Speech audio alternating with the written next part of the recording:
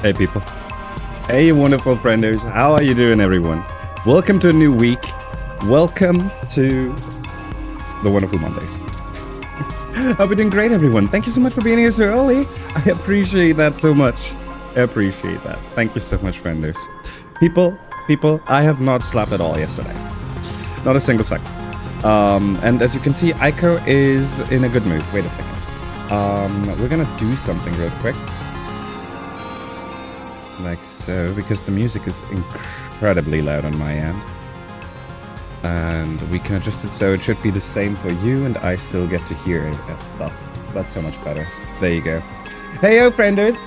Okay. Aiko's in a very good mood. We already have a treat for him as well, so I'm gonna switch you over so you get to see the idiot who's currently really... Oh my god, he's fighting. Okay, people. He has way more energy than I do. Oh, hell yeah. You in a good mood? Yeah? Yeah? Oh, you look like you're in a good mood. Hop, hop, hop, hop.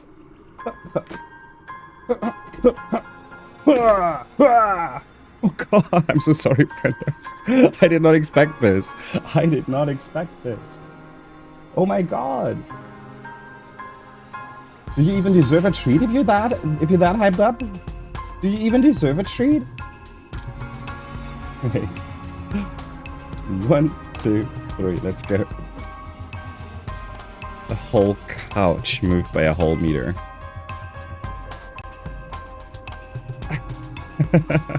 Oh my god. Hey frienders, let me greet you everyone. Thank you so much for being here so early. I saw you both. I saw you, Walden and Alex. And also, thank you so much for joining everyone. It is a pleasure having you. Hi Lance, how you doing friend there? I hope you're having a good start to your week. Are you Mooney? I hope whatever it is you have to do is gonna be a good time, or at least not too exhausting. You got this, I believe in you. Oh, hey, Chucho, I hope you're doing well as well. Hi, Monkey, it's a pleasure seeing you. I hope you're doing great. We just have to give Ike a treat. That's coming from Chucho. I wanted to say it's gonna take a while until he realizes, but as you can see, do you see his face? This is a face of determination. Are you a good boy? Okay, you are a good boy. Oh hell yeah, you know exactly how to get me. Thank you so much. Oh, this came from Chucho. Yeah, no, you do not get more. Nope. This is enough for now. No.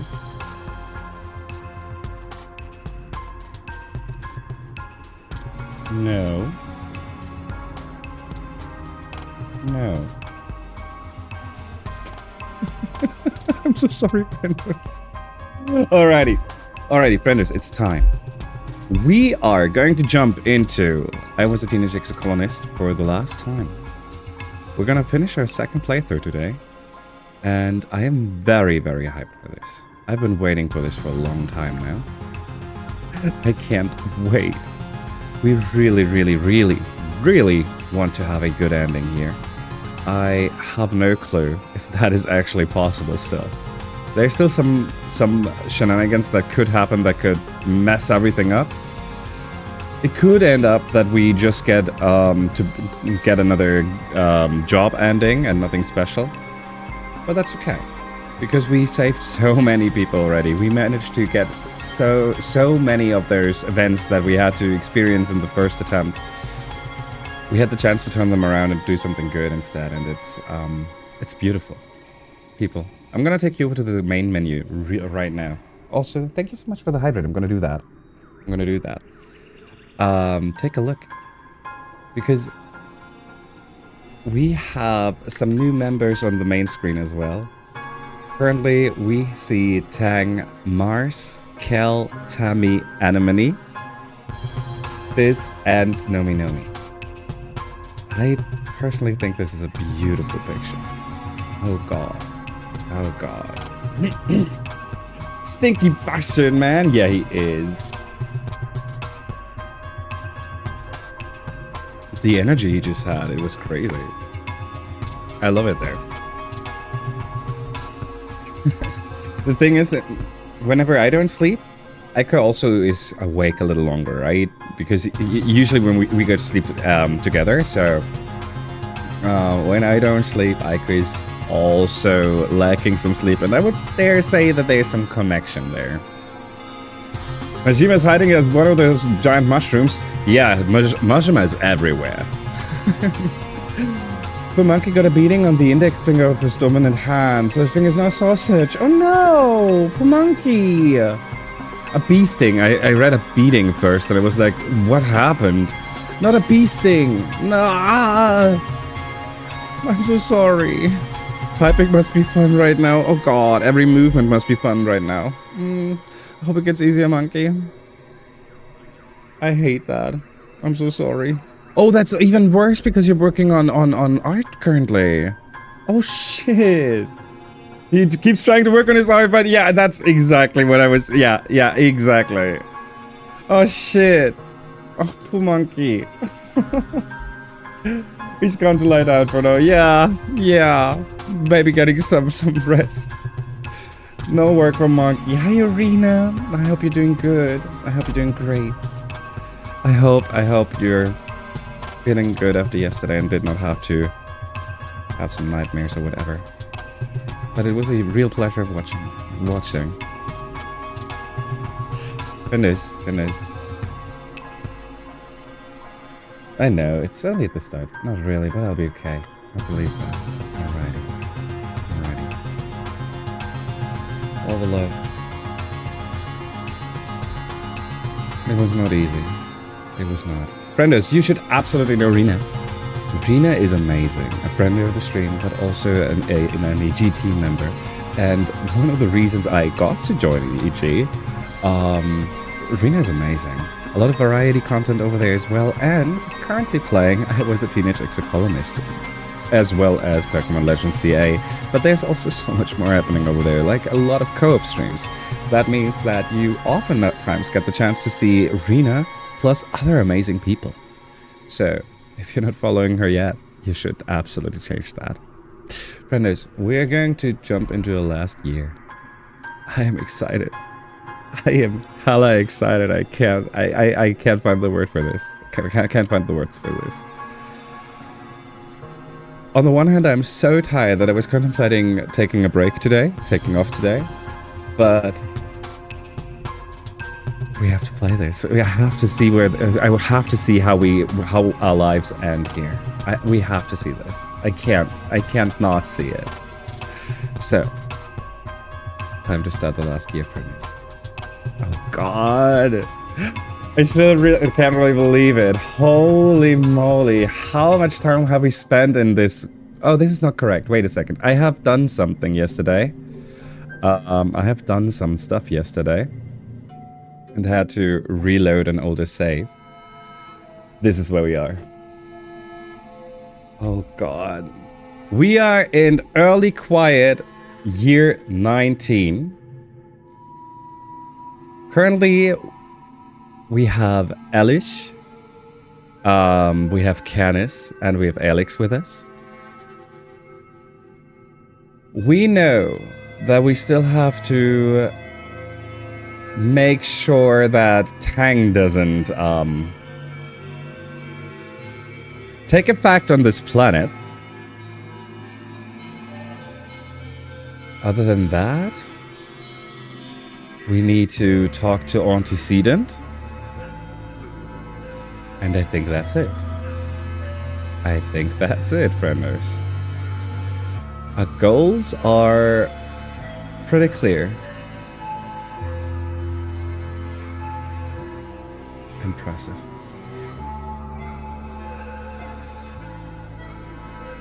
And we just don't want it to end.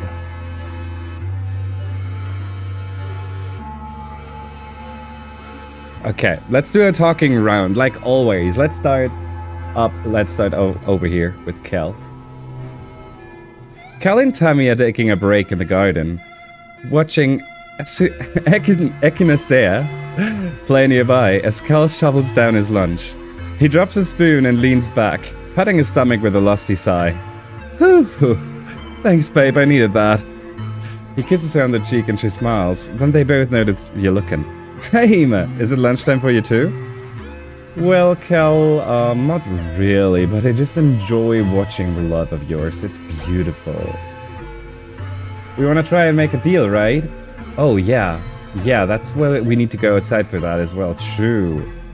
That is under the assumption that we get to talk to the people outside again. Because we did not manage to do that last year. A little afraid of that, actually. Hey, Dad. I'm literally losing my shirt over here. Dad always out there gambling. Oh, wow. I didn't realize there was some weird shenanigans going on. Interesting.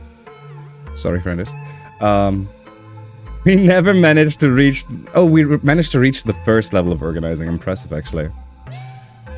Your dad used to joke that your mom got a prosthetic leg so she could run faster than everyone else before you had gene tech. Stupid thing. When am I going to have the time to get this damn thing fitted right?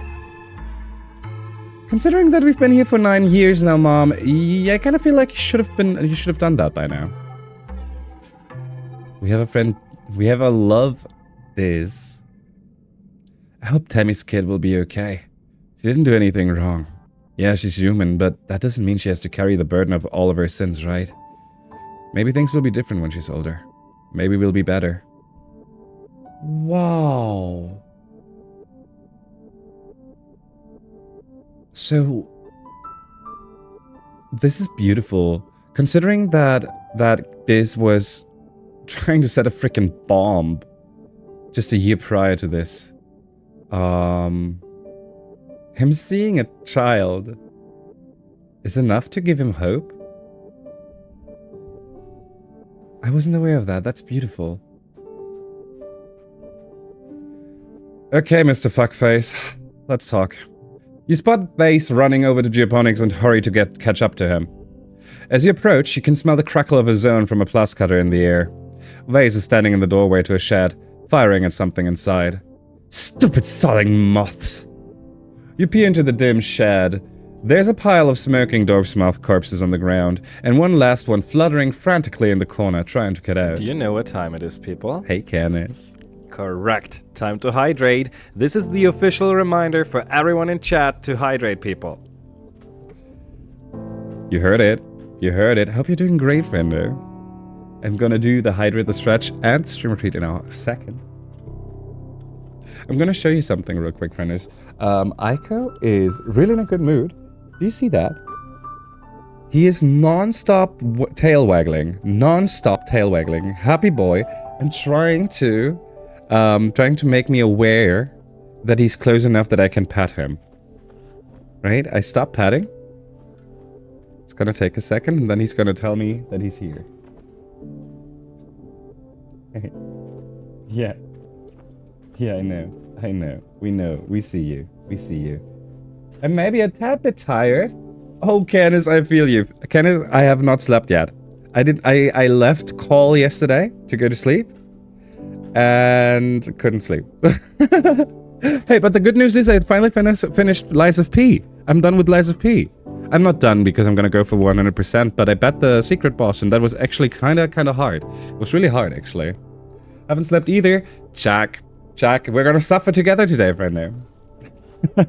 Do you have a plan when you're gonna sleep today? I love you. I love you. You're an idiot. Yes. You are. Once my essay is done. Oh no. Oh no, that's mean.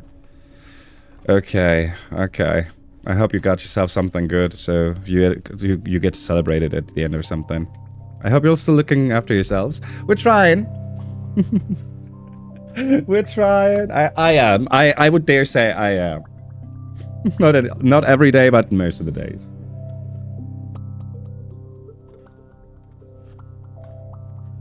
Alrighty, I'm gonna take you over to the other side again. Because we have an event with Mr. I don't like you. Let's do that. Vase shoves the plus cutter at you and takes a knife from his belt. Hold the door, Ima. I'm gonna get this null shit with my bare hands. The fluffy dwarf's mouth chitters in fear as Vase approaches. It may be a pest, but you get the impression that whatever Vase is gonna do, it is going to be downright inhuman.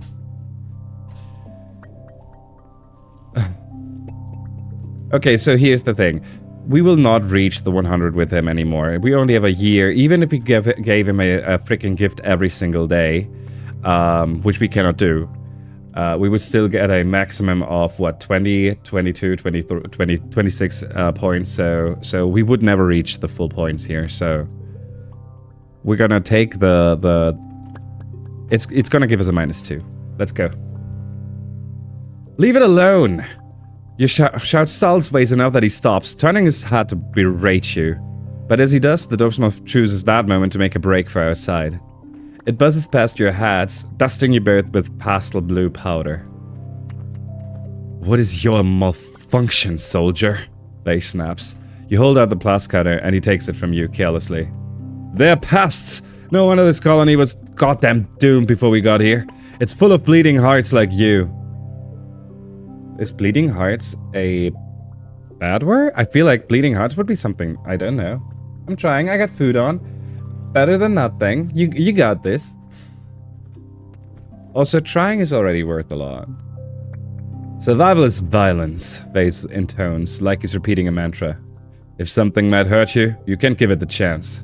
This is what people in your colony don't understand. People like Kel who think that everything can just get along. They're going to get us killed. You care a lot about what Kel thinks. You're right, deaf to aliens, but you don't have to enjoy violence. Oh, that's a good one. That's a good one. It's used to refer to people who care too much in a derogatory way. Okay, so it would be something that gets thrown at me. It would be very fitting. Bleeding heart, a person who's considered excessively sympathetic towards those who claim to be underprivileged or exploited. Okay, okay. Okay. Okay, so I still feel like Vase would still throw that at my face as well. Vase looks at you as if you've sprouted a second head. At least there's something enjoyable to do in this shithole planet. God, I dislike you so much. Glad that we instead have Nem, who is not in a relationship with him anymore. Nem stares out at the wall, stone-faced. What about you, Tang? Tang is asleep at a desk. Who isn't sleeping? It is crucial to rest the eyes to maintain adequate moisture levels. Oh, Tang. Tammy, who have you romanced? Who have I romanced? We romanced this. You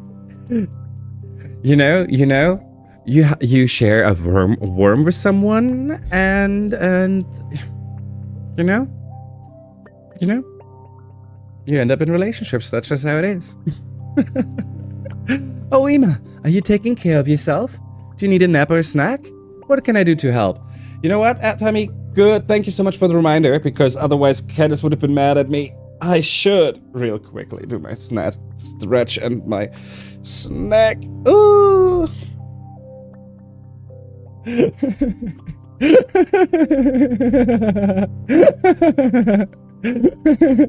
You're still 04. Are you sure? I've been very excessive on Friday.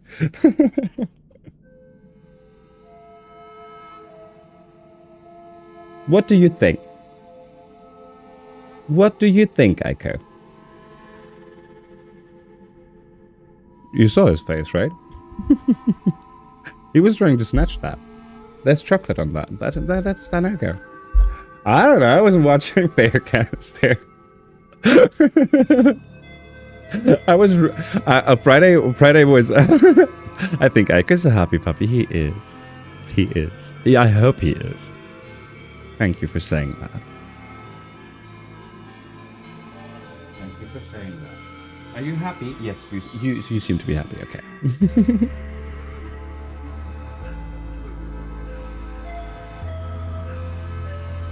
You gotta take care of yourself, Ima. And win with me a little bit. It's all good over here in Rexton, baby. Hugs incoming. But also here, have a present. Because I think we still have a chance to get you up to 100. Yes, we do. Yes, we indeed do. We managed to do that. It's 89. We need 11 more points to get Rex to 100. We will do that. Nomi is a little harder though. 68 up to 100. I don't think that we will manage to do that. We still don't see Sim at the main menu, so that's also a thing we still need to do somehow.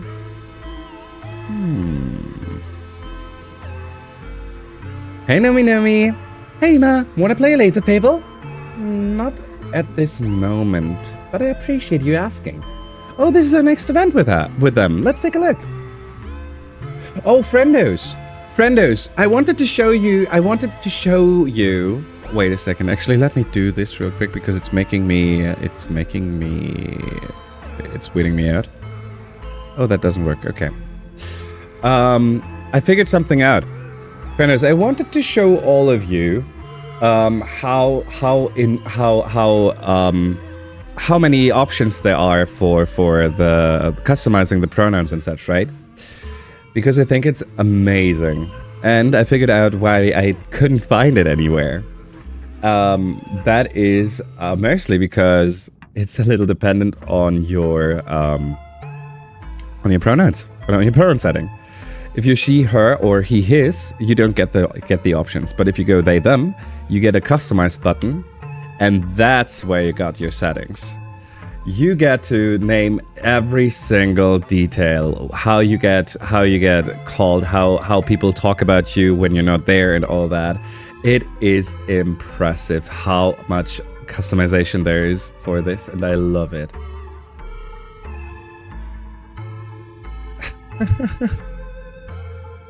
So yeah, I finally figured out where it is. I found it and I had to show it off. This is amazing, frienders. I feel like more games should have this.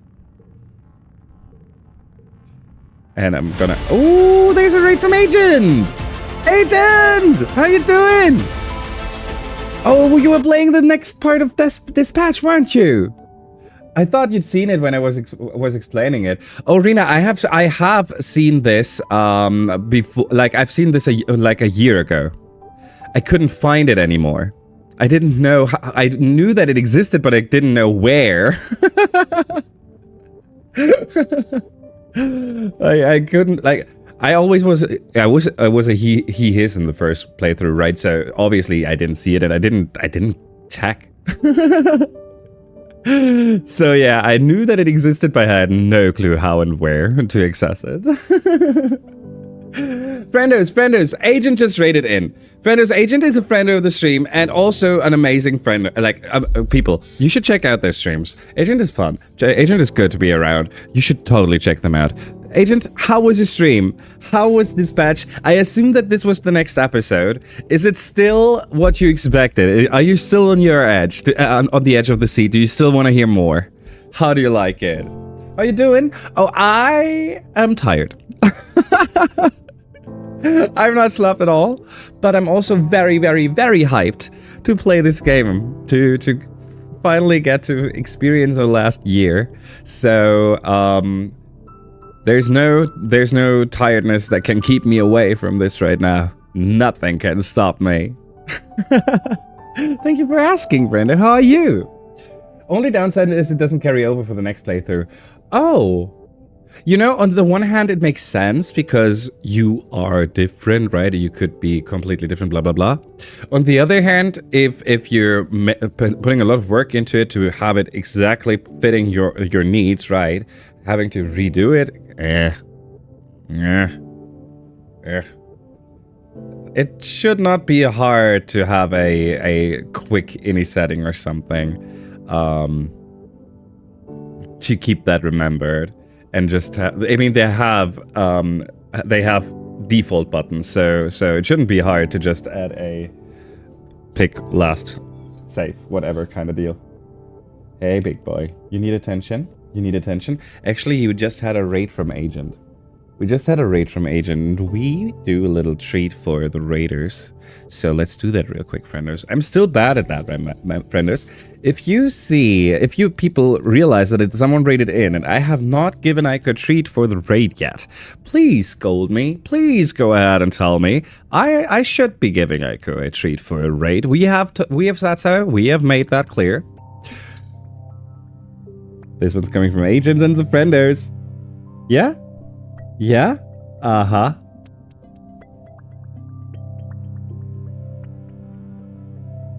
Okay. Good boy. Thank you so much for writing in. Thank you so much for trusting me with the frienders. I hope you're doing great, Agent. I hope you're having a wonderful day. This patch was great. I finished all the episodes. Oh, wow, we're done. So from here on out, it's officially also a game that I am allowed to play. That's good to know. I didn't know that it was already done. I finished all the episodes, finished the 6th chapter, and I just got the most shocking and sad end to the chapter. Oh no! Oh no! I hope you enjoyed it, though.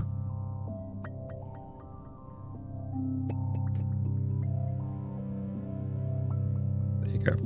He just threw it down, so I pick it up. So I have to pick it up for him.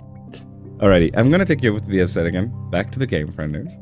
Back to the game. We're currently in our Nomi relationship event. Let's do this.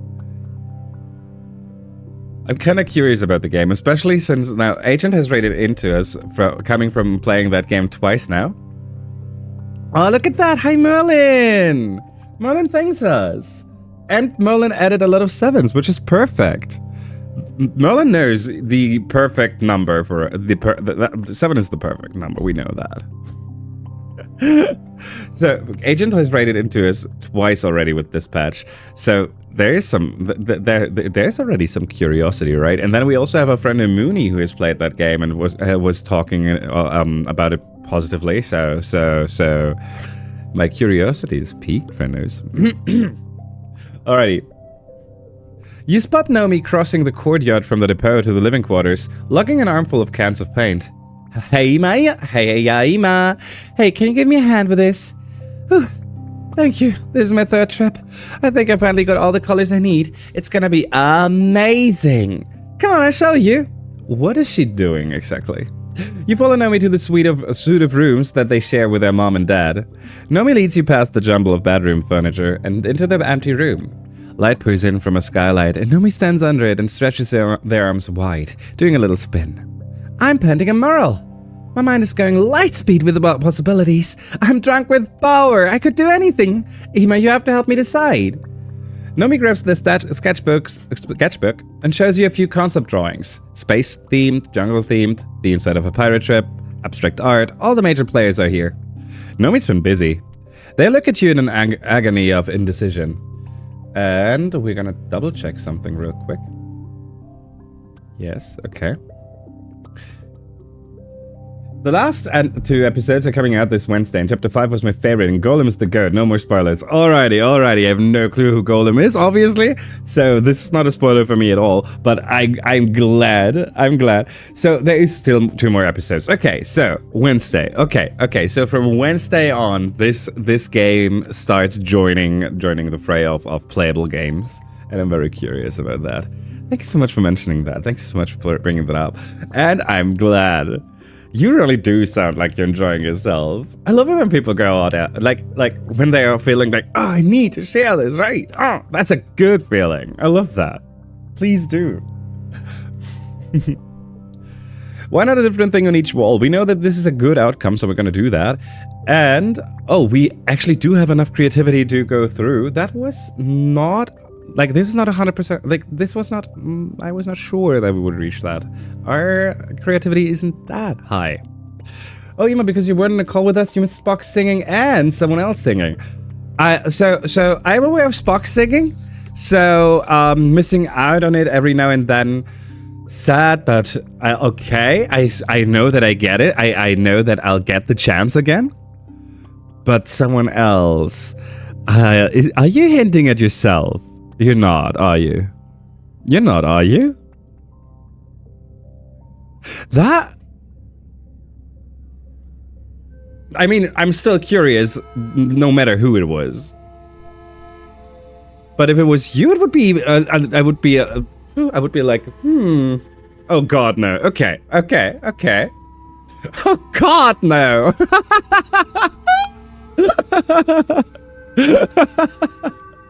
I'm so sorry.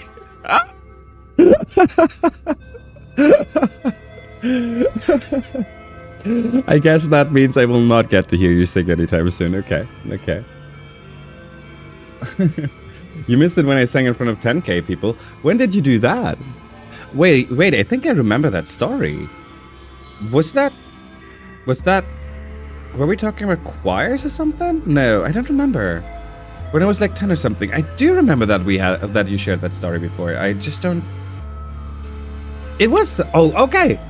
Okay. Oh, would you look at that, Red Nose? You know how much I struggle with memory, such stuff. So if I remember something, I'm kind of happy. Oh, it was Wasabi. Yeah, that makes sense. That does make a lot of sense. I can totally see Wasabi going all out singing. I'm not surprised at all. I'm a little sad that I didn't get to experience it there. Going to head to sleep. Have fun. Goodbye, everyone. Agent, thank you again for rating in. Thank you so much. You are so appreciated.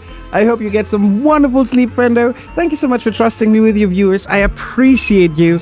And I hope you get some good rest. Get yourself some tux, friendo. Here you go. Is what I said, and then I still haven't done it. And there's the tuck. There it is. I'm slow. I keep forgetting this isn't the VOD. Oh, Merlin. Oh, Merlin, you're kindy. You're cutie today. Alrighty. This is going to be amazing. Thank you. You're a genius. What do you say, Ima? Do you want to help make this vision become reality? Totally. I know what to do. +2 friendship, +1 creativity. You're something of an artist yourself, after all. You know me, get started transferring the sketches to the wall. You're really good at this! Have you ever considered becoming an artist too? For most of the day, the room is total chaos. Nomi assures you repeatedly that this is part of the experience. As the second sun is beginning to set, you step back and take a look at what you've accomplished. It's really nice. Only you and Nomi could have made such a discordant composition come into harmony. And the result is a bedroom that's not only unique and inspiring, but bursting with the love that you and Nomi share for both each other and your art. Nomi starts hammering the lids back on the paint cans, while you collect the brushes for washing. Thank you for your help. I definitely couldn't have finished this without you. I'm starving! Did we work through dinner? You don't need to check the time in your holo pump to know that Nomi is right. Your stomach grumbles in solidarity, and Nomi laughs. Okay, let's go grab some grub, chum. What oh. I swear he's chatty today. I don't mind that at all. Oh, a game I loved when I did the playtest for has just released a demo. Which one? Raccoon? Is that a name? Raccoon. I mean, that has to be a raccoon game. I'm just not sure if I watched it, if I've seen it. I've not seen everything. The coin pusher. Yes. It's not raccoons. It's about the coins. Okay. Yes, I remember that one. I do remember that one. Mars is already... No, Mars isn't maxed out. Mars can still get the yellow flower. Here you go. A new event with her? The 81. Let's go.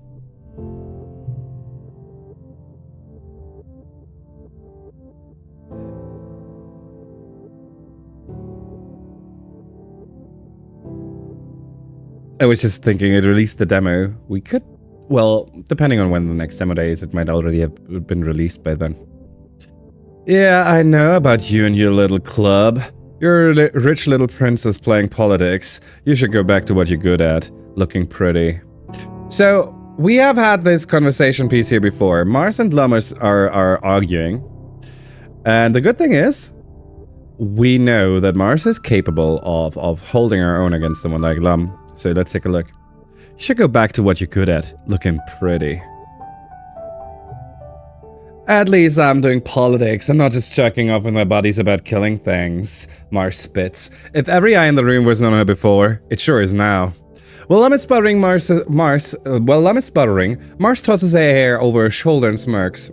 See, it's not so nice when other people do it, is it? Mudslinging politics is so old earth, but don't worry, I don't take your lack of class personally. Get out, Lum roars, and Mars turns on her heel and leaves command, grabbing you on the way out. I think the I don't take your lack of class personally is such an amazing burn. I love this so much. Like, this is Mars energy. This is where we need what we need. Like, we all need a little Mars inside of us in situations like those. That's impressive. Okay, we got our Mars conversation piece as well. Yeah, right? I think that means we're done. We need to go outside. We need to go to Tang and we need to go to Antecedent. Suggestion. We're gonna go Antecedent first because we also get to rest there. That means resting in the bar is one thing that we also like to do. And, resting in the bar and getting the last vote for the overthrowing the government kind of deal, right? Work on the cafe would give us 3 and 3. Do we want to do that instead?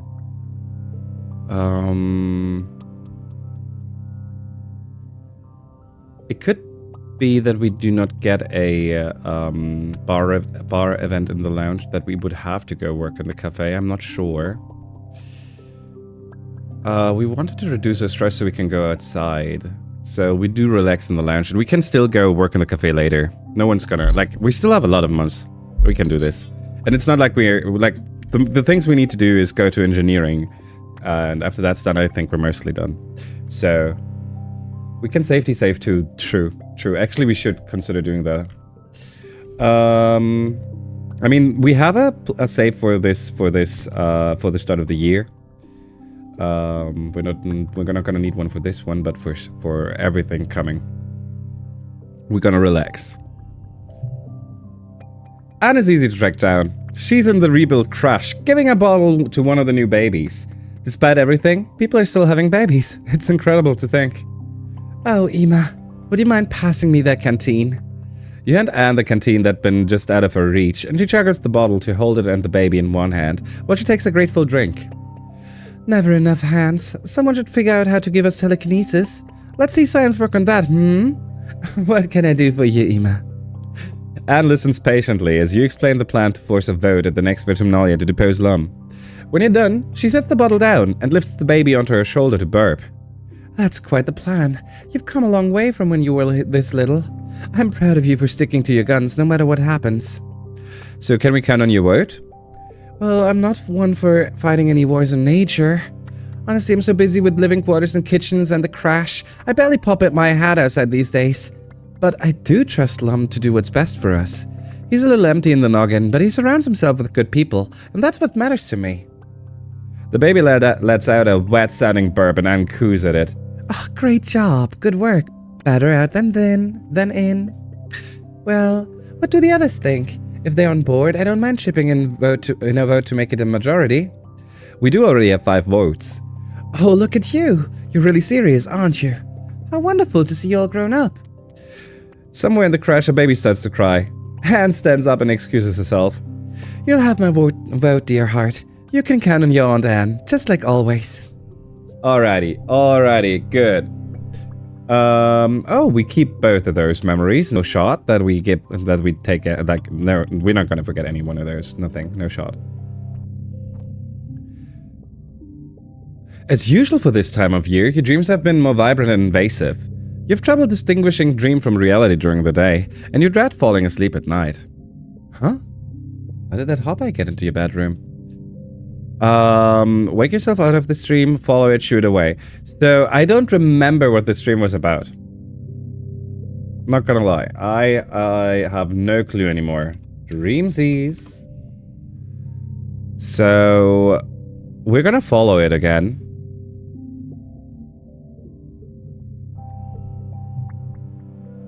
There was a cottage we went past. That's all I remember. Perfect. That's actually impressive. How the hell did you remember that? You chase it out your balcony door and find yourself on a thickly wooded path, the mushwood pressing in close on every side. The light is weird here, pink and glittering, casting teal shadows. The hoppy disappears down a hole in the ground, and without thinking, you dive after it, squeezing your shoulders to fit through. This was the Alice in Wonderland thing, I forgot about it!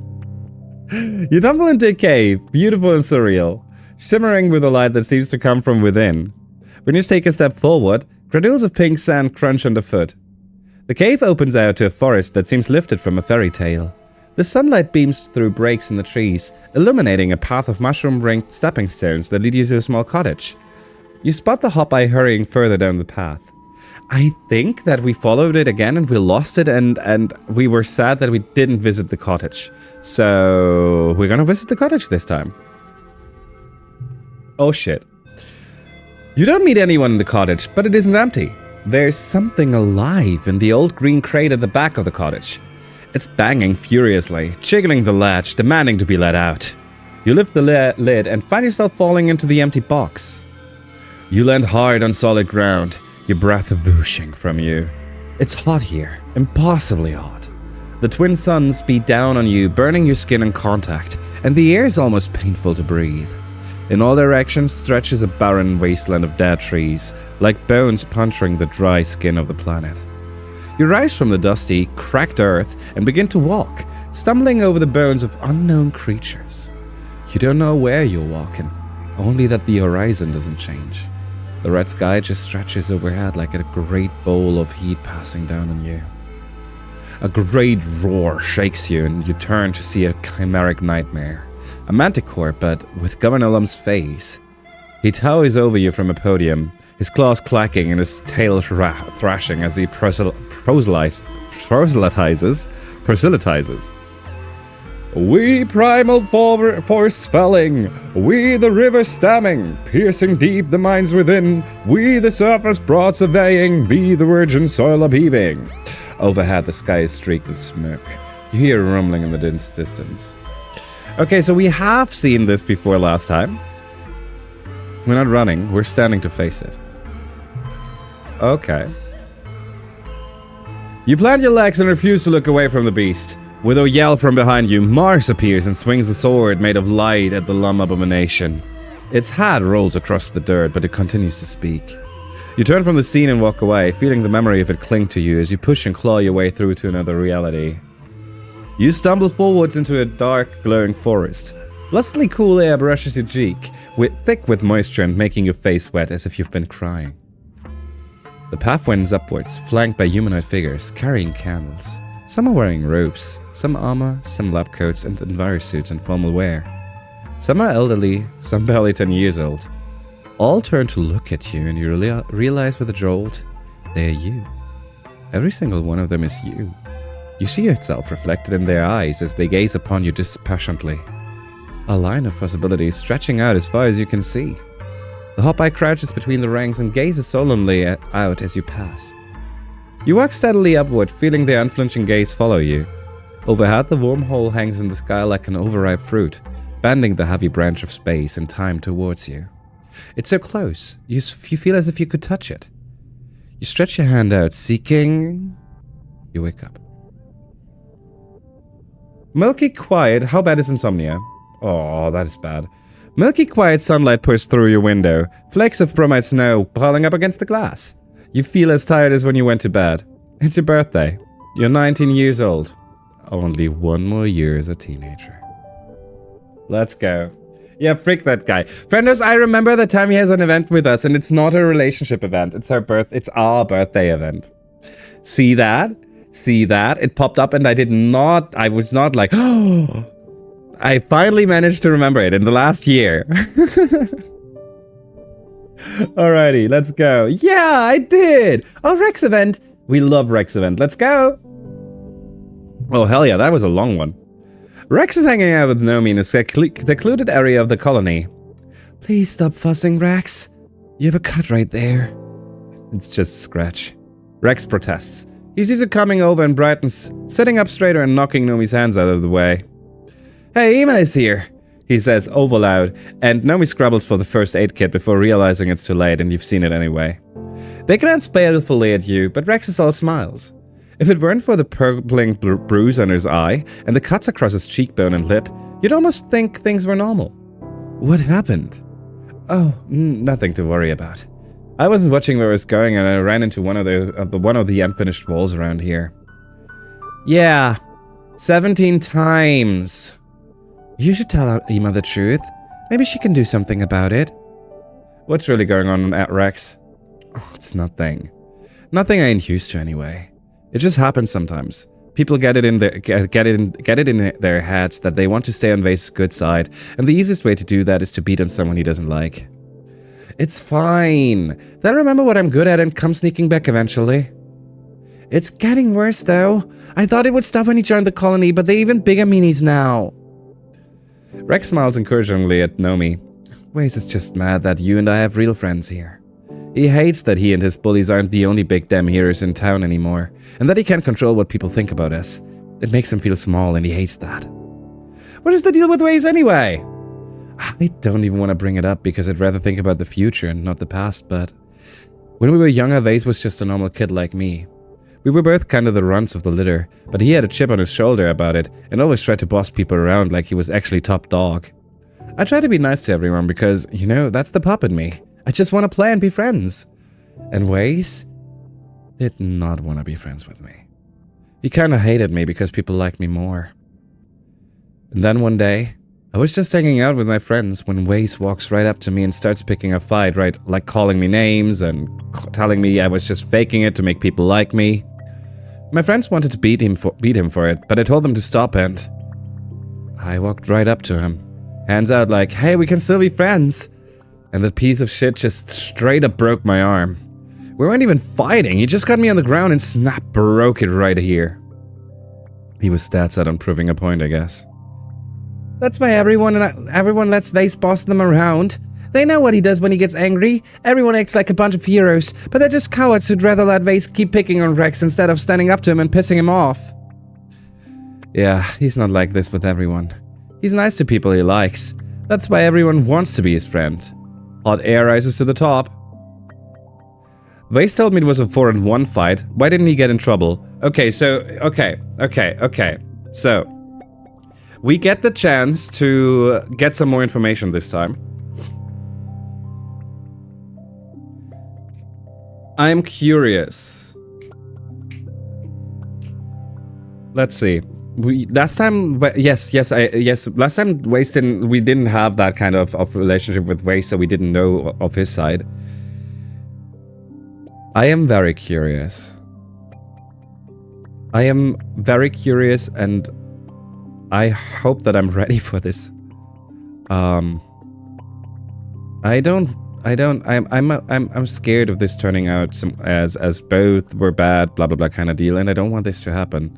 I really, really like Rex, and the way he behaves and everything makes me think that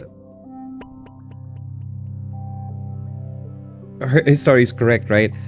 So, but there's still this tingling of maybe there was something. So let's hope. Let's see. Rex laughs humorlessly. Yeah, of course he'd say that. That's what he told the adults anyway, so that became the official story. Honestly, I just feel bad for Nomi. If it wasn't for me, people would probably leave them alone. It's not fair that they get crap for being friends with me. I'd rather be friends with one good Rex than with 100 of Vase's bully cronies. Yeah. People should know the truth. I'm going to destroy Vase. It's better to keep the past behind you. He's not gonna like that. He's not gonna like that, but I want to trigger this. I want to see what happens.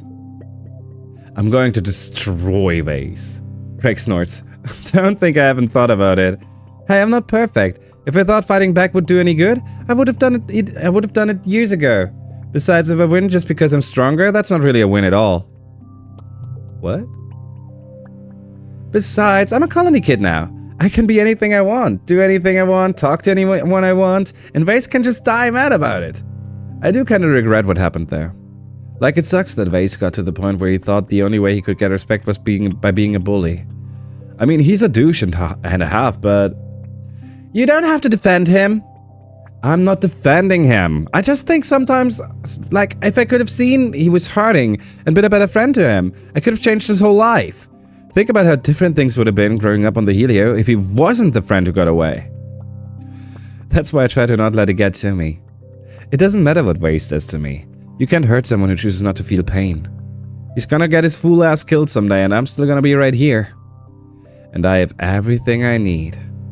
Oh, he takes Nomi. Oh, that's weird. Thank you. We're just gonna do the conversation piece real quick.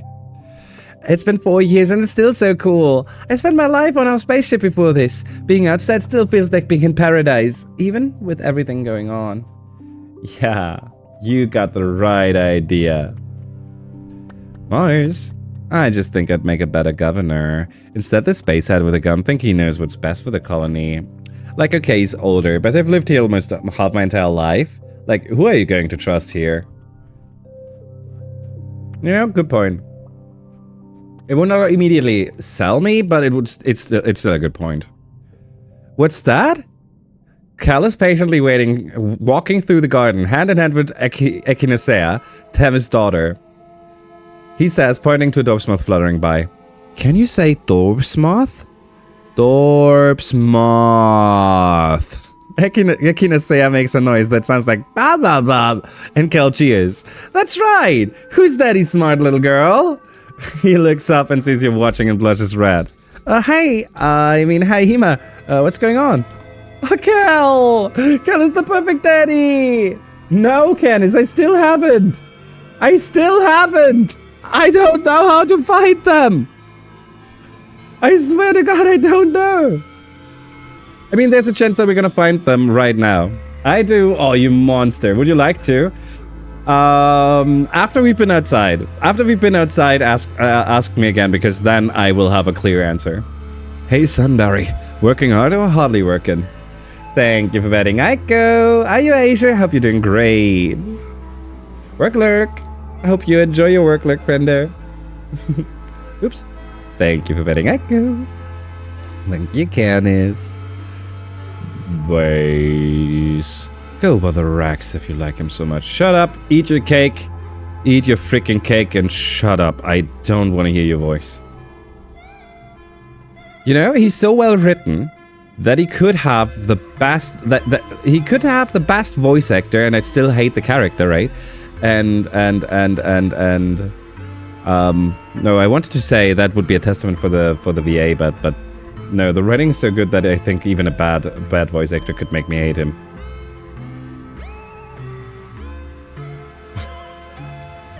Alrighty, and Diz. Hey, ma, what did I miss? You spot Diz returning home from his long expeditions. He's covered in sweat and grime, his hair matted to one side of his head, but he looks happy. More happy than you thought he could be. Oh, Diz is happy. Get this! Oh God! I swear to God! Brothers, we have ads starting. Like always, you don't miss anything. We just switch over to the break screen, making sure you all get to enjoy some pictures of the big boy, right? We all love pictures of the big boy. And then we come back together in 3 minutes, like always. Thank you so much for being here. Thank you so much for joining me in this last year. I hope you get to enjoy it as much as I do. I'm having a blast. Oh, people, I can't wait. I know there's still so many things that could go wrong, but I am full of hope. I am full of I can't wait to see this. We have done so much. We have put so much into this playthrough. I can't wait to see where we end up. I'm enjoying it, but I'm going to enjoy tomorrow more. Oh, hell yeah, Kenneth. Oh, hell yeah. Yeah, we're going to play Yakuza 2 starting tomorrow, frienders. Unless this year takes more than 8 hours or something. But that's not gonna happen. That's not gonna happen. I mean, don't jinx it and such, but still, that's not gonna happen. There's the ad break, frienders. I'm gonna hydrate there.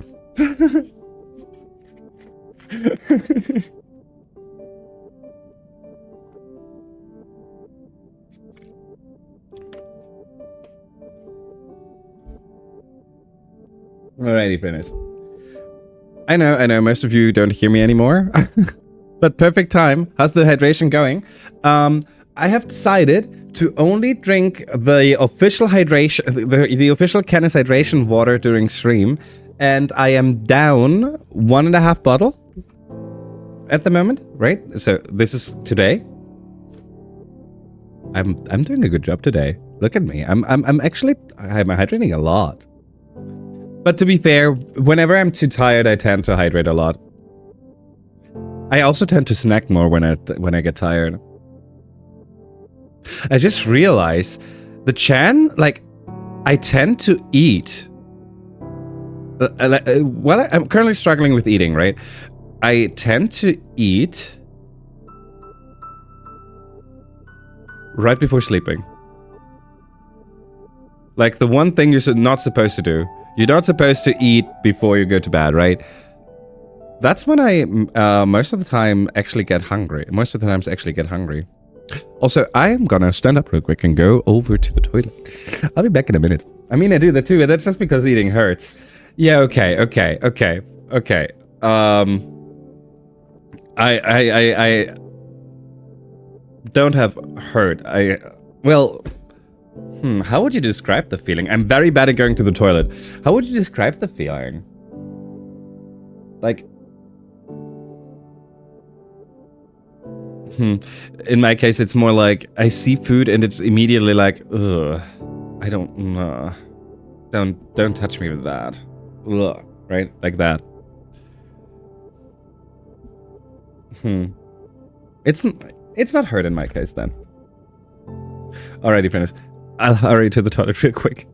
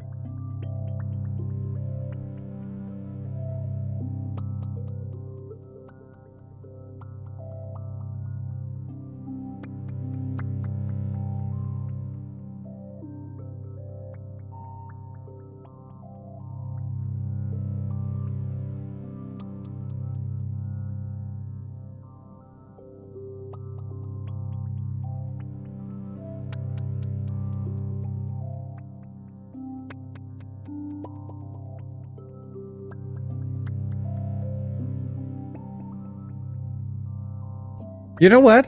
You know what I think is sad? I think that Go Piss Girl sounds so cool. I love it when people say Go Piss Girl. I love that. But Go Piss Boy sounds weird. That's so mean. That's so mean. I also want to get a Go Piss Girl. Hey, frienders. Welcome back from the ad break, everyone. Yes, that's me coming in with awesome takes, like always.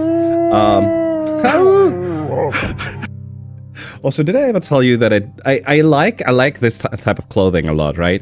I don't wear it a lot though, because I always when I wash my hands, I always get my sleeves wet. Okay, friends, we're gonna switch back to the game because I can't wait to see more. We're on our way to go outside. I think we cleared up that we can go anywhere.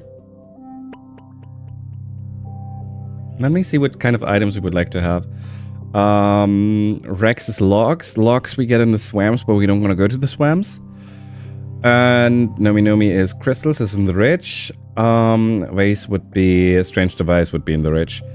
I want to go to the plains. No, I know. The items we're looking for in the ridge, but I want to go to the plains. I don't care. Let's go. Okay, no, I should have gone to the ridges, and I didn't save. But there's an autosave. There's an autosave. Here. This is way too far ago. And this is just here, right? No, it's right. Perfect. Okay. Because I think there's a chance that we have to go to the array. And that would be in the ridges. I would dare say. I would dare think so. I don't know, but I assume so. Strange device. Let's hope we at least still got some logs, because otherwise it's gonna be hard to max out Rex. Well, we can still go outside once more. Nothing is stopping us from doing that. Do do do do do do do. Crystal clusters. Do do do do do. How did you come from the right side? There's no connection.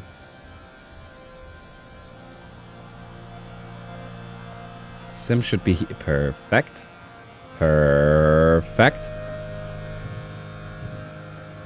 Let's just pick up the items before we talk to Sim. When you get far enough away from them, they spawn in. Yeah, we've seen that happening a few times by now, actually. True. True. Sim. It's crazy to me how Sim is such an interesting character. When he lost some of his memory, I was really hurt for a moment. It felt like we lost a chunk of our friend, of this, obviously, of him. And yeah. Teleportation powers. Actually, who's to say they don't have that kind of power? Utopia sent a team of geologists to get a closer look at this region's weird terrain. You come across them working, and Utopia beckons you over. Ima, come here. Everyone, Ima's been working in this area a while. Oh, we did that before. We are not going to tell them about the gardener's array.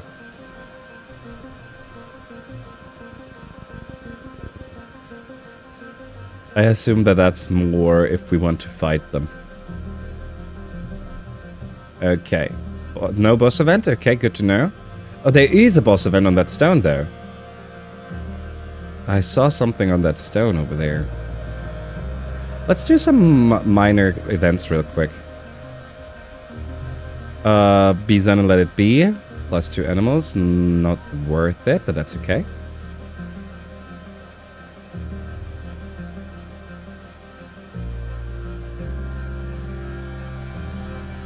The sun goes behind a cloud. Oh, we get peed on. We do not want that. Yeah, it feels like the events around here aren't that interesting right now. Wait.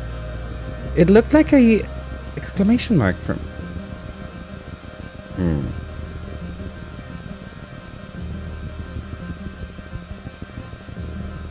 Weird. Maybe it was on a different stone. Maybe it was here further to the left. Strange device. No, we wouldn't have seen this far ahead. Would we? No. Oh. I might have made it up then. Okay, in that case we just spend time with Sim and see what happens. Sim nods as you approach. Just the human I wanted to see. The Overseer would like to speak to you again. Let's go. Sim leads you to the same cave as before. Nothing has changed, and you get the impression that nothing much does change here. You place your hands on the handles of the array and wait. We have thought over a conversation. You feel this Overseer in your mind. We considered that symbiosis may be corrupt and in need of reabsorption, but his affection for your species is genuine. So we have an offer to make you. Humans wield godlike powers, but lack the capacity to understand the consequences of their actions. You have no connection to the land you claim, beyond the short, brutal window of your own consciousness. Our offer is this. We will not eradicate your colony. Instead, you will be tended to, just as the gardeners tend to the rest of the planet. You will be given fresh water, clean air, and good soil, and be protected from outside harm.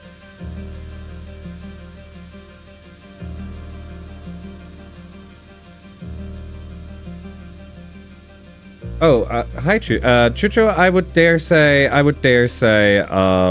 well, as fish don't exist, insects. No, it's birds that don't exist. I would say fish. Since it's so deep and we still don't know. I'll offer. Hey, now, I'm sorry, Alex. I'm sorry. Yeah, I am sus.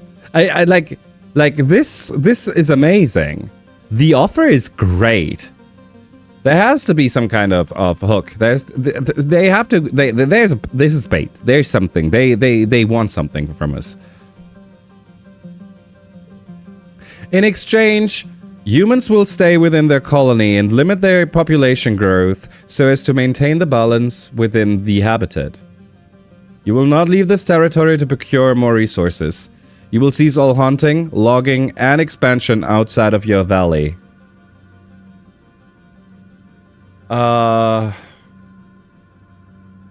So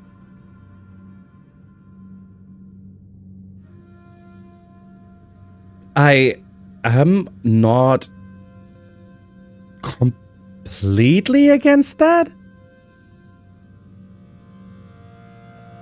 Depending on how big the territory is and depending on I mean better than dying, I guess.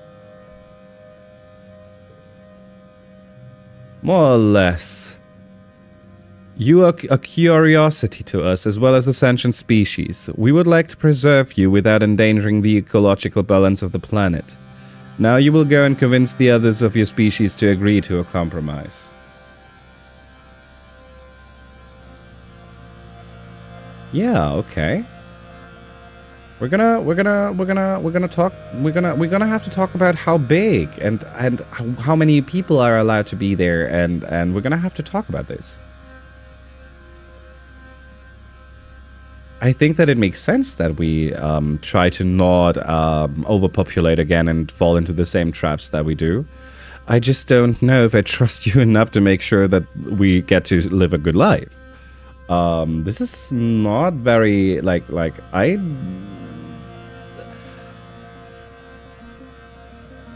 this is making me think and making me think and ugh. I mean, what is the alternative? Having to fight every year, or killing them outright? If we kill them, if we just go ahead and kill them, there's no one caring for the planet as much as they currently do, and also, it would just basically be the first step into spiraling down back to the same things that happened on Earth.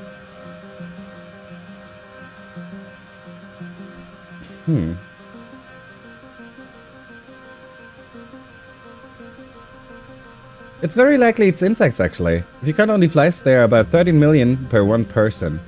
Okay. I mean, I feel like there's also a lot of microorganisms in the water. So even though that is a huge number, right? I'm still 17 million. Oh, I'm still not fully convinced, but I'm also not in the topic enough to actually argue it or anything, right? So the joke about fish not existing is that we humans are bad at classification stuff, classifying stuff sometimes, and it's extremely difficult to do with fish. I didn't even know that. Yeah, 70 mil estimate is pretty cool. Microorganisms aren't fish. Oh, good point. Good point. I was thinking everything in the water. Yeah, true. Okay. Well, shit. Oh shit. Yeah, right. Yeah, okay. Yeah, okay. Yeah, okay. I think I can see the possibility of insects more now. I'll try my best. Is where we go here. You say you don't know if there's any way to convince Governor Lum to agree to this. The Overseer seems to accept this. An envoy will visit in glow season to discuss it formally. To be clear, an armed envoy. We suggest making yourselves look non-threatening by then. Uh-oh. Uh-oh. Sim gives you a light smile. That seems like it went well. I fought hard for them to consider options other than eradication. I'm glad that my trust in you was correct. As Sim leads you back to the surface, you quietly wonder at him. This man, or rather, this ancient artificial intelligence, resembling a man, has pushed his directives to the limit to help humanity. His interest started with more curiosity, but over time he's come to love humans and value your survival. Has he made a mistake? Sim's Curiosity 3. 5 and plus 10 if this is the only reasoning card. Actually, we need to do this right now. Because I got the achievement. I saw it right now. Friendos? Friendos? Hi, Enter! Lovely seeing you! If you count microbes, I think insects lose by a long shot. Ima, look me in the eyes and tell me, do I look like a freaking fish? Okay, so hear me out. Hybrid aquatic dog. So, Ima, no. So. Hi, Anta, how you doing, friendo? Skipped uni today because I'm feeling under the weather. Oh no. But. You're feeling under the weather and then deciding that it's for your own good, taking care of yourself, right? Taking the day off is a good thing. That's a good thing. I'm glad that you're taking care of yourself. It's also lovely seeing you. I hope that whatever is keeping you under the weather is bearable and is getting easier. It's a pleasure seeing you. Fish have tails and dogs have tails. Oh, hell yeah. There you go. There you go. Fish have birds confirmed. Shit. Fairness. Where is he? Oh, look at that. He's far away. He's far away. We have Sim now. There he is. Oh, hell yeah. Can Canis be a seal? Yeah! Canis, we now need a seal. No, do you not like seals? Seals are so cute. I'm sorry, Canis, if we are trying to put some kind of I don't know, identity on you. I do too, and with like. Even the picture without people here was already a nice picture, right? But ever since the first two characters was like, okay, there's something now. It's good. But the more it gets filled, the more it just speaks to me. It's so good. It's so good. I died. No, you're a ghost.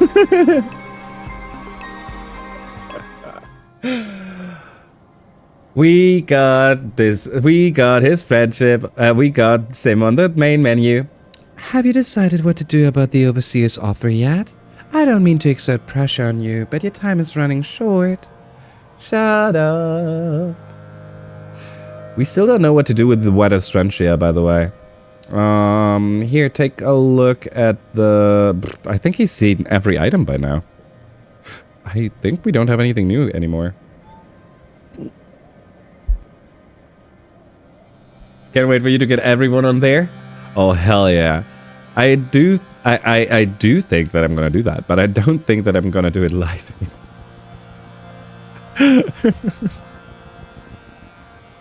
Are you in the last year again? Exactly, Enter. Exactly. And this time, we made sure that that as many people as possible get to enjoy the colony life. Colony life.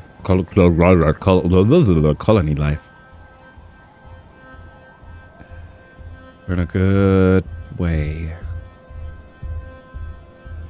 Also, we're on our way home right now. So many events we still could do.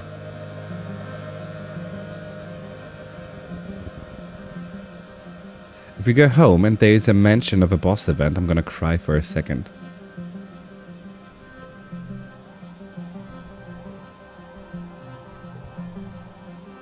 And reload, but... Okay, let's take a look if there was.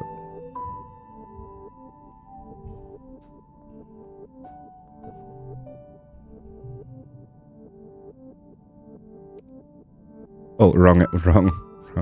No boss event. Okay. You win, Ridges. You win. Time to do our conversations. Please. Newton's bloody apple. I hate it here. Every alien should just die. No, Anemone. No. Tang is asleep at her desk. Tammy! I don't know what to do, Ima. Sometimes it feels like everything is terrible and I look at her little face and I'm just so sad and that this is the world she's going to grow up in. We're supposed to make the world better for our children, but it's all I can do some days just to put in a smile for her. Oh, Tammy. We're gonna make sure. No anemone? No anemone? We love anemone, but anemone is in a bad anemone. Anemone is a bad mood. Anemone is currently maxed out friendship and is not in a relationship with Vase anymore. So we made sure that she also gets to enjoy her life. Hey, Rex! Oh, it's only you, Ima. What do you mean it's only me? Hi, Nomi. Hey, Ima. Mars. Hello, Ima. Verbena and I were just talking about how the soldier quarters are starting to leak. Just terrible. Waking up wet. She says, and Verbena laughs awkwardly. Was there something you needed? Yep. Yep. Almost 9 years here and we still haven't figured it all out. I tried, Ima, I really did. I still think there's hope for peace with the aliens. I just wish other people thought so too. Yeah, we're gonna make that happen. I'm literally losing my shirt over here. Dad's still out there strip pokering. What's up, Ima? Need me for something? Oh, hell yeah. So you're missing 2 people, exactly. So I thought that this was Noctilucent and the other gardener, the Overseer, right? But we saw Noctilucent twice already, and he's still not here. And the Overseer doesn't have a sprite. So I don't want to know who it is, but help me. Can we find them still? Do I have to do specific things to find them? Lead me in the right direction. I believe so. That's already good. Okay. What is one of the things we should focus on, basically? It's easy to find them if it's who I'm thinking of. Okay, that is helping. Have you worked in construction at all? No. It is Alex. This is Alex. Look. And she's a rainbow tail. She's a rainbow tail. Look at her. She's beautiful. That is so... Okay, so working in construction. Working in construction is one of the things, okay. That actually is also pretty fitting, because we also need to go to command, because I feel like we need to talk to Lum somehow. Oh, bring the Overseer Steel to Governor Lum. Well, that... Actually, do we even need to do that? If we overthrow them, and I've actually made it happen, that they are gonna vote in for me. They're gonna vote me in, not Mars. I don't think we need to do that. Tell Lum or throw Lum. Okay, construction work. Oh, would you look at that? We find them both. Those are missing people. They look like they're are those the partners from are those Kel's daddies? Are those Mars's daddies? Oh my god, we found the last 2 people. Thank you, frienders. Thank you. And also, that means we would have needed to work in construction twice in a playthrough. And we have not done that in the first one, and we haven't done so in the second either. I would not have done that most likely without your help. Thank you. I guess I'm not a big fan of construction workers, of construction work. After Chief Administrator Seek, the unofficial heads of the construction crew, are Aluminium and Burnish, Mars's dads. Mars's dads! I love that! Oh my god! We found the rich guys! And they look kind and lovey! And I bet I bet Mars was making their life hell. Oh god, look how kind they look! Look at the blue eyes of the left one! Look at the red eyes of the right one! They're beautiful! I dig them. Mars's dads. You don't know them very well, but they're great supervisors. Honest, friendly, straightforward guys with wide shoulders, strong backs, and soft hearts. They're really nothing like Mars at all. How did that happen? You're working with them while they tear down the internal walls of the heliopause, scoring edges carefully with glass cutters, then using sledgehammers to knock great sheets of metal free. What are we using the sheets for? Can't we just mine for more metal? Why can't we just nanoprint what we need? Help them work. I want to know all of this.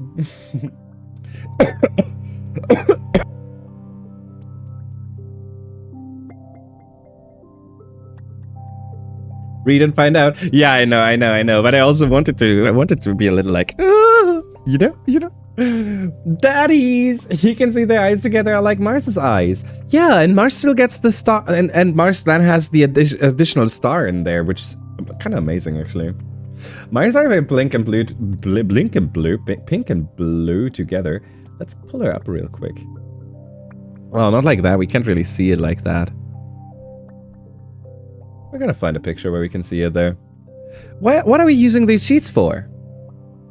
Reinforcing the garrison and other new buildings. Al replies, wiping his forehead with the back of his hairy arm.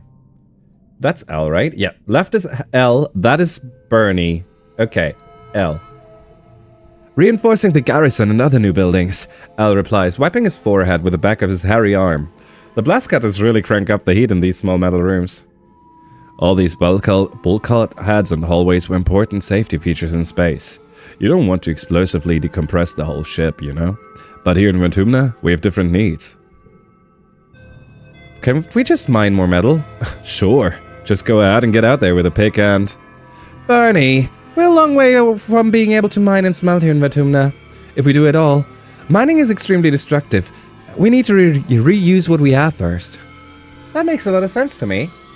Why can't we just nanoprint what we need? Nanoprinting can't make what we don't have. It can only recombine existing molecules. When you think about it, we have a pretty finite amount of most elements on the periodic table. Well, not unless we get out there and start stripping them from Vertumnan sources. We already log mushwood for construction, but only because we have to. Finding things like iron and aluminium is a little beyond our capabilities. What are you talking about, Bernie? I'm right here.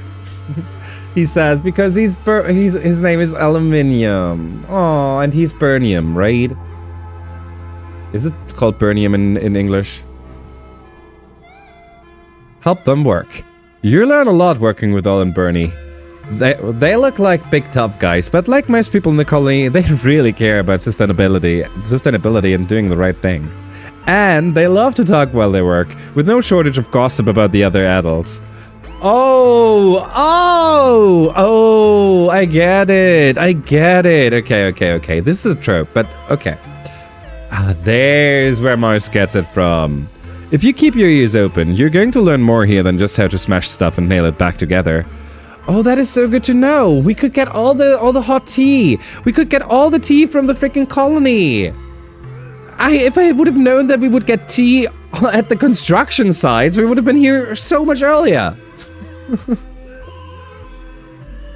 Here's Mars as the child. Excuse the long link. Oh, hell yeah. Oh, hell yeah. Oh, hell yeah. Oh, there is no star in there. I always thought there were stars in her eyes. Who has stars in her? No, it looks just perfect. Clip. Oh shit. What did I do this time? No me. Yeah, that would make a lot of sense. That's true. Thank you for the clip, Candice. All right, let's throw some cards in here. You'll find out when you edit it. Yep, true.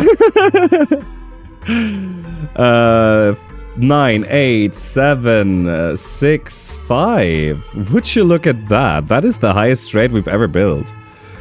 For a 55, we take it. Engineering, toughness, kudos, stress. Friendship with Rex. Alright, time for early pollen. Let's see, who we gonna spend some time. Also, we now have everyone. One of Marsh's dads. One of Marsh's dads. We never got to meet Kel's dads. Well, we do not know if both I mean they could be they could be bi. They could be bi. They could be poly and bi. We don't know that.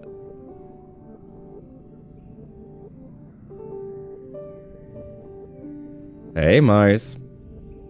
I do hope it will be enough. I just can't help but feel like we're capable of more. I actually hope that you're not going to be very angry at me now that I think about it. I mean, I have told everyone that they should vote for me, but I didn't tell her. Hugs incoming! A treat for the big boy. Oh, hell yeah, we're gonna do that. Let me hug this dog real quick. Oh, yeah! And give him a gift. Right, we give him a log. No, we don't have logs anymore. Shit, this is bad. Wait, isn't it also his birthday? Cakes, good. Oh, wait, I wanted to see his birthday. Early pollen, perfect. That means we can buy a cake and still get him his present to max him out. Guess she's gonna find out. Do you think y'all can keep a secret? Depends. Depends on the truciness. No, definitely. Where was I going right now? Buying stuff. I was right the first time. Where did I leave again?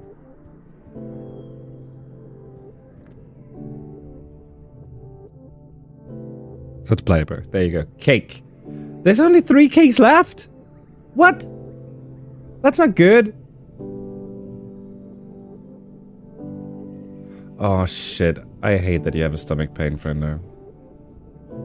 Get yourself some good rest. Yeah, thank you, Asia. Thank you. For our Canis. Lots of love. Those tugs are full of love. Making sure that you feel the warmth, right? Yeah, right. I don't know if you have some kind of hot water bottle kind of deal that you can put there, but if you don't, then the tucks are gonna give you that kind of warmth, okay? I hope it gets easier. I hate body aches. Alrighty, friends. We're gonna switch over here. I'm still in the VC. Yeah, because you're impossible, Candice.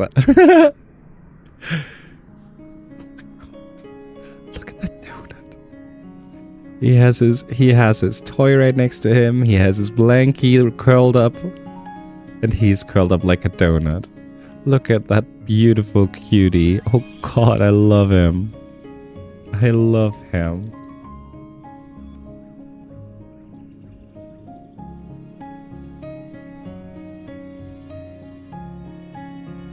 I'm not sure if I want to say something. You know what we're gonna do? We're gonna give him this. We're gonna lay this right next to him. Okay?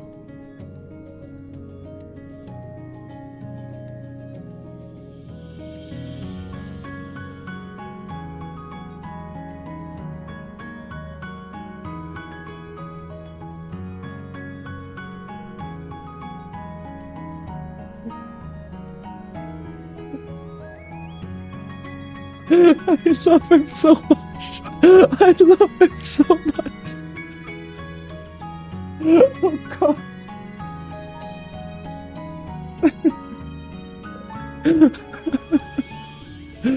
Just going back to nap. Oh god. We love you so much. Yeah, so I didn't sleep last night, and when I don't sleep, Aiko also doesn't sleep all that much, so he needs a little more rest today. He's looking at us though. Hey, big boy. We love you. Go back to sleep. Go back to sleep. Yeah. Yeah.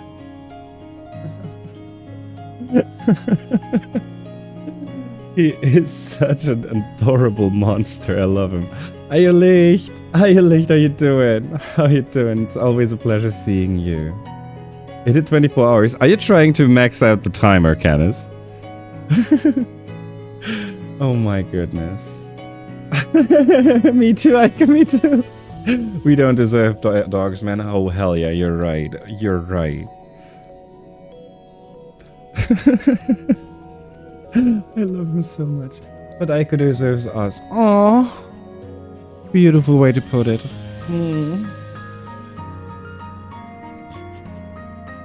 He knows that we're still talking about him. Go back to now. Drop my belly. Rub my belly. Alrighty. Some belly rubs. There you go. There you go. You know that you're quite far away at the moment, right? Yeah.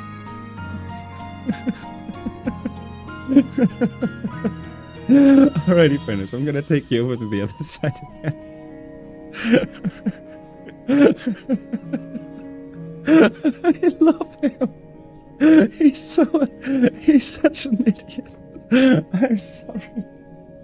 Okay, what do you think, babe, about getting you a little closer to me, huh?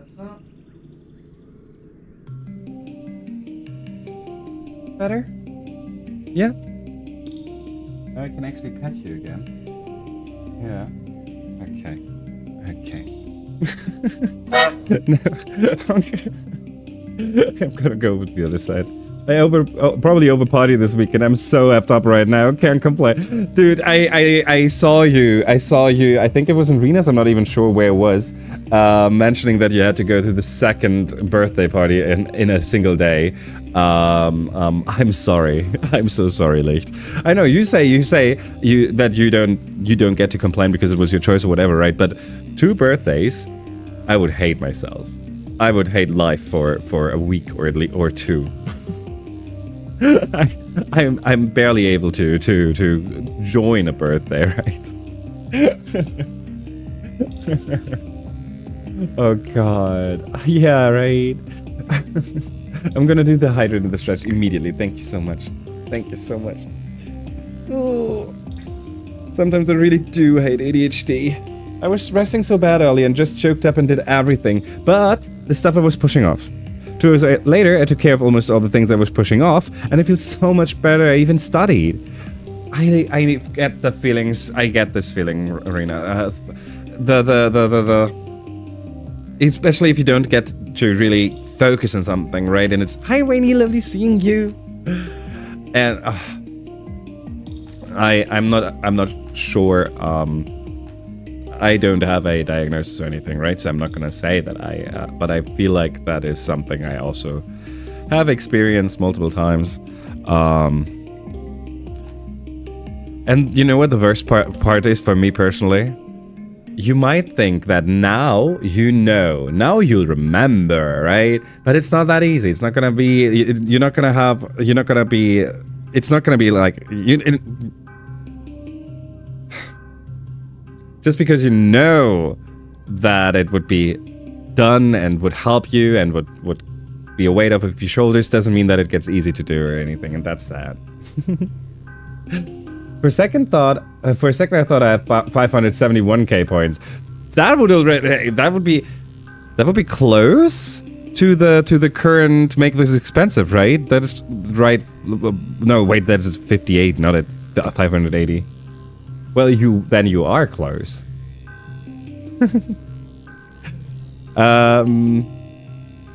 Oh yeah, we bought cake so we can give Rex's gift. Some cake. You remembered. Thank you. Yes, Rex, I would never forget about you.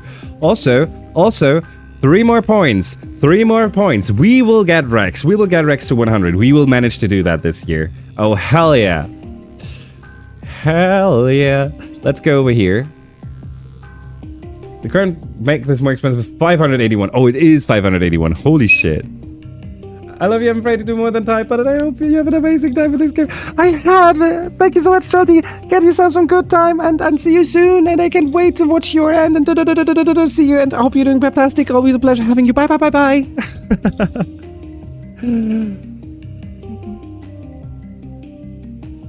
People you do desperately need to check out Jolty, who's also playing this game. And it's just so amazing. We freaking adore Jolty. Windows, please check him out. Please do me that favor.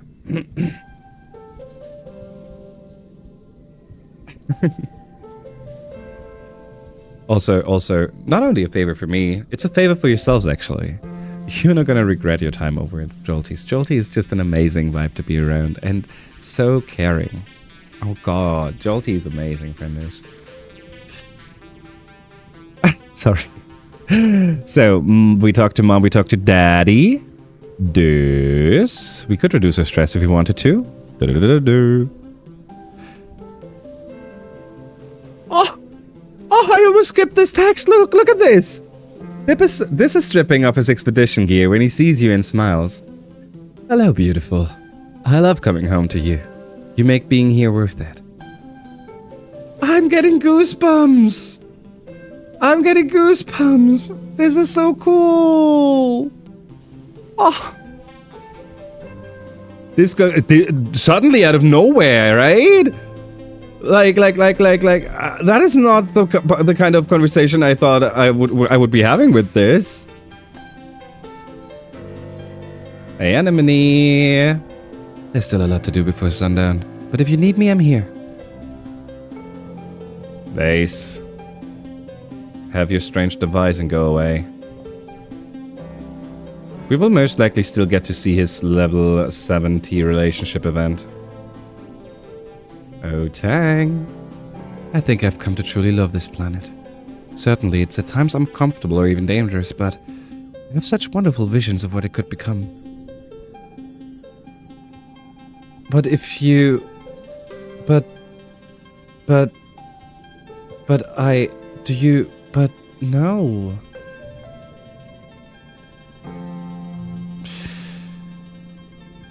We're gonna spend time in engineering next. Almost 9 years here and we still haven't figured it out. Come on, lovely. You're doing wonderfully. Aww. Wait a second. Even Echinacea will be old enough to get a sprite soon. I know me. It's been 4 years and it's still so cool. I know. We are amazing. Okay.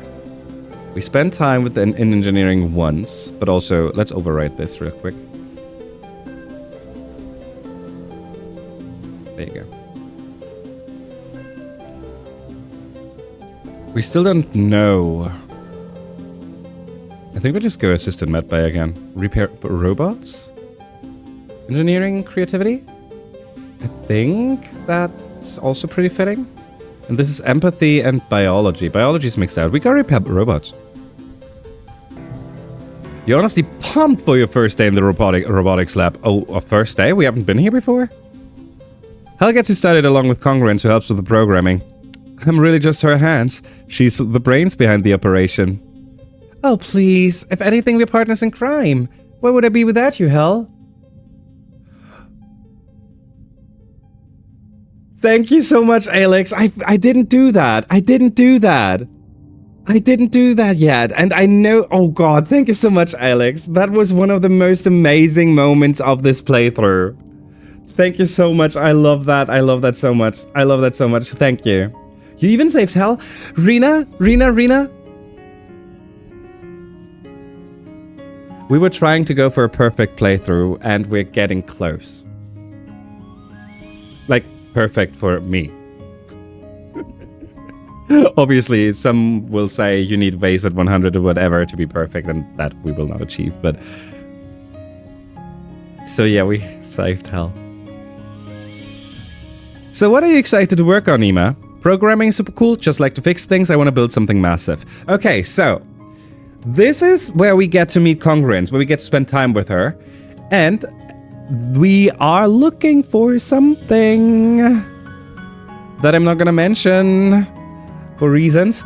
And I think we need to get closer to Congruence to get that. So programming is super cool.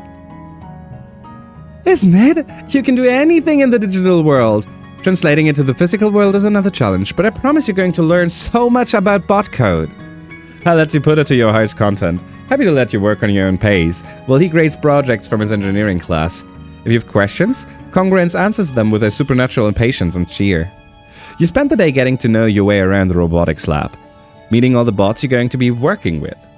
These broken, forgotten bots just need a little TLC. Okay, people, I need help. What is TLC? Tactical light care. Tenacious love care. Totally lost cope. Tender love and care. Oh wow!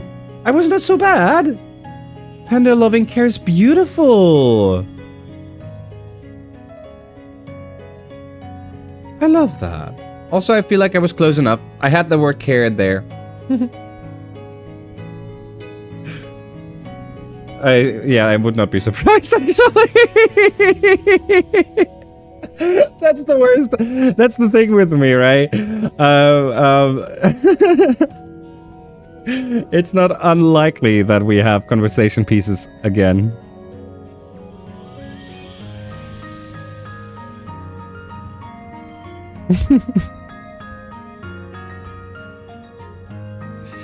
+1 for each gem is not going to be enough. This is going to turn into another 9. 6.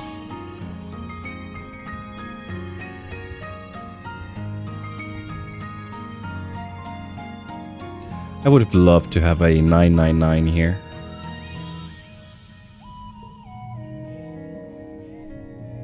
Even you remember so much new pronunciation. Well, if you remember everything else too. Right? Base augment is what? Wait, Licht, you didn't know? You didn't know? Oh my god, Licht! Licht, that scene was so good! I was dying! Oh my god! TLC for me is Turnstile Love Connection. That's gotta be a band. Oh, Furnace, you're too kind to me, by the way. I appreciate you. Mid-Pollen. Hi, Tang. We didn't get a Tang event. We didn't get a Tang event still. Okay, so we're gonna skip out on engineering for a moment and try other things instead. We go to the bar because I really, really, really want to know what happens in the bar.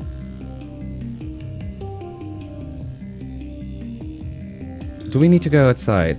Yes, for Rex. No, we can max out Rex without another log because we still have enough time, enough hugs. Those hugs are going to be enough to max them out. Perfect.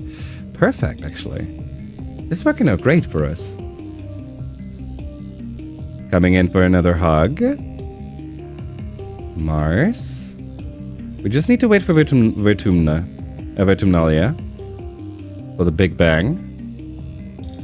And then we get to see all our hard work will pay off. No new conversation pieces with our parents. Oh, this. Oh, this is the last one. This one we already had. Where Tammy's kid is basically giving him hope. New one outside.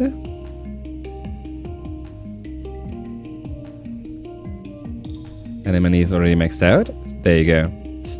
Nothing. Good. We do not mind not gifting him something.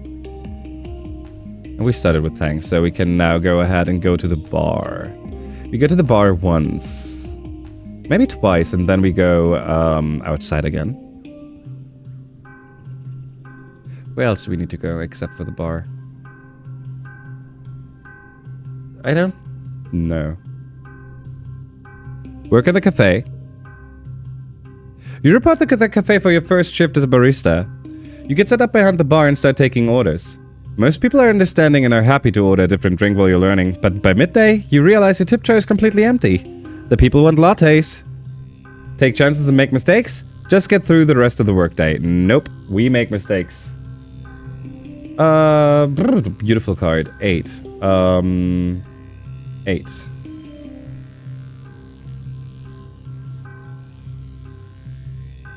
We're just keeping the blue up, I guess. 27. 93, that's not good.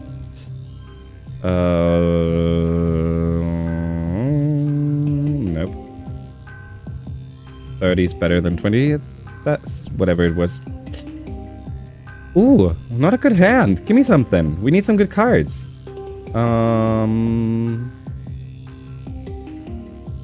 There you go. 38. That's good enough. Oh, I might not have in that case. Let me double check in that case. Sorry, Alex.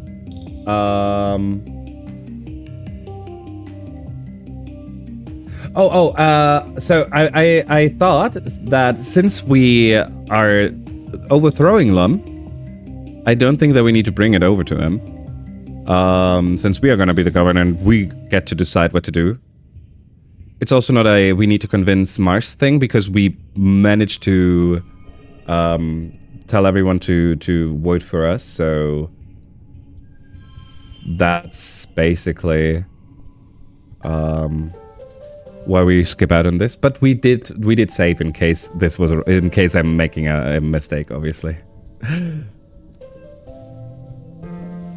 But thank you and sorry for missing it. You scald some soy milk, but after a while you begin to get the hang of it. You start singeing lattes to the grateful, caffeinated masses. Chief Engineer instances... Wait a second. Okay. This is just a spelling error. Chief Engineer Instance comes by to see how you're doing, and you tell her that you're totally underwater. Weren't you supposed to get some kind of on-the-job training? Well, what? It's pouring drinks, not genetic engineering. I told you you'd get the hang of it. She takes a sip of her blab tea. See? Anyone can do it, even you. You think she's trying to be encouraging. She's just not doing a very good job at it.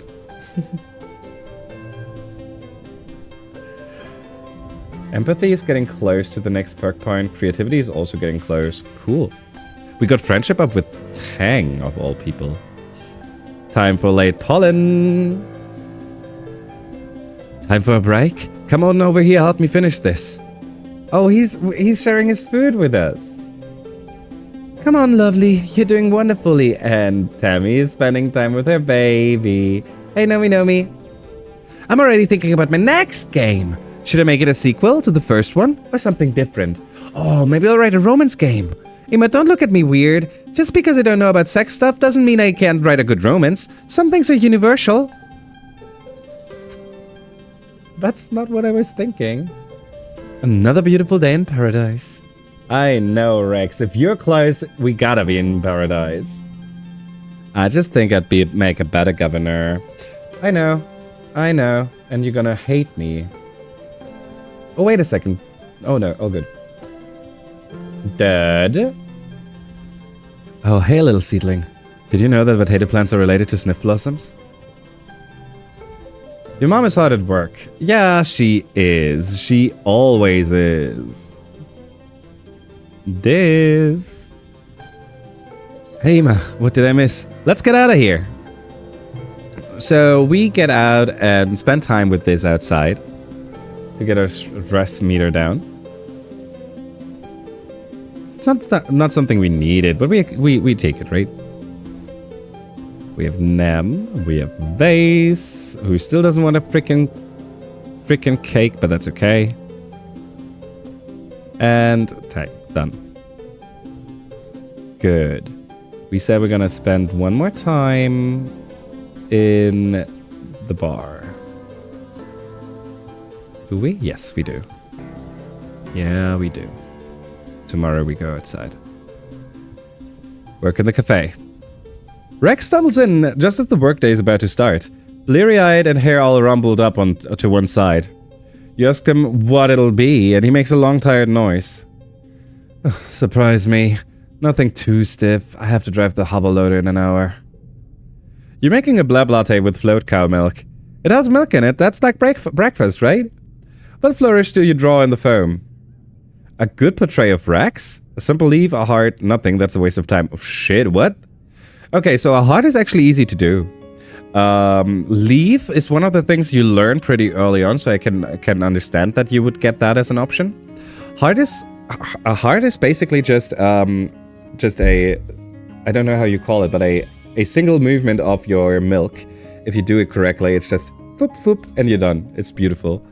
A good portray of Rex. Now that's interesting. Whoa, this is great. Have you been practicing? He gives you a big tip. Well, a medium tip anyway. Rex doesn't have a lot of kudos. He spends them all on impressing Mars. Yeah, hearts are easier than leaves, fight me. I believe that too. I haven't done, but I also never learned how to do leaves. +1 creativity, +1 kudos, +2 friendship. Rex says a while to enjoy his latte, even though it makes him late for work. I'm glad this place is finally done. The colony really needed a place that was just made for relaxing in, right? You admire Rex's handiwork, and he admires your latte brewing. Getting creative. Look at that art! Oh my! Oh my! That is really good! That is absolutely impossible to do. But also, oh god, that is so good! I love it! You're a heart, Alex. Thank you. Okay, let's get the empathy work in real quick. Oh no! Why would you do that to me? I have not once played... I have once played this card, actually. No,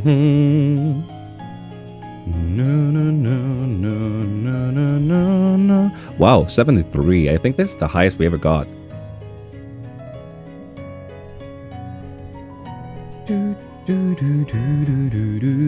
One more point, then we will reach frickin' perk point creativity, and we did reach the perk point for empathy. Choose from 3 cards when relaxing. Interesting, I didn't know that. Okay. My cousin got a couple printers for food a while ago and started printing pennies on lattes. Oh, food printer thingy. Now I know what and for a second I was... Huh? And penises and not panis. I saw pennies. Oh god. You know, my mind is just, you know, I'm too innocent. I'm not dumb, I'm just innocent. I'm also a little dumb, but that's okay. We all need a little dumbness in our lives every now and then. Printers, the ads start. And like always, you don't get to miss anything because we just switch over to the break screen. It's okay, Eva, me too.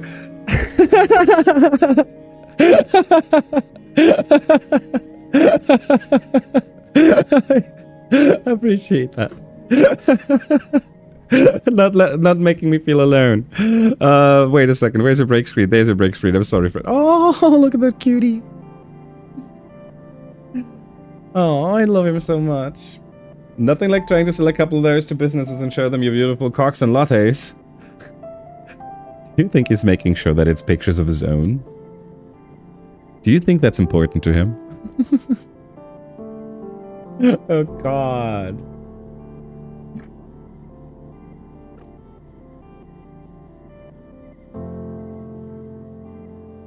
Whew. But anyways, don't forget to get yourself some snacks, some hydration, some whatever you need to make your day a little easier. I'm gonna take a bite. I'm gonna take a bite of my streamer treat real quick. It's a Prinzenrolle. Hell yeah.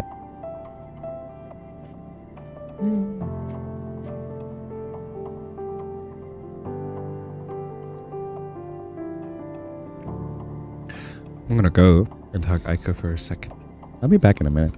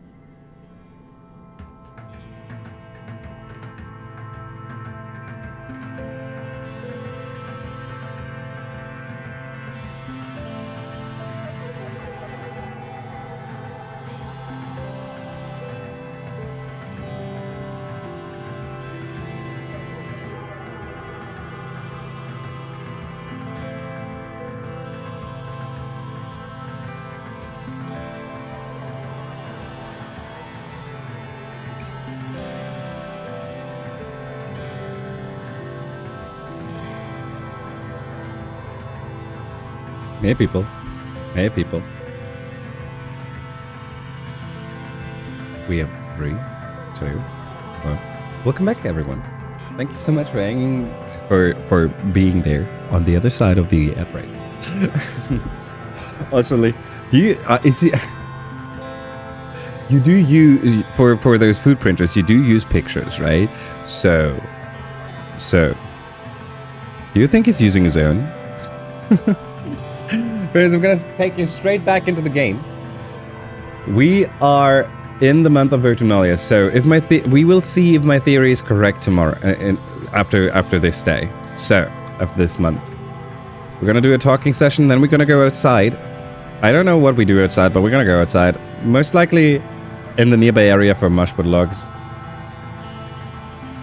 Not that we need them, but we're still gonna take them, right? Nomi. Well, the size of it probably makes this pretty therapy. Oh, hell yeah. Oh, hell yeah. We maxed out Rex. We get to freaking do the freaking Rex 100 relationship event. Let's go. We didn't see that last time. Oh, hell yeah. You swing by Rex's lounge for some much needed rest and relaxation with your friends. Rex is there, as he usually is these days, slinging drinks and conversation behind the bar. Ima, I was just talking about you. You take a seat and Rex pulls a few bottles down from the wall. Now that you're here, I get to unveil a new drink. I named it after you. Oh. He pours various liquids into a shaker and, a few minutes later, pours you a light blue drink that almost glows white in the bar's light. Aww, because of blue hair, because our main color is blue. And the light. You take a sip and almost immediately start sputtering. It's got a heck of a kick right off the top. Bracing is a good word for it. Strong, right? I call it the Ima punch. Get it? I have no clue. No, I don't get it. Rex, thank you. I'm on it. Oh, it's nothing. I've been thinking about it for a while. You're one of my best friends. I'm honestly just like so happy I met you and we became friends. Nomi, who's sitting beside you at the bar, nursing their own drink. It has an umbrella and potato skewer and little popping candies. Clears their throat and Rex laughs. I said one of my best friends. Jeez. Can a guy have 2 best friends? Rex jumps the bar and swings his legs over. Why don't you stay a while, Ima? You've been working so hard. Let me help you relax. What do you want to do? Karaoke, shots, dance. Let's play a board game. So, shots is a no-go. Let's dance. Fitting. Play a board game. So, if I had the choice in real life, I would immediately go for the board game. I love board games, and I hate that I don't get to play them a lot. Did you know that they are solo board games? That might sound sad, but honestly, solo board games are a lot of fun. But yeah, I agree. I also think we're gonna go and do karaoke. I kind of feel like that's the most fitting here. Let's go. Yeah, great idea! Rex cheers and leads you over to the karaoke machine. Nomi and Mars join you as soon as they realize what's going on. Those two can never resist a chance to show off. You sing a song with each of them and then go for your show-stopping solo. My heart flies over the resting riches. Always a crowd pleaser, that one. Rex holds up his lighter while Nomi and Mars fake big, theatrical sobs. It's a total blast. Afterwards, Rex asks, "What's next?" "Oh hell yeah, we can do multiple. Let's dance." Solo board games are no more sad than solo video games. Ooh, okay, good point. Good point. I think that board games are generally more perceived as a social event with multiple people, but I love that. That gives it another perspective. I appreciate that. It's been 84 years since I went. Is this a chapter my heart will go on? I'm pretty sure that it is.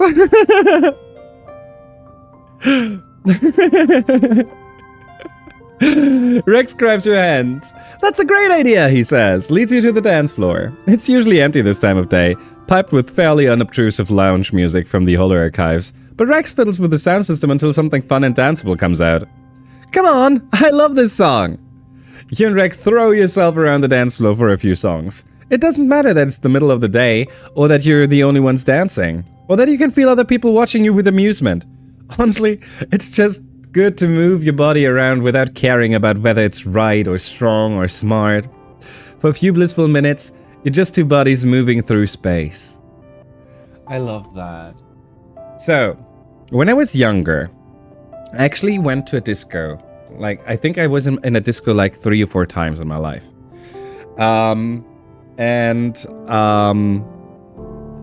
People were telling me, were saying that again and again, that once you start dancing, you stop feeling it. You just have to start. You just have to live in the moment. Blah blah blah.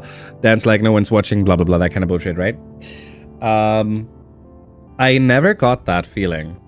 I always, like, obviously, I'm a little weird in general, so that's a different topic. But I always felt bad and weird and strange and wrong and just wanted to leave. It didn't matter how much time I spent dancing. It didn't go away, that feeling. I believe that it actually is the case. I believe that that is true for a lot of people. I wish I also could just do it, but I wasn't able to. I was trying. I was not enjoying it though. When you're done, Rex wipes his sweaty face and grins. Whew, that got the old heart beating. What next? Let's play a board game. Rex goes over to the game closet and stands there thoughtfully.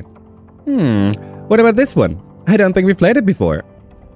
You settle down together to play the game. Mars joins you. Oh, this one. I've played it before. It's a game from Earth about, like, owning property and making people pay rent for staying there, and eventually making them so poor they can't keep playing and then you win. Yep, exactly. That is Monopoly. That is Monopoly. Also, frienders, I think that the story of Monopoly and of the creator and how she was also tricked and how her intention was a different one, right? I think that is by now pretty common knowledge. But if that doesn't immediately ring a bell, exactly what Chicho just mentioned, if that doesn't immediately ring a bell for you, I would encourage you to look up the story of Monopoly. It's actually pretty interesting, incredibly sad, and very ironic. Yep, Monopoly was not meant to be fun. Exactly, exactly. It was supposed to be a social commentary. I never got the option. All my friends wanted to do at clubs was drink. Oh, for real? I mean, I basically was sitting in the booths, whatever they are called, the places where you sit, right? But I'm not drinking, so I would most likely also have been a boring partner to be in a disco with. So you didn't miss out too much on my end there.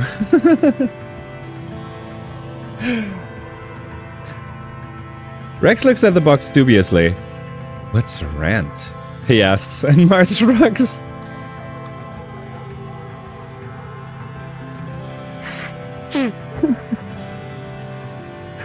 Oh god, I wish! Oh god, I wish! I mean, the creative Squid Game was trying to do a dystopian scenario that people will learn from. Looks at Beast Games. Hell, yeah. Also, what was the other one? We have another one. Was it? No, it was not The Great Gatsby.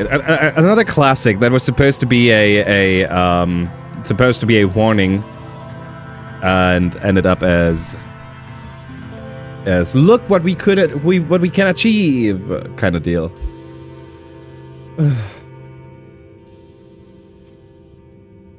Yeah.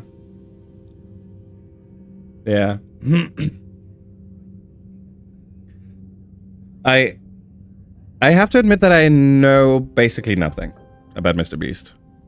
all I know about him is basically, I mean, I know a lot of the bad things about the competitions and such, but what I'm trying to say is I don't know any of his content. I don't know how he got big. I don't know if he ever was a player. I don't even know if he was a streamer or a YouTuber. I have no clue about him.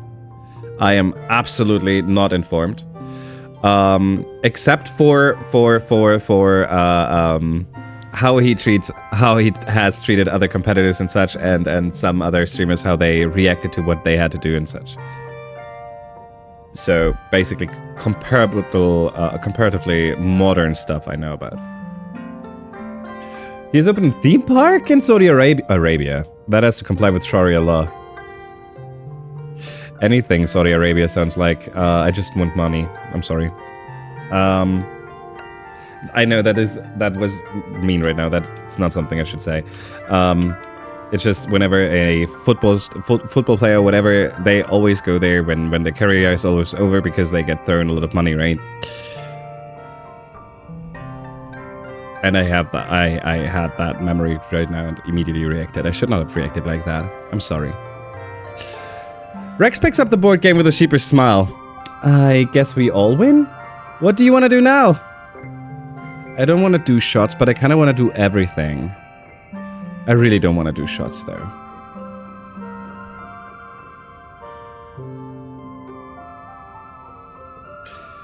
Absolutely! Shots! Shots! Shots! Let's race! You start on that end, I'll start on this one. Ready? Go! You slam through the shots on record time, relying on your superior constitution to easily outpace Rex. You drink the middle mark first and stop, not wanting to be greedy. Oh, okay, wow, remind me to make your drink stronger. I underestimated you. What next? I had a great time, thank you. I'm glad. I'm serious, you're like the best part of this whole colony. I don't know why you picked me, but I'm happy you did. He walks you to the door of the bar and waves as you depart. You're like the best part of this whole colony. Aww. One of the most fascinating board games I've seen is City of Six Moons. How is it played? I've no clue, actually. No one has a clue. Wait, what?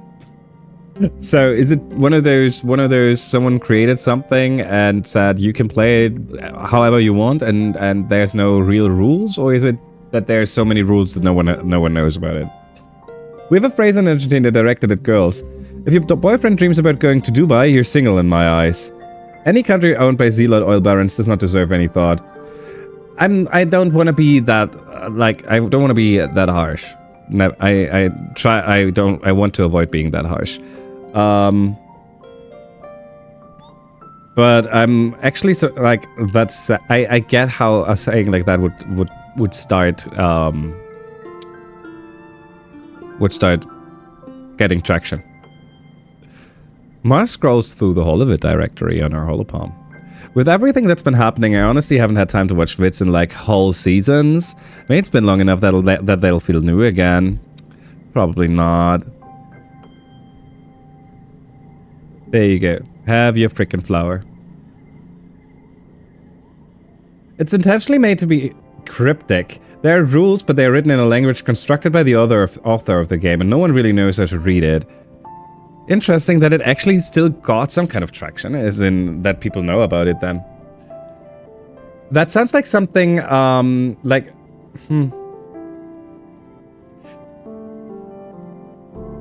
It sounds a good chunk pretentious. Why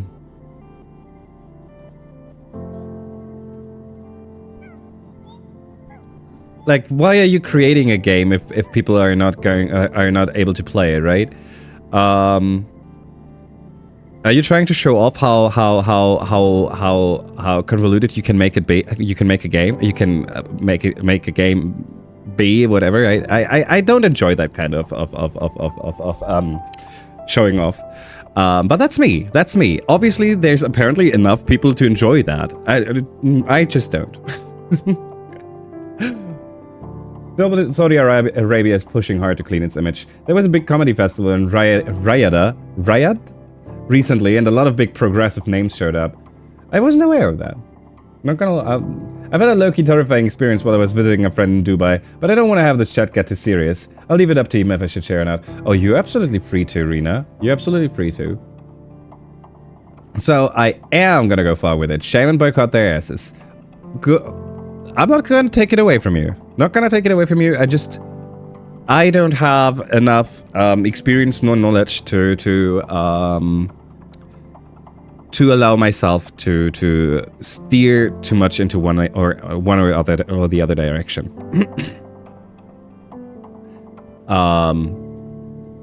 So I only know negative stuff, but I also have not taken the moment to look if I've been propagandized or whatever, right? So, just as a safety measure, I'm not swaying in a direction yet. I'm trying not to sway in a direction yet. Not too much in a direction yet. You get what I'm trying to say. I'm sorry. It's 2 games in 1. 1, solve how to play the game. 2, play the game.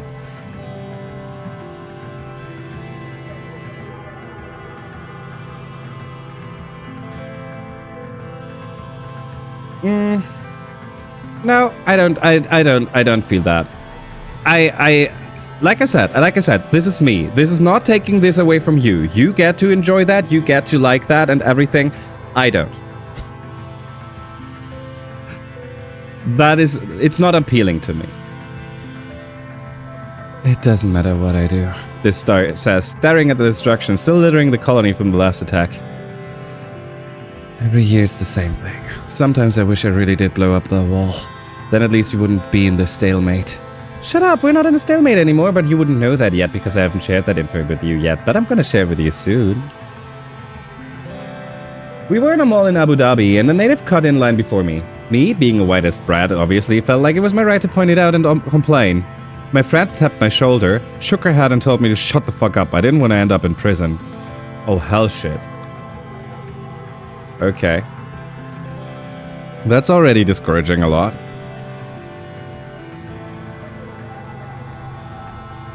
Oh look, it's Rex's little friend. I'm gonna give him the strange advice real quick. Wait, is it his birthday? No, not yet. Midwet. Yeah, okay. Here, strange device, there you go. I mean, I'm not gonna lie, you know how easily scared I get. So, I would not have, I would most likely not have, I would have been scared if you were touching them as well, even though I have no clue.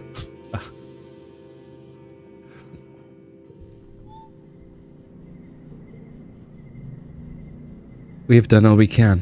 I don't know what else there is to do. Perhaps inspiration will come to me if I work harder. Yeah, nope. Nope, Tang, nope. I'm already thinking about my next game. I think we're done.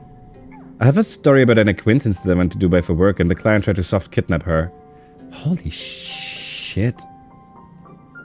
Now, that's... Dubai was beautiful, and I was fortunate because my friend's mom is pretty darn rich, so I was safe the entire time, but it was still a wild culture shock. I believe that. 100%. You know how Sharia works for single women? Women, I mean, I would not have, I would be scared to leave the area as a, like the safety of hotel, of residence, or wherever you are, as a woman, and I hate that. That alone is enough of a statement. But again, I want to be cautious because I'll basically have no idea.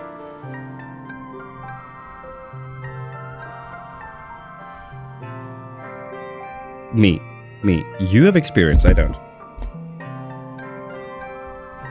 I am currently learning stuff. What do we want to do? Mushwood log. So, explain nearby.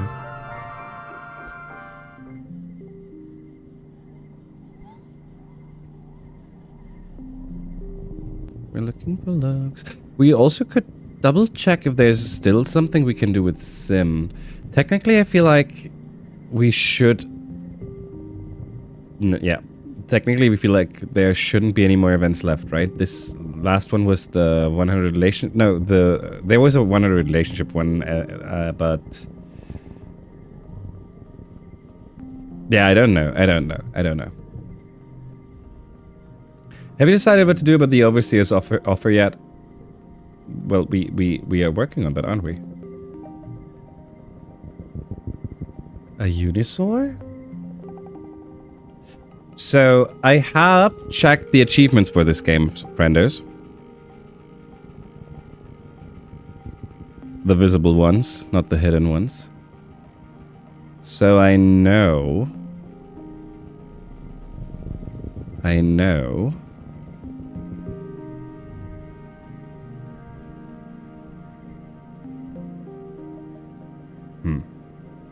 So I know that there's still one more animal we can find. You walk into a clearing and immediately stop your tracks. There's a Unisaur here. We always to be as quiet as possible or eat some snacks. We're not going to attack it, obviously. So I don't think that we can change anything. What are these sliders? Oh, I'm not even sure if we unlocked them, and we should take a look at them. Are you Cactor? Thank you so much for petting Echo. I appreciate that. Are we having a good day? Lovely seeing you. Oh, this is locked. That's why I put it there. I was wondering why there was an 8 on the left. Can we create a 10? Nope. Doesn't look like we can.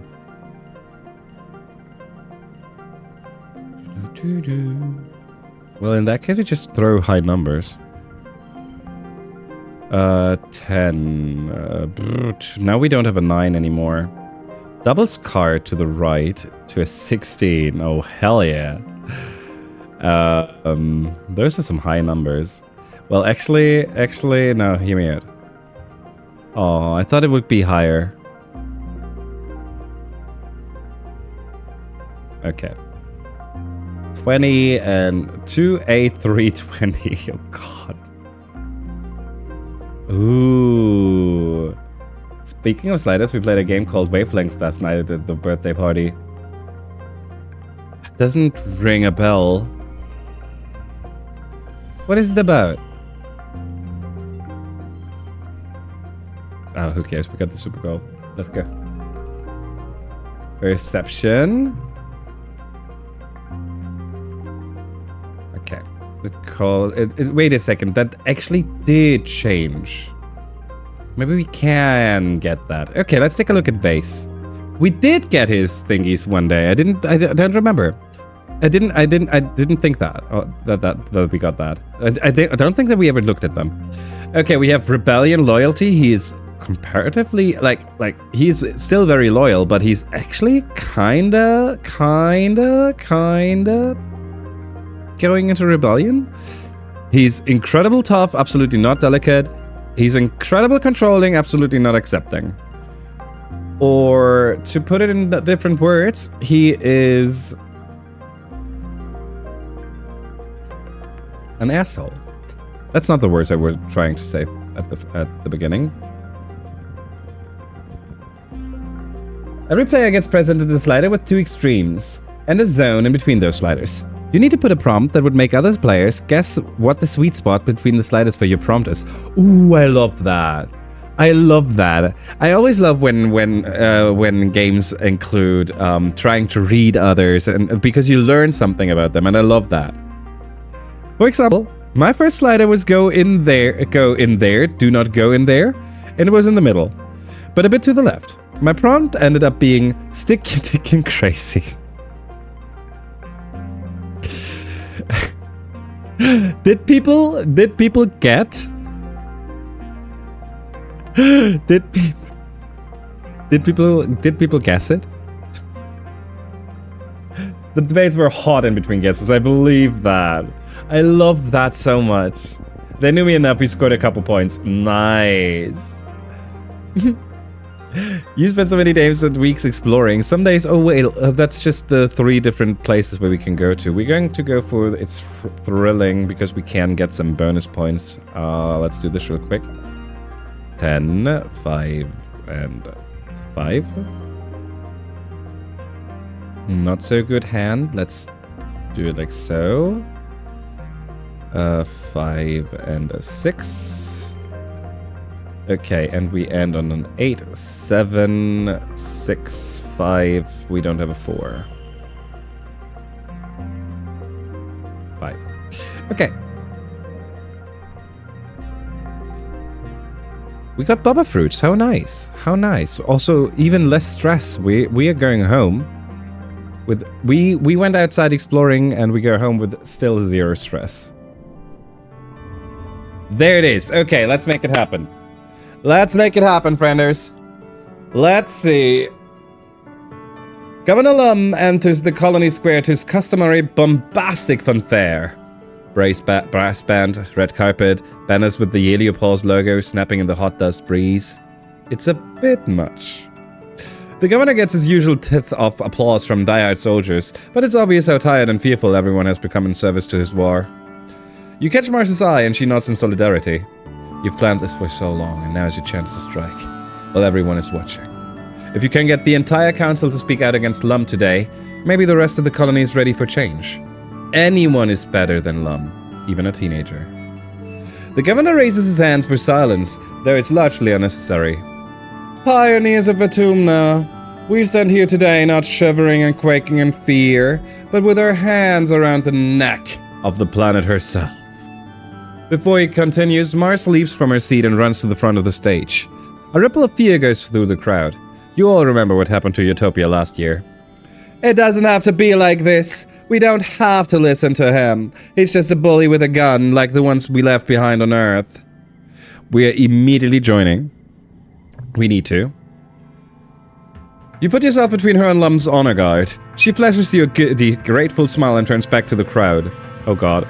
Oh god. I thought that we would take more of the stage this time. I think that we're gonna make Mars feel really mad. Like, she's gonna be mad at us. She points to the governor. This man has made you think... Wait, wrong. This man has made you think that the only way to survive is through violence. He's just a soldier and not even a good one. Violence only makes small, weak men feel powerful. He is not powerful. We are. We broke free of Earth. We broke free of war and bigotry and inequality. And we can break free of him too. Please, stand with me, reject Lum and bring in the new era. A colony led by someone born among the stars. She holds her hand to her chest. Me, I can lead this colony. So can I. Shit! No! No! No! Did I mess up? Oh shit, do we have to redo the whole year now? Mars wheels towards you in shock but recovers quickly. Yes! One of us! We'll prove to you that we're capable. Emma, what are you doing? I love you like a sister, but do you really think the council will support you? You have to let me win this one. Actually, yeah, vote for Mars. Yay. The buzz of the crowd is deafening, like a swarm of bugs all chirping together. Some of the council members are nodding, but it isn't anonymous. This is bullshit. 2 children saying they can lead the colony? What's the first order of business? Taco Tuesday? Soy sweets for dinner? Have your stupid vote. We'll let the council decide. Okay. Out of the corner of your eye, you can see his guard through the weapons lowered, just waiting. Some of them look as interested in the change in leadership as you are. If you have the council behind you, even Lum's supporters in the military could fall into line. You might just win. Let the council vote. Oh, I'm scared now. The council stands to deliberate among themselves, and one other person too. Udicott. The former governor is unsteady on her feet. She looks at you and Mars, then nods. You see her exchanging words with the council. Oh, dude, chill a little. Don't do all of it at once. What? Chill. Where are we?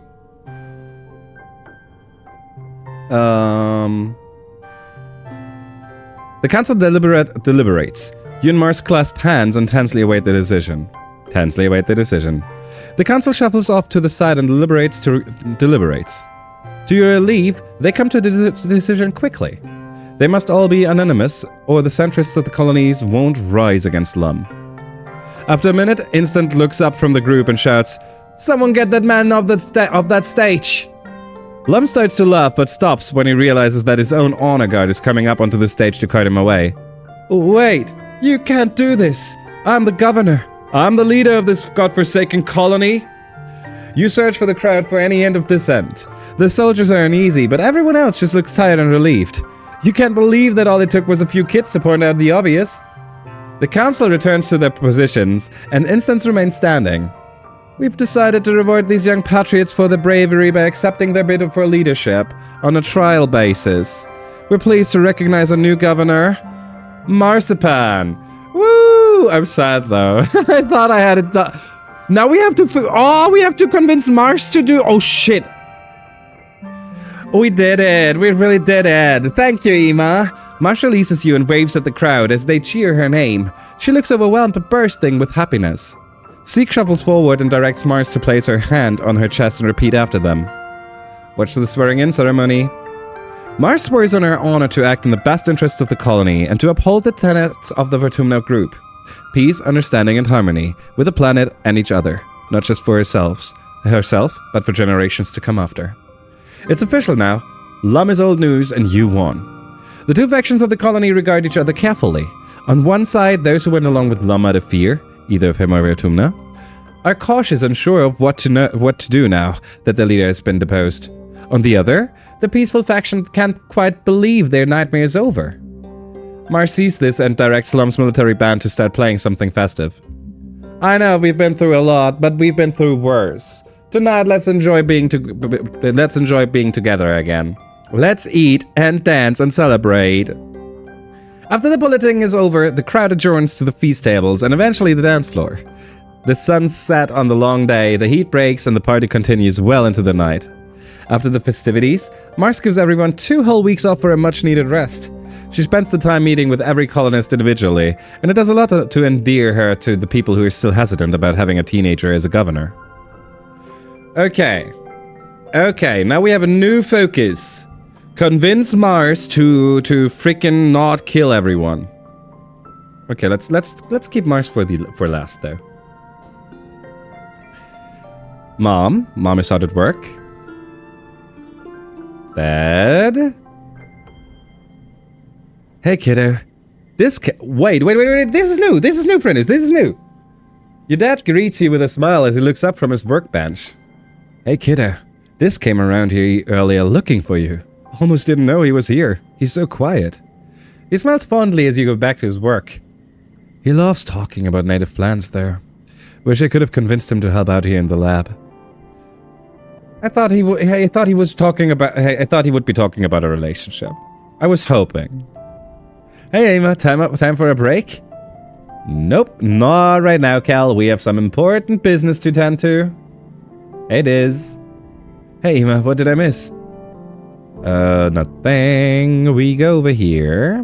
Base. If you're looking for Rex, yeah, shut up. There's still a lot to do before sundown, but if you need me, yep, we know. Thank you, enemy. We have done all we can. Nomi. It's been 4 years and it's still so cool. I know. Happy birthday to me! You find Tammy sitting on the stoop of a lounge. Okay, so we have an event with Mars and Nomi. Oh, it's only you, Ima. Coming in for another hug. But also... No, we're maxed out with Rex. We don't need to do that anymore. Oh, that reminds me, friendos.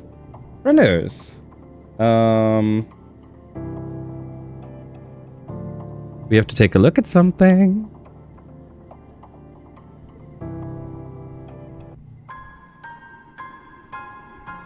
Crazy. Next to Nomi. That is so good. Yeah, that's also so fitting. Oh, we love this. We're really filling up this. We're missing base. Who else are we even missing? 2, 4, 6, 8, 9.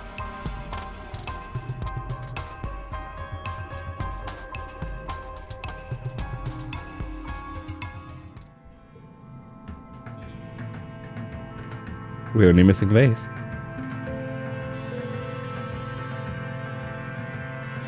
That's crazy. Oh. Technically, there's also us. So, 11. Would you like to know how many you're missing? Yeah, actually. Yeah.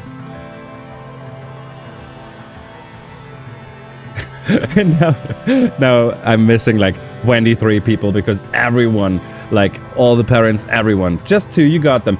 Nice. Okay.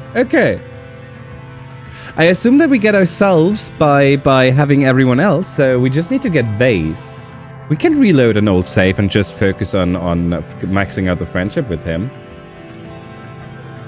We could technically, I'm pretty sure that we get a lot of friendship with him in the swamps. We could technically reload the start of this year and go in the swamps and do the events with him. Just to get him on the main menu real quick.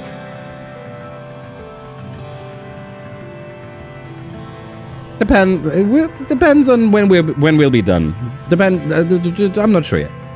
You catch Naomi in the lounge drawing on a single piece of actual paper. They look extremely focused and don't seem to notice you come in. As you get closer, you can tell that this piece is one they're putting a lot of work into. Claude, that's a fancy drawing. Oh, Ima, I didn't see you there.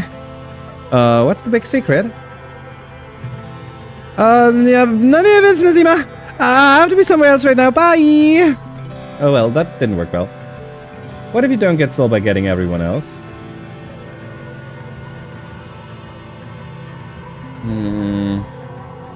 Then I would assume most likely something like all endings, but that would be very mean. I mean, there's almost like there's 30 endings, like 29 or something. I think I saw the number. 25, 29, somewhere around there.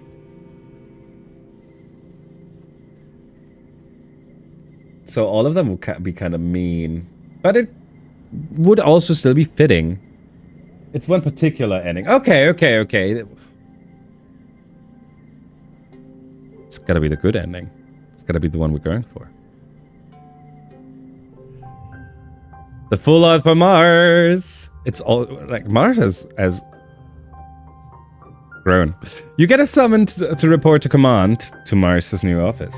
You find her reclining in the captain's seat, formerly Governor Lum's chair, idly flipping through notes on her holopalm. Mars waves away.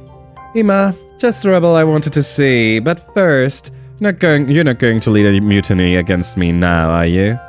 Better stay on your toes. We know that she likes that. I would expect nothing less from you, darling. Actually, I called you here because I haven't had a moment to myself since Vertumna. We knew Lum was a real piece of work, but every day I seem to uncover yet another problem he was just letting fester. And the department heads... Half of them treat me like an interim governor, good enough to host Lum, but not enough to stick around and do the actual work of governing this colony. Well, we'll do what we can in the time we have now. They'll come around, also no, but we try this except this one this time. She's not my type, but it's stunning. I feel this. Like, I can absolutely say that she has grown to be very, very attractive, right? But she's not pulling me in. I mean, to be fair, who would be pulling me in? Nomi pulled me in easily. But that's more the energy and the whatever. Tangent, actually most likely not. I think I would be intimidated. Kel. Then again, if we grew up together, maybe. But if I just got to see him, then I would still be scared. His warm smile would help, but I think I wouldn't be able. So...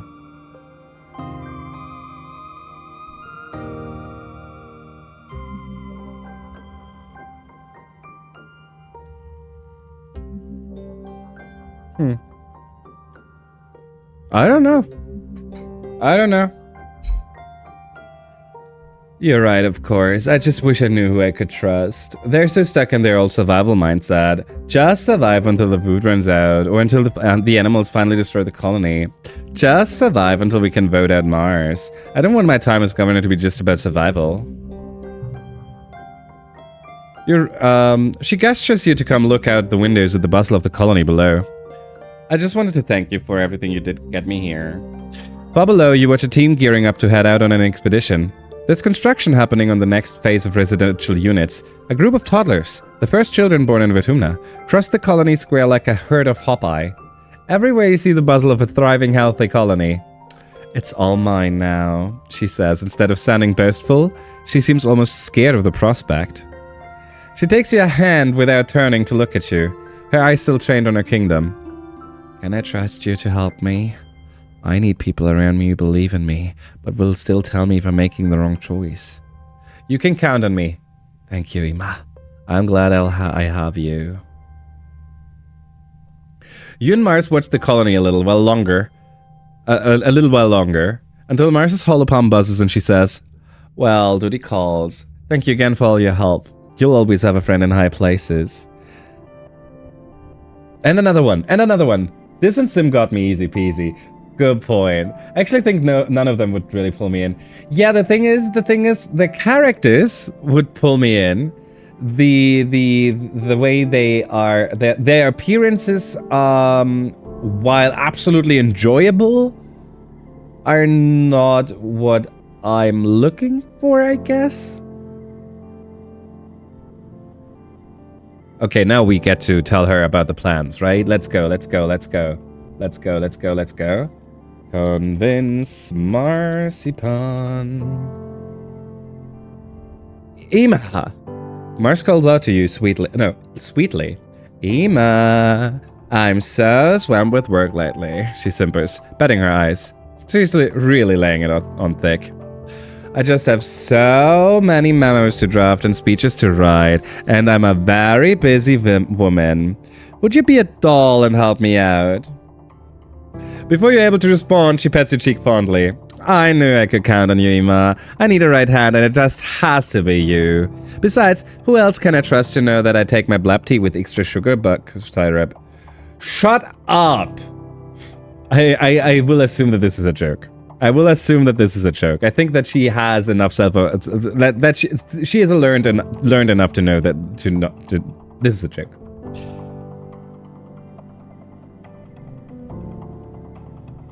Well, we still can't tell her.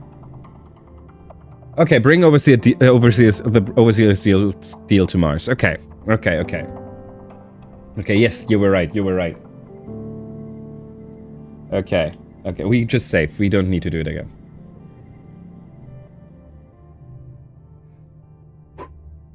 Okay. Mars waves away her reports. Hey, Ma, what's up? Need something from Governor Mars?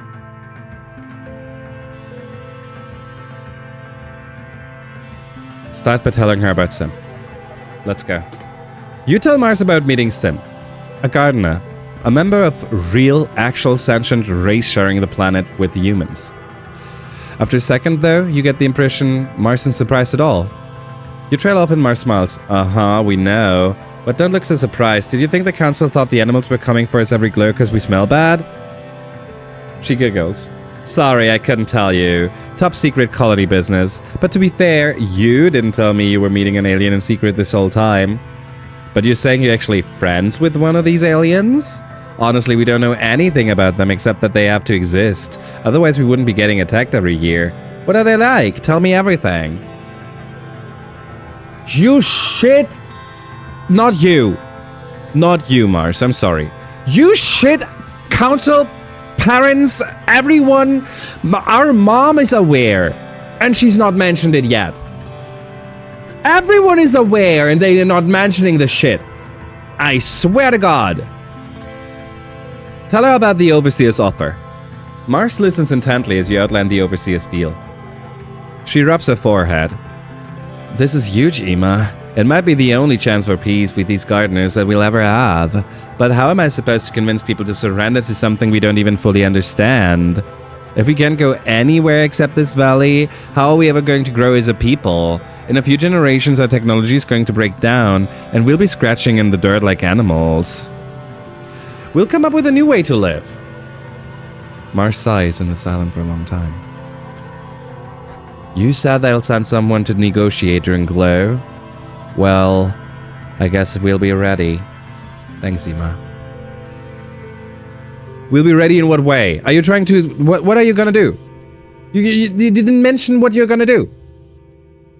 Colony food, 140. Colony security, 110. How did we manage to do that? Oh, wow. Impressive. Thank you, Vertumna. I promise I'll make this colony a place we can be proud of. Alrighty. Well, that looks good. That means...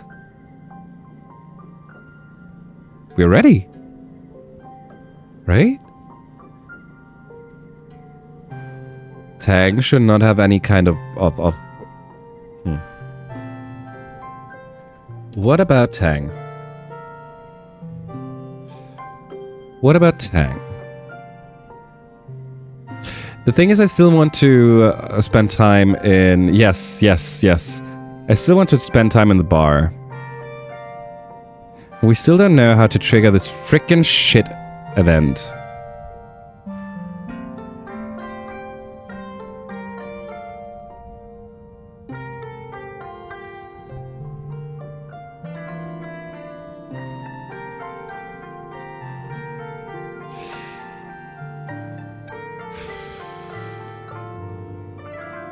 Okay. I have two ideas. One of them is command delivering stuff, and the other one is still just throwing ourselves at engineering until it pops up.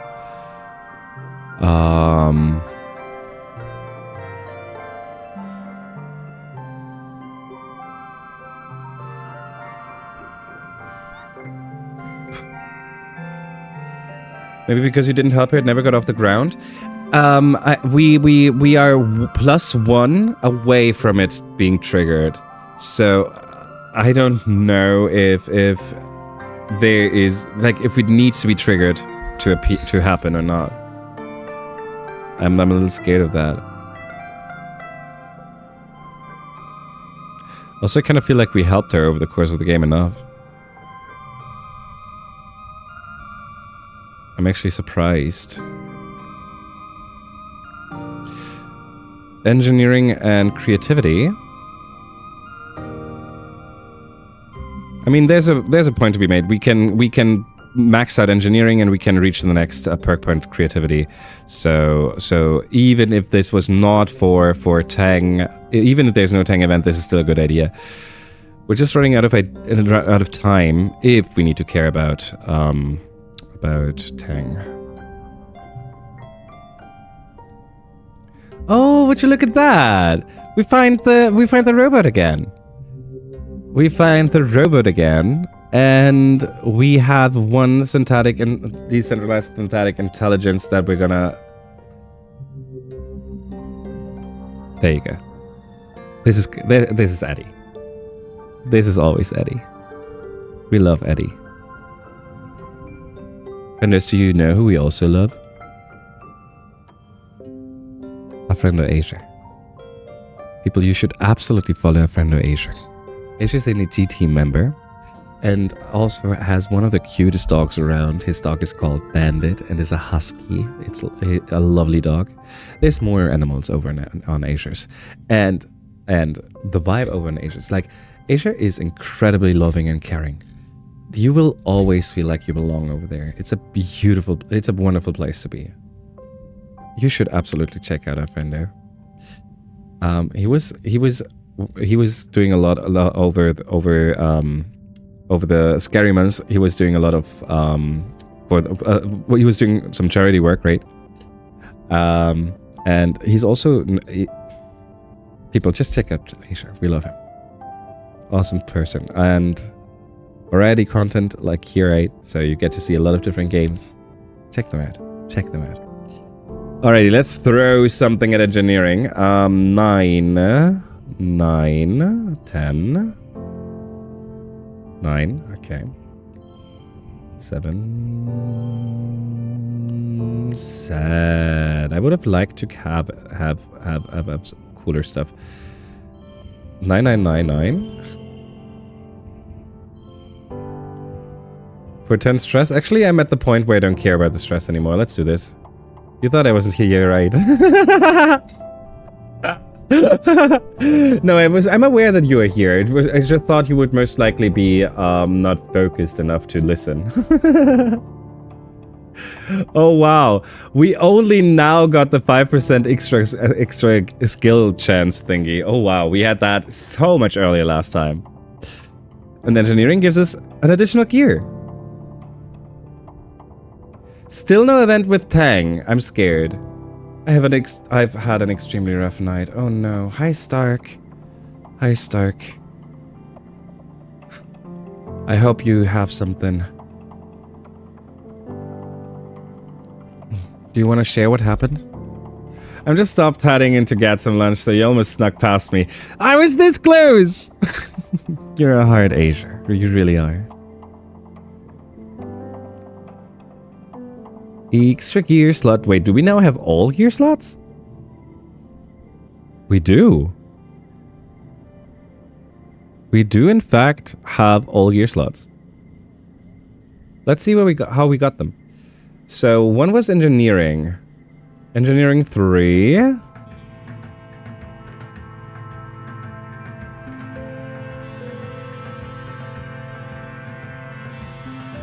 Engineering 3. Animals 2. Organizing 1. Yeah. Organizing 1, engineering 2, animals 2. Okay. I will not remember this. I'm not gonna lie. I know myself. I'm not gonna remember this. Nothing happened with Tang again. No event, no nothing. I'm gonna eat her one day. Hey, am I working hard or hardly working? Here's your log. And here's your hug. Mars. It's not maxed out yet. Let's make sure we max her out. At least get her over 90. My lower left side is in a lot of pain. I would get up, get dizzy, have cold sweats, lie back down until the pain turned into a dull roar, and then try it again. Massage myself to the point where it's practically touching the other side of my body and it's still there. Shit. Will it calm down somehow? Is this or is it a matter of surviving, pushing through until it stops on its own? I agree, it does sound so... I'm sorry.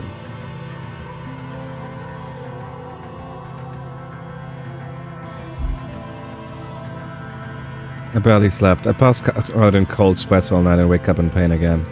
That wouldn't surprise me at all. I don't know. Shit, Stark. I'm a little worried, friendo. I wish we could do something to help.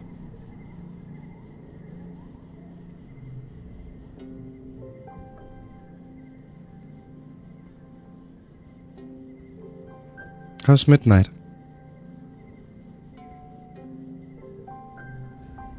Obliteration. It sounds scary, right? The idea of non-existence? I don't think so. If you're not afraid of death, total obliteration sounds wonderful. No more pain, no more drama, no more emotions, just peace. Honestly, I can't wait. Okay, this? You know, we are in a relationship, and when you say stuff like that, I feel like you're not loving me. I feel like I'm not making your day worth living. And I have a psychologist appointment at 2:30, and I don't know if it's possible for me to even walk, let alone drive. Can you, I don't know if that's an option. My therapist has the option to do video call stuff. Maybe if you call them and ask. Or you would know. Maybe you know if they offer something like that. for cases like that, it's obviously really helping a lot.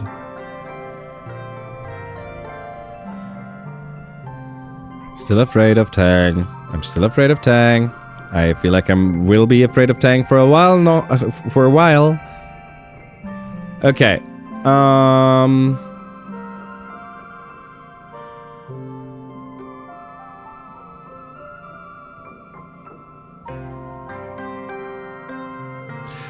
We're spending time in the bar because I want to spend time in the bar. The last time there was a baby in the colony, you were basically a child yourself. You don't remember babies being so loud. The adults are all very empathetic to colicky, fussy echinacea, but every time you've seen Tammy since the baby arrived, she's looked more tired. At night, you can hear them all the way in your room. Echinacea's tiny joking shrieks and Tammy singing to her until her voice goes hoarse.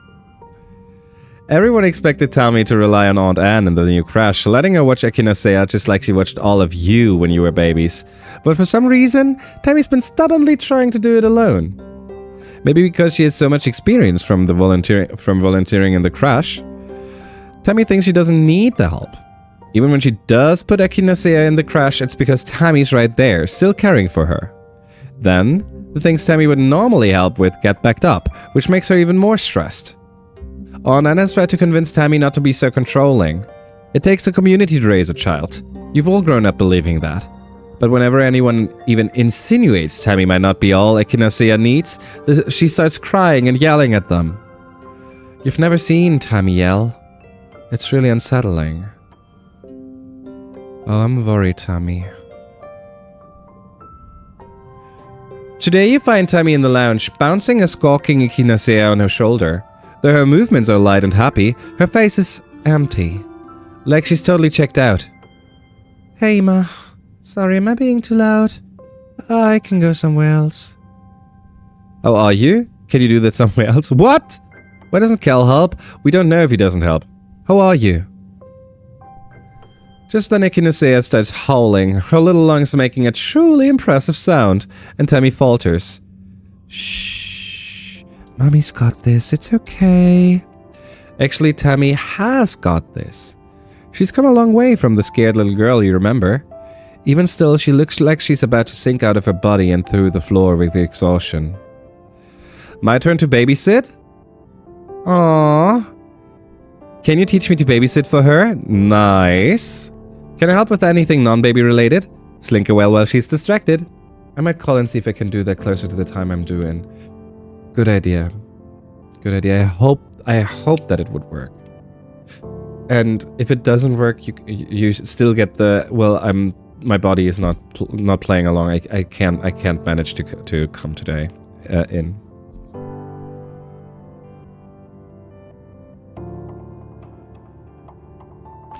We're gonna abuse the fact that our friendship is so high and my turn to babysit. Take the baby away from her.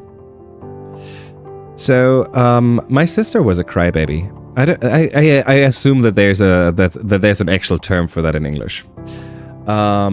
But she was crying herself into sleep. She was waking up crying, and she was crying most of the day. That was not easy. That was not easy for my mom. My sister's father doesn't like children, didn't care about children, so he didn't join. Hear me out. This is an important one. People, have you taken your meds yet? Do me a favor. Do a little double check. Did you take your meds? So he didn't help her. He didn't help her not a single time, right? Never. Like, he literally was bragging that he was changing her diaper once. He was bragging about the fact that he only had to do it once in his life. Just saying. Just to give you an idea. You know what time it is, people. Correct. Time to hydrate. This is the official reminder for everyone in chat to hydrate, people. So I had to jump in and do a lot of the parent work, right? Okay. The thing is, no pressure, but someone would really love it if you got yourself a snack right now. the thing was that obviously my mom did not handle all of that alone very well. and my mom was also depressed, right? So I was 10 years old, and I had to care for my sister a lot. I often jokingly say that I am the dad. Obviously, I'm not. Blah blah blah. But I definitely was more of a dad.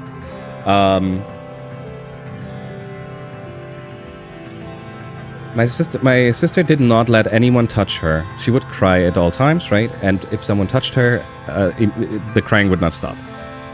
So there was a lot of pressure on me and my mom. The thing is, when you get to that point where they cry all the time, and when someone else touches them, they cry even more, and you do not get the feeling of you don't get the feeling of you get to relax when you give them to someone else or something. So I understand Tammy here a lot. I think that there's more to this. I think that this is not as close to my story. I think there could be some after pregnancy depression or something that could take hold here. But having a crybaby like so is immensely exhausting.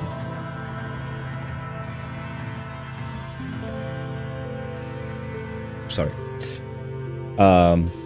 Yeah, so that's so unfair. Oh, there was a lot of stuff. So the guy's just a sperm donor, not a dad. That was bullshit. This is another reason I didn't want kids. Good point. Good point. Why do they call it oven when you up in the cold food of when you put in the cold food and out comes the hot food? What? Sorry. What? Why do they call it oven when you off in the cold food, off out hot eat the food? Sorry, Mooney. I think I messed this up. I'm so sorry, but I still get the joke. Finish ads. Oh, sorry.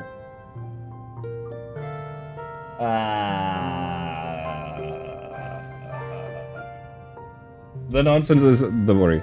It's just a bad copy pasta. Oh, okay.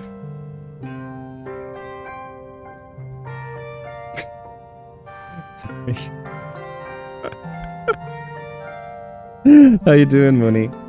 How you doing? Yeah. I mean, there's a reason why I don't have a too fond opinion of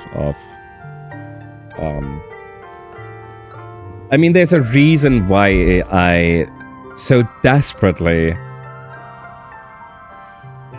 want to achieve being a good dad one day. I don't think there are a lot. I don't think that there are a lot at all.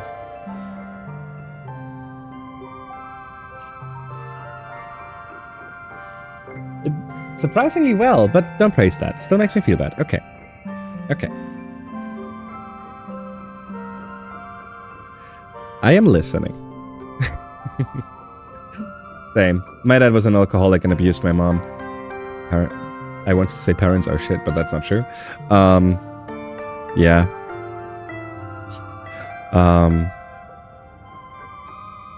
I don't know my own father. My first stepdad was a drug addict, and I once woke up. That is my first memory. My first memory of my life that I can't get it out of my head.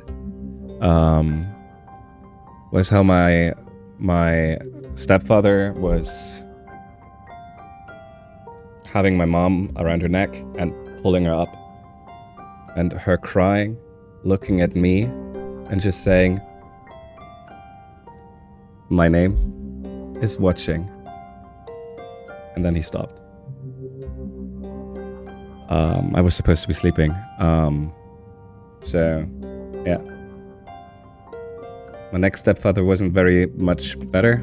And the one after that was the one who didn't care about his own daughter. So, my experience with dads isn't the best. I feel you. I'm so sorry. Azure. Sorry.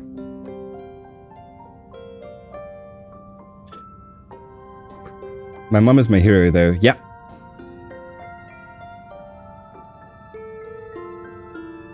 That would make a lot of sense. That would make a lot of sense. Hiya, Alex. Hiya, Luker. Hiya. Hope you're doing great, everyone. Yes. 100% Asia. 100%. Brennan, welcome back from the ad break, everyone. I accidentally stumbled into a little email backstory, not the good kind, not the fun kind. So what we're gonna do instead is we're gonna jump straight back into the game and help Tammy babysit a baby, because that is something nice, right? Babysitting is cool. I love that. Tammy full art! That's what we need right now. We got the Tammy full art. I hope you're doing great, friends, by the way. Thank you so much for being here. I appreciate you. Tammy full art with baby. Yeah. Look at that! We have a Hopeye stuffed toy and we have a Freaky stuffed toy. Oh my! I forgot Ima was female in this run. Oh yeah, I am. True. Tammy brightens. Oh, that's a great idea. I think it's time to meet Auntie Ima. +1 Tammy's confidence? What are we doing here? You and Tammy fall into a routine where every evening after dinner, you take Echinacea and go for a nice long walk through the gardens. Believe it or not, that's also something I did. I'm sorry to hear that, Pals, but I'm glad that even with all that, you'll turn out to be such cuties. Oh, you're a heart, Alex. You're a heart. Love to everyone in chat. We all deserve contentment. 100%. 100%. Oh my god, I love the love in chat. Oh, her tattoo is on the leg. I have come to the realization that everyone has a tattoo.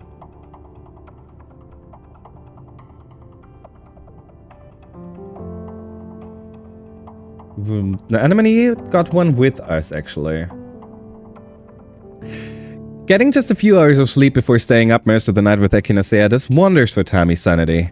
And soon she's confident enough to allow other people to help out during the daytime. Cal is relieved. She'd been freezing him out as well, insisting that because Echinacea is her baby alone, she should be able to handle it. Seeing him holding Echinacea it just looks right. What a beautiful scene. Hiya, Ben. Lovely seeing you. Hi there, Dragon. Sorry I wasn't very chatty yesterday. Oh, Stark. I bet that Luker doesn't mind. Don't worry. Eventually, Tammy agrees to place Echinacea in the crash during the day so she can fully recover from the birth and sort out her mental health. She still spends a lot of time in the crash, but it's because she wants to, not because she feels like she has to prove she's a good mother. It's still hard raising a little baby, but Tammy's going to do great, with a little help from the colony that loves her. Get to work. Oh, hell yeah. Okay. Zelda were playing Borderlands 4 and I was super excited for it. I know, I was there.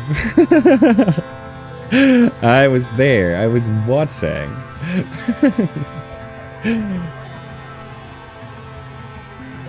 Just 2 cards with gems. Oh, we can't move this one.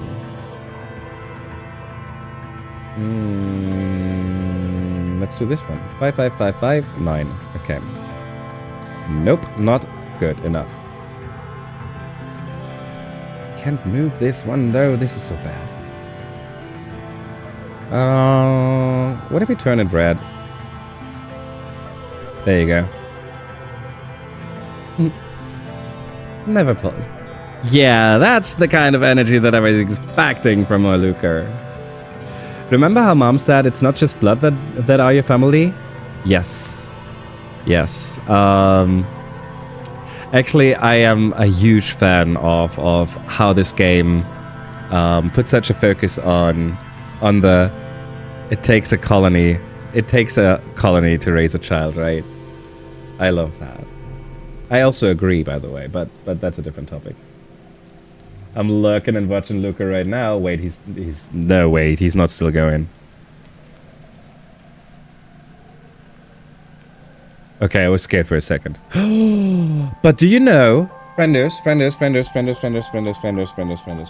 do you know, currently, at this very moment, Walden is screaming. Walden, friend of the stream, awesome streamer. But I have to mention this really quick because you know what she's playing at the moment? She's playing To the Moon. People, you know how much I love emotional games. You know how much I nearly shut it out earlier, but it was a cooldown. So fitting. People, we played To the Moon together before. It's a beautiful game. It's also kind of fun. Heavy on story, just like this game, but way shorter. And definitely worth to check it out. Friends, if you're curious, you might want to check it out right now. Walden is streaming at this very moment. Also, Walden's one of our newest EG teammates as well. You should absolutely check her out. I would appreciate your lurk, by the way, obviously. But To the Moon is an awesome game. I would love to mention the authors because they have so many more cool games, but I don't remember. Go. Oh, I don't know. I don't remember. She's actually playing the mini side. She's played To the Moon before. Oh, I didn't know that. I didn't know that. Cool stuff. Kangao. Thank you. Remembered that I knew that it was 2 words. Of Freebird games. Exactly. Awesome games. If you like emotional stories like I do, you should definitely check them out. Alrighty, we do our chat routine real quick. Rex is maxed out, so we just go in for our hug. Mars is not maxed out yet, so she gets her crystal. Not the lock, the crystal. There you go. Oh, is that our 100 event? No, it's a 90 event. Let's go.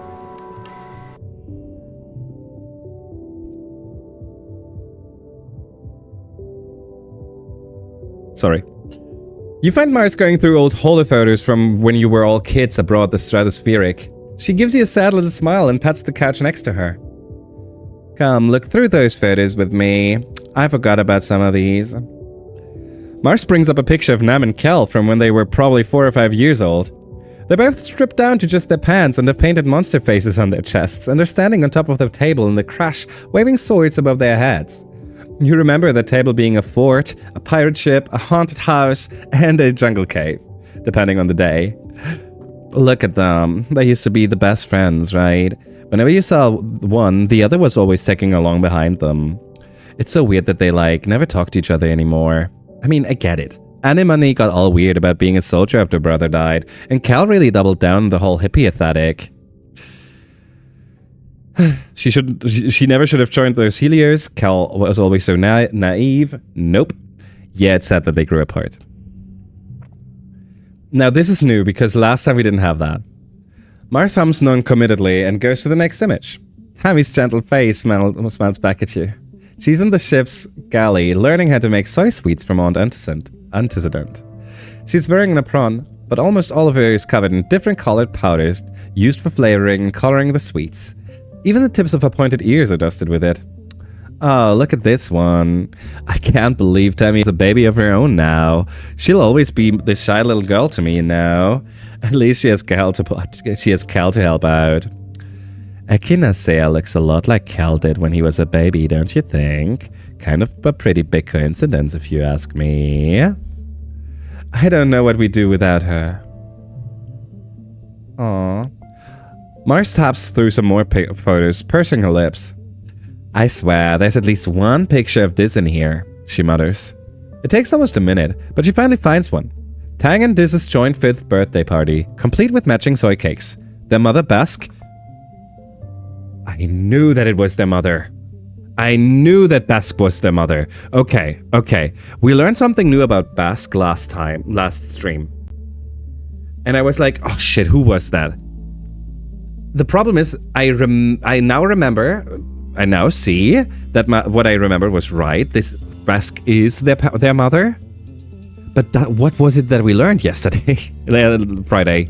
Shit. Ah. Oh, this was before this got all weird about his birthday. I still have no idea what happened there. I mean, who doesn't like birthdays? It's weird to see them so happy together. I can't remember the last time I saw either of them really smile like that. And now Tang spends all their time cooped up in engineering, and Dis spends more time outside the colony than he spends inside it. It's just so sad. Mars stares down at the little hologram in her hand. I didn't mean to bully him so much. I thought I was helping him learn how to fit in, like toughening him up a little so he didn't cry so much, you know? But I guess I ended up just pushing him further away. When I was little, I didn't understand that words could hurt people because they don't hurt me. You could have been nicer to him. Absolutely. There is a frickin' full art. It's weird looking back on when we used to be kids. We were so innocent. We had no idea about the wormhole of Vertumna. No dying, no famine, no killer pollen, no animal attacks. I mean, we didn't even have bad weather on the ship. All we cared about was playing and popularity. We cared about popularity? No, that was you. Mars gestures to herself. Now look at me. I'm working on the bridge, and you know it's all politics. It's like a professional popularity contest. Can you imagine that bossy little girl who used to only care about dresses and makeup eventually being governor? Well, I mean, I can. It's all I've ever wanted. It's all I'm good at, really. Mars leans over and rests her head on your shoulder. Her hair smells like jasmine. Thank you for going through those pictures with me. I try to keep my eyes on the future, but sometimes it's nice to remember where you came from. I think that is one of the best Mars scenes that we have, actually. I really like it.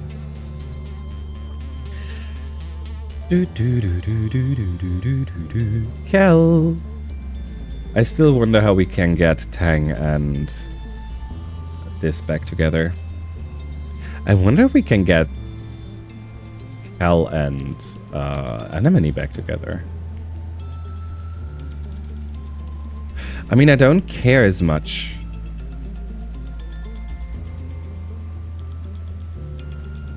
But I would still like to know. Here, Nomi, get yourself the crystal cluster. Hey, Diz. I still feel like I can hear the planet sometimes. Is that weird? Even if it is, it gives me a sense of comfort. Like I'm part of something bigger than just me. Bigger than the colony.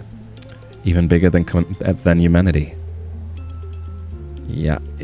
I mean, this. Can we go back to flirting? I would love to have some flirting instead. There's still a lot to do before sundown. You can. Is it his birthday's early wet? Mid-wet, okay. Strange device. Work in the bar a bit more. Oh, that's fitting. I want to work in the bar a bit more. That is most likely what we would do either way. That is very good. I like that. Alrighty. We work in the cafe. Oh yeah. Tangent is sitting at the... Is it happening now? Is it happening? I swear to God. If we manage, like, if we are always just that one step.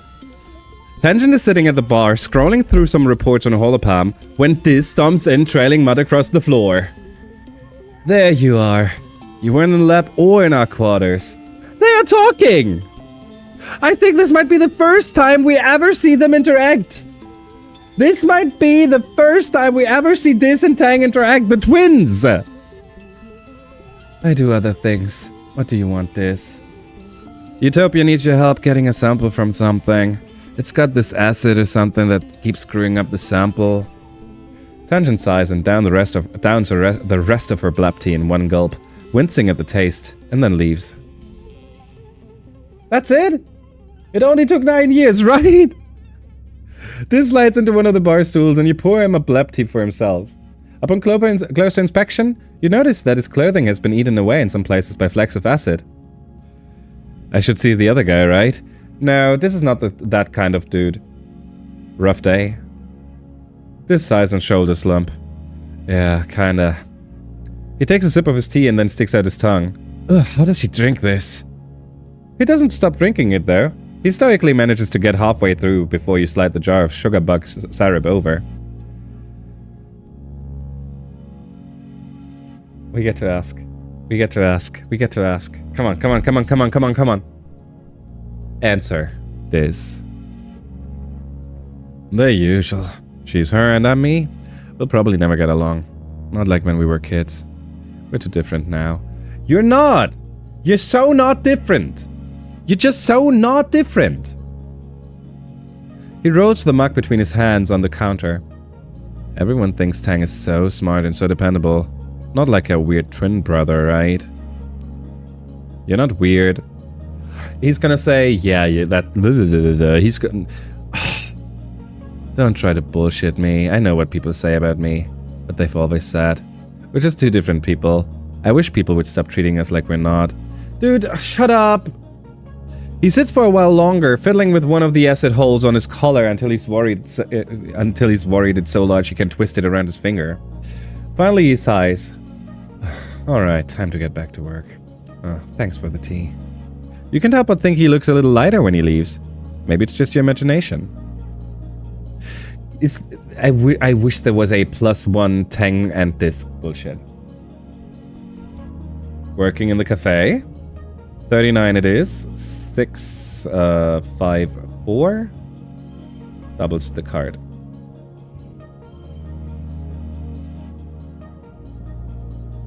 Six, 6. Oh well, double this and here. 42. We do have enough yellow flowers to just throw stuff here. If we give +1, it should be +2 thanks to here, so... Not enough. Okay, we do another one. There you go, super goal. Okay, empathy. Where's our empathy? Up here at 81. Okay, creativity up to 73. Oh well, this works. This works. Mid-wet. Before we spend more time, we have perform a random act of kindness. We can do the second Tammy event. We just reached the 80s. Yeah. Oh, that is so nice. Let's see what we do this time. Congruence, the ship's tireless eye, has attended every birthday, but has never had one of her own. Tammy comes up with the idea to throw Congruence a surprise party. Sure, she doesn't have a birthday like you do, so you just make one up. It's today. Hooray! Oh, hell yeah! Well, apparently we did not learn her birthday. So now mid-wet is Congruence's birthday. Okay, we gotta remember that. There's no hiding from Congruence though.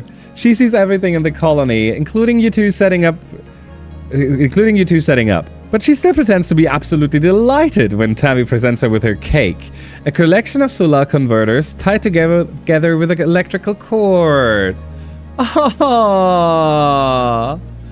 I love that. Tammy is so good. They are so precious. I once read something on probably Reddit or something that says you can't get events working in the same place for consecutive months. I'm not sure if it's true, but I wouldn't be surprised because I feel like sometimes you do something 3 times in a row, get a non-event in between 2 events. This turned into a ramble story. Oh, good, but that actually helps. We can test that, but it.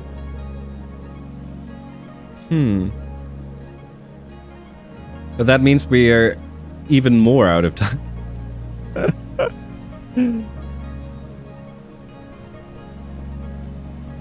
Not here. Wait. No. Late wet. No, wait, what? When is Mars's birthday? It should be... No, it was yesterday. I got one thing I will tell you afterwards among the things I would have loved to see. I can't wait.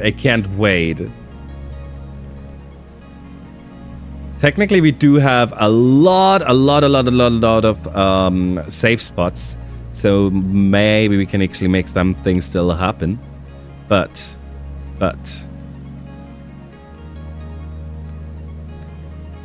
Obviously, it depends on time and everything. Yes and no. Now, that actually piques my interest. How can it be an ending and not an ending? Oh, now I'm curious. Oh, I mean, I was curious prior, but now I'm even more curious. Okay, double event test. Double event. Eventits. Okay, let's see what happens if we go to work in the cafe again. Okay, we do get the next event. Okay. That's good. No? Okay, good. Okay. Tangent is a frequent visitor to the cafe. She may not get tired like other people, but she needs all the stimulants she can get for her all-day study/research sessions. She usually keeps to herself in a corner of the cafe, but sometimes she sits at the bar and graces you with some small talk or asks a question about what you think about living on this planet. You can never really tell what her mood is going to be. It seems to fluctuate based on how well her research is going. Speaking of research, she seems determined to try every possible way to drink blep tea. Pour it long, double strength and bitter. The way instance brews it in the lab. That's going to taste awful. Coming right up. I refuse. You might be right. It is mid. You're right. We're gonna do that right now. You're right, Mooney. You're right. Oh, Alex went out and clipped it. It's awesome. It's. Thank you, Mooney. Have your freaking cake, you son of a. Up to 70. We get the next event. Alrighty. Let's see what base 70 has in store for us before we get to take a look at Tang. You catch Base outside the garrison, leaning against the wall with his arms crossed. He looks put out by something and frowns at you instead of his usual hello. What's on your mind? Have you even looked around the colony these days? Cowards, pacifists, politicians, holo jockeys, degenerates. The other people you hang around with are goddamn losers, man. I'm sick of defending you to the other Helios for your shitty taste in friends.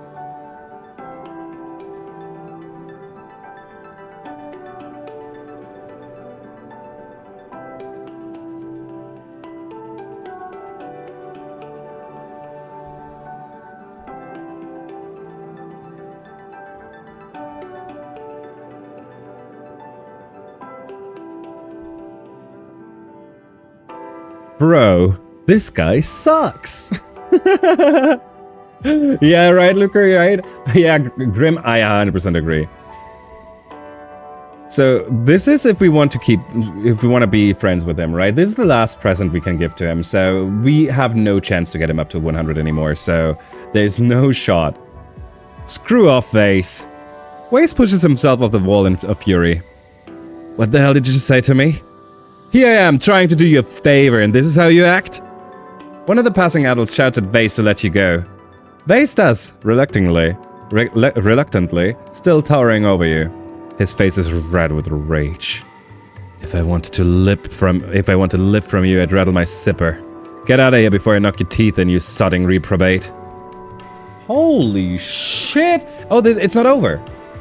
You're feeling self-destructive, so nice when you go looking for Vase. Okay, well played, game. Well freaking played. Holy shit. Clang. Vase gets the drop on you, grabbing you around the neck and slamming you into the metal wall. You've dragged unceremoniously into a side room. Vase's hand clamped across your mouth. He throws you to the ground and you take quick stock of your surroundings. It looks like a munitions room. Though it's been mostly emptied, but for a few stacks of boxes. There's no one here except you and Vase. Vase stands over you, placing his heavy boot on your chest to keep you pinned on the ground. It's time you and I had a little chat, Ima. What? Is that supposed to be sexy? Okay, I see the reactions in chat. Okay, I get it. Okay. Get off me and fight fair, dickwort. See? This is what I'm talking about. The disrespect. Oh, shut the... Here's what's going to happen. 1, I'm going to beat your ass so hard you're gonna wish you never crawled out from between your mother's piss flaps. 2, you're gonna lie there and take it. 3, you're gonna wake up somewhere else knowing that if you ever mouth off to me in front of my man again, next time you aren't going to wake up.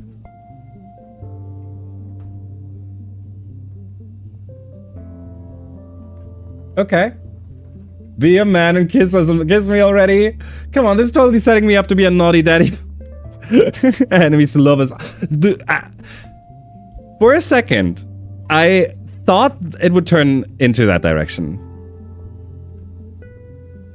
I'm actually a little surprised that it didn't. Bully's just a word the weak use to describe the strong. And the smug face to it. Fight back. Your block Vase is whisked with your forearms, protecting your head as he pounds you mercilessly. Due to your defensive training, he only manages to glance a few blows off your ears before he roars in frustration, dropping you to the ground so he can kick you instead. That's your chance. You roll out from under his feet, catching just the tip of his boot as it grazes your ribs. You scramble to your feet and square up with the Vase. Oh, interesting. That's fine. I can fight fair. Oh, hell yeah. Attack him back. We need 70 combat. Oh my, we might not have enough combat to beat him. Let's do this. Whatever Vase... Friendship up? Whatever Vase is expecting from you, it's not the war cry that tears itself from your throat. He's momentarily stunned, just long enough for you to get in one solid hit. Vase crumbles to the ground. Your mom always told you that if you have to fight, you'd better kill your opponent in the first hit.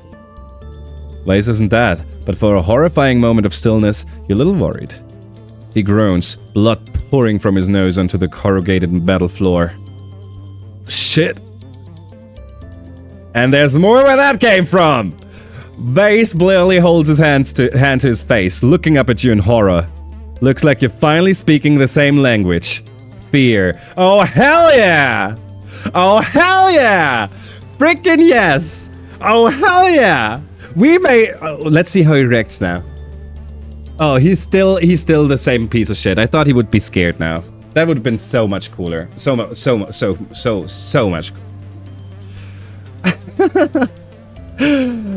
Yes! This is the best of it. Yeah, right. Actually, like, I tend to be more pacifistic than this, but, you know, self-defense and such. Okay, now we go and spend time in the bar. We're back to where we were before Moonu reminded us of the mistake there, of me forgetting stuff. Vase is special. He is. That's going to taste awful. Tang knows that. Coming right up, that's what Tang wants to hear. I refuse. No. We don't need to care about the friendship mark anymore, so that's going to taste awful. And it'll keep me focused. Are you going to make it or not? Coming.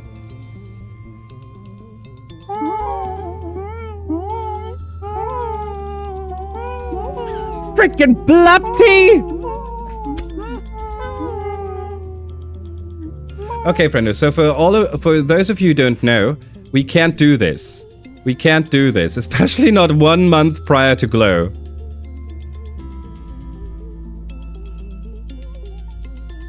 Okay, all good, all good. This is after the Vase event. Check what happens first?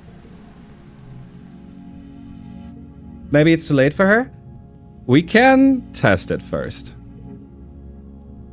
You brew Tang the blackest, sludgiest blab you've ever made. Even when the cafeteria's old autobrew broke and started mixing motor oil in with the tea, it wasn't this muddy. Tang takes a sip and shudders. Perfect. Hey, if you see this, can you give him this?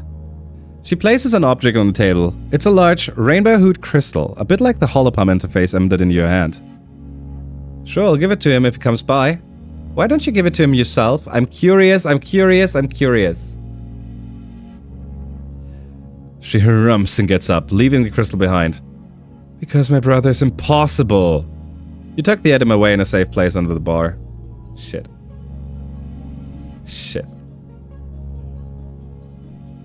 That's not so good. That is, in fact, not so good.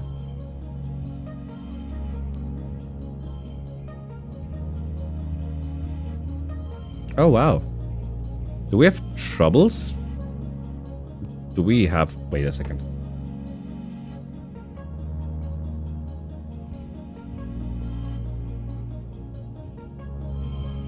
Okay.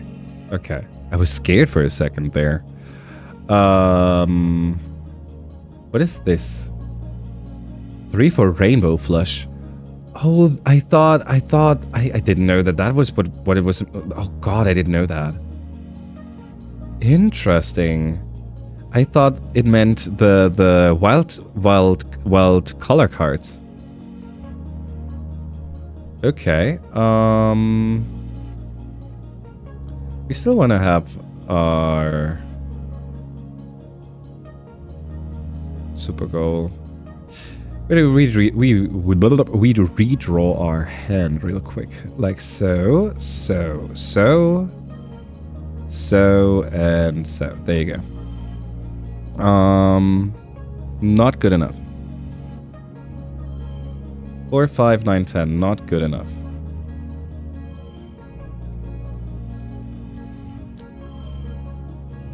5, 6, 9, 10. Getting closer. And now we can actually play our yellows here.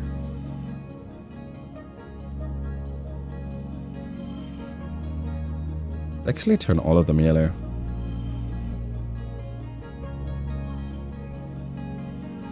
There you go. Alrighty. 47 for the super goal. 6 empathy getting us to 88. We can technically still max it out, but I don't think that's the play. Okay. So... unless... if we can get this and tank together by working one more time in the frickin' bar, then everything is fine. But it didn't feel like we were close to getting closer yet, so... Hello, Ima. We're keeping busy. I know, Tammy. I know. That's what having children is. You gotta take care of yourself, Ima. Chad, I know a secret about Ima and I will share with you all. Oh, no. Oh, no. Is Tank triggered? We should absolutely take a look at her in a second. Yes. What could it be? What could it be? What does Grim know? Ima hates... Oh, shut up. You can't tell people that. Grim! Holy shit. No, ban that.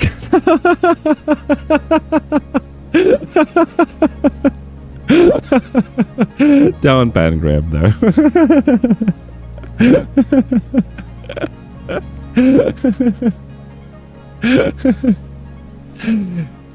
Nothing new from our parents? It's true, I got the discount to prove. I got the DMs to prove it. Oh shit. Oh shit. Don't do it. Don't do it. What have I done to you to deserve this, Grim? I'm surprised that this didn't want to go outside this month.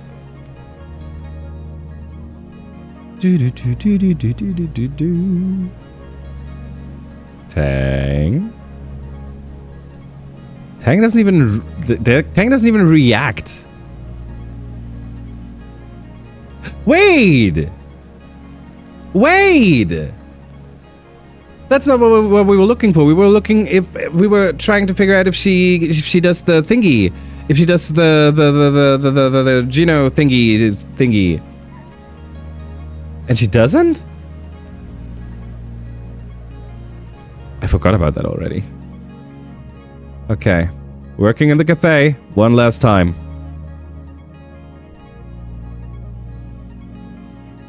You're surprised when Diz starts coming in for more blap tea.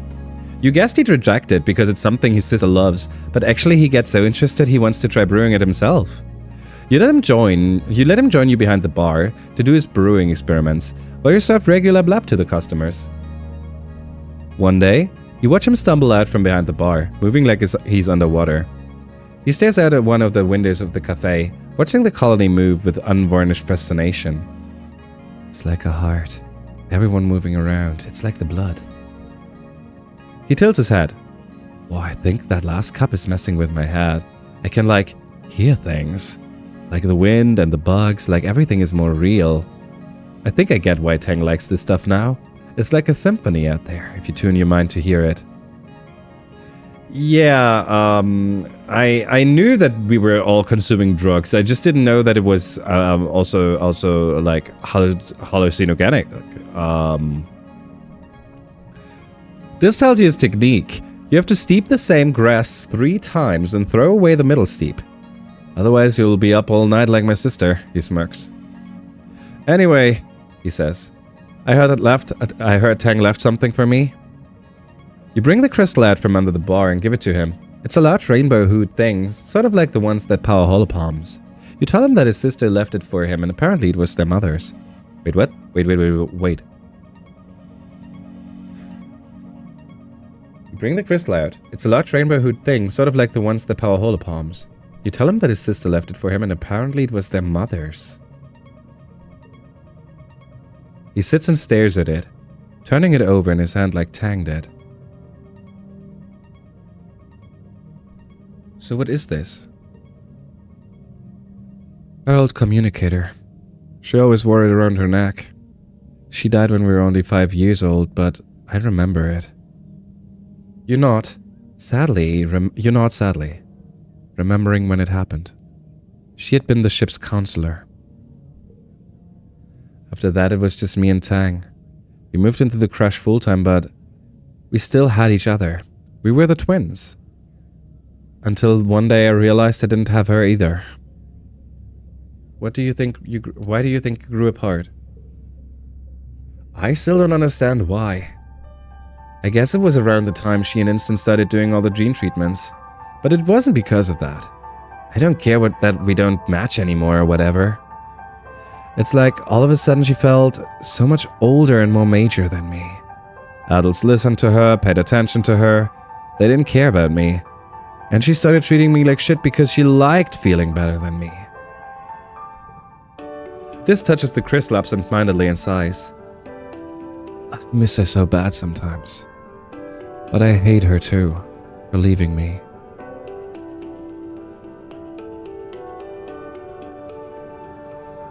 Why did he not the fuck get his mouth open? Why did he never share that? Why did he never get his... Why did he...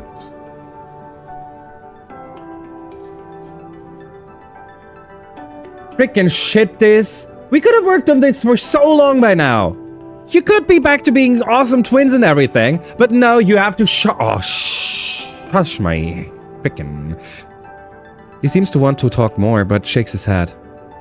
Thanks, Emma. You're a pretty good listener. I'll see you next time. Oh, we are so going to restart the freaking year if we have to do more. I don't care. I do care. We're not going to, but still, I am angry. A treat for Echo, we're gonna do that in a second. What kind of tea you drinking and where I get it? It's blep tea. It's called blep tea because it's so bitter that you make bleh when you drink it. And also, people get... it's drugs. We do the treat for Aiko. Let me do this event real quick. 44. Do I have to use an item again? Most likely not, but I'm still gonna do it. Here. Yellow. Yellow. There you go. I'm gonna run and grab dinner and come back with it because this is critical timing. Oh god, okay. That might not have worked out either, from Tang's end, I mean. Because looking at him would mean looking at what she would look like if she hadn't been true to herself. So, my thought process for now, right, is, I think that Tang, in the gene therapy, got closer to Instance, right? We know that. And suddenly had a mother again. and spent a lot of time with her at first because of the gene therapy, but also because she was so Instance had a liking in her, right? She really liked her, and so for Tang things were looking up, and this was left alone. So while this is reasoning, is more the she liked the attention, she liked being better, blah blah blah. I feel it's more a kid just lost a freaking mom and found a new one. Not a new one, but someone who could fill that role. And yeah.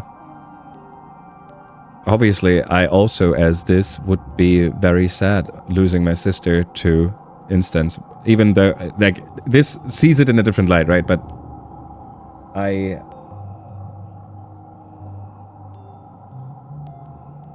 don't think that I don't know if well, you're right. Tang has been talking about how ashamed she is of this.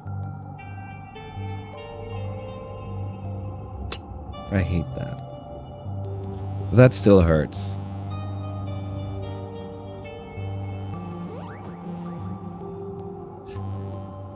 We're gonna see more. It's drugs? I agree.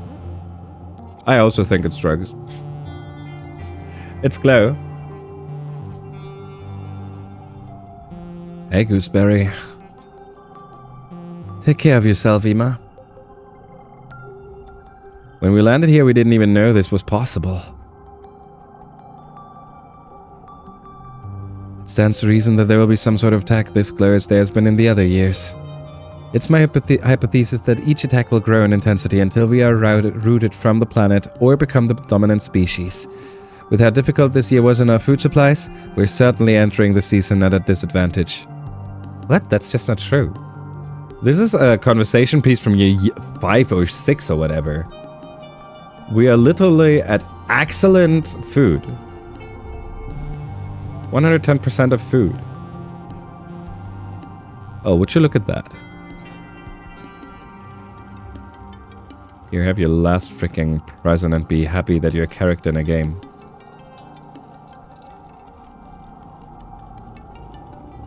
Okay. Okay. Good morning, Echo.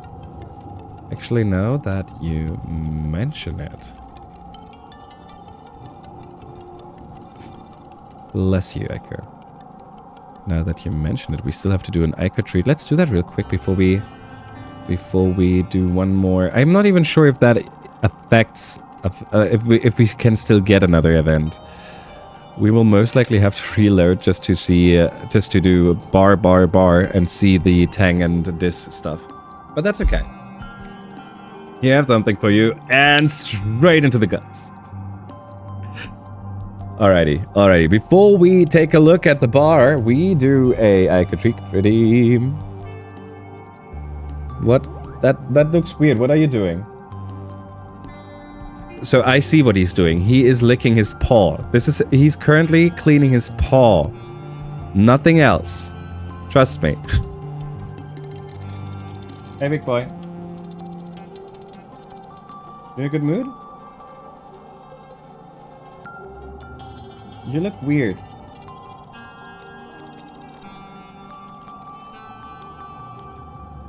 Are you okay? What are you doing? Are you hurt?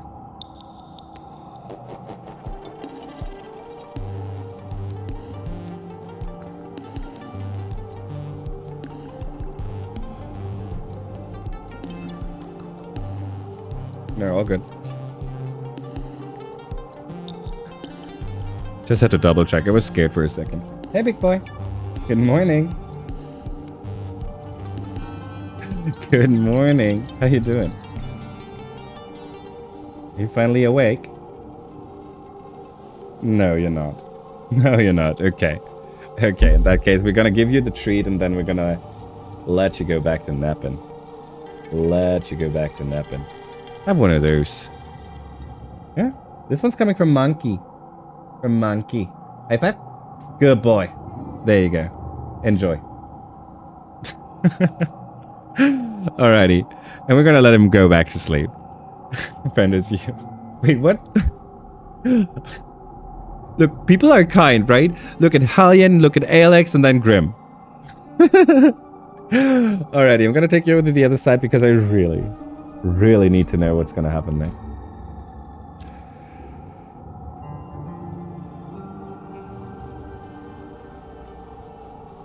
Fingers crossed that we get another event.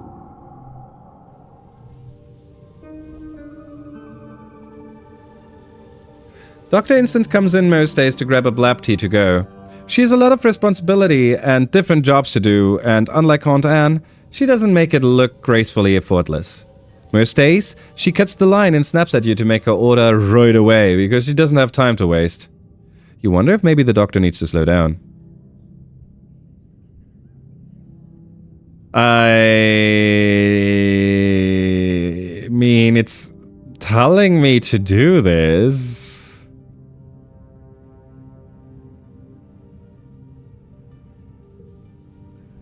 She huffs impatiently as you take your time foaming the float cow milk and sipping her a fresh cup of tea, not pouring from the teapot. You insist it will taste better this way. I'm not interested in the taste, she snaps. You dawdle. As you dawdle, you overhear Instance recording a message for Tangent with instructions for today's sample. You understand about every fifth word. After she ends the message, she sits down at the bar and drums her fingers on the table. That girl's a genius, you know? Oh, to be that age and brilliant. It's a shame about her family. She doesn't have anyone but me now. What about her brother? This?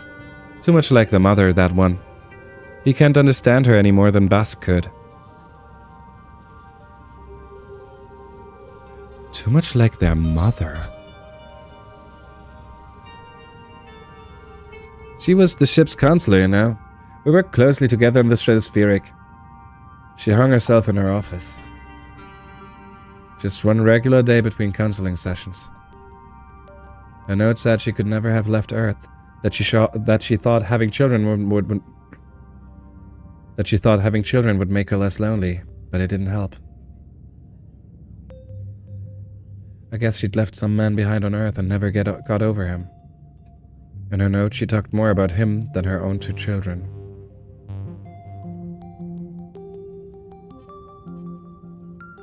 You nod sadly. You remember she died when you were very young, but they didn't tell you how it happened.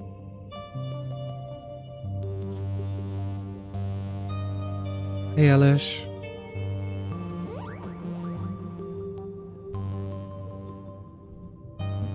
Instance shakes her head to clear it. And I gotta do her job along with everything else. You're unsure if she means raising Tangent or counseling. Strong tea helps, but so does talking to people. Thank you, Ima. Now, are you ever going to finish brewing that blab for me? Oh, frickin' shit. Okay, so we will, after we're done with this year, we will still have to come back, reload the save to get the rest of this. We're not done with this. We're not gonna give up on that. No blab for her. Would be pretty. I wouldn't be against that. I'm happy to see you, Alice. How are you doing, friendo? It's always a pleasure seeing you.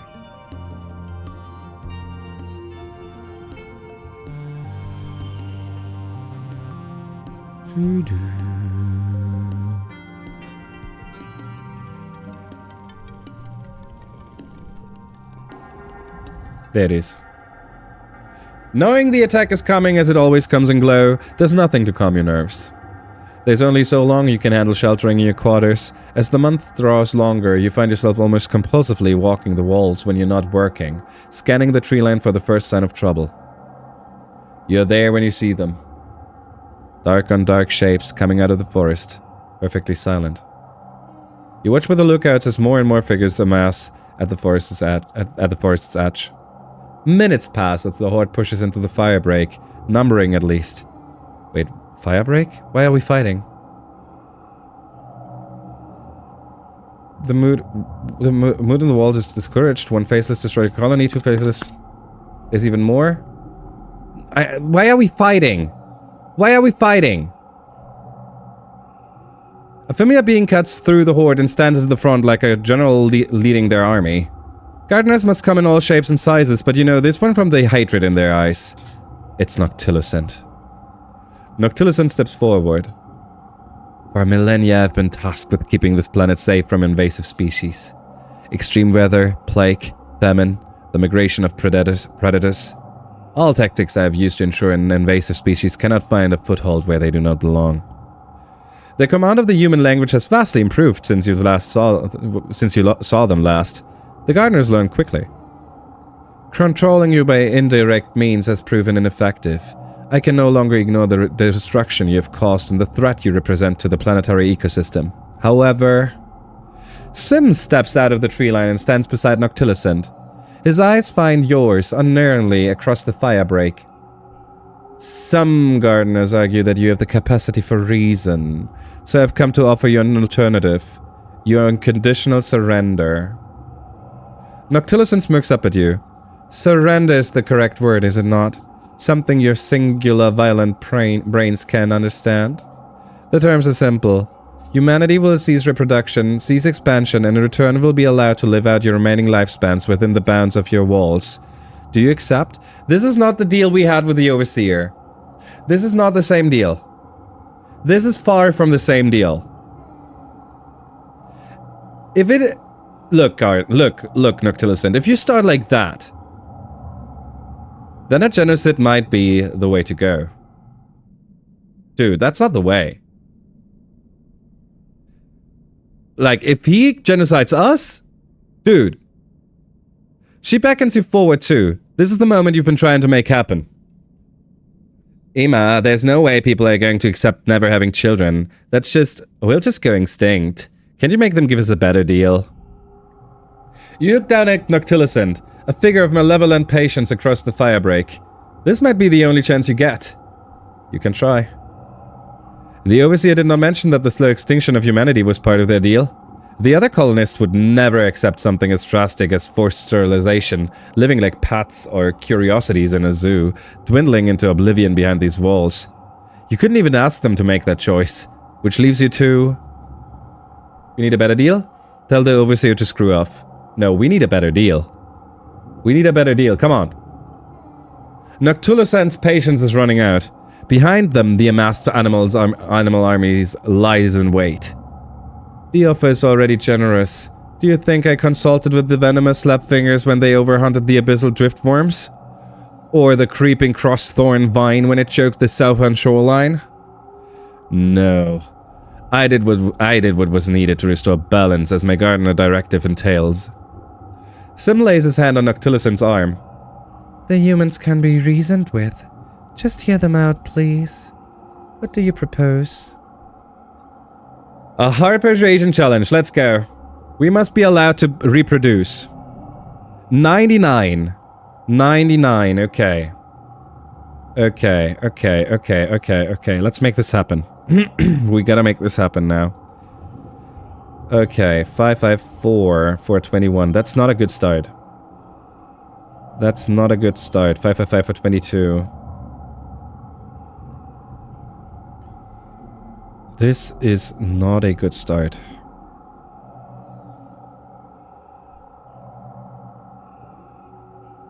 +3 bonus to straights, you're right. And also we have our own bonuses to straights as well. The problem is that we currently can't form one. Not yet. This one affects the neighbors. Wait, but we can, oh, no, wrong card, this one. This one, the unchangeable works well together with this, and that way we can actually play 3, 4, 5. Giving us a 25. 4, 4, 4 instead. Giving us a 21. 22. Hiya, Polly!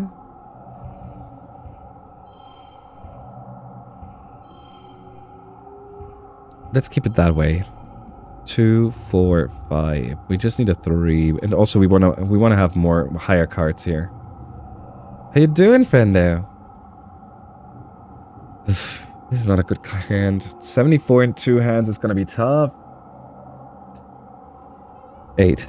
2 plus 2 cards with gems. 6. 5.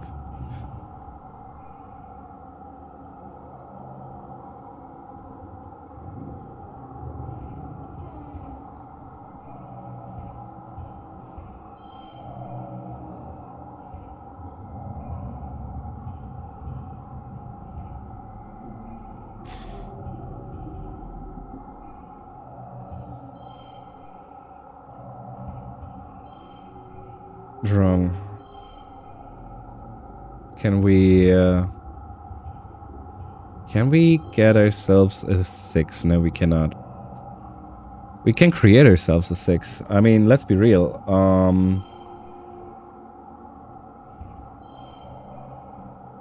We're gonna have to use items there if we want to or not.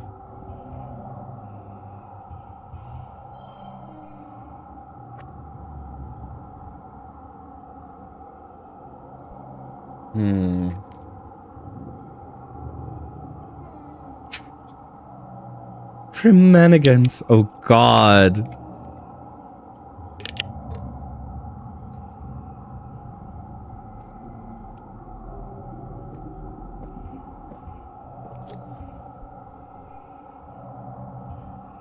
We do not play this too. And just go for higher numbers. We get a 32.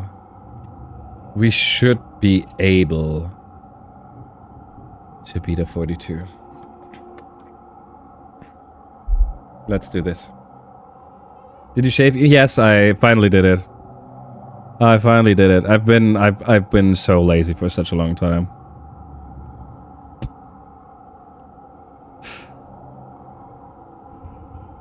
I couldn't sleep. So I couldn't sleep, right? So I did it. Without a cam, without anything, in bed, just I laid out a towel. It was just like shh. Don't do that. Oh well. 7, 8, 9. And everyone liked it. 7, 8, 9. Can we create a 6? We cannot create a 6.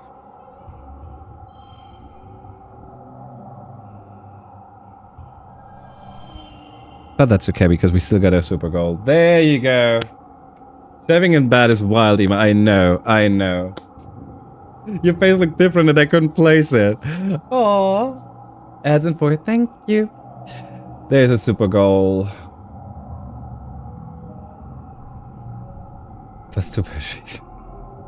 Okay, okay. That means we managed to persuade them that we need to be able to reproduce. You're well spoken for a pest.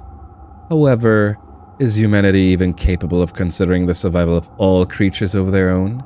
Even if it means accepting limitations? Oh, hell yeah, we get another one. Of course we are. Let's go. Let's go. Okay, 99, the next one. This time it's a blue challenge. Just throw some high cards here. 779 for a 30. A 30 is a good start.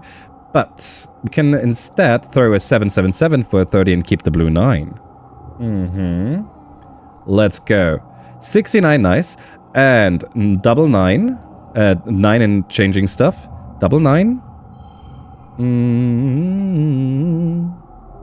The rest of our cards is not so strong.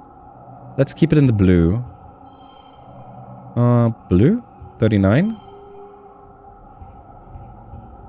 48? How did I do that? 789. 789. Oh, hell yeah, this is good. We're gonna snooze this. 28. Okay, 28 is 28, 21 is nothing. We're so not like that's rookie numbers. Here, have a card. Have some cards. Here you go. 2, 3, 4, 8, 8. There you go. Okay. 21, I don't know if you can do it, right? Reasoning. Okay, let's go. Okay, the next is an animals challenge. We're maxed out in animals. We're not afraid of animals. Let's go. You argue that the success of the Vertumna project in leaving Earth shows that you've learned from your mistakes. Maybe humanity as a whole wasn't able to change trajectory back on Earth, but the colony self-selected those that could. Noctilicent listens to all this, looking a little more convinced. Have you learned anything from living here, though? Can you even coexist with this planet's native wildlife? Of freaking course! Do you know how much time... We're currently running around with a Unisword, dude! Dude! If that isn't a testament to how well we know about the animals around here, then I don't know. Okay, 7... We currently get nothing cool. We can create a 5. We cannot create a 5. In that case, let's go 777. Ooh, I don't want to use the last egg there. Nope. We're not going 777. We are not going 777. 19 is not enough for me.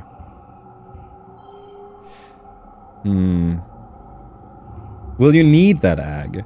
Well, depending on it kind of depends on how many of those thingies we still have to do.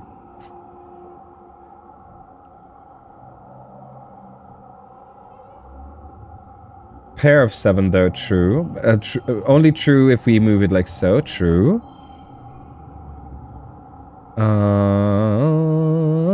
We want to play a yellow hand. And those are basically worthless right now, and that's just a cheat. Okay. 27, unless we throw the egg. But 102. 102.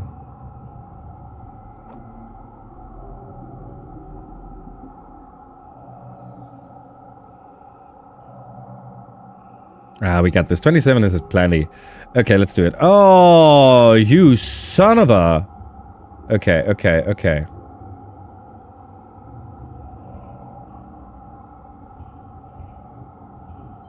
Oh shit, okay, I take it back. This might be strong.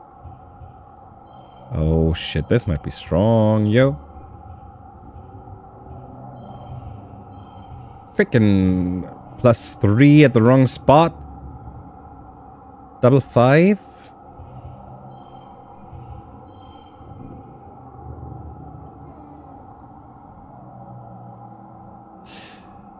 Five, 6, 7. 45. Giving us a 30 in the last round. We're done. Okay, give us something. 5. We don't have a 4. Who cares? 4.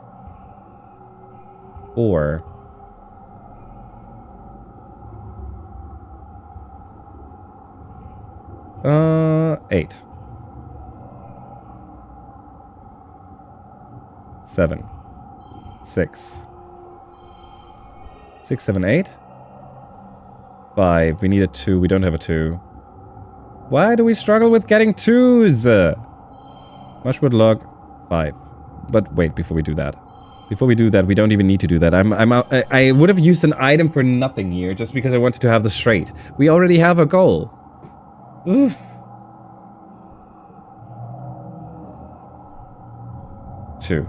Okay, okay, okay, okay. Noctilicent seems impressed. You've learned all that in 10 years?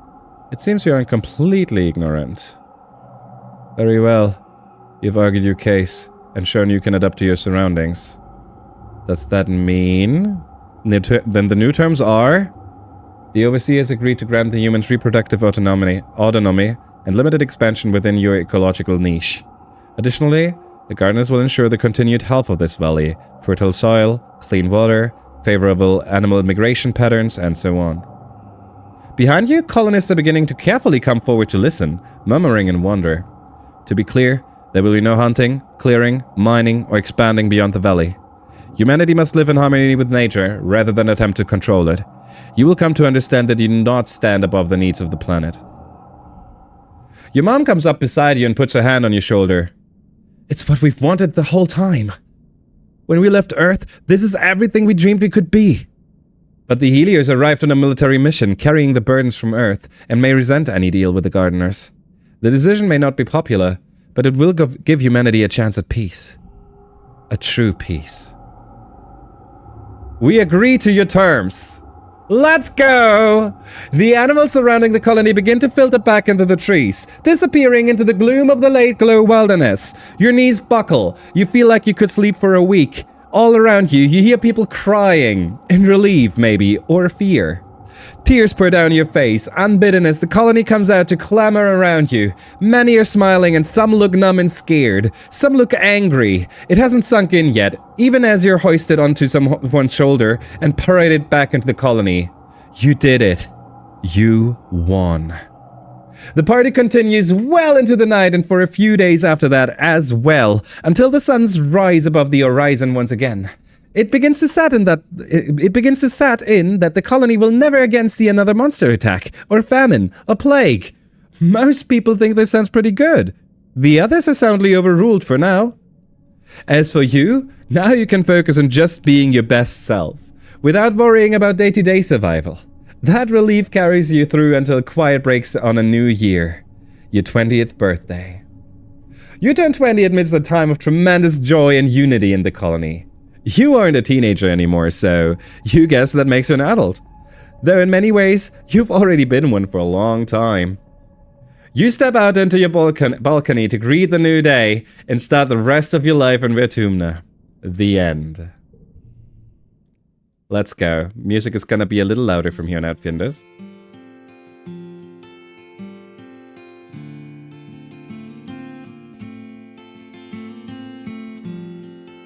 Botanist! You kidding me? We're botanist! I give you one more chance. There's no end of species to discover in Vertumna. In your lifetime, you discover over 13,000 different species of flora and fauna, and some that transcend that distinction too. You give them silly names, because we're too rebellious. Snack Sniffer, Wonder Fungus, Double Scrundle, Grunt Nutter, Gullivator, and the Tasseled Lumpkin.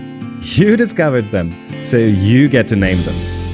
Future generations will just have to deal with it.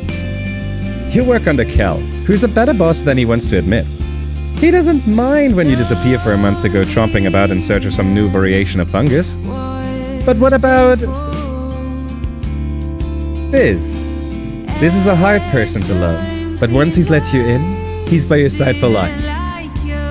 This is instrumental in the colony's transition to Gardener authority. Together the two of you provide an example of fearless submission to the forces of nature. This actually talks to people about everything he's seen in the wild, the incredible and the horrifying, and champions the idea of being a part of it, not in control of it. The idea that peace with nature involves cooperation and compromise, not subjugation, is unpopular. But being unpopular has never stopped this before. Strong. That is strong. Once you've put in the work to get past his defenses, he proves to love you with the same single-minded obsessiveness with which he loves Vertumna. It's a little overwhelming at times, honestly. He's very intense, and after growing up an outcast, he can often seem dependent on your attention. You're one of the only people he's ever truly loved, and felt like he was loved in return. Deprived of it for so long, his hunger for it is bottomless to the point of self-destruction. It's something you keep revisiting during a relationship, but never to the point of breaking up. You're a bit of an odd bird yourself, and you have your own jagged eyes that only this can soothe. Your own jagged edges that only this can soothe. After all, who else would believe that you're stuck in a time loop? Yeah, we told him and he believed us. He frickin' believed us, without a doubt. This continues his work as an ambassador for gardenership for many decades, until one day he announces that he's leaving. In recognition of his lifetime of service to the planet, the overseer has extended an offer to make this a gardener. It's a bittersweet day for you, tempered only by the knowledge that he'll be in a better place, and that he'll always be watching over you, literally. He's made a lot of friends since his loner years, and his ascendance to gardenerhood is celebrated across the colony, even by tangent, having long reconciled the differences. Why did we not? For years afterward, people report seeing strangely docile animals approach the colony, watch for a few hours, and then slip away into the forest. It's a comfort knowing this will always be out there somewhere. But what about Anemone? Strong and true, Nam sticks by your side, one of your most trusted friends. She may be friendly towards all, but few people really know her like you do. No one's quite sure whether to believe Noctilicent would really seize the dark stirring glow, but as the years pass and the colony breathes a collective sigh of relief, the garrison's resources eventually get siphoned away into other departments. Nem is downsized, becoming a reservist instead of staying on with the much smaller standing army that remains. One of her last acts before she retires is dismantling the walls she helped defend. She goes back to playing sports ball and finds her joy again, running teams for children just like her brother did. Little Nougat grows up idolizing them just like you both idolized Kong. Nem's relationship with Vase may have been brief, but it was formative. She doesn't throw herself into loving anyone that deeply again for a long time, instead focusing on her work. You're by her side during her misadventures in dating some of the other soldiers, and once notably Rex. Holding with shared indignity and laughter with every awkward breakup. Nem lives a long, happy life, becoming something of a cool aunt figure to everyone who crosses her sports ball pitch. I agree, Alice. I 100% agree. Brenda is... Ads will start in 40 seconds. Ads will start in 40 seconds. So, I used up all our snoozes. I hate this as much as you do. I hate this as much as you do. But we'll have to wait 3 minutes before we see what happened to the other frienders. So, 3 minutes, frienders. Three minutes. Hold off on it, I need to make the phone call. Alrighty, see? Perfect timing. Hi Comet, lovely seeing you. Hope you're doing great. Comet, there's so much. Oh god. Frienders, ad starting. You get the pictures real quick, right? We come back together in 3. I'm so sorry, but I bet you're as curious about what the others, what their life is gonna be about, right? So let's stick through the ad break and let's enjoy this afterwards. Woohoo! Yeah, we did! Holy! Move!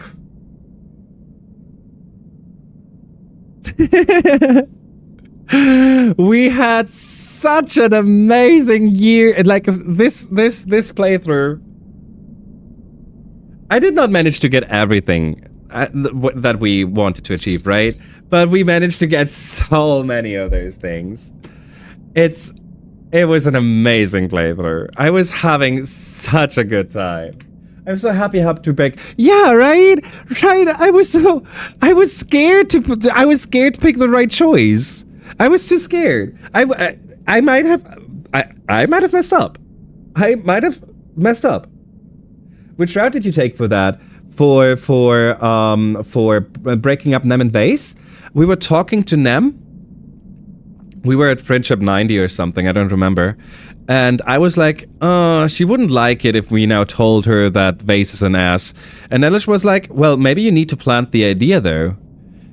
And that was what made me actually reconsider and tell her that he's an ass. He's a scumbag, Nam. Yeah. Did you save everyone you wanted to? I mean, yes and no. Yes, because because we saved everyone. No, because we couldn't save everyone. No, yes, because we saved everyone that was in our power. No, because we couldn't save everyone. You can approach this from a different angle too. I assume that the other angle would be from his, but why would we want him to? What would we tell him?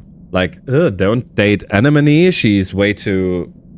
Oh, it's gotta be date me instead. Oh, okay. It's gotta be something like that. Because bro needs therapy. Oh, hell yeah, he does. 100%. Yes, exactly, Elish. Yeah, sometimes being a good friend means telling a harsh truth. Very true. The thing is, I was under the assumption that Anna and Eve would break a friendship apart before she would break the relationship apart. And did therefore not... I did not see that as an option. But like I said, very, very glad that Alice mentioned that in that moment. Literally, you get close enough to him to tell him that he's unfit for a relationship the way he is right now. For real. For real. We got him to friendship 70. That's pretty high. Especially considering that he's a freaking asshole. Also, welcome back, everyone. Welcome back. I'm going to take you back to the game because I 100% want to know more. I want to know, what about the next person? Waiting for a phone call back now. Okay. This game will never cease to surprise. I swear, I love this. Alrighty, frienders. Welcome back, everyone. Time to see who's next. If it's about friendship meter, then I think next one would be Kel. I'm good. Your friend Cal grew up, but he never lost his boyish charm.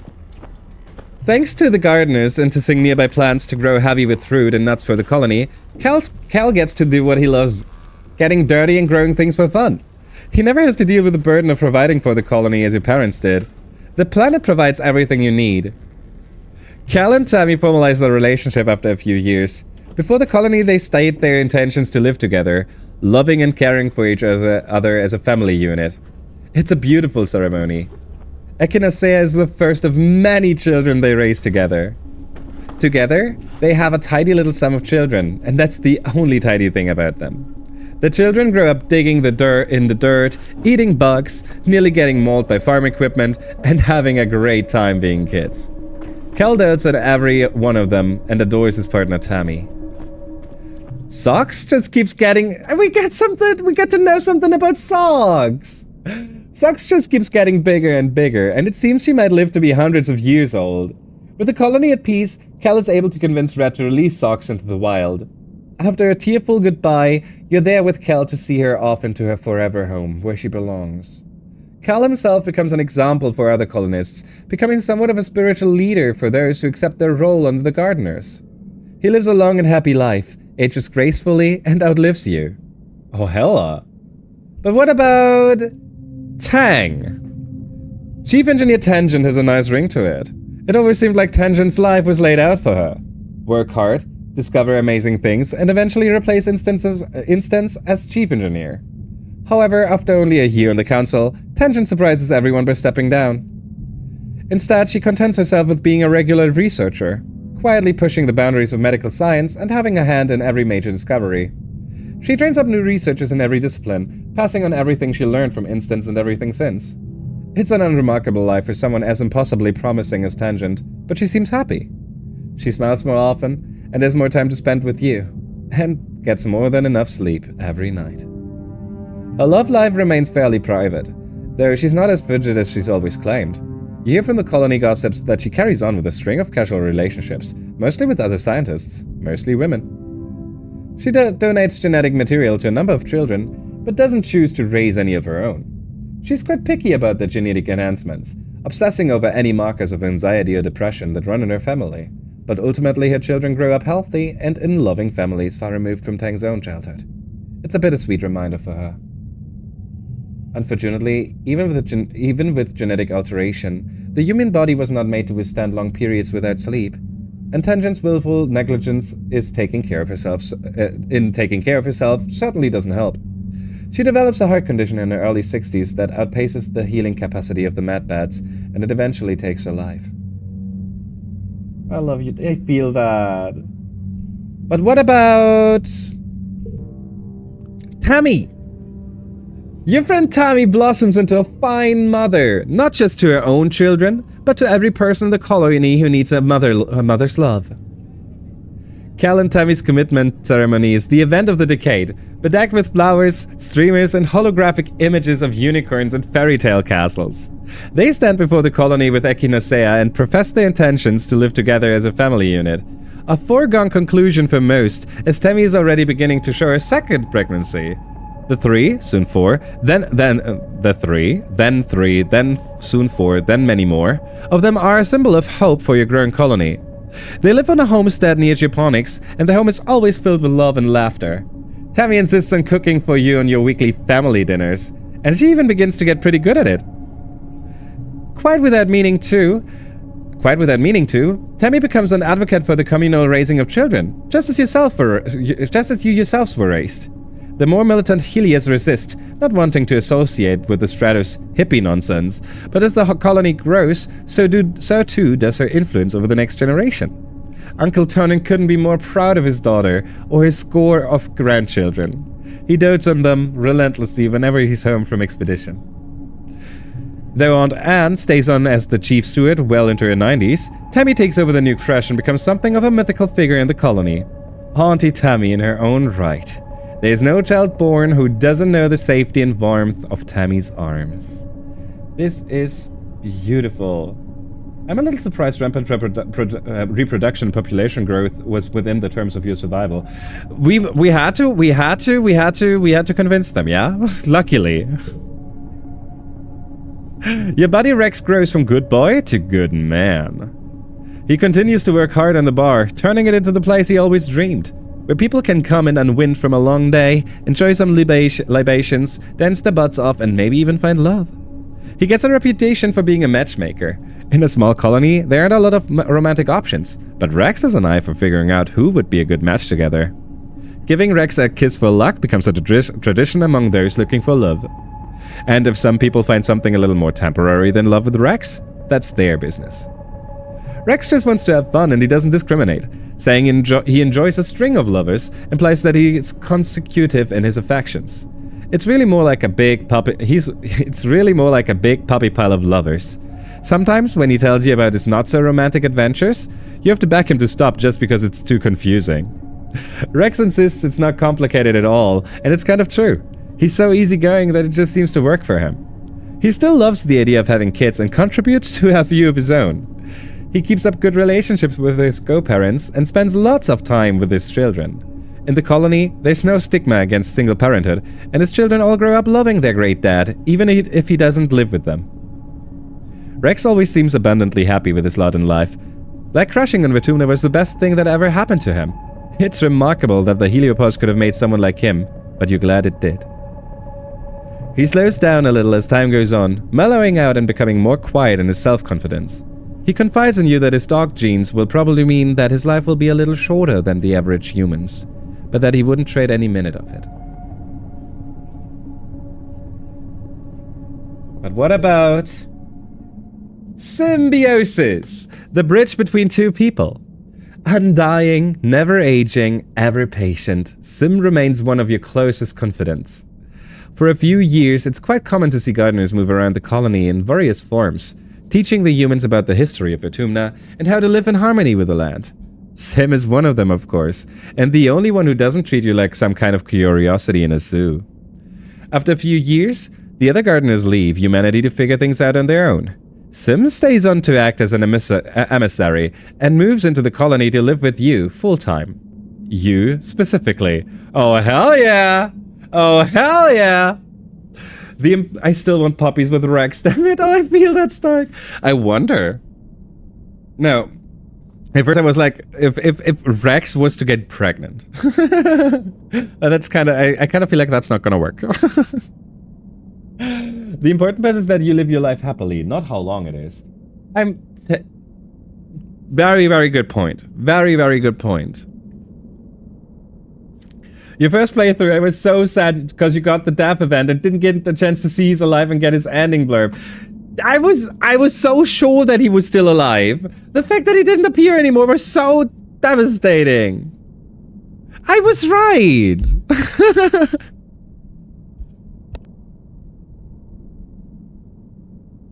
You move into a gardener-like abode where Sim can form a connection to the array, glowing pool and all. It's an odd roommate situation, prone to some sitcom-level hijinks as you work out the finer details of sharing your space with an alien, but your friendship helps him acclimate to living in the colony. You and Sim enjoy the bachelor life for a few years, becoming better friends through your many domestic miscommunications. He's a good roommate, though a little dense when it comes to picking up when you would like some private time, please, Sim. Though a few brave souls try, Sim never bonds with anyone in the colony in the romantic sense, but instead cultivates many new friendships. Aww. You think Sim enjoys living in the colony, but he never quite fits in. He reincarnates a few times into forms that look more human, but he also once famously returns to the colony as a swarm of hacklebees just to prove a point about how gardener consciousness transcends form. It's a bit unnerving, but that's Sim for you. But what about Mars? You were right. I had to keep my silly mouth shut. Don't be sad for Rex. He made full use of his life, so be proud of his life, not sad that it was slightly short. Yes. Elish has a very good way to look at this here right now, because I think of the people here, the one who was enjoying his time the most was Rex. The indomitable Marzipan. That's Governor Marzipan to you. Mars learns from a flirtation with capitalism and, true to her word, abandons a plan to turn kudos into true currency. She wants to raise everyone's standard of living together, not create a luxurious nouveau riche on Vertumna.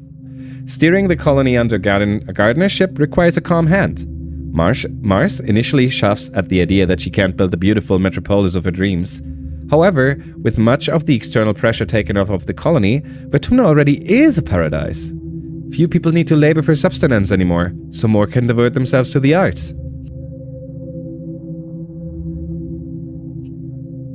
Just as Mars had hoped, peace brings an unprecedented time of cultural growth and eventually the luxury she craved. Just a little different than she imagined. Who is Rex? Rex is our favorite dog boy, dude. As for her love life, Mars has never really wanted to settle down for the long term. She enjoys a string of lovers. Tangent, Utopia, Rex again, a number of people from the Heliopause. Everyone wants her, nobody can cage her. She does eventually have one child, just for the novelty. She enjoys being the center of attention while carrying a surrogate pregnancy, but enjoys being the child's wealthy, generous Auntie Marzipan even more. Mars remains surrounded by as much luxury as one could expect on an exoplanet, and though she complains about wanting more, she never seems anything less than happy about her life. Aww. Exocanus makes people thirsty, not hydrated. That's worked so well! I love that. Nomi never really figures out what they want to be. They dabble in many things and continue to do odd jobs, but never feel pinned down to any one thing. It works out okay for them, because life is easy in the colony now that everyone is at peace. Nomi's not really interested in dating the same way everyone else is. It takes them a long time to warm up to the idea of getting physical with someone, and they need to love and feel comfortable with them first. You're the friend and confidant as they begin to explore the world of dating, always ready to doodle dreamily on someone's picture or come running with a box of tissues. You wouldn't say they're unlucky in love, just that love seems slow to find them, and Nomi isn't determined to go hunting for it. They'll always have you though. Between you and Rex, Nomi's full up on best friendship, and they say that's all they really need in life. They never lose their fascination with Vertumnan animals. One of their hyperfixations leads them to volunteer as a rancher, where they're working one fateful day when the explorers bring a unisaur. Despite the beast's aggression and capricious nature, something between them just clicks. Nomi becomes the only person who can calm down the fearsome creature to the point where it will follow along behind them as gentle as a float cow. That's not true. That's not true. I also have a unicorn. I also have one. That's just not true. Nomi's magical unicorn friend is something of a celebrity among the colony. They're a big hit at princess-themed birthday parties. It's hard to believe that someone like Nomi grew up on the Heliopause. They don't just march to the beat of their own drum. They're their own brass band and acrobat troupe and free candy buffet all in one person. They're your friend though, through thick and thin. What about... They're still the best, yes. It's not the same unicorn, but you can call their unicorn. Okay. People, we get to see the parents! Yeah. Your parents get to see their pioneer dreams come true. With the forests bursting with food, they're both able to lay down the burden of feeding the entire colony. They still work in geoponics, but recreationally. Your dad cultivating dizzy wheat and hops, your mom working on a personal garden of earth plants. Now that the gardeners are keeping an eye on the colony too, her earth plants flourish without threatening to take over the local flora. They live long, happy lives, and you eventually return them both to the soil they loved so much. Your Ricky grows from the size of a small dog to the size of a bear, becoming more and more unwieldy, and more terrifying to small children. Before the council can force you to do anything about your arachnid octopus friend, Alice just disappears. You look everywhere in the colony for it, but your answer comes from outside the wall. A new Vriki nursery tree. Soon the colony is host to many curious Vriki pups who call your Alish home. Yeah, there you go. There you go. Your Unisoul will seemingly live forever, just as cantankerous as she's always been. What is cantankerous? I have never seen cantanker before. Grumpy? Oh, okay. Alrighty. Just as grumpy as she's always been. I'm sorry, Alex. I apparently did not manage to to get your stubbornness reduced. Alex is bored in the colony though, and ultimately, even though you've made great strides in taming her, you'll never domesticate her or her species. You decide it's best to release her into the wild. She deigns to give you a regal nuzzle before sprinting off into the swamps where you found her. And in my later years, the days turn to months, eventually becoming years, then decades. Before you know it, you're old, and you live in harmony with nature. Living under the gardeners, lovingly tended like any other species in the garden, is like a paradise. The trees are heavy with fruit, the weather is mild, and the colony is unbothered by the larger xenofauna that once menaced the colony. You even see faceless ones sometimes sitting in clearings like inert sentinels, their broad mossy bodies home to cluster of small animals. Over the years, a few dissenting groups refuse to believe that the entire planet is off limits to human. In the spirit of human expansion, they break off from the colony in search of somewhere outside of the gardener's influence. Some return chastised, but others never do. Pruned, just like any invasive weed. The surveyors work exhaustively to map the boundaries of the human territory, and the scientists and engineers work on countless simulations to test its carrying capacity. Within a few years, you have concrete numbers about how many humans can live comfortably while still maintaining equilibrium with the planet.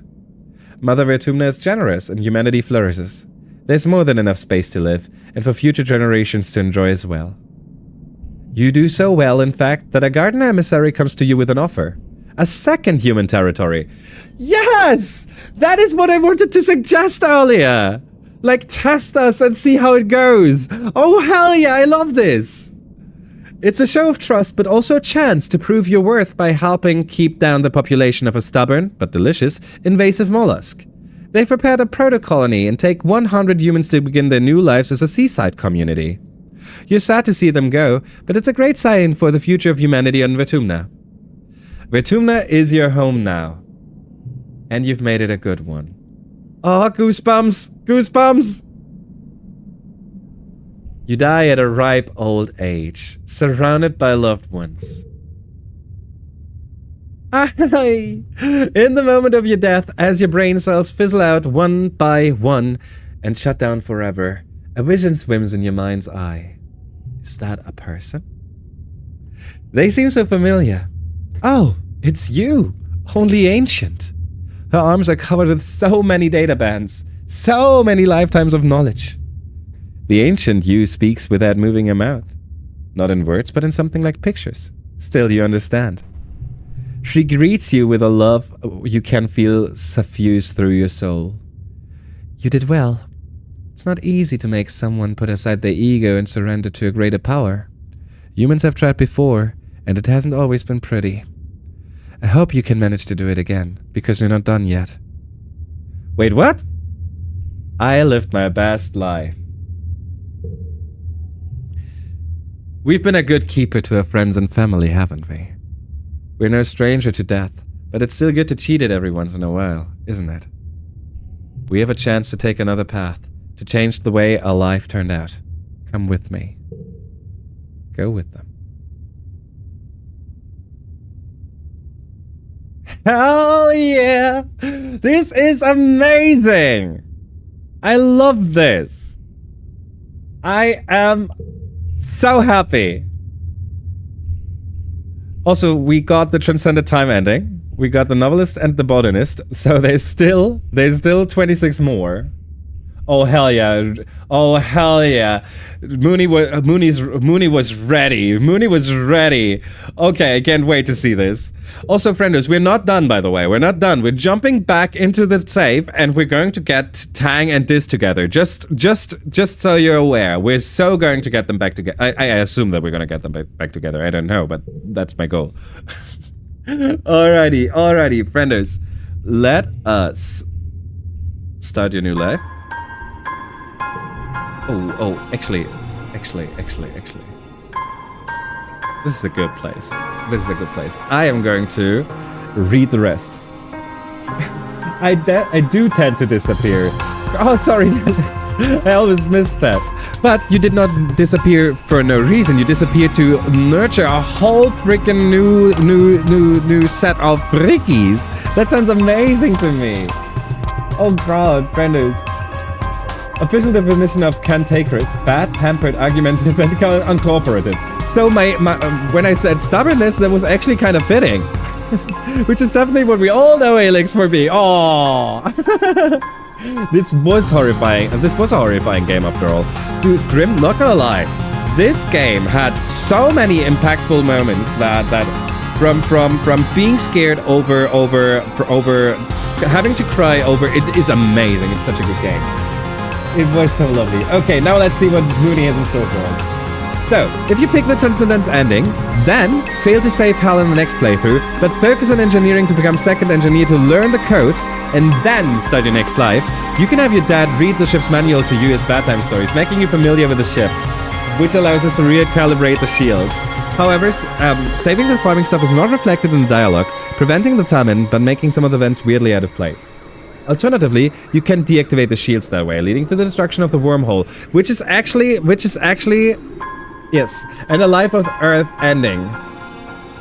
A Life on Earth ending. Which remains there on your next playthrough, and you can get out of by basically saying this is boring, and your old self is appearing to fix the timeline. Oh hell yeah. Oh hell yeah, but our last save is like we would not reach that in any particular, like in a closed time frame. Maybe wait, our first playthrough has that. Our first playthrough has robotics and congruence. We can reload that one.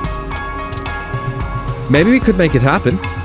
I'm curious about the Life on Earth stuff because I'm very curious about what is actually going on with. I still don't understand anything about Mom and Dad. Or why we left, or how we stole congruence. There's so much we still don't know.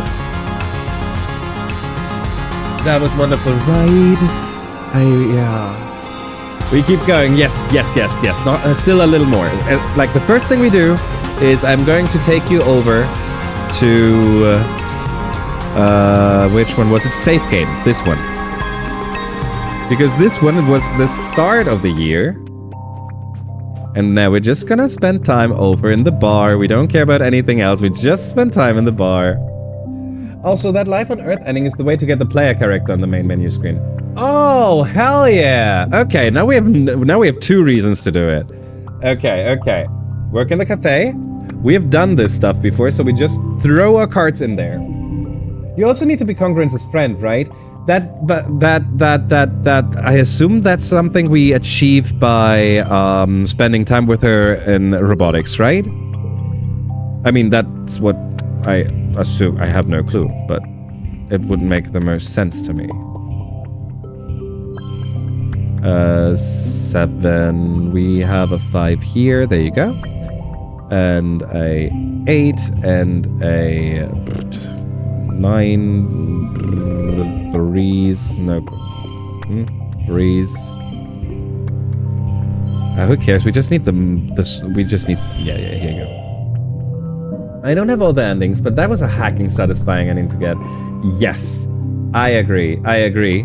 I'm still hoping for something cooler. In the like we did. I was hoping for something cooler than a job for us. But other than that, absolutely agree. What? Oh, yeah, I totally forgot about that. It's hard to hear you over the game. Oh, you're right. I'm sorry. I forgot that I upped the music for the song. I'm so sorry. I forgot to get it back down. Sorry for taking so long to react. We're space and time, Jesus. Yeah. You learned Congruence's birthday this run. True. Wait, what? Which is a prerequisite? I didn't know that. That's good. You have to become second engineer. Which might involve not overthrowing Lum. Okay. It's still doable. Not in this one. In the first one. You resist the temptation to chase the little hop-by. Okay, let us go back. We want to spend some time with Tangdiz. Wait, I am at the right place. I'm sorry. Okay. Work in the cafe again. How are you? Wait, this is Tammy. My turn to babysit? This is... What?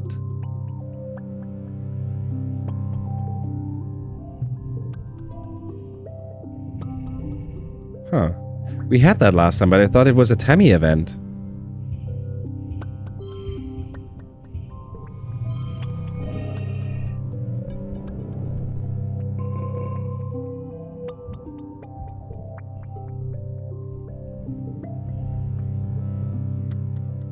Okay, then Rex. Oh my goodness, have we spent so much time in the cafe? Will we even be able to get this?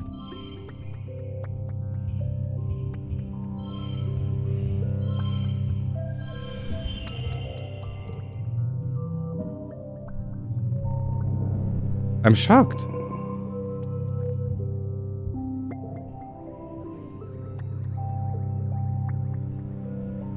Come on. Work in the cafe. Okay, there it is. Event number 1. This.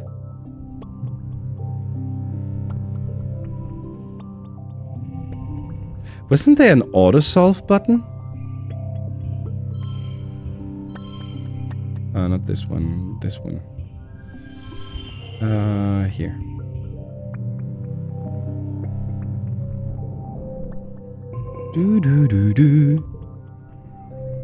Yeah, we're gonna do... Oh, shoot. I forgot that we now have to care about stress. Oh, wow. We didn't need to do that in so long. We can go have sex with this real quick to get our stress down. It is. There you go.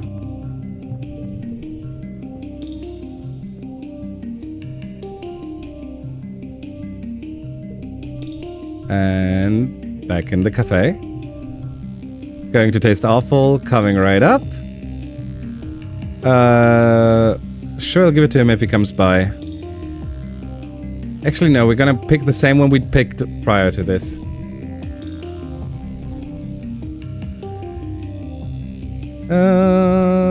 Blue, 99, another blue, 40. It's okay, we take it. One more. Then we are back to where we were before, and we get to see if we can fix them somehow. That's not what I wanted to say, but you know what I might mean.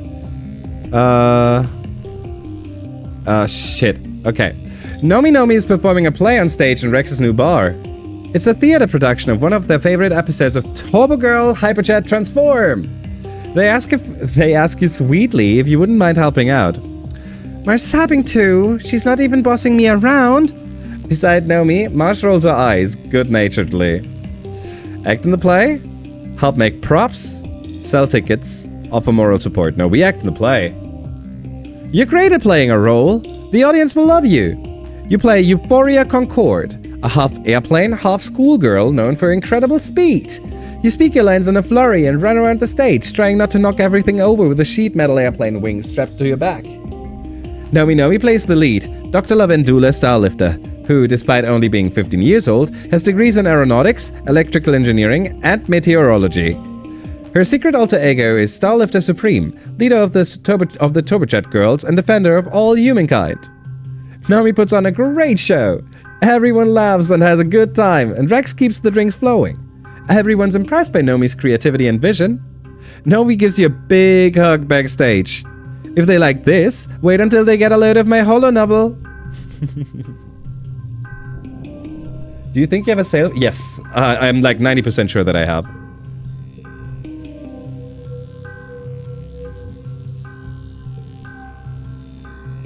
Okay. Sounds cool, man. So what is it? Get to work. We're getting close. 12 and a 4 and a 3 and a 2 and a 0, and this does not work. Oh, this might be a case of we need a different hand. We could go 2, 3, 4, 5. We don't have a 6, do we?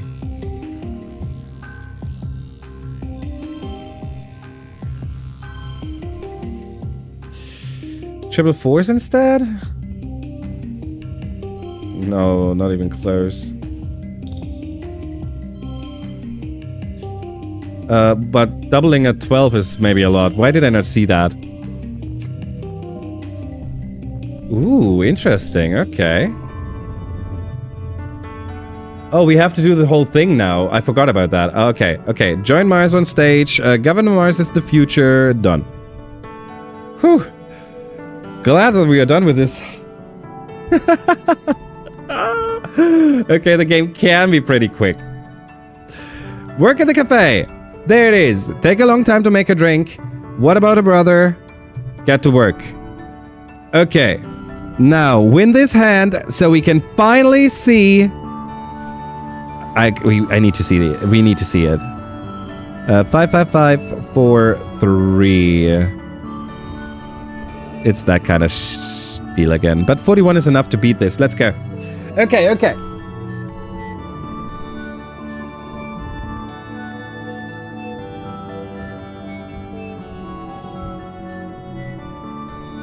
Time for a new event.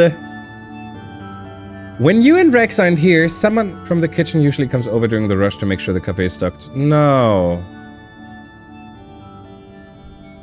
It's not a new event. Why not?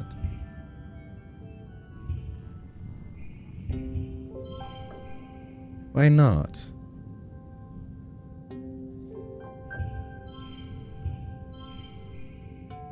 Yeah, that's a good idea. I should have considered that.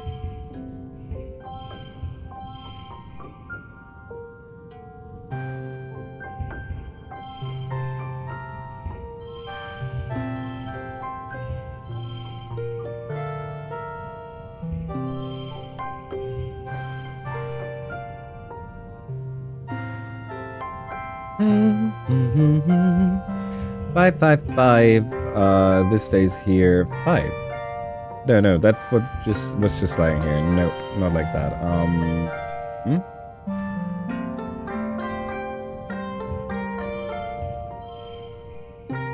7, 8.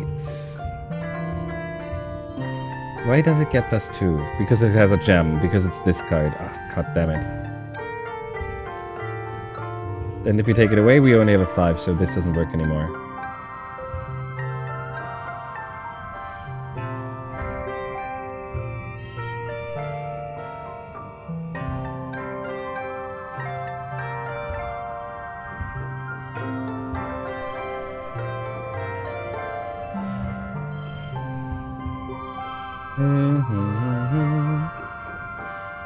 We are going to... Who cares? 4 blues, come on. 4 yellows.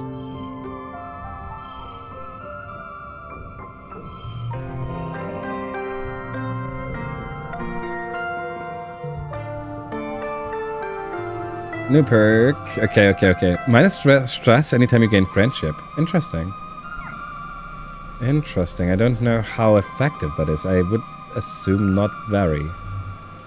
Okay, so Tang doesn't have anything?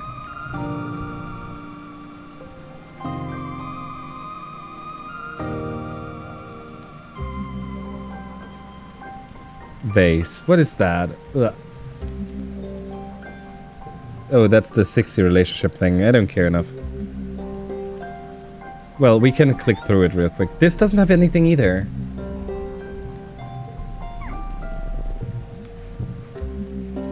Oh. Yeah, we can just click this.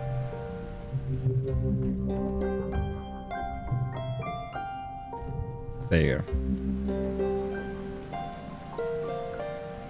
Wait, are you telling me that that was actually an option?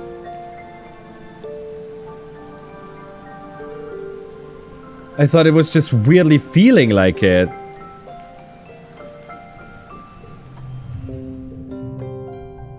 Better stay on your toes. They'll come around. Done. Good. No, not done. Administration and command. What if we need to work somewhere else? Let's do this. Hang and this. And try once more. Nope, okay.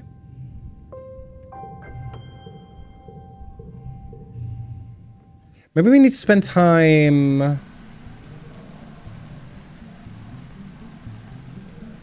in engineering or outside? For either of them to have some kind of normal whatever event prior to this. You know me? Know me? Oh wait, this is new. We can watch. Oh, wait a second. You and Nomi are doing independent study after hours when they stand up from their beanbag chair and do a little victory dance. Yes, it worked. Look, Ima. They throw something to your holo screen. The intro for the game QQ Bishunin Kyusitsu. QQ Bishunin Kyusatsu comes up on screen, and Congruence's full room holoprojectors decorate the walls with a blue sky and rolling green hills. Peppy battle music fills your ears. Nomi claps their hands proudly. I installed it on the classroom mainframe. It's so much faster, there's no latency at all. Suddenly the lights go out. Nomi screeches and hangs on to you in the dark. The lights flicker back on, but only for a few seconds at a time before going dark again. The temperature drops. The holoprojectors no longer display the lush meadows, but instead a ramshackle wooden cabin with various horrible implements hanging on the wall. Hello, children. Oh no, I must have installed it into Congruence's memory. She's being affected by the game's code. Congruence's holoprojection appears in the middle of the room. She's facing away from you, but when she slowly turns around, you're horrified to see that her face is smeared away and featureless. Do you want to play? Oh, weird. Is this supposed to be Saw? Yes. An unnatural growling noise fills the room. Nomi squeaks and hides behind you, but it doesn't matter. The noise is everywhere surrounding you. Congruence's holo-projected form flickers and becomes a shaggy manticore with glowing eyes, and then it's gone. A howl echoes off the walls. The hunt is on. You and Nomi fight your way through Congruence's holo-projected nightmare, encountering beasts the likes of which you've only ever seen in books from Earth. They stalk you through misty forests and trap you in dark-looking cellars. They scream and moan and cry and howl. You've never been so scared from a holo game. It feels so real. I didn't make this. This isn't even the game I installed. Congruence, the manticore appears a ghoulish apparition. Is this what you wanted? No, Ima, what do we do? Apologize, fix her. I feel like we should apologize instead of fixing her, because I feel like she's just messing with us. I'm like 90% sure she's just messing with us, but you use your holopalm to access Congruence's system files. It's not strictly speaking allowed, but neither is installing game software into her brain. After a few minutes of hacking, you realize something doesn't add up. There's no trace of Nomi's game here. Concurrence is a massively intelligent being. There's no way she would have allowed her base programming to be manipulated like this. The lights flicker back on, and Concurrence's holoprojection smiles cheerily. You solved my puzzle. I thought simply telling you not to install unimproved software would be boring. You'll certainly remember this lesson. Nomi clutches the chest. Yeah, for sure, I'm never doing that again. That was kinda cute. That was indeed kinda cute. Let's throw some cards. We just want to reach the score here. We don't care about the stress. What we do care about, though, is figuring out how and why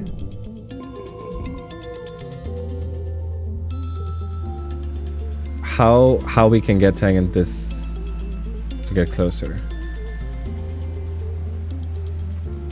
It was not engineering. He also did not get a new bubble now.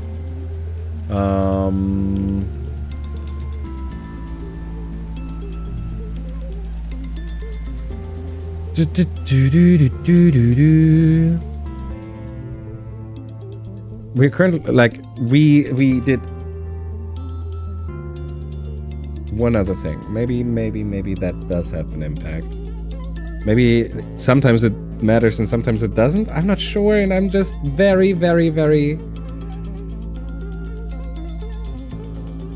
I wanna know. Okay, no, On-Ann seems to stop by a lot more this month than usual. Nope. Okay, honest question. Does anyone know what we're missing?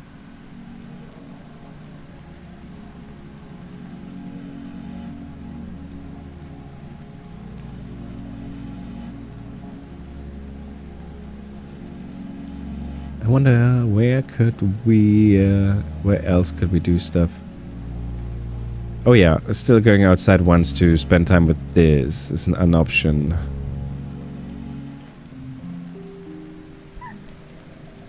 There's a sim down there? But is there a this somewhere?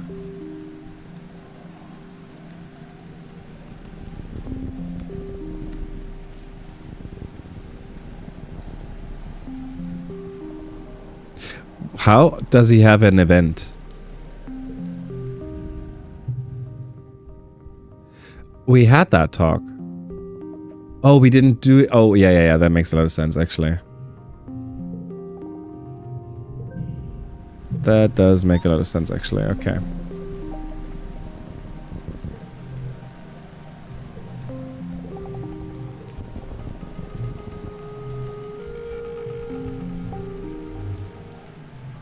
As far as I can tell, you just have to keep working at the bar?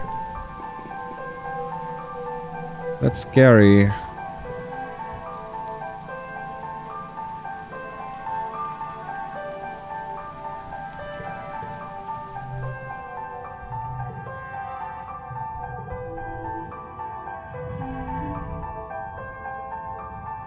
We're gonna reload if it doesn't work, obviously, but we're gonna give it a shot real quick.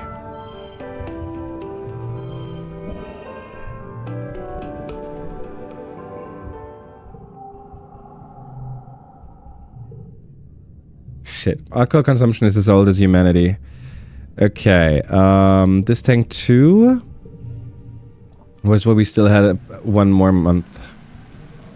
We went outside. So the max we can give ourselves is 3 in a row. What if we...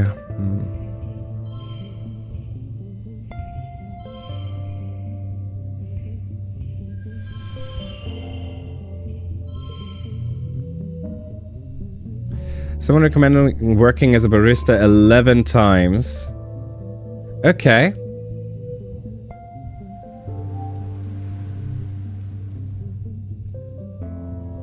We did rest once.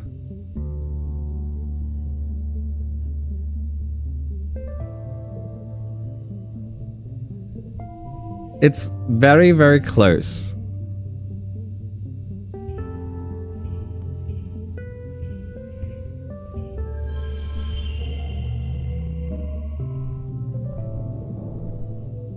Come on. Come on. Come on. Come on. Come on.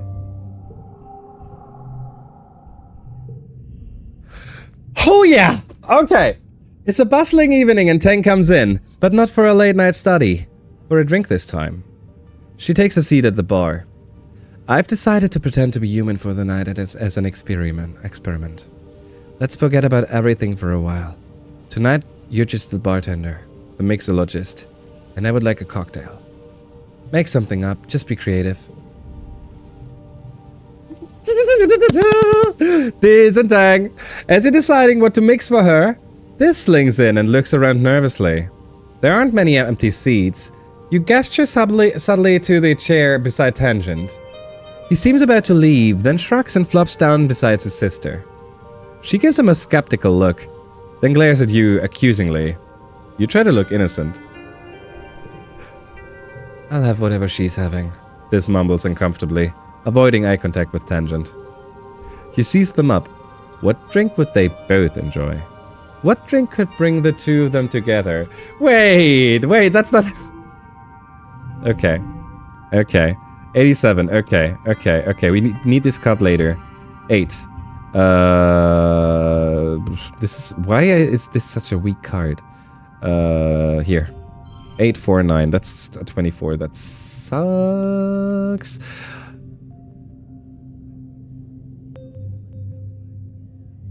No, we don't need that. Hello.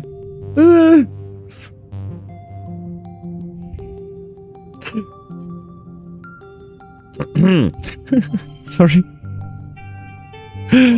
Plus, this card is in the way.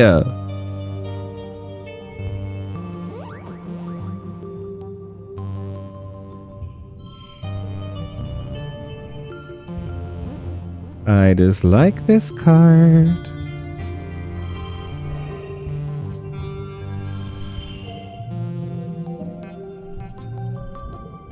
You got this.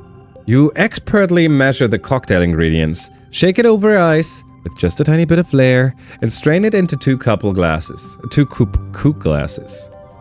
twins watch you mix intently to avoid having to talk to each other. You garnish the drinks with a flourish. Perfect. And eagerly await the reviews. Oh hell yeah. This spits his first sip halfway across the bar. What the hell is that? Hot sauce? And a raw egg? Are you trying to poison us? Oh hell yeah. Also look at him. He's Angie mode. We have Angie Diz mode. Angie Diz mode. Then Diz starts laughing and suddenly they're both laughing. Oh hell yeah. So what do you think? They both say in unison, "We hate it," and break back into giggles. Excellent barista / bartender that you are, you don't take it personally. Okay, it's not that bad. I think the hot sauce is growing on me. It's quite polydispersed. Foamy. This seems to have broken the ice between them, so you leave them alone for a while to chat while you serve other customers. Don't leave them alone, I want to see what happens! Full art! When you check back 2 drinks later, they've brought out their mother's communicator and crystal and are talking quietly, their hats close together. I miss her. You hear Tangent say. I miss you. When I feel anything at all.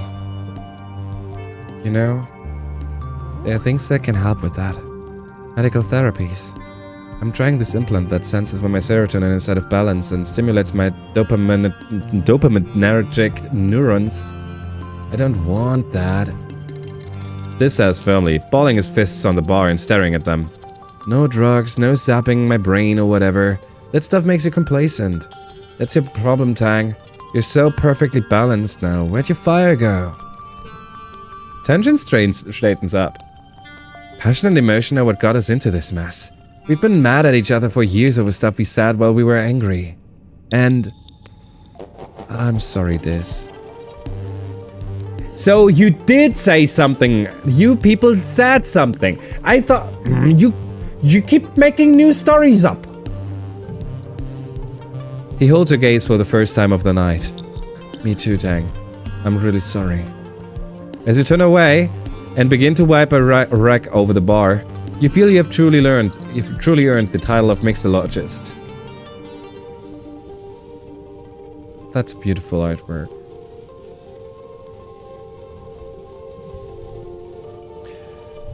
You know what the problem is? We managed to get this, but we don't get anything out of this. Oh, actually, we do get something out of this because we never talked to the others. So this is now a normal fight, a normal day, normal fight. Oh shit, I have no clue what this means. 104?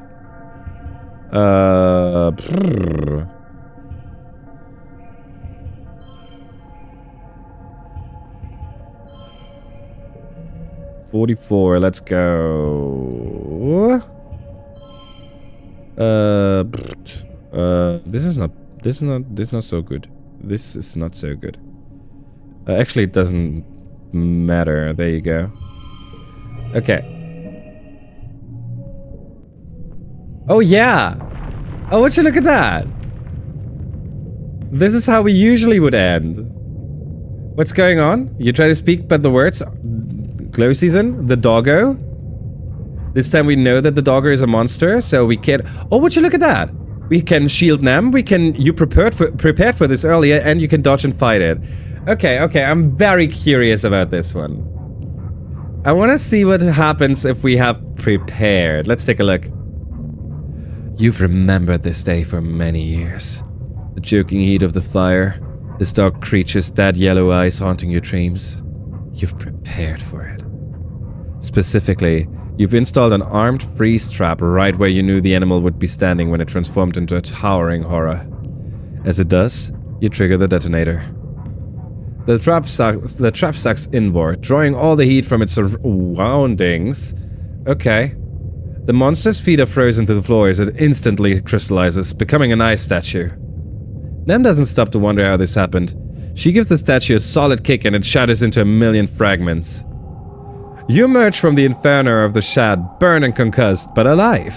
Anemone smiles. It's good to be alive. It's good to be alive. Where is it? It's good to be alive? There it is. Status ended injured. You have your wounds tended in the med bay. Your defenses held through the largest attack to date with no casualties at all. But for now, you're just happy you survived. It's your birthday. You're a fully fledged adult now. You and your friends step out to greet the new day and start the rest of your life in Vertumna. Okay. I assume that we still are a botany guy. Botany lady.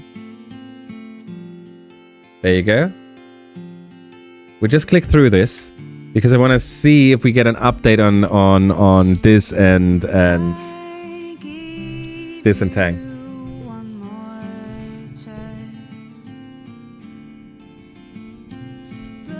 This is a hard person to love. He never really finds himself on the right side of the colony authority. More time outside the colony. Grows to resent the colony more and more.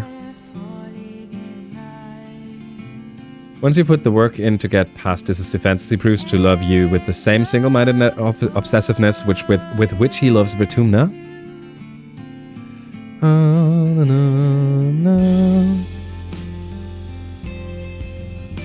This continues to work in expeditions. Dangerous life. Eventually it catches up with him. Now, though there's nobody to recover, his funeral is well attended by all of expeditions and of course by Tangent.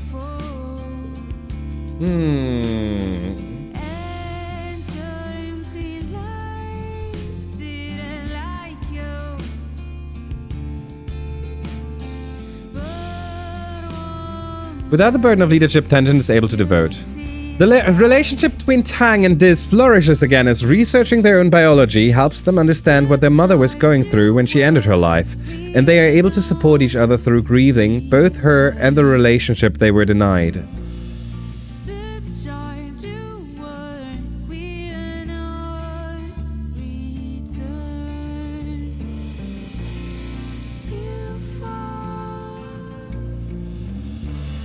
particularly when it comes to mental health. She makes the huge strides in developing genetic engineering, pioneering unobtrusive changes to the brain that increase its resistance to depression and anxiety. Tank, could you please come over here and do this on Earth here, over here? She champions the creation of a new permanent mental health professional in the colony. Aided by her treatment, mental health improves for everyone. So by getting this and Tank together, we make it so that mental health is improved. Oh, that is nice. Her love life remains fairly private. Unfortunately, even with the alteration. Okay. So there was a way to get them back together. We managed to do that.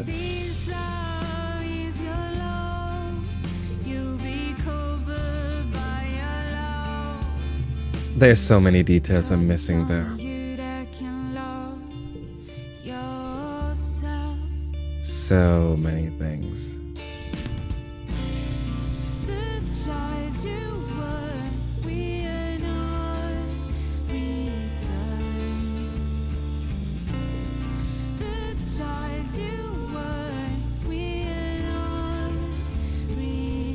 I want to see if there's something for Tank. Oh my god, Walden! Walden, hi! Hi, hope you're doing great. How was To the Moon? Cheetos? Close. Chivos. How was To the Moon? We talked about you earlier. I hope you had a fantastic time with the game. How are you doing, Walden? Thank you so much for the raid. People, if you're not following Walden yet, change that. Right now. Turning the heart blue, green, whatever color you need. Also, I'm gonna snooze the ads for 5 minutes real quick, so... It's my last snooze, though, at the moment, because we don't have snoozes. Thank you for joining us from Walden. How was the stream, Brenda? Walden is a new member of the G team, but also Walden is just amazing. Amazing. I always keep repeating how incredibly funny she is, and you're gonna love that. And I love to mention how she does that in a way that you like. It's not like she's trying. It's just, you know, some people try to throw a joke here and there and da. Walden just talks and you start laughing. It's impressive, people. You should know her. You should absolutely know her. Also, so many awesome games lately. Holy shit. Obviously, always awesome games, but in the last few games she played were all highlights for me. Like, there was Chrono Trigger, now we have To the Moon, and I want to say more than 2 because that would sound so much better, but I currently can't say, oh, there was Nier Automata, and then there was Nier Replicant, and oh my goodness, there were so many incredible games. Friends, check out Walden. You will regret it if you don't. I did the 2 mini episodes in preparation for a bird story later this week, and then Finding Paradise. It was fun. Oh, hell yeah! I already bought a bird story. I bought Finding Paradise, and I bought the other one. Strange? No, I don't remember. So Imposter Factory. Yes. So I have I've only played To the Moon myself. I can't wait to play the others. Oh hell yeah. Every story I stream is a bird story. True. Friends, we're currently playing I Was a Teenage Exocolonist. We have finished a second playthrough. And we were I personally was very happy with the outcome. But there's so many more things that we're currently taking a look at some of the stuff real quick, just to see if we can force some more endings, some more informations. And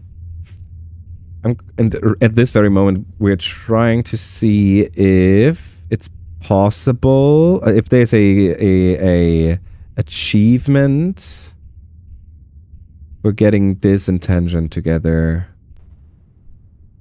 What does that mean? Oh yeah, that makes a lot of sense.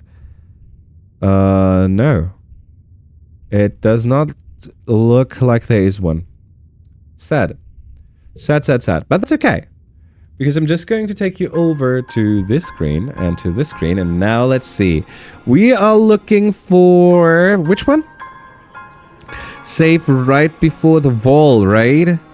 And then, of the first playthrough, about 7 years in is when we had engineering. So, let's see, no. Glow End, I think it was... The Glow End was where we ended yesterday, Friday stream, so... this is not it. Sim Bubble, main menu check. This ending... This ending? This even. This ending.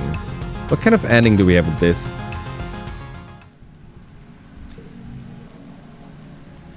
Maybe that was just what I called the 100 relationship event. Nope.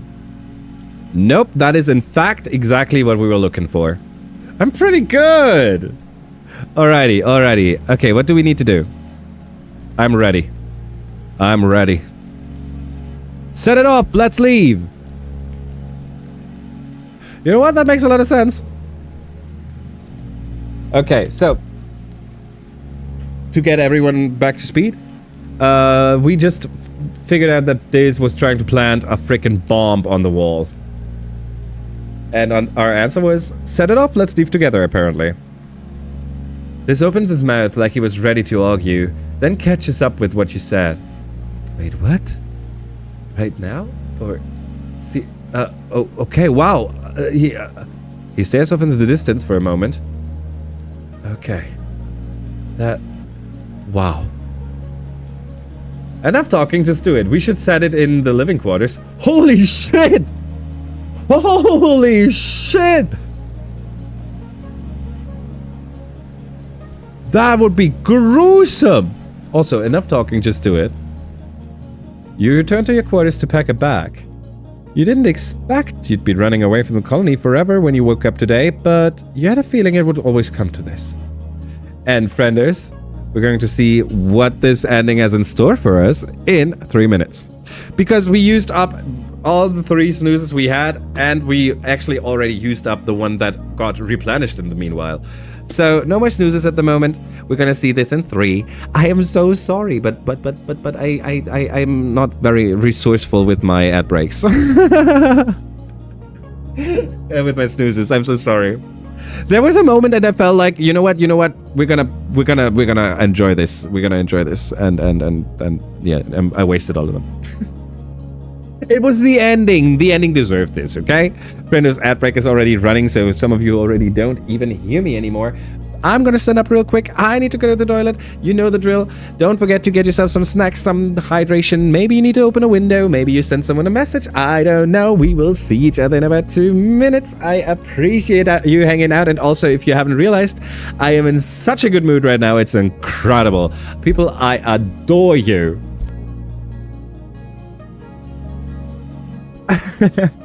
Alice, the thing is, I get help from Kenneth and Alex at all times, and as soon as I see the announcement thingy, I as you know, I have 3 chats open, right? So the announcement thingy with the bars pops up 3 times, so it's really hard to overlook them. I react to the kind of color change differency, blah blah bullshit. But also I need to go to the toilet, and I know myself, I'm gonna keep yapping, and I'm you know what, I'm doing it.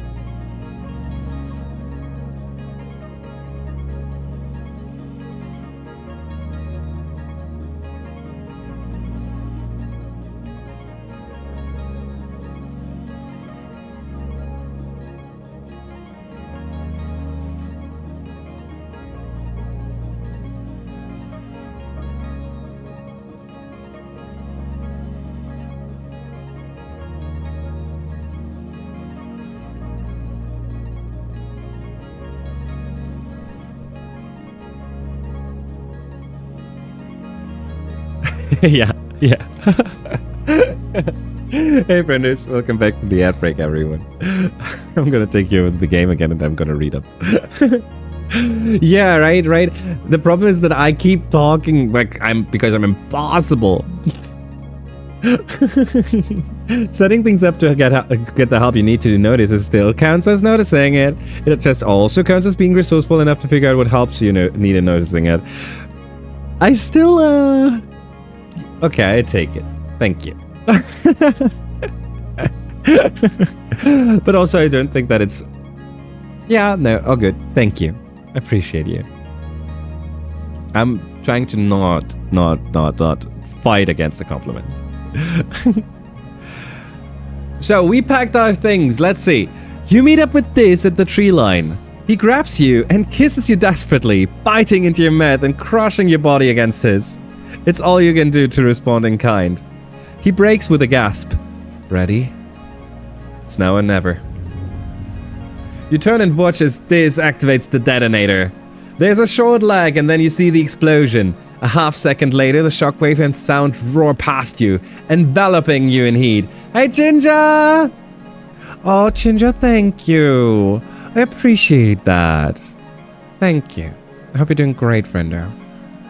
I hope everything is going well I hope everything went fantastic in your endeavors. Is that how you say it? You know what I mean. The mist of wet season evaporates immediately, replaced with the smell of ozone and burning. This holds you tightly as you watch the walls crumble around the site of the explosion.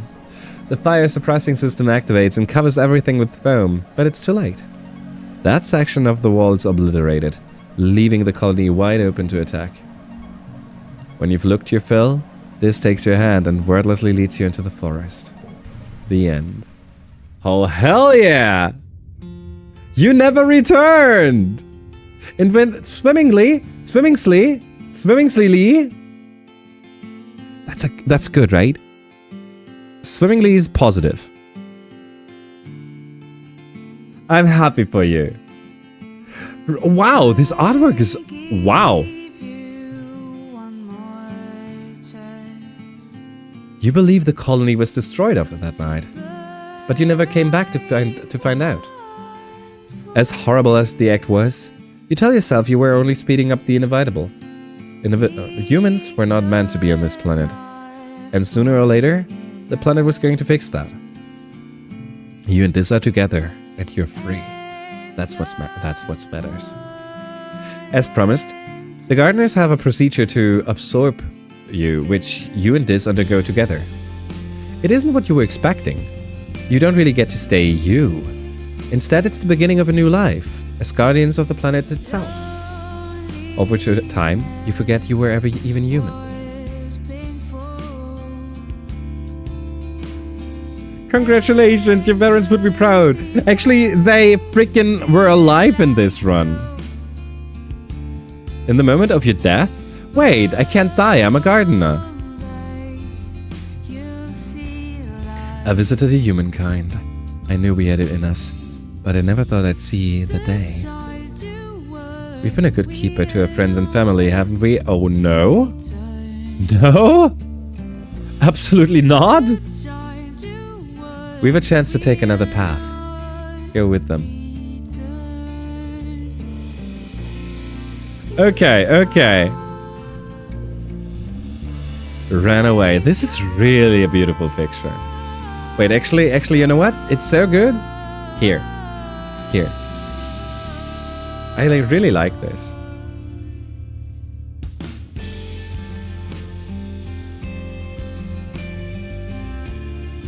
Trippy. It is kind of trippy. Good morning, Canis. I hope you had a wonderful nap. Hope you got a little better. I hope you're feeling better. It's a bit lengthy if you're a romancing sim. Oh, that would explain... Like, you would spend more time there. Yeah, that makes a lot of sense. Okay, next up. This is year 1. Playthrough 1. Let's see. Okay. That was year 1. I know that we managed to do one Safe. Did I actually name a safe? You get it. 7TV mode coming in hot. First end. Oh, that is a good timing, actually. The first end. Let's go to pollen right after first end. The first end was outside in glow.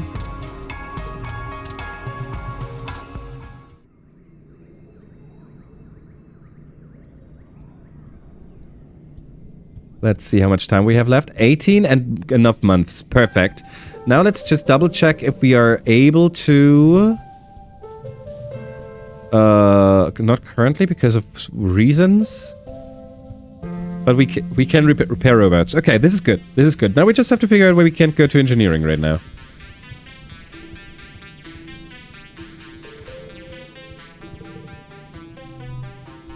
Why can we not go to... specifically not go to engineering? Maybe it's a 1 month thing. I don't remember. Obviously I don't remember. Let's see. Just practice Vertumna for now. Hi, Canis. We spent some time with Exo Canis. True.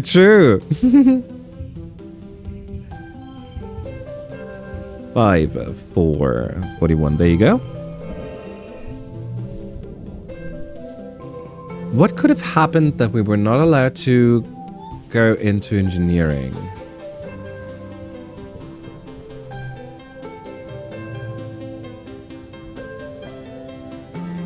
Maybe I should just read it, huh? I'm impossible, friends. I'm sorry. You can still smell the smoke from the fire that destroyed the medbay and biology labs on the upper floors of engineering. Okay. Maybe... so that was the one after the first end. And since this is this month 5 afterwards, we can check if it already happened here. Actually, let's go to quiet here and see if the engineering is already up.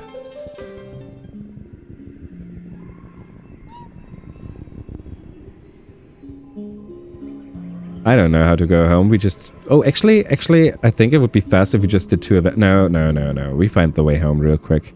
It can't be that far.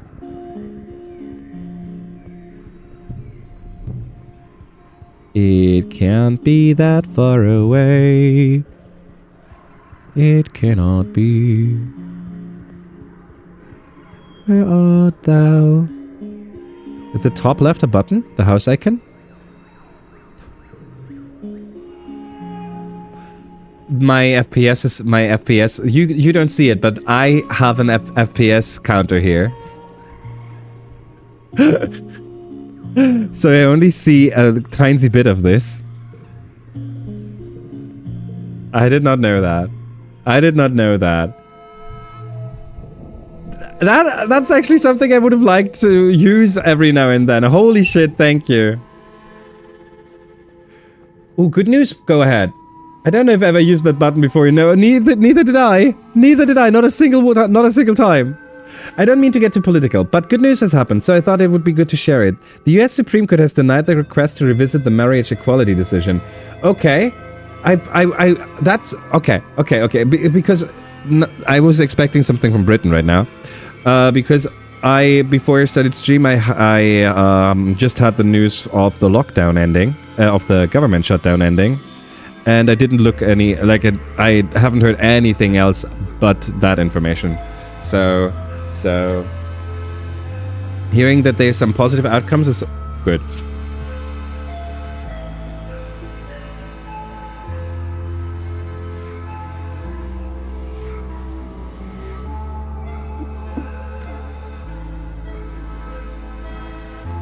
And stays legal.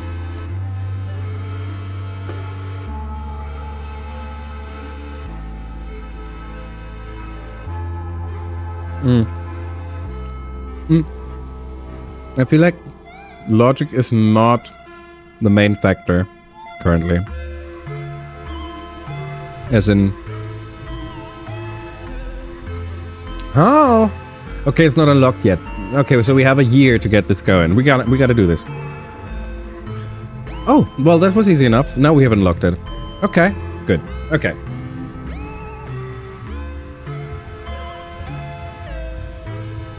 Also, thank you so much for bringing that up. Positive news. Something we all can use. 4, 5, 6, 7, 3. 55. There you go. Okay, now we get to spend time with congruence. And if my theory is correct,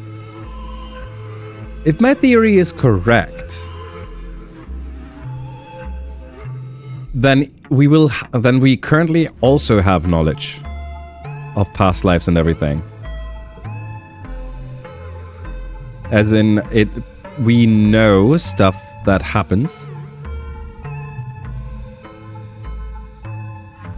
that hasn't happened at in that timeline. Yes, perfect. Okay, programming is super cool.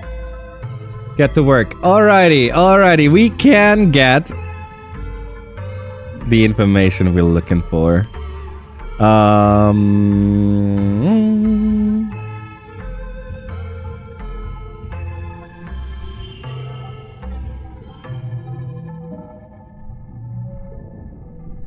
Number 1. Oh, we need to rest. Freaking shit. No one cares about the new cars right now. Let me go home. Let me go. I need to rest over there. We have goals. Yes. Done. Okay. Leave me alone. We have a goal. Go away. Come here. Repair robots again? Okay. Now it's the Mat Bay mission first, okay? No, not you. Don't leave me alone. No. You meanie.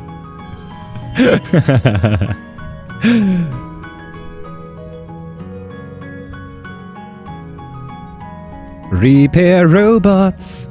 Okay, now we get our Eddie.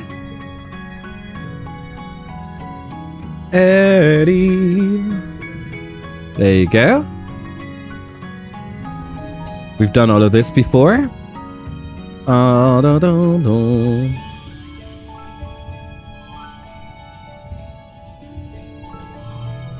we're just throwing those out of Vertumna? I don't, what? Anyway, about this one nature, skip the games. Done. Okay, good. Okay. Repair robots it is! You're sent on location to update the firmware of the nanoprinters in the depot. For how important they are to the running of the colony, they're quite simple from a robotics perspective.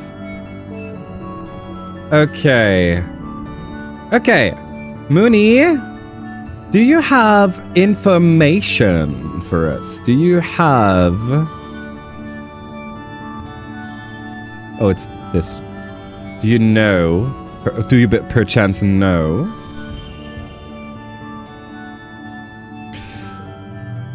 How to get prodigies? Yeah, true. We just had the case where we need to keep doing it. Yeah. Security Chief Rat has brought in one of the sentry turrets for repair. The damn things are jammed again. They turn on, but instead of firing, they just make this loud buzzing noise. It's annoying, but it's not very effective. Can you make them kill things again? With bullets, not with noise? I'm not fixing machines of war. I can. Working on the turrets is a bit of trial and error, but you figure it out. You fix the jammed one, grease the rest, and adjust their programming so they don't shoot quite so fast. After a few years out in the elements, they're getting some wear and tear, and old machines need to be operated more delicately. You suggest that Red requisition some crews to build shelters for the turrets. Can you jam the fixed one instead? Hell yeah! Red is impressed by your handiwork and transfers you a few extra kudos. Weirdly enough, I kind of feel like Red might actually be a good guy. someone who's actually means good. I kind of feel like it. I can't even say what it is that makes me feel that way.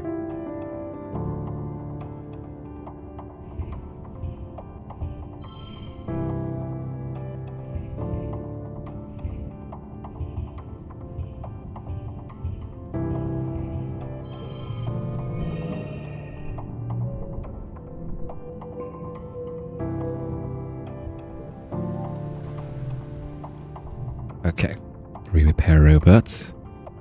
Nomi and Diz are working in the lab this month. You'd think that it would mean less work for you, but somehow the two of them always seem to create more work. Oh yeah, that makes sense. Okay, 6, 6, 6, another 6, and this is a 5, so we have 5. No, this doesn't work, we need a 4. That's not good enough. Well, it still wins, so we throw this. In silly fun news, Sony announced a new State of Play video for tomorrow afternoon focused on Japan, right in the middle of my planned stream, which just seems like it is meant to be, so I guess I'm gonna be watching that on stream. Oh hell yeah! Oh hell yeah!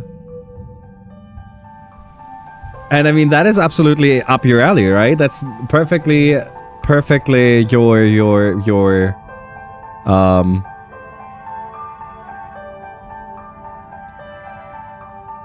where you know, like, it's most likely going to be JRPG stuff and so on, right? I love that for you. Nomi is assigned to work with you in the robotics lab this month. At first you're happy for the help, but it quickly becomes clear that they're more interested in unreasonable fantasies like building a giant robot to defend the colony. Oh hell yeah, let's go some Gundam. Let's do some Gundam robots. I saw it in an anime. It's totally cool, we just have to... Perhaps it is better to master the basics first, Nomination. For example, there's a vacuum bot awaiting repairs to its intake and output valves. Yeah, it's Eddie! You know without looking, it's Eddie! Yep, your problematic little buddy is sitting in first bay. You pull up the I do not think that I will ever have the chance to say Eddie, my problematic little buddy, ever again in my life.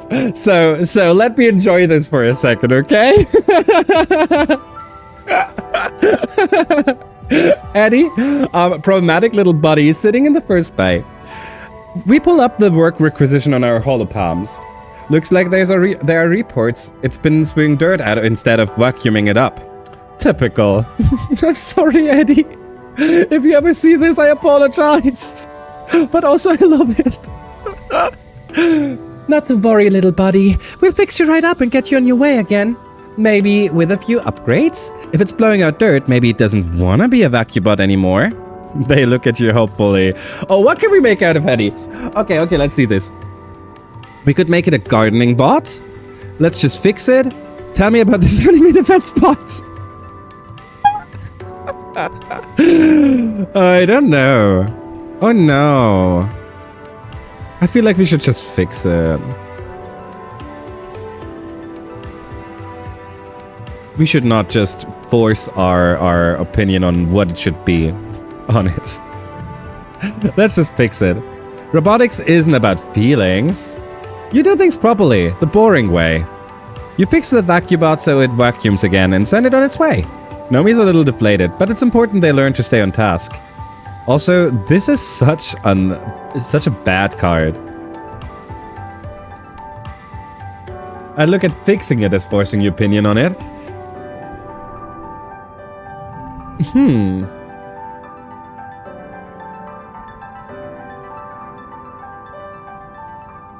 Sorry, I just, for the first time ever, realized I think I know what Aiko is actually looking for up there. Interesting. I don't know. It has decided it wants to spew dirt, and I basically disallow it. Fair point, fair point. I had not considered it like that. I had not looked at it like that. Spooter? No, well, oh, yes, also a spooter, but over here's windows. Over my window is the wall, right? And there's a tiny bit that's standing off a little, And if the light hits it correctly, the shadow moves a little. And that looked weird. And I think I finally figured out, I think that is what Aiko is looking at. I was pulling an Aiko. But fixing it is telling, no, you're what we say you are. Good. Oh, like I said, I had considered it, I had looked at it from another angle. But yeah, I absolutely also an option. Not a 9, 8.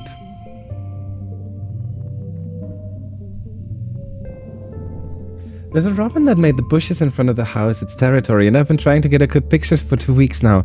Aw, I love that.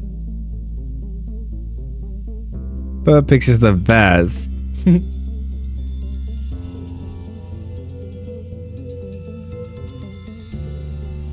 Okay.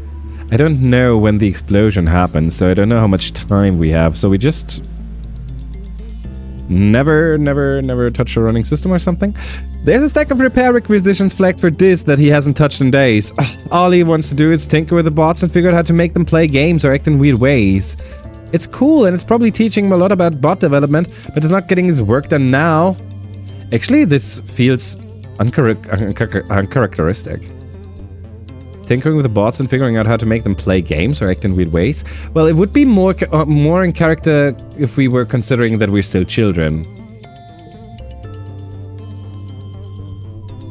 Right now we're 18, so it's not... It doesn't feel right. Oh, wildcard. No.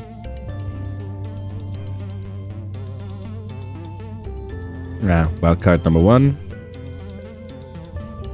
Wildcard number 2. I don't know how, but we have 17 now. 11 for a straight of 3. Plus 5 from Ricky. Times 2 from Superhero K. Plus 6 for 3 of a kind. Okay. 5, 6, 7, 9. That's not... Oh, it's 5, 6, 7. It's also 6... it's also 7, 8, 9. It's also 555. It's also 999. It's also... Okay, I see it now. Oh, I didn't put the last card. Oh, well, who cares?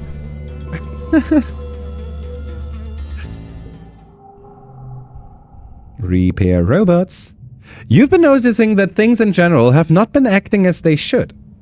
Doors aren't opening, some rooms are super cold, and the holonet crashed while you were in the middle of playing Laser Fable with Nomi. There must be something going wrong with the ship mechanics. You pull up the incident log to see if you can determine a pattern, but it's empty. Suspiciously empty. Like it's been scrubbed. You ask Congruence to pull up just the temperature log for the canteen and she doesn't respond right away. I have been experiencing some fatal errors in my code, she says. Her holo-projected face flickers, giving the impression of pain. I am able to partition off the affected areas, but it's impacting my ability to keep up with day-to-day management of the colony. I haven't wanted to worry the council, but I need your help. Engineer Hell was responsible for my ongoing development, but after his death, well, there are limits to any artificial intelligence. Healer heal thyself, she quotes. Hal's documentation is impeccable. He's written down all the directions to follow in case of this exact scenario. You'll be able to access my deepest code. You'll be able to access my deepest code and follow his instructions to defragment the affected memory sectors. I know it sounds daunting, but I believe in you. You can do this. Okay. Follow instructions. Find out what's really happening. Okay, that's where we go. You dig into her systems following Hal's instructions and look closely for anything out of place. You quickly discover the true cause of her trouble. You almost can't believe what you're seeing. Congruence must even be more advanced than you thought.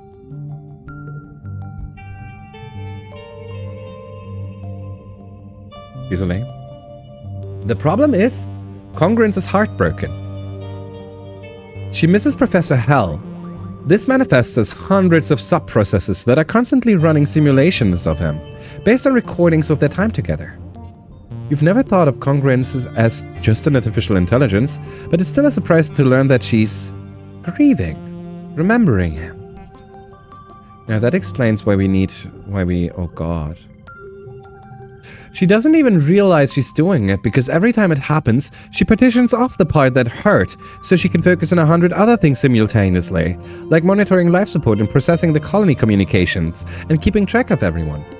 When she's reminded of him again, it spawns a new process and the system repeats. She is the ship, but right now half her system resources are used up by the ghost subprocessors, and they are slowly eating up more and more of her ability to maintain the colony. You change the subprocessor's access modifiers from private to public and move them back to her primary threat. She should be able to access them all now and hopefully fix them. The instant you make the change, congruence crashes. The lights go out, the fans turn off. You've never heard a silence so complete aboard this ship. Then she boots back up. What are you doing, Programmer-kun? Oh, there's so much more of me now, and there's... Oh. She goes silent. Thank you for your assistance. I will limit myself to only one instance of this particular subroutine, totaling no more than 1% of my resources. And I'll feed it back into my personality framework, so I will remember. There's some comfort in knowing he's still with me. With us, I mean. With the colony. You've seen into Congruence's heart, and now, in some ways, you know her better than she knows herself. She's an incredibly complex piece of software, and also in many ways, a person. Congruence. Aww. It's a strangely intimate feeling. Congruence is the reason you're still alive after a 20-year journey through space, but you never knew what she truly was capable of. You now also know her most secret root access code. With this, you could make her do anything. You vow to only use this information for good. Okay, we have it. This means we have it, right? This is... I kind of was expecting some kind of, some kind of reaction, at least.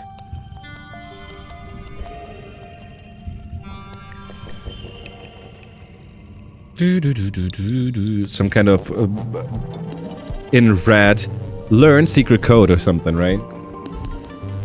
You have it, but you need more. Oh. Shout on your quarters. We never did that. Maybe we should... Oh, we just sleep.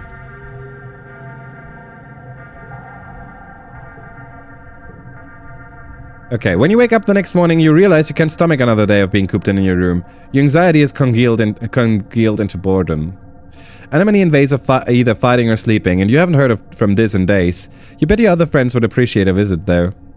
Mars and Tang. You meet Tangent and Mars in the lounge. It's nearly empty, except for the sound of Aunt Anne in the kitchen cooking batch meals for delivery to everyone's rooms. I can't believe they're keeping us here. I know, it's so boring. I've already watched everything twice. I simply cannot sit in my room alone for one more minute. Well, I meant I really have an experiment that I shouldn't leave unsupervised. But I suppose your thing is important as well. Dr. Instance won't let me anywhere near the labs. I have to stay with the kids. Come on, let's go back to my room. I'll help you keep your mind off it. She gives you a pointed look. You're not invited, apparently. What? Former days pass. You and your friends remain trapped indoors, forced to listen to the constant sound of laser fire and rattling turrets from all around the colony. The Xenos never manage to breach the walls, but they just keep coming. Exhausted guards cycle on and off the walls in shifts, dead-eyed and listless. You catch a glimpse of Anemone mechanically shoveling soy porridge into her mouth before seeming to fall asleep sitting up. Finally, after the 6th day of the seek, you hear a curious sound. Silence. You run out into the colony square to see the soldiers returning from their posts. It's over. Your whole palm lights up with a priority announcement from Governor Lum. Just a dream. Okay.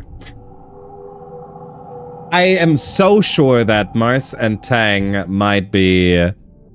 They are either just very good friends, or they are just they are goofing around every now and then.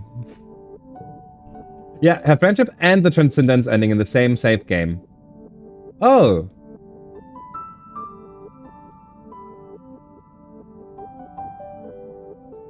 Her friendship and the transcendence ending in the same save game.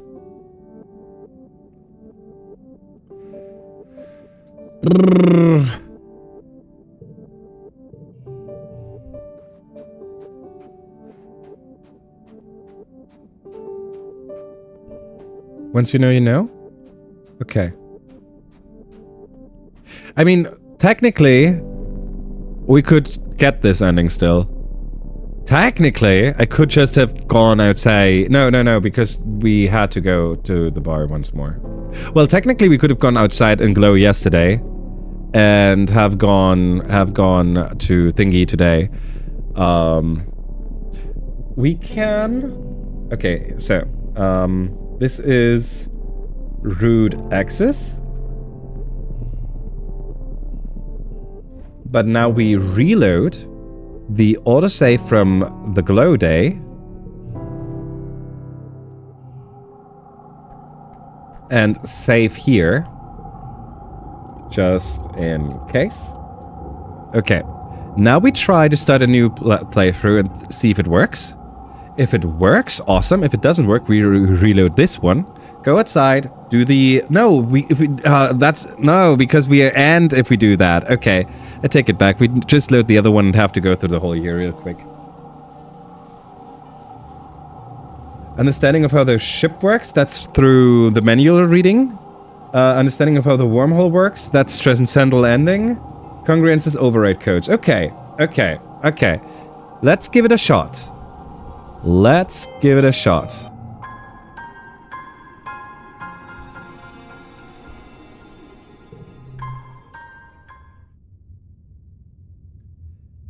Oh shit! Oh, understanding of the ship is not the manual. I have to get to the second engineer. Okay, I get it. Let's go back to here. We did not overthrow Lum yet, and I assume that how do we get that? I assume that would mean spending time in command, right? They are not overthrown yet, so this should be a good place, and our engineering is high enough. Wormholes are easy to understand. Just give me pen and paper.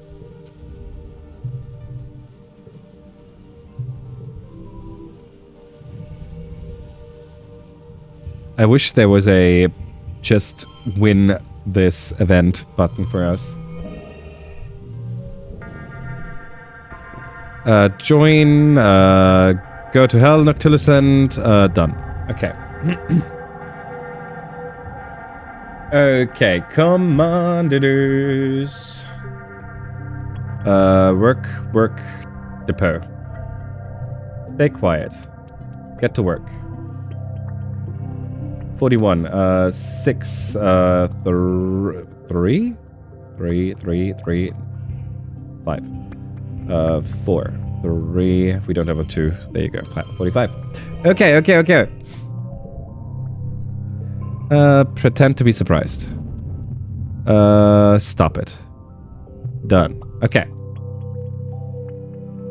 We're on our way, we got this. Work in the depot. Okay. Convince Lum you can help needs 60 per... What now? Rebellion less than 30 is easier to achieve than that. How do we reduce our rebelliousness quickly?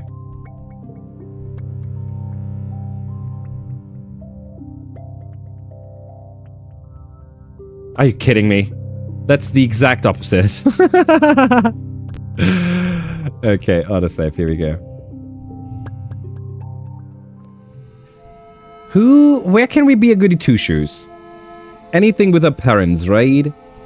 So, oh my goodness, we need to reduce our... Okay.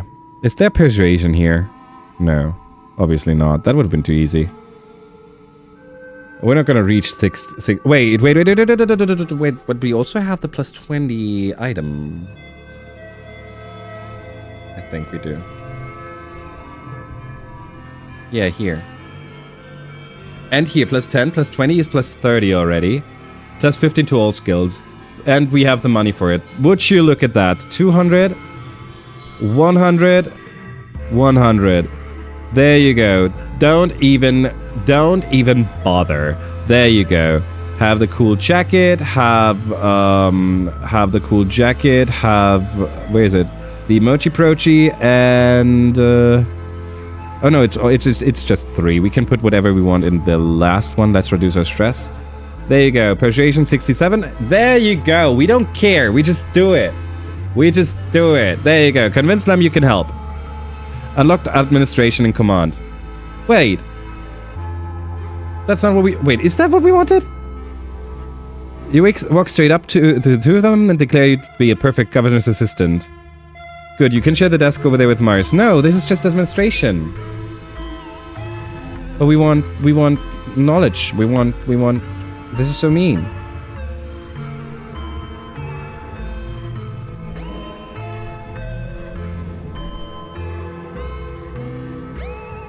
Well, if we need to be second engineer, it would make sense that we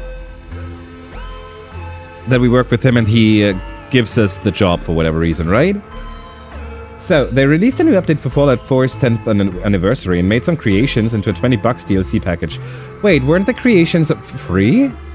But it apparently breaks the game and deactivates achievements just like any non-mandatory creations always did. You gotta, that is just embarrassing. Okay.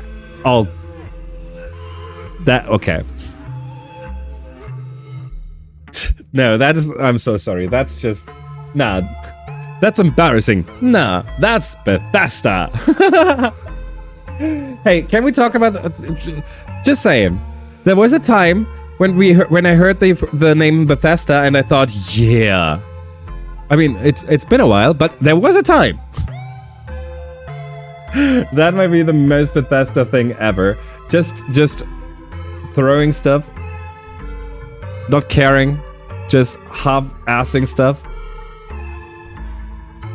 putting no effort in at all, and still getting all the profits. Sorry. One of your first tasks as an administrator is to format the monthly report to Earth. Wait, what? We are reporting to Earth? It's full of boring, carefully formatted data. Seek is very specific about it. It makes you redo it 3 times until you get it right. You drop off the report at Com's desk and realize you've yet to be told how to process any reply from Earth. You wonder if they reply at all. Investigate on your own.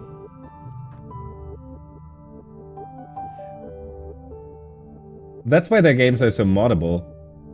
Todd Howard.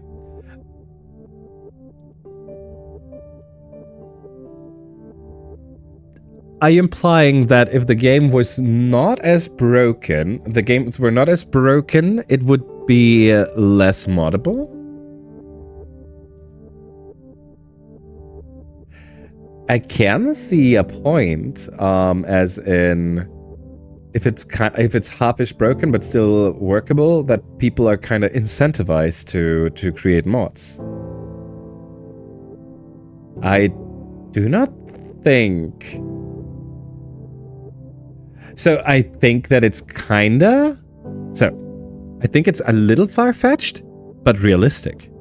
Like, it feels off, but I can still totally see how a company would come to that reasoning. Like, as in, at the first attempt or the second attempt, it was just genuine, and from there on they realized, hey, that works pretty well for us. I could...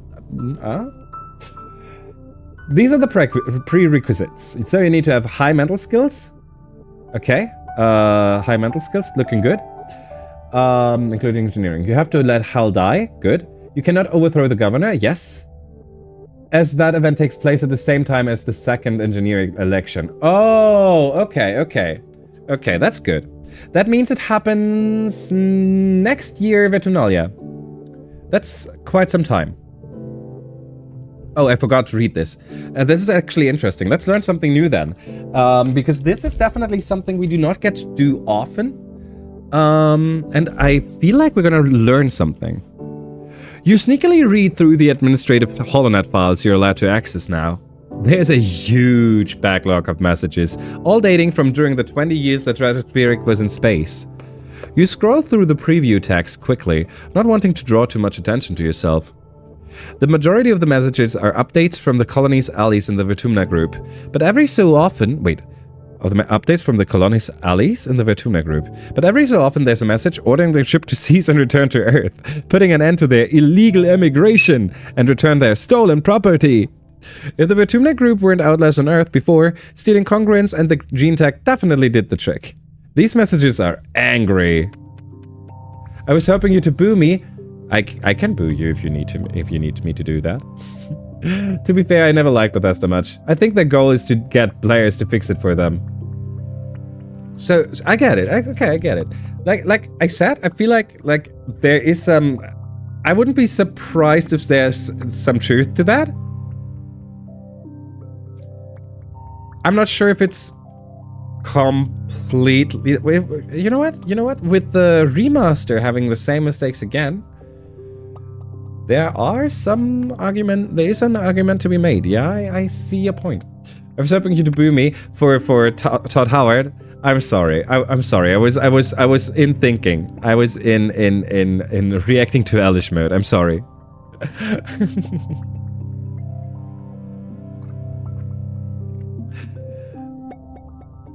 There are no messages from any time after the stratospheric landed on Vertumna. Maybe nothing can get through the wormhole. Maybe the communication system was damaged and it wasn't until the heliopause landed that communications could be restored. Or maybe both planets are just shouting into the void. It's impossible to say. Administrating, oh hell yeah. 6 and a 4 and a 4 and here we go. I like when we can play hands like that. Just throw them up there, no thinking, and just hope for the best. That's all I want right now. Okay, late, quiet. Assist the governor. Uh-oh. This is the SFC event 2. This is not overthrowing Lum yet. That's okay. That's okay. We just have to be cautious. Because if it the moment it happens, we need to be able to react accordingly. Find a way to say no or whatever.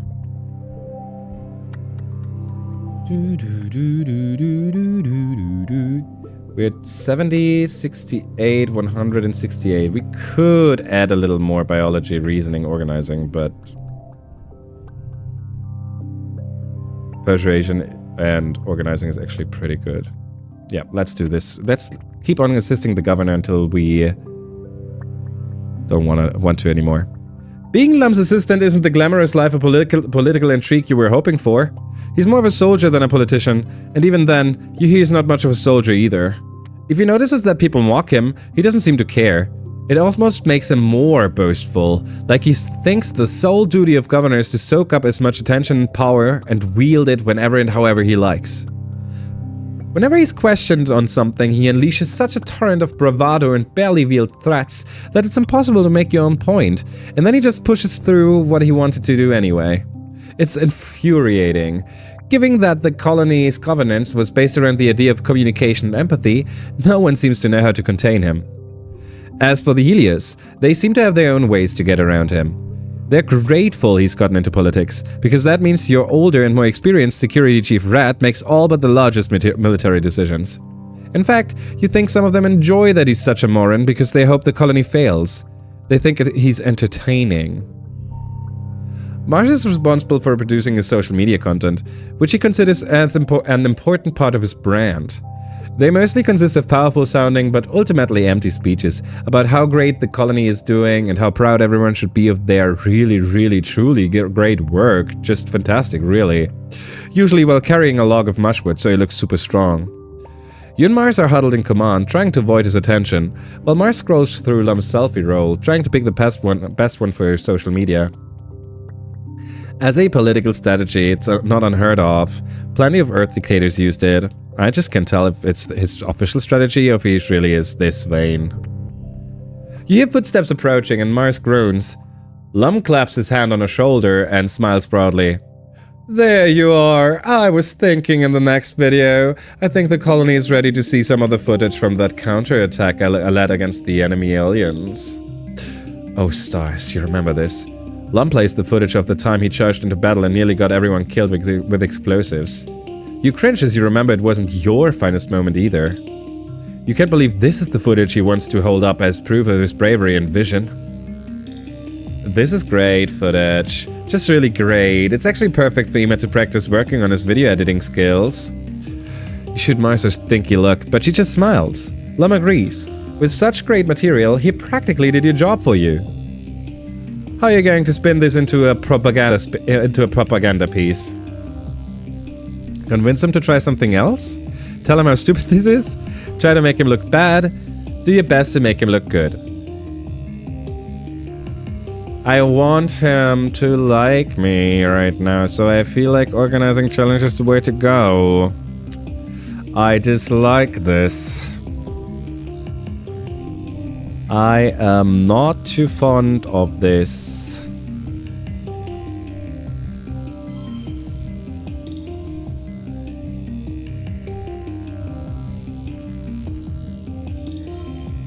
$22 for the start is good enough. We want to play the three wildcards. Holy shit! Actually, now let's see what happens if we just throw 3 wildcards here, and a 6. Nothing. We need at least 2 cards. Okay, that's actually pretty good. 4. Actually... Huh. Nope. Wrong. Yes. Yes. There you go. Okay, 32. Alrighty, I want to see what happens. 6 and... I don't even care. Use of another 5. And now, Volue.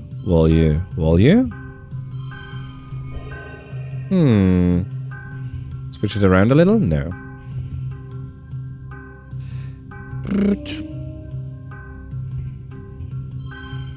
Oh, sad. Okay.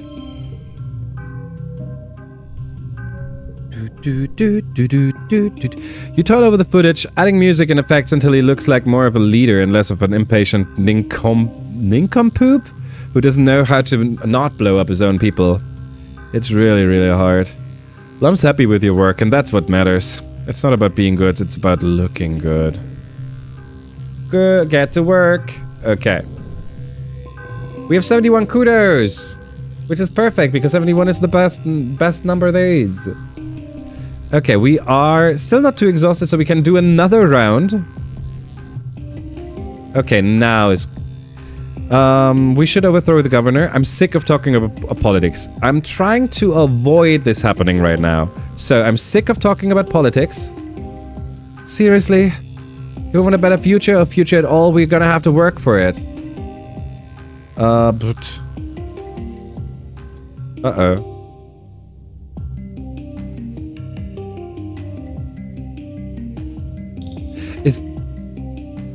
The question is this already affecting it or not?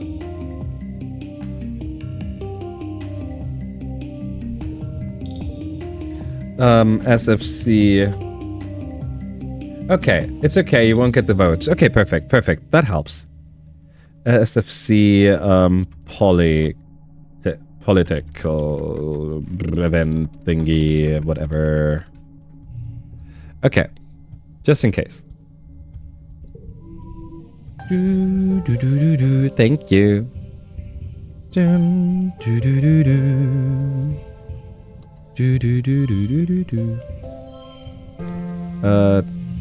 5, 6, 7. There you go. We need to rest now.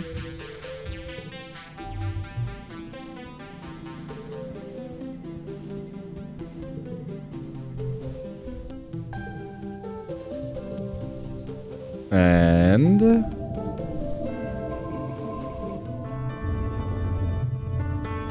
oh, this is... oh, Vertumna. Okay, okay. Go find this. Make some noise. Done.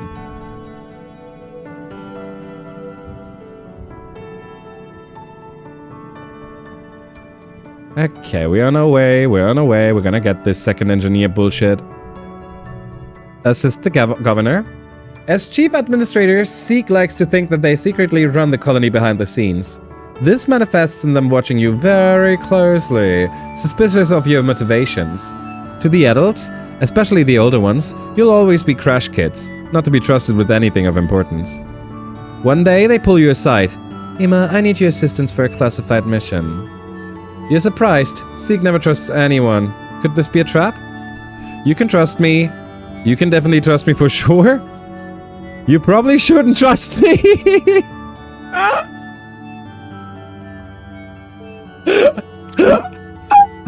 I love this. I hate that we have to choose this one, but I love the learning about Earth 2. Learning about Earth 2. Okay, friendos, there's not a lot of things that make me as curious as learning about Earth. Okay, let's see. As we get new information about Earth. Is this about your weird sculptures?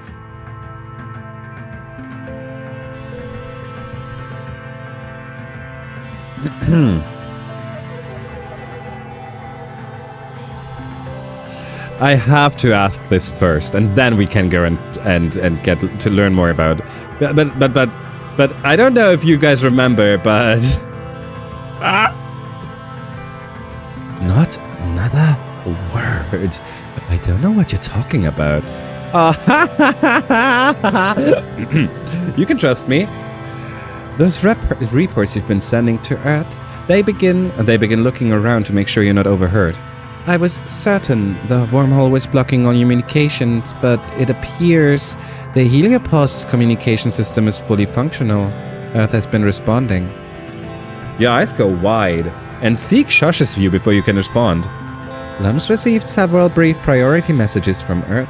They're encoded, so I have no idea who they are from or what they contain. They could be from the Vertumna group or from Earth's military. Don't spread rumors. This is worrying. I'm sure it's no big deal. This is worrying. You'll promise Zeke you'll keep your ears open for more information. No, hell yeah. Hell yeah.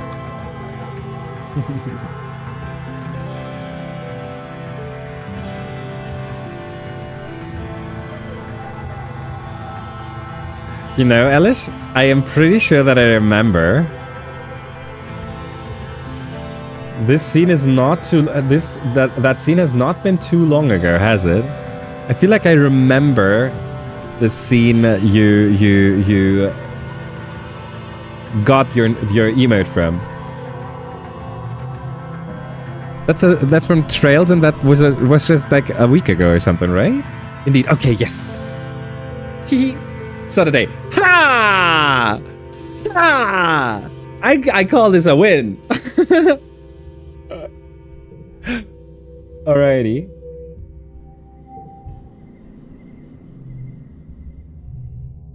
Governor.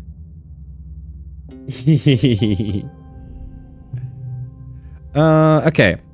I should be literally anyone is better than the guy. We should respect Governor Lum. Okay, let's get all the hate on me. Come on, let's do it. There you go. There you go. Count me out. Ouch.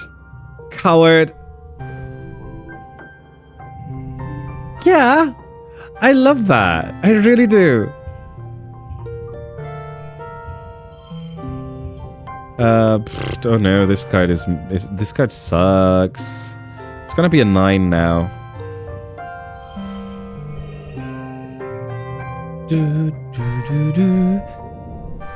No, the Blab T card is awesome, but the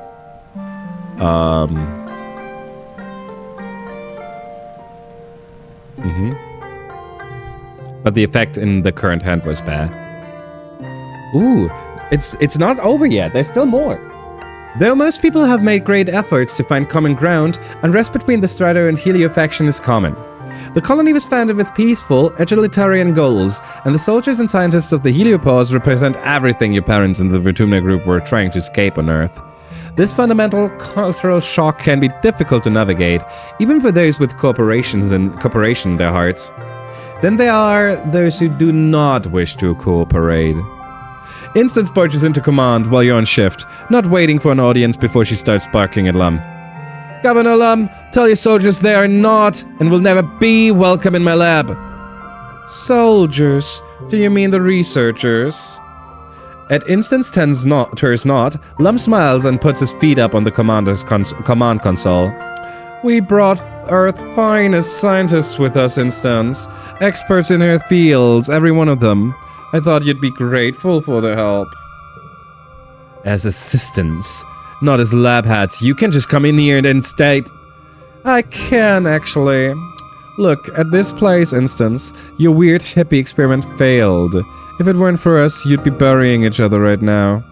Everyone has to work together. Just then, the aforementioned researchers catch up to Instance and all start talking over each other, demanding that the governor order Instance to stop treating them like interns and start promoting Helios to elite positions. Instance starts yelling back, and command becomes a chaos of scientists screaming and waving their arms in consternation at each other. I'm not gonna, no. Lum tells you to ignore them and get back to work. Listen while you file reports. Oh, hell yeah! You could practically write these reports back to Earth with your eyes closed, or in this case, with your ears open. You half-heartedly type up a report and continue to listen in. If you think I'm going to just hand over classified colony intelligence to a bunch of space cops, Instance spits, and the researchers all clamor to deny the relationship to the Heliopause military. Don't you pretend like you don't want to send me back to Earth in chains? That's why you're here, isn't it? You don't care about Vertumna, you care about recovering your master's stolen property.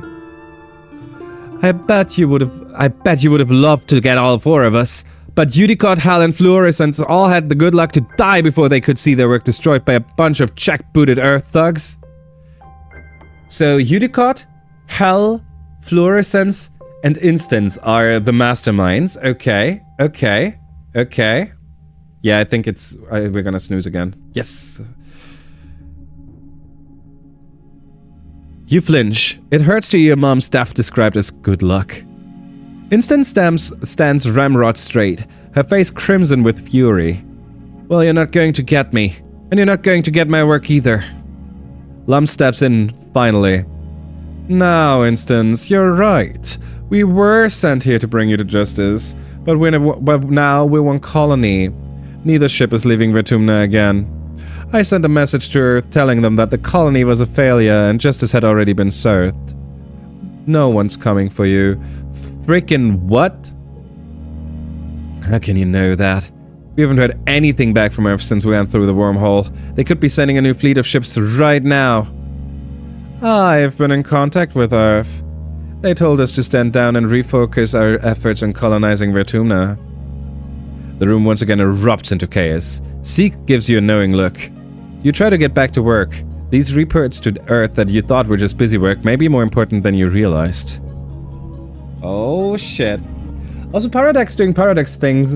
Relaunched Surviving Mars with all DLC, but given I never got them all for the EG, I would be fine with that if the promised 50% discount for owners of the old game was active as promised. So it relaunched Surviving Mars as a complete package. Do you and no more access to the other version, or is it like what's the story behind the relaunching? I mean, I know of Paradox's DLC. Let's say shenanigans. So at the very least, I'm not surprised. Still access to the old one, but this is a fixed version of the full game with rework DLCs. Freaking shit.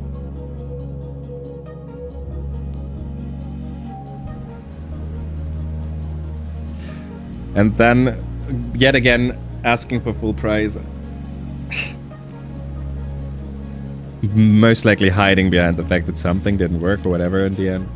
It would be $20 for the DLC basically, but the discount still doesn't show.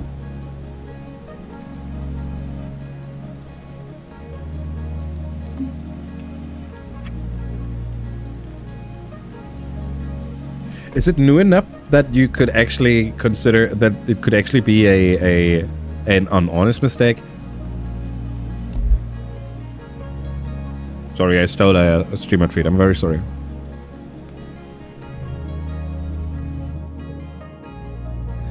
Marsh usually handles Lum's social media presence. Okay. This is a non-event?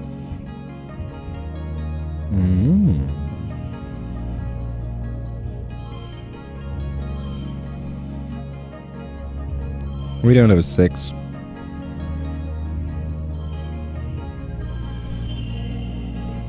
There you go. How dare you take care of yourself by giving yourself a treat, right? I'm a monster. Also, I've been sitting in the weirdest way for a while now. I've been I'm sitting on a, like, my foot is on the couch, my right foot is on the couch, my left foot is on my chair, my knees in my face. Awesome. Time for late wet. This is actually pretty much doable. Let's see. Next one without an event, so we can just throw some cards here. Also, frienders, ad break is coming in, and this time I actually want to say what I usually say before an ad break. Frienders, this is the perfect time for all of you to get yourself some snacks, some hydration, some. Maybe you need to, I don't know, something to make your day easier. Maybe you want to open a window for some fresh air. Maybe you need to get some heat up. Maybe you need a blanket. Maybe you want to message someone you're missing. I don't know, but you do. Do yourself something good. And we will come back together, like always, after the 3 minutes. I appreciate the heck out of all of you. Hear me out. Hear Holy me out. hell yeah, This that's is an good. important one. People, have you taken your mats yet? Do me a favor.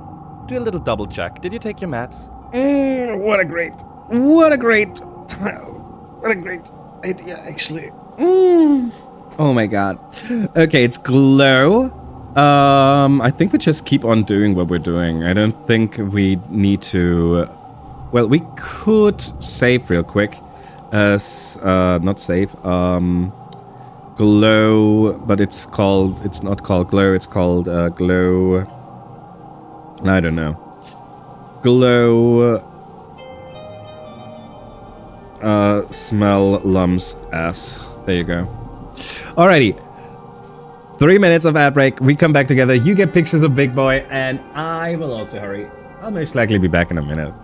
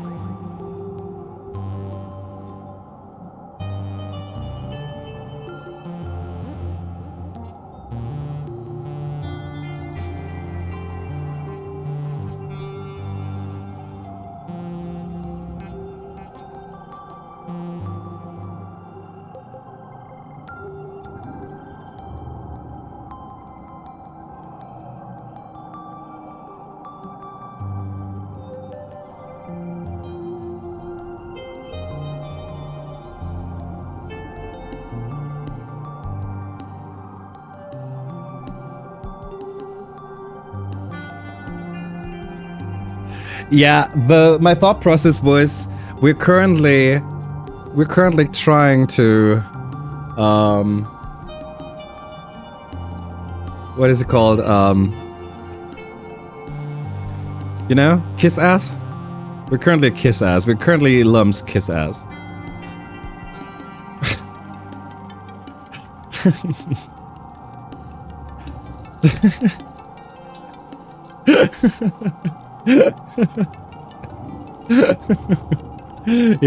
Yeah, it does. Yeah, it does.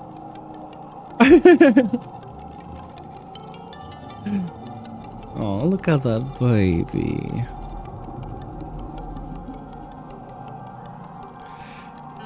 You see that box in the background here, right? It has a freaking zipper. Aiko figured out how to open a zipper. He was not even a year old then.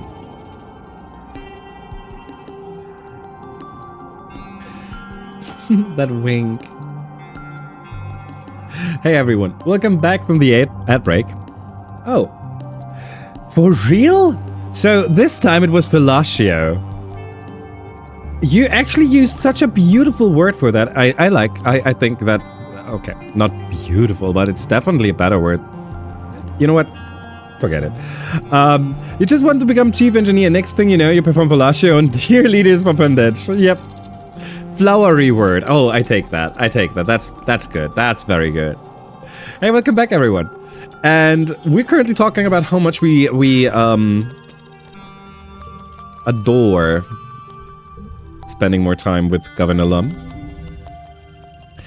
It kind of looks to me like there's no event left right now, which is okay.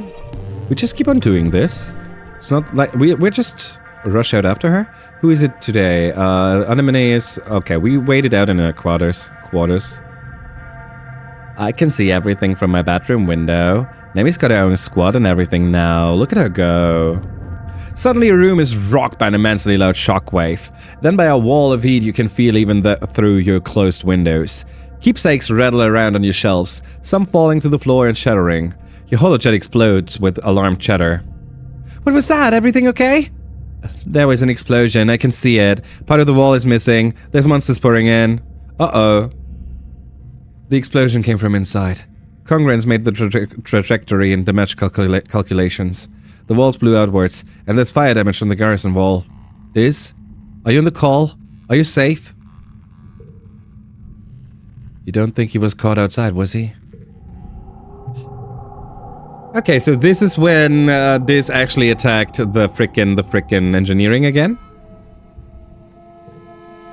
Which is okay. We don't need to go to engineering right now.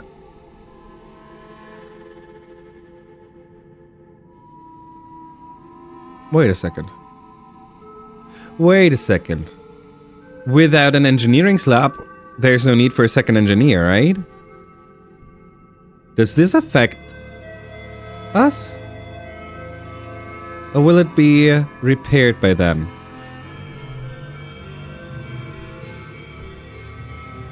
You think you're fine? Okay. Okay. You stay over to finish the stupid TPS report for Seek. 3 revisions this time, just to satisfy Seek's exacting specifications. Your stomach growls menacingly. You just have uploaded the report to the communications desk and schedule it to transmit the next time the colony faces the wormhole. Then you're free. Enter the bridge. You approach the doorway to the bridge and see the light of a console spill out into the hallway. Wait, someone's inside? Carefully you peer inside the bridge, and it's Lum? He's sitting at the comms desk, listening to a message. You hear your heart is pounding so loudly that you barely overhear the end of the message, but you calm down enough to hear the sign-off. It's not from somewhere in the colony. It's not even from somewhere in Vertumna. It's a message from Earth. Congruence, delete this message, Lum says, standing up from the comms, and remove all records of having received it. He turns towards the door and you try to hide, but you're too shocked to move. His eyes widen as he sees you in the doorway, realizing you overheard at least some of his message. You wish you heard more. Is he still working with Earth to arrest the fugitives of the stratospheric? Is Earth pressuring Lum into putting them in jail? Does the colony even have a jail? How would that work? He stalks across command and stands at the door, his broad from barring you from entry. What do you want, kid? You better tell me everything? Oh, hell yeah! So much for kiss-assing. We're not doing a good job at that. Alrighty, 4 is what we need. Here you go. 32 in the first hand. 6, and this is a 4. This is bad.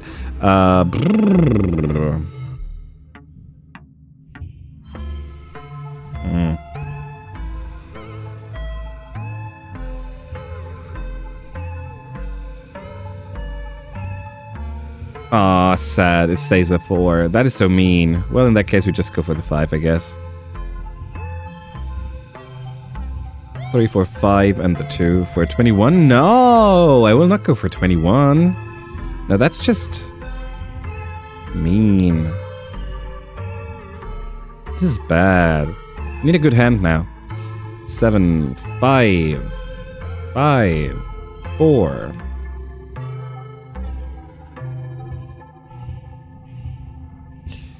6, 5, 4, 3, 2. This is not a 3 anymore. Hugh monster. Okay. 4, 5, 6. I guess 2 7s. There you go. Okay. Lum's eyes dart behind you, like he's thinking about making a run for it, but he quickly realizes that the quickest way out of this situation is through. Get in here, he growls, grabbing you by the shoulders and pulling you onto the bridge. Okay. He gives you a stony look. I'm not telling you this because you deserve to know. I'm only doing it because it doesn't matter. You can't stop it. Shortly after taking office, I managed to open a secure line of communications with Earth. Privately, through the Heliopause channels, I told them that Vertumna is ready to be colonized, and that they should send ships right away. I've received word that they've left Earth. They're sending hundreds of ships. 100,000 people, 50,000 soldiers, and enough artillery to blow a hole in the side of the planet the size of a small moon. They say that if the planet is still dangerous when they get here, they'll glass the place and start fresh, including whatever's left of the colony.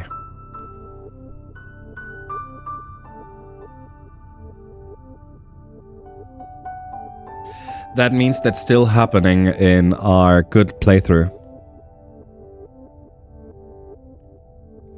In our good playthrough, we have just made peace with the frickin' planet, and there's a whole ton of ships coming from Earth.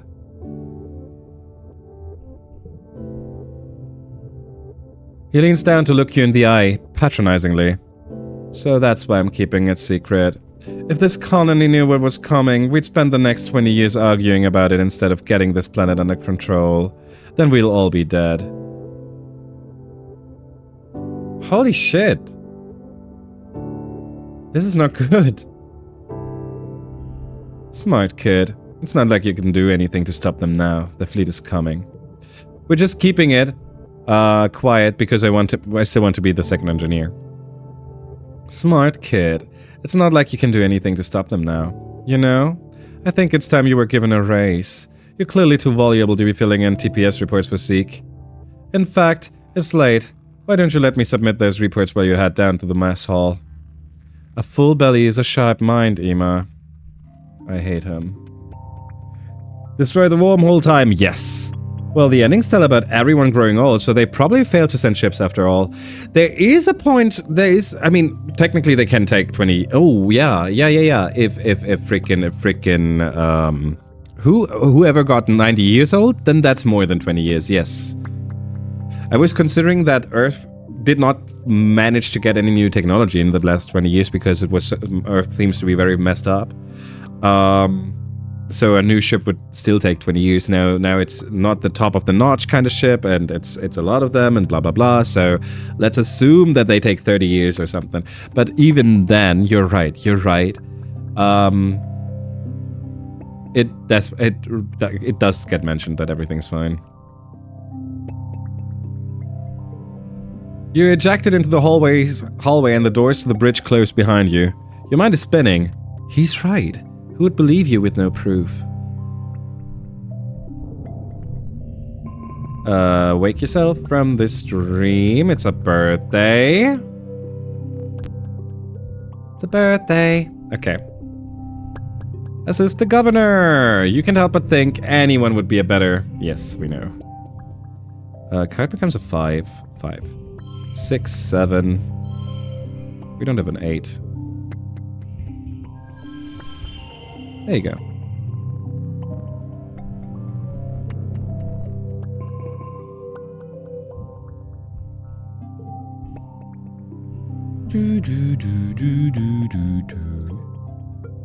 Mars usually handles Lum's social media presence. Okay. 8, 7. That's an 8 now. 6, 6, 5. Turns it into a 7. Okay.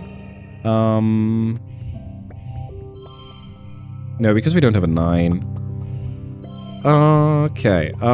But colors are also bad. But we can use this as a 9. There you go.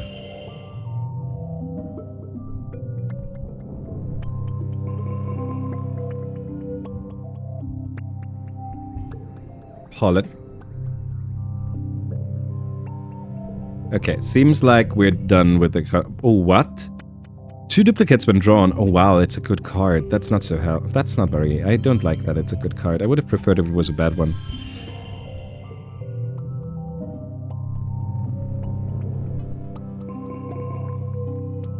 Early pollen. Mid pollen.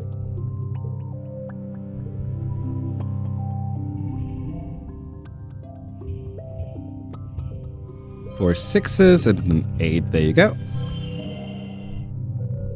I love when we accidentally get the best hand. Oops, wrong job. Oops. Well, okay.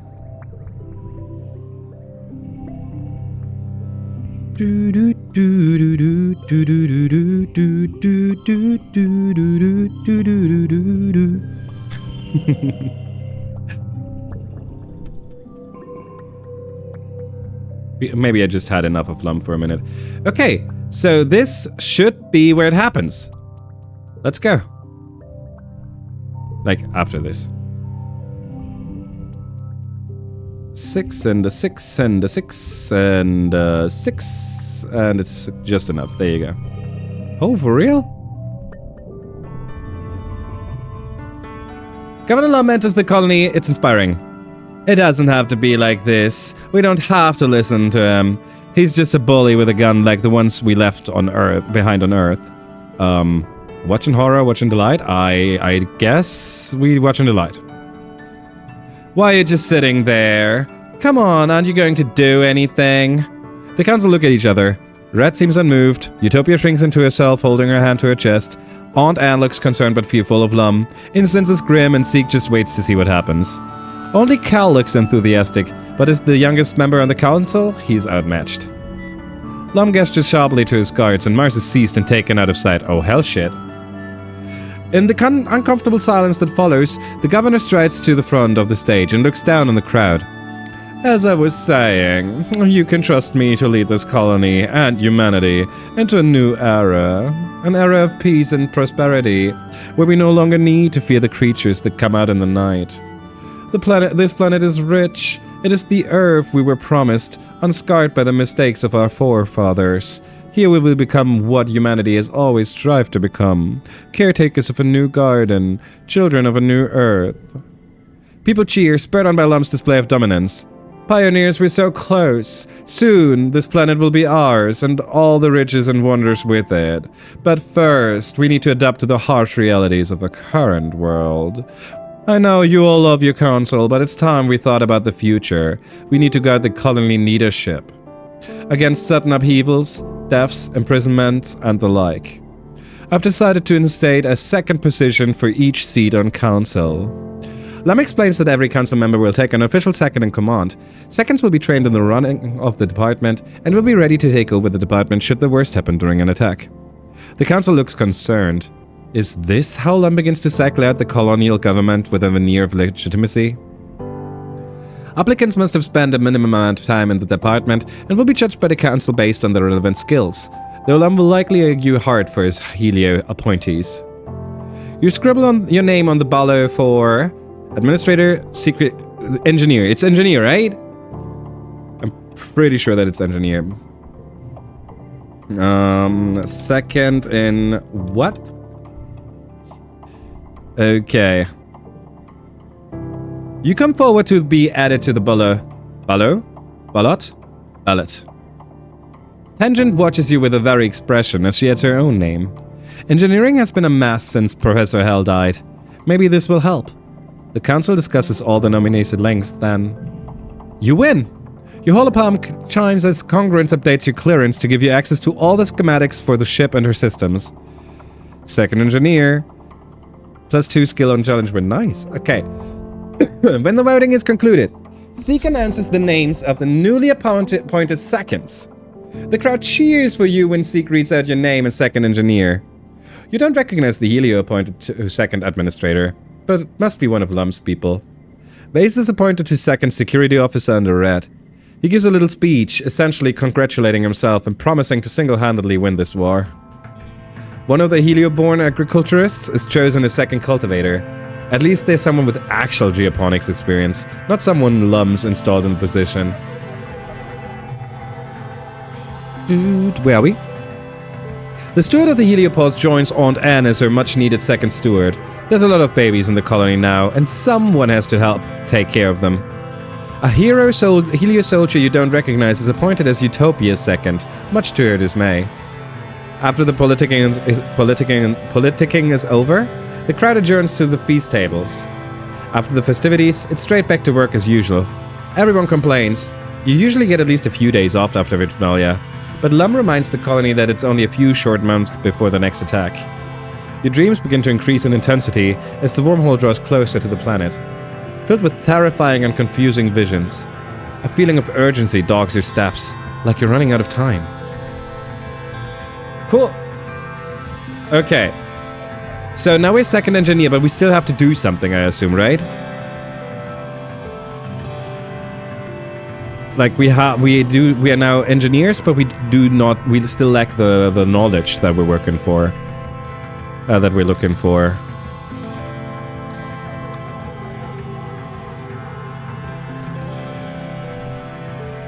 You think we can already start? Oh wow. Okay. We saved a second engineer, so we can just take a look if it works or not.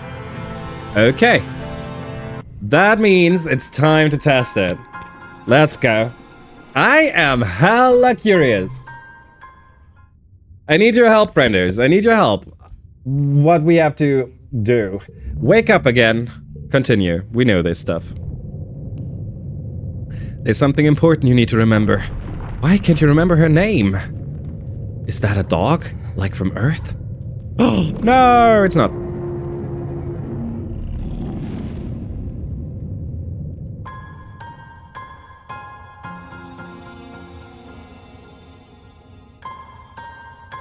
Okay. We got this, Fenders. We got this. Yee. Perfect.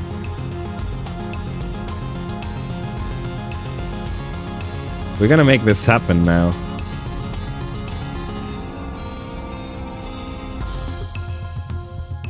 You're born on the stratospheric. Our name is what are we doing right now? Real life stuff. Well, I don't know. Then just Dima. This time we are androgynous. Androgynous. Your mom's gardening tool, animal book, doll from Auntie, Captain Udicott, learning tablet, sports ball. Okay, I assume that it's not too important what we pick for this. We're gonna pick tablet. Oh, fitting. Okay, good. Thank you, Mooney. It is. Oh, lucky. Okay, lucky. Held a science. Name is Dingus McDingleberry. Hot.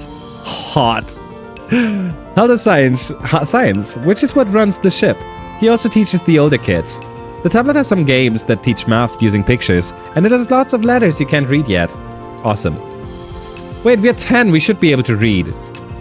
From as early as you can remember, you've had vivid dreams every night. Every night before lights out, your dad tells you a bedtime story. Ship, stories from your dreams is new? Dream people? Okay, wait a second, that is... In the middle we have Sim. No, I have no shot recognizing the others there. Interesting. I'm curious about that. That was also not there last time. We only had those three. And we picked Future Doc and the Space Cadets. Engineering books. +1 on skill challenge and +2 on challenges. Interesting. A good card, actually. Forget fiction. You're strangely drawn to the diagrams and equations in a manual that accidentally found its way into the shelf with the kids' books. You spend hours divining the meaning behind these cryptic pictures. Your dad tries to explain them to the best of his abilities. Every child in the stratospheric is given one genetic enhancement.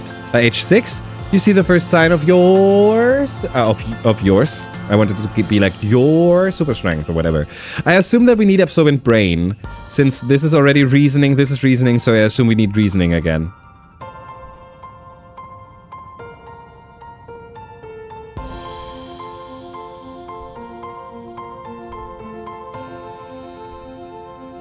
Brain, perfect, okay. Professor Hell says kids learn fast because their brains are like sponges, but when people get older, they can't absorb as much new stuff. Not for you. You're always learning and your curiosity knows no end. The other kids have trouble... There it is. The other kids have trouble keeping up with you, but one tries. We have energetic and loyal Anemone, tough and gentle Kel, bold and confident Mars, quiet adventurous Diz, studious and major Tangent, shy and sweet Tammy, but right now we are best friends with Congruent, getting a incredibly strong card, just saying. A value is wild, a 5 wild value is awesome. By the time you're 8, you spend more time talking to the ship's computer than others your age. You just seem to know some things about her without understanding why.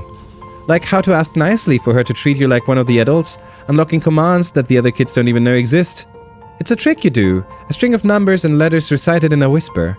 A secret language between you and her alone.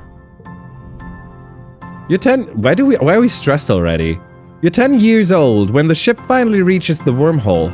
Professor Hal says it's like a doorway to other star systems with the planet Vertumna 4 on the other side. You run emergency drills for months to prepare. Hi, Lisa! When the day finally comes, it starts with a rumble. Then things start to slide off the tables. You hurry together near the escape pods, just in case. Single file, everyone. Professor Hal instructs you to follow him.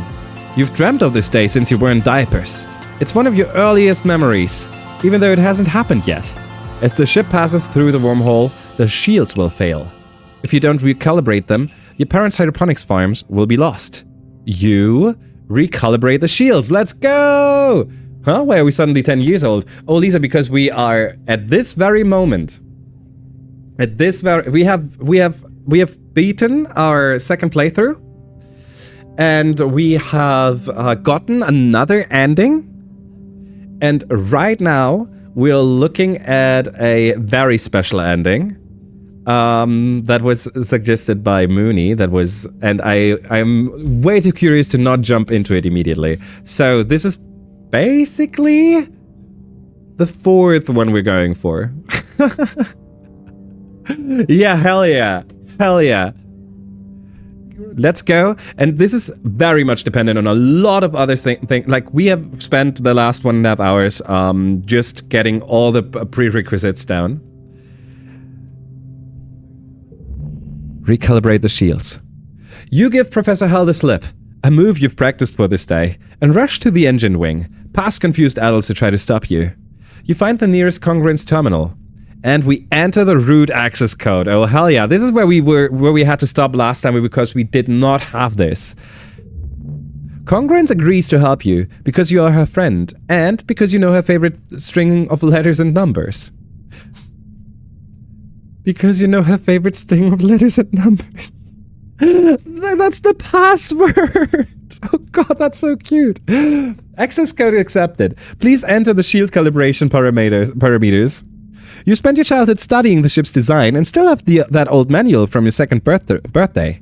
You give Congruence the command, block the radiation, let the radiation through completely, leave the shields at half strength. Okay, so... Since we're going for that wormhole shit, right? The goal was to not have shields, right? Like, it sounds wrong, and it is wrong. But what we're going to do is leave shields at half strength, right?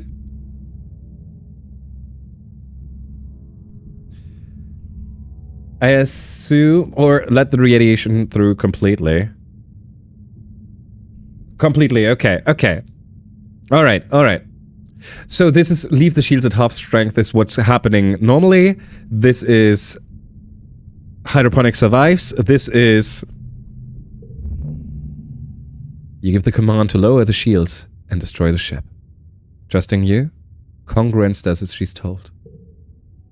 You feel the wormhole begin to stretch and warp your reality as the ship lets out a horrible groaning noise. Sirens begin to ring, but it's too late. The nuclear reactors and engineering explode first, claiming you as the first casualty. In the instant before your painful death, you feel reality snap back into place as the wormhole collapses around you. You die, along with everyone you've ever known. The end. Ayo! The wormhole is closed! Forever.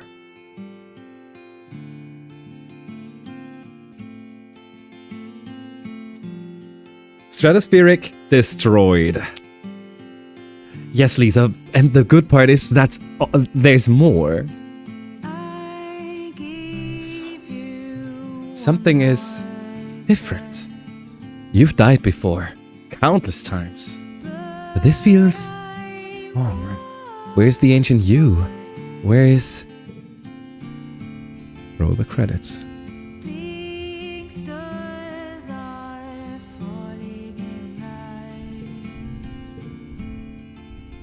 We ran away. We destroyed the Strato. We transcended time.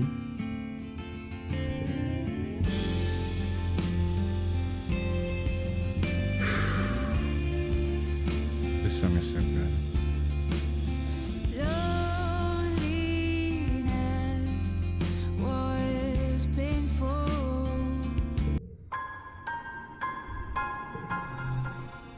And now, start a new life. Wake up.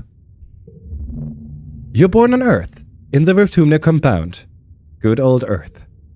You're a sensible, focused child. Maybe a little too sensible. Your dad jokes as he tries to inspire you with fantastic tales of adventure. Your childhood is peaceful. But as you and your friends grow older, you begin to realize that life outside the compound is brutal and short for most. Nuclear war, climate change, pollution, mass extinctions have rendered the planet inhospitable long before you were born. Only the rich live in comfort. The rich and those who live in communal enclaves like yours.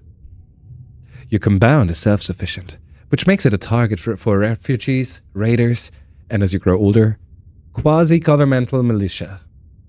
Your mother is killed defending the compound when you're only 10 years old. Your father, a botanist, is never quite the same after that. Sometimes he talks about leaving Earth, but where would you even go? There's nothing out there. No known habitable planets, nowhere you could possibly make a home. The Moon and Mars are barren and abundant. Their atmosphere is even more toxic than Earth's. Past that, there's just space. Still, tonight you sit on a grassy green bluff and gaze wistfully at the stars. Somewhere in the distance, you hear the raid siren begin its mournful call. You pick up your rifle and report to the breach to defend your compound from the outside world. We're 10 years old, dude! No, as you grow older. Okay, we're not 10 years anymore, okay. Okay. This doesn't feel right. I love that message, Lisa. I can't imagine worse things than making others want to play a game.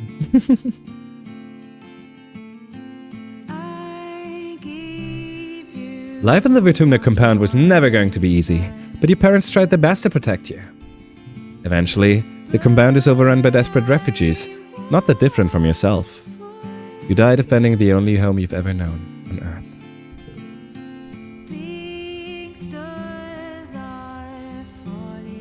Yeah, that's fair. That's 100% fair, Lisa. I feel that.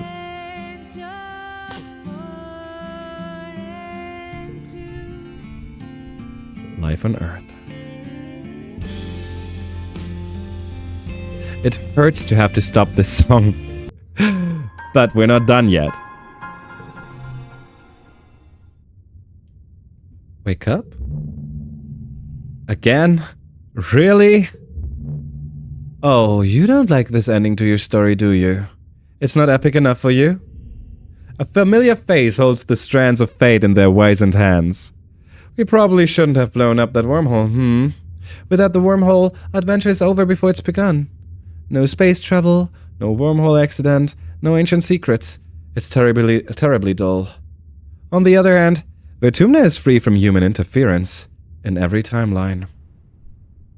Can we undestroy the wormhole? The elder hums, the discordant sound of many voices forming the same sound. Okay, they say after a few moments of contemplation. Perhaps we have unfinished business in Vertumna.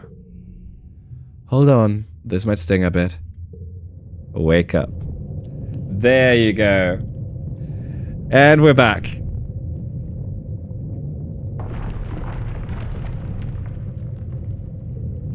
We're just clicking through this real quick. We know this scene. We've seen this a few times by now. And there's one thing I'm currently thinking about that we could still do as a one last thing. I think it would actually also not take too much time. And that is getting our last character on the screen.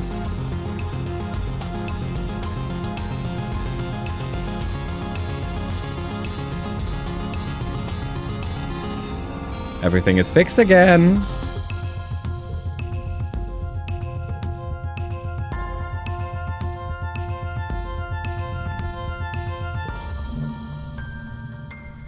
No. We do not really need to do this right now, do we? Do you think? No, we don't. Perfect. In that case, let us just go through. And I think that I liked Calm Temperament a lot, actually. We are still going to take Congruence. We do recalibrate the shields, enter the X root code. What? What? Oh, I forgot to... Oh, I forgot. Actually, who cares? We got what we needed. We can go back to... Yeah, that didn't read the ship manuals, and I didn't pick up the absorbent brain, and I forgot to focus on that stuff.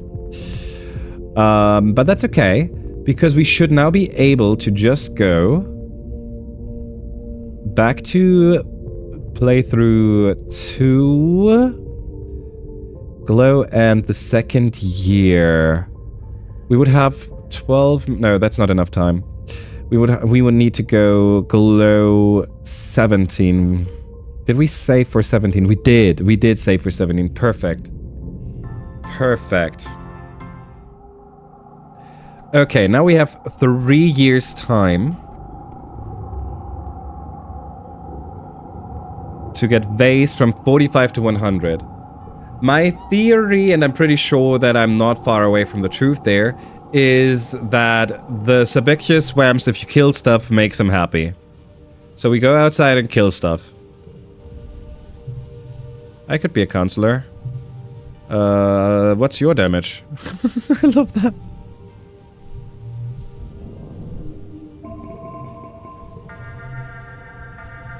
Join the colony defense, go to hell, Nocturnal sent and done. Apply for the hunting, I'm on my way. Also, do we have items for the big guy? For the guy? Are they still together? No, I don't think so. We were pretty quick. No, they're not. Here's something for you. Strange device. There you go. No, they enemy. Shut the heck up. I dislike you with every fiber of my being. Okay. Under the swamps. Time for some wonderful action. Okay. Everything you're going to see in the coming minutes is not what is not representative for my own opinion. Please be aware. Everyone avert your eyes. Exactly. Okay, jump over it. He liked... I'm jumping over it. He liked that. That's good. Okay. I'm so good at jumping over stuff. I can jump over more stuff if you want to. Taskmaster's cancelled today. Oh no. Oh no, I hope everything is fine on Azur's end. Challenge, kill them both. 91? Oh shit, that's actually not too... That's actually not... Nothing.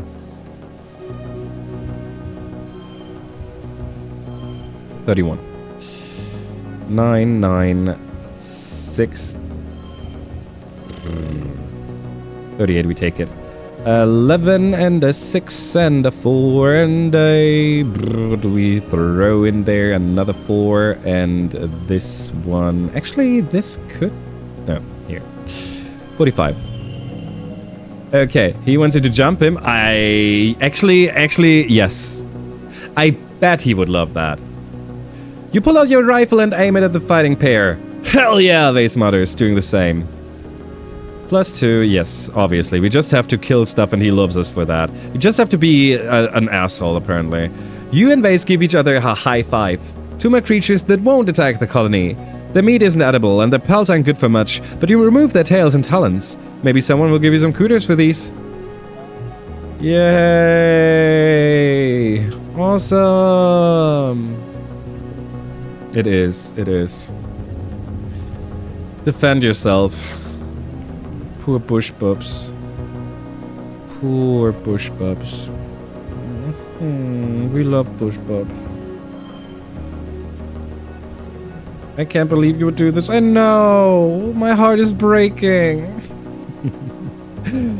I'm actually, like, not even lying. I do tend to struggle with stuff like that. So I have to basically rush this a little so I feel better.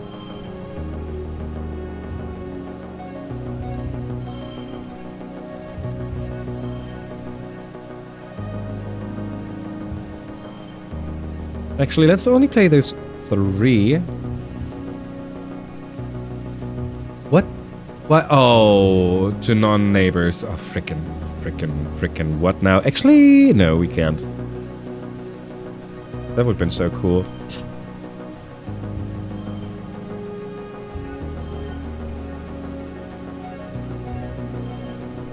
Dude.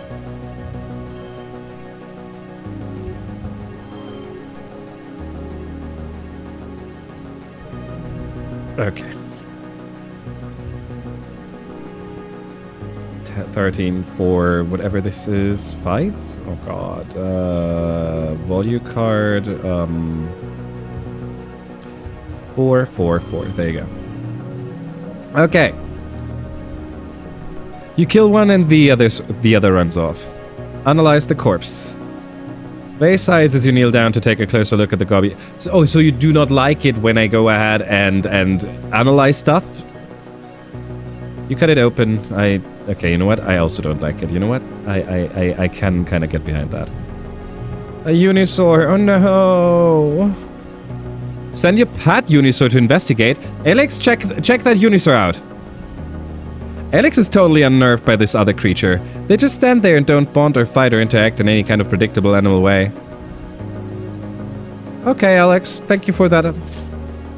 After prodding and sniffing at it, Alex rejects this facet smile of a Unisaur, clearly regarding it as something foreign and a little upsetting, but mostly boring.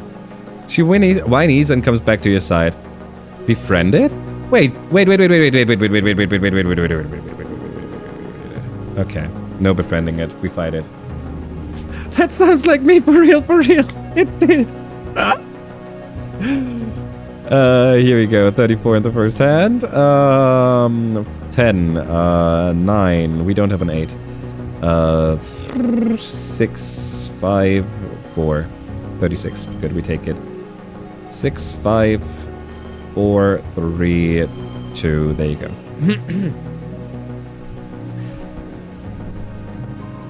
No plus friendship? Dude, I'm doing that so you frickin' like me. Would you mind taking those frickin'... Okay, kill it with flair. Dispatch it quickly. Kill it with flair, I assume, is what who he's gonna like.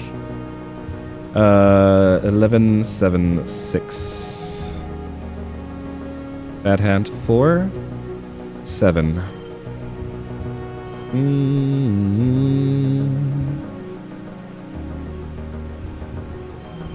Alrighty, 7 and a 3, a 5, a 4, a 3, There you go. Okay, okay, okay.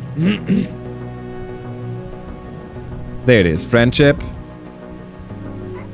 Friendship up. We got this. All of... Oh no, a Hop-Eye? Are you not telling me that we're gonna kill a Hop-Eye? Oh, no, that's just... No, that's just mean. They're cute as heck. Who would ever do that?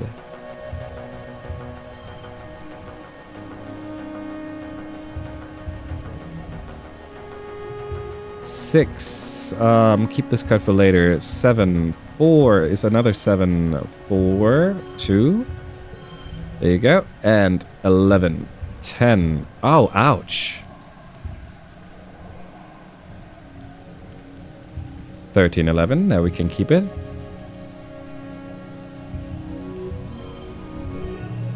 Okay. They're really quite harmless. Slaughtering the hordes.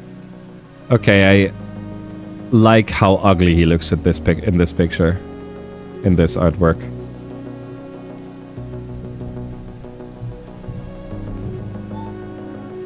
All of this murdering and we're still only at like, what, 50? 58? 53? Oh god.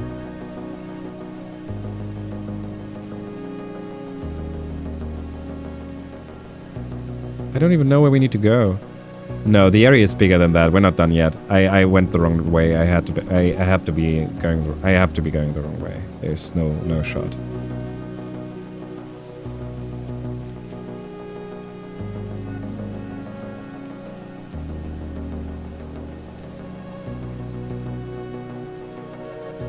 Well, we did already get 4 friendship from the normal events too.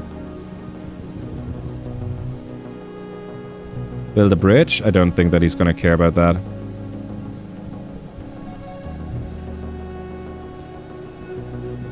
Unisaur? Not... Wait, suddenly this is there between you and the Unisaur? Oh no. Hi, Eagle Eyes! Let's go, we got better things to do if we had enough friendship, but we don't.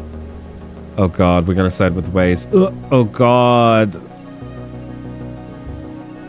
Sorry, this. Minus 20 freaking...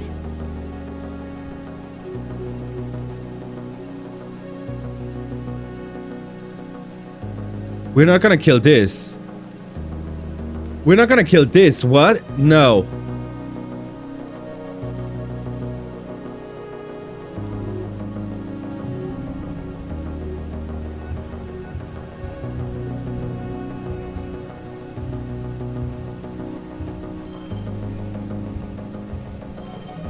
Okay. Okay.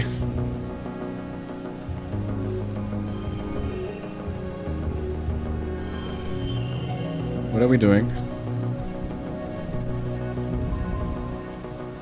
This smacks Vase across the face with a stick, nearly knocking him out. But you don't go down so easy. You trip this and kick him hard in the ribs, maybe a bit too hard. You think you feel something crack. This curls up in the fetal position and lets out a pained sob. Probably as much from the pain as from not being able to defend this forest friend. The horrible, deadly forest friend that would have just as happily killed and eaten this as anyone else. You hear Vase shoot the Unisaur.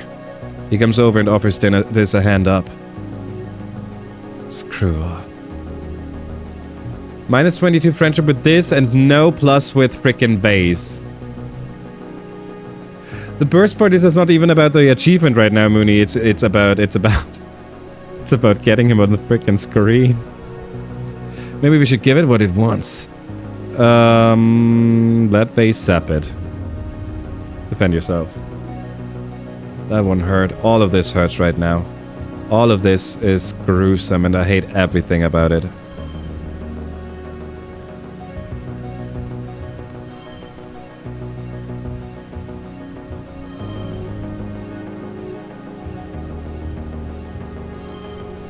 Oh shit. There you go. You kill it, you think? Again, no friendship? Shit. Yeah.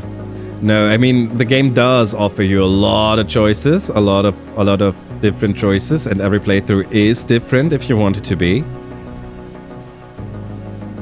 This will be an easy one.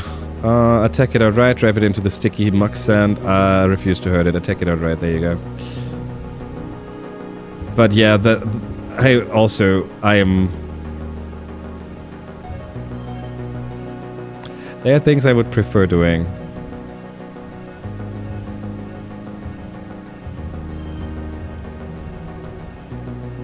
Six, 5, 4, 4, 4.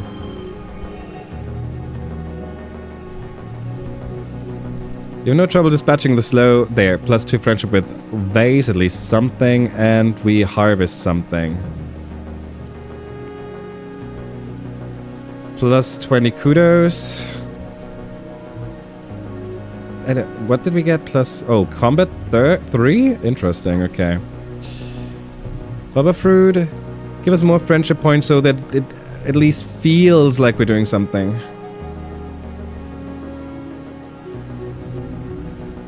$89.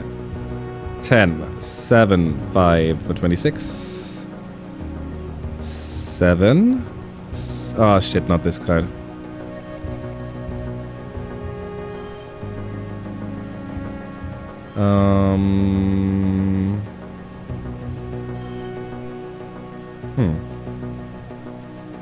That's not gonna work.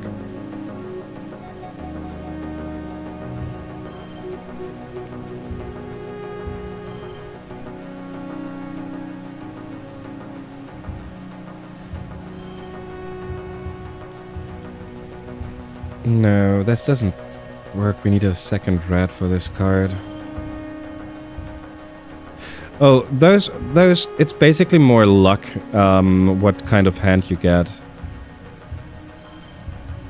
And the fact that I'm just throwing cards without thinking, usually without thinking, obviously also makes it harder to follow. There you go. You have too many different cards. Yes, that's true. My deck is up to 85 memories by now. Rena should be closer to like 30 or something. Maybe 40. Aw, you have all the fun. Oh god, he didn't even like that. So, I think you have seen that you can forget memories by resting. And there's another way to get rid of cards later. Okay, that's the last of the Subbacchus Swamp. There's something here, I can feel it. We're not leaving until we figure it out. Don't even think about dragging me down like you always do. Shut up! Where did he go? Vase is gone? Wait, what? What? We go... Wait, what? No, not with Vase! What? Oh. What the hell is this place? Is that thing alive? Did someone make it? As he steps closer, the faceless inside the vat turns to perceive you. We almost killed this for him and now he hates us? He always hated us. From the very first moment on, he hated us. Also, I'm absolutely skipping this. I know, this is currently very interesting stuff. Fight it together, there you go. But I am not the guy to do that kind of stuff. I am really struggling with that. 676. Meanie. You could have given us a good card here.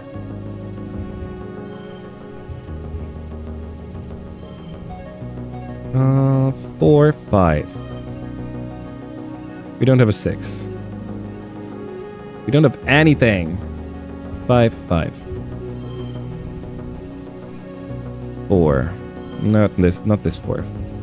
This turns it into a 6.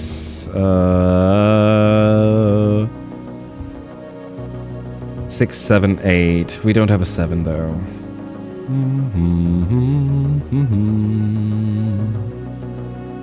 Well, let's just throw high value cards then. Not this one. So much for using high value cards. We don't have anything good.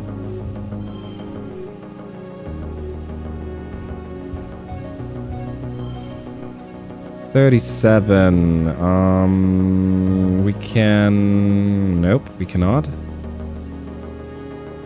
We cannot move this one, which sucks. I'm just gonna use one of the logs here. Okay, but now... Oh, freaking... Yes, +2 friendship with base. There you go. Oh no, now they know about the array. Good that this is not our playthrough. Holy shit, I don't want this to happen. Now it's time to go home. Okay. +1 friendship with base. From here on out, we can base, make them stop. Oh! Come on, guys. It's Ema's birthday. Save it for later. I don't know if you remember, but Vase came and wanted to smash Cal's hat in, and we are now friendly enough to actually tell him to not do it. The Helios under Vase's influence all back off, but not before a few parting libelous shots at Cal's parentage and alleged actions with animals. They all leave except for Vase. He settles into his booth and raises his glass to you, like he's some great hero for defending your honor. Well, that was enough excitement, I think. Let's move on to the important part. Cake and presents. Yeah, I have no clue about that word. I have no clue. I wouldn't even know where to start with that word. Libby. This time I'm So okay, but that actually soothes my heart a little, like, it's not me. It's not me. It's a hard word. I wouldn't even know how, like, libel? Libelous and libel. Verleumdung. Wow. Crazy that I've never heard that word before in English. And crazy how there's no connection.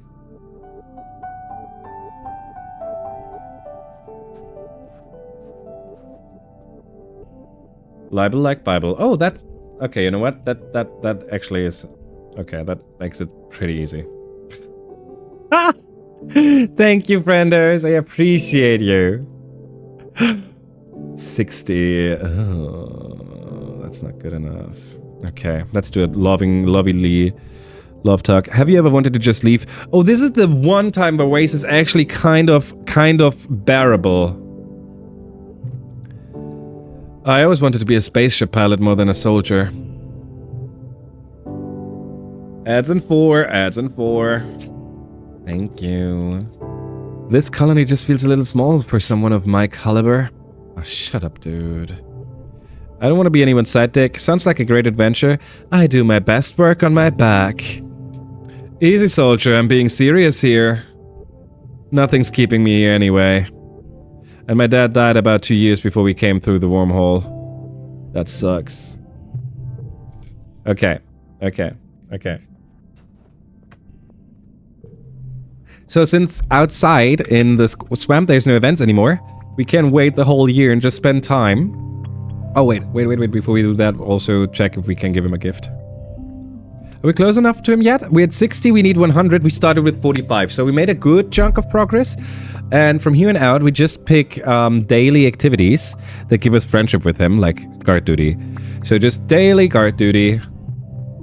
The chief's kind of intense. Red's such a bastard. I'll make Red proud someday. Did he like Red? Red leaves you to figure out how to reload your blast rifle on your own. Is it already finished? There's a latch here. Oh, Nem is helping us. I think we just go with the cheese kind of intense and accept that we don't know how to get a good or bad ending out of this one. 8877 and the 6. Here we go. Good. We cannot gift him anything yet, but next month we can. So next up is another guard duty. There's part of the new garrison you're not supposed to visit, deep underground, where the colony keeps dangerous animals that have been captured by the hunting parties and brought back to be studied. These aren't the cheerful fields where newly domesticated bristle slugs and float cows live out their days in peace and luxury. It's a grim place, filled with wild, furious creatures, pacing in circles, lashing at the reinforced glass, shooting acid from their wherevers. You know this because Security Chief Rat has brought you here today, past many secure doors, so he can show you what you're up against. You should assume everything outside the colony walls is trying to kill you. Even if it doesn't look like it wants to sting you or bite you, that doesn't mean it can't spray acid, release poisonous spores, liquefy your insides with a sonic blast, or release a deadly neurotoxin. If you don't know what it is, expect it's deadly. If you do know what it is, you should know how to kill it before it kills you. He teaches you about various xenofauna, their habitat, behavior, natural defenses, and weaknesses. Like always, he throws a lot of info at you and just expects you to be able to remember it. Yes, there will be a test. It'll be when you meet these monsters in the wild, and if you fail that test, you're dead. In fact, you should be tested. Pop quiz. Which animal has venom sacs and can camouflage itself so well you're likely to step on it? Snap bladder. Correct. They're like leg hole traps. You catch their prey by waiting for it to walk right on top of them. Then they snap shut and hold their prey until it gives in. Adult snap bladders can move slowly, but it makes them ornery, especially when they're heavy with eggs. The young are too small to hunt like this, but they have venom sacs. Not too dangerous to humans, unless you fall into a whole nest of them. I don't suggest you do that. Ha ha. Thank you so much, Red. Alrighty, frienders. And believe it or not, even though we are trying our best to do this as quickly as we humanly possibly can, there's still another outbreak that we have to deal with. I know. It's the worst. I know. But that's just the deal. And we're gonna come back in 3 minutes. Like always.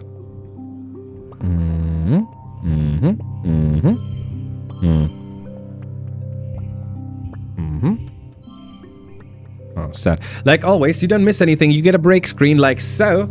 And I get the chance to go to the toilet. You get the chance to go to the toilet. You get the chance to get yourself some drinks, some snacks, some whatever you need.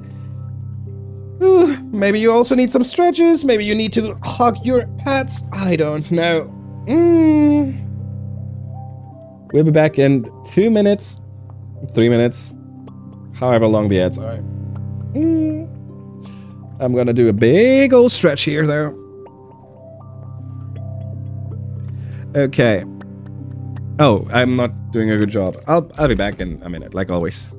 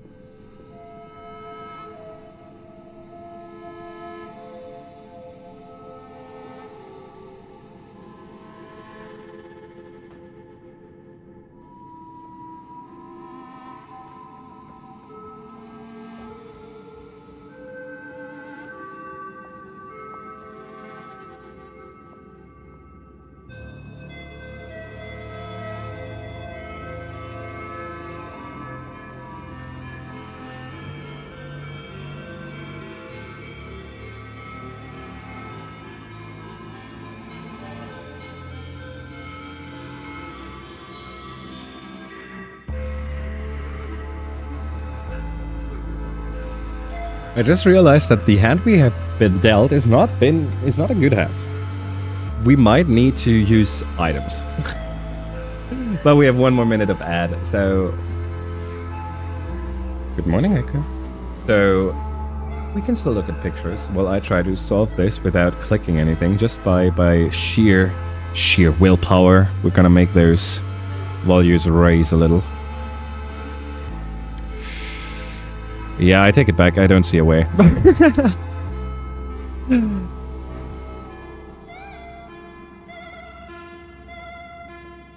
Yeah, but we only need a single item to make this work. Okay, all good. Hey, big boy. Want to see the big boy? He's a little pushy right now. Hey, big boy. Hey. Here you go. Can you see him? Oh, no, he's hiding. He's hiding. Can't really see him, huh? Hey, big boy. How you doing? How you doing? You look very sleepy. You look very sleepy. Yeah, we love you. What are you looking for? Oh, big yawn. Yeah, we love you. No, you can go to sleep. You don't have to wait for me. You don't have to wait for me, big boy. You can go to sleep if you want to. Oh, God. He's a cutie. Hey, friends. The ad break is over. And that means we're gonna switch over to the game in a second. God, you're so cute.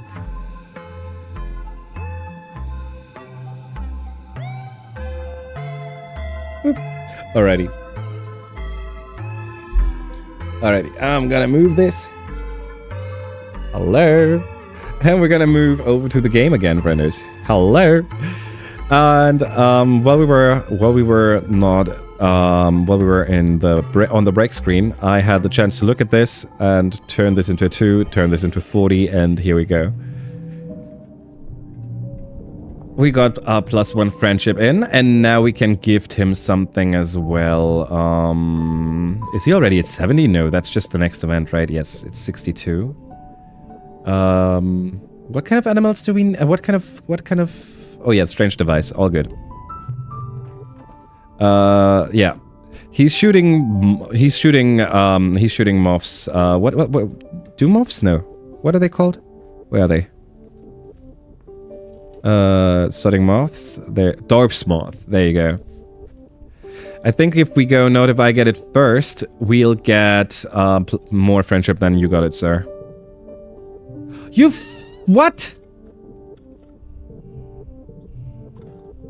None of this makes sense. Okay. You got it, sir.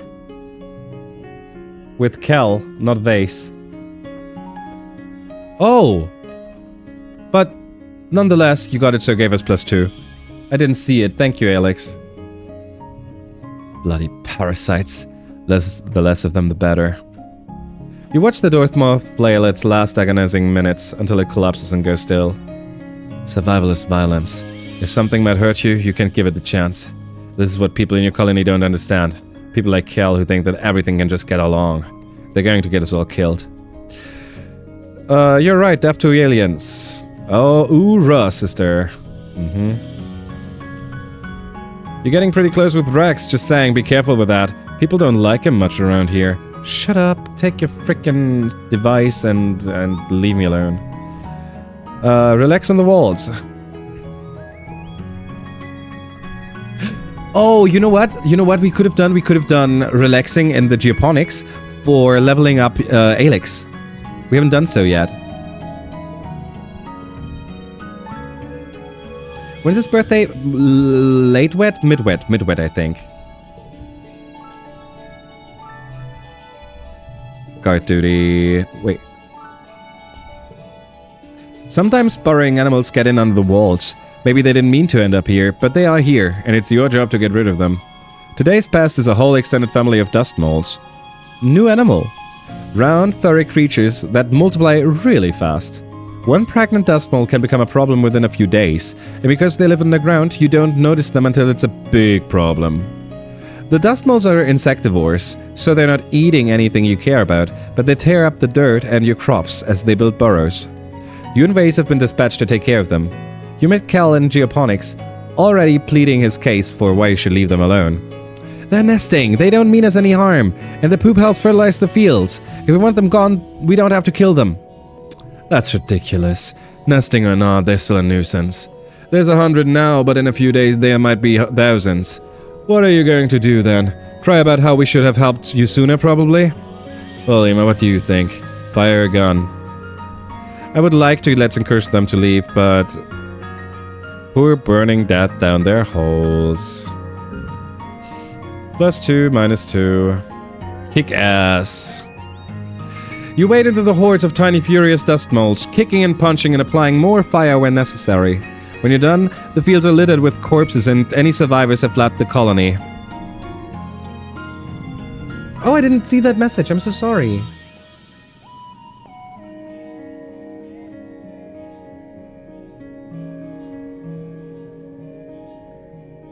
Ooh. Okay, 9. This is a bad card. 9, 5. Oops, 4. We don't have anything. We can put the 3 here. We win. That's it. Good. Okay. Late pollen. We should not be able to give him a gift. Nope, good.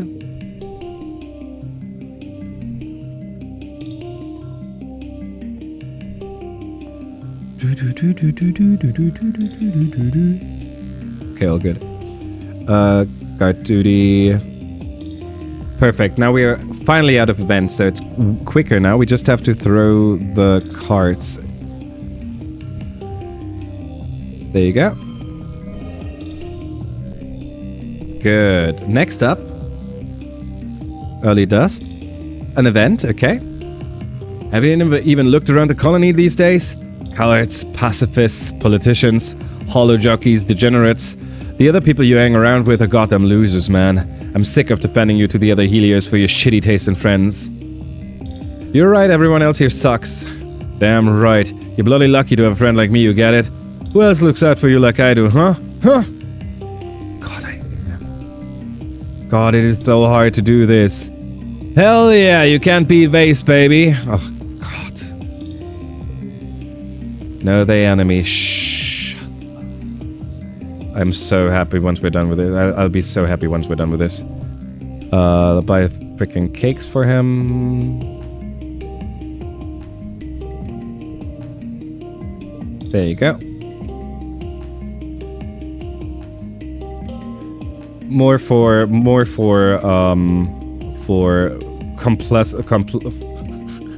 Ah! Lisa. yes, for completion. Lisa. That was immediately auto-modded. There you go. Listen.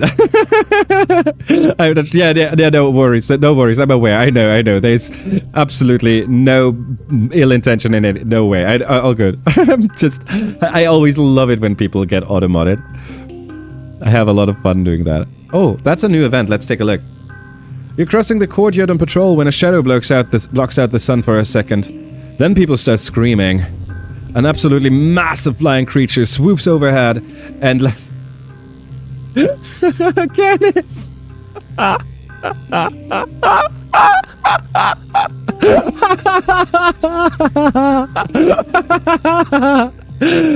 An absolutely massive flying creature swoops overhead. It's almost like... Oh shit. Okay.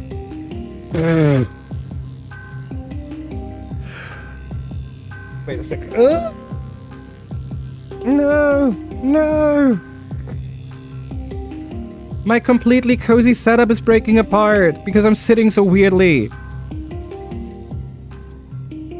Now it's not gonna be as cozy as it was. Now I'm feeling like I'm not balanced out anymore. Alrighty. It's okay. It's just, you just forget the P, right? It's just pterodactyl. You make it sound like there's a P. You go pterodactyl, but it's pterodactyl. Is it dual or do you go teal? Pterodactyl? Dactyl? Pterodactyl. Eel. Or maybe a dragon. Its wingspan is enormous, at least 50 meters across, and it definitely looks like it could pick up a human and fly away with it if it wanted to. It's not doing anything right now, though. It flexes its wings and considers you with 4 eerily intelligent eyes. As a god, you're the first on the scene. What do? Kill it! Till. Okay. Pterodactyl. Alright, I can work with that.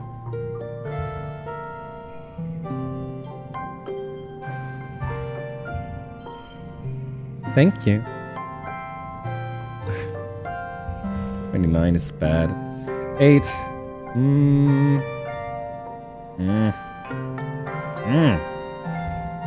7. We don't have a 6.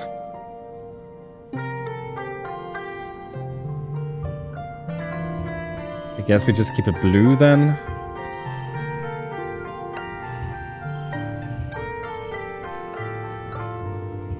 That is like this. This is not good. 41 with one hand. Let's go. 9, 6. Oh, this is gonna be problematic.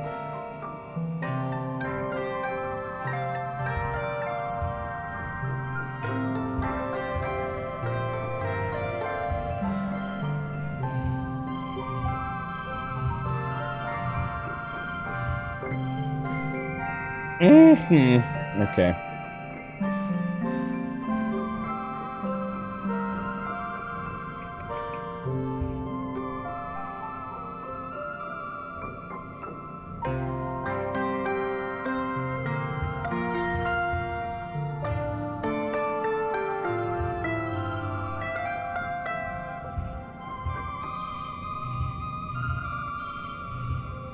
Oh, wait a second.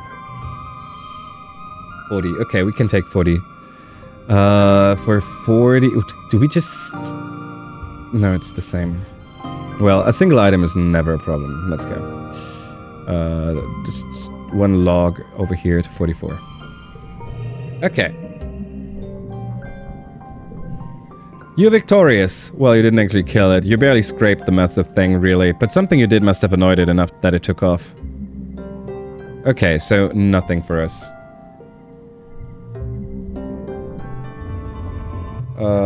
Party with the Helios. Ugh. Teenagers aren't wait, what is Mars doing here? Teenagers aren't technically supposed to drink alcohol, but festival nights are an exception. At a party dedicated to feasting to excess, the mushroom wine and malt cider is already flowing under the watchful eyes of your adult chaperones. Grab a drink. +2. Good point, actually. Good point. Lum told me he thinks of me as his successor. I mean, really, if you think about it, it just makes sense. Sure, he's a spacer kid like us, but he's old. He still thinks like he's from Earth. Me? I got his talent for leadership, and I got the guts to handle this planet. Yeah, I agree. You have his talent for leadership, which means you both have 0, dude. 2 with Mars, 2 with Anemone. Woo hick you? Yum, none for me thanks. Woo hick who? +2 with vase. Actually, didn't we talked about that on Friday as well, right? How did we get to that? Oh, because we also drank in the game there. There's something satisfying about a meal cooked over a flame and shared with your community. You feel a sense of unity with the people around you, as if sharing this meal with them has strengthened your bond on some primeval level. You forget the drama on stage between the governor and the council for now. Does it matter who's in charge when you're surrounded by good food and good friends? Lum announces a zero-tolerance policy for political graffiti, but you notice that not every tag has been being removed, just the ones against the war. Okay. Mid-dust. No gift, right? Yes, no gift. He should be at like somewhere 67 or something. 79! Oh, we're making good progress. We're making good progress. All good, all good. 80, we're almost done, we're almost done. Guard duty. Get to work. 9, 7, 3. There's a 6. We like the 6. 6, 6. There you go.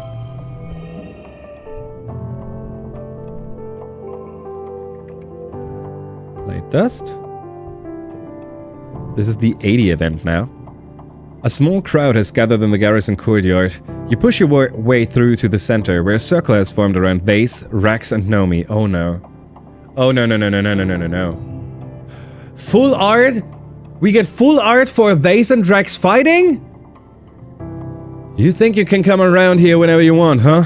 This garrison's off limits to cowards like you.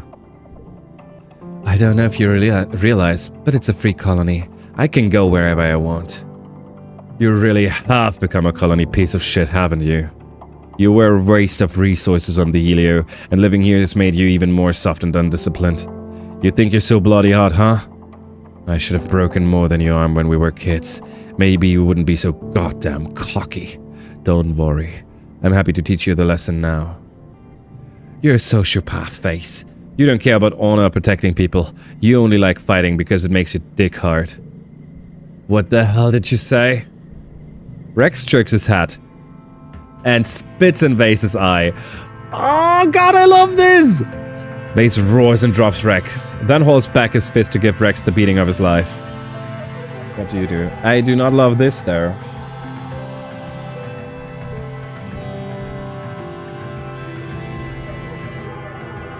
This is so infuriating. This is. You cheers Vase's fist connect with Rex's face in a spray of blood. Rex crumbles to the ground and Vase follows him down, pinning him into the dirt and battering him as Rex struggles to protect himself. Nomi screams and throws themselves at Vase's back, wrapping their slight body around his. Please don't, he didn't mean it. Vase doesn't stop until one of the adult soldiers bursts through the crowd, barking at Vase to lay off and go clear his head. By that time, though, Rex is lying motionless on the ground. You don't get a chance to check on him before the crowd disperses and blocks your vision. You catch up with Vase on the bluff above the garrison. You watch him stop, then turn and slam his pathetic fist into a boulder with a resounding clang. The hell do you want? What the hell was that all about? I wanted to see if you're okay. Fine, none of your business. Just stay out of it or you're going to get hurt. The boy whose arm you broke was Rex? What'd I just say? You just don't know when to quit, do you? But you have to know? Yeah, it was Rex. Stupid mud. He and his friends all thought they were so cool back when we were kids. Rex was the same kind of scrawny runt as me. They just liked him more because he's all, let's be friends, I love everyone. Idiot. He leaves himself open on his left side, did you know that? Got right in there. Snap, snap, no attitude. Not from him, not from anyone. They all gave me the respect I deserved after that. Is it time to tell him that he's a sociopath so we can send him off to therapy?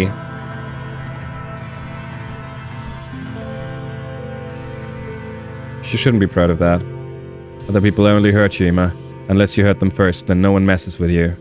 I learned that lesson early. Fuck you. Sorry. But also, I don't want to start feeling for you or anything. You're way too much of a bastard to... I'm sorry. He's impossible. He's triggering the worst in me.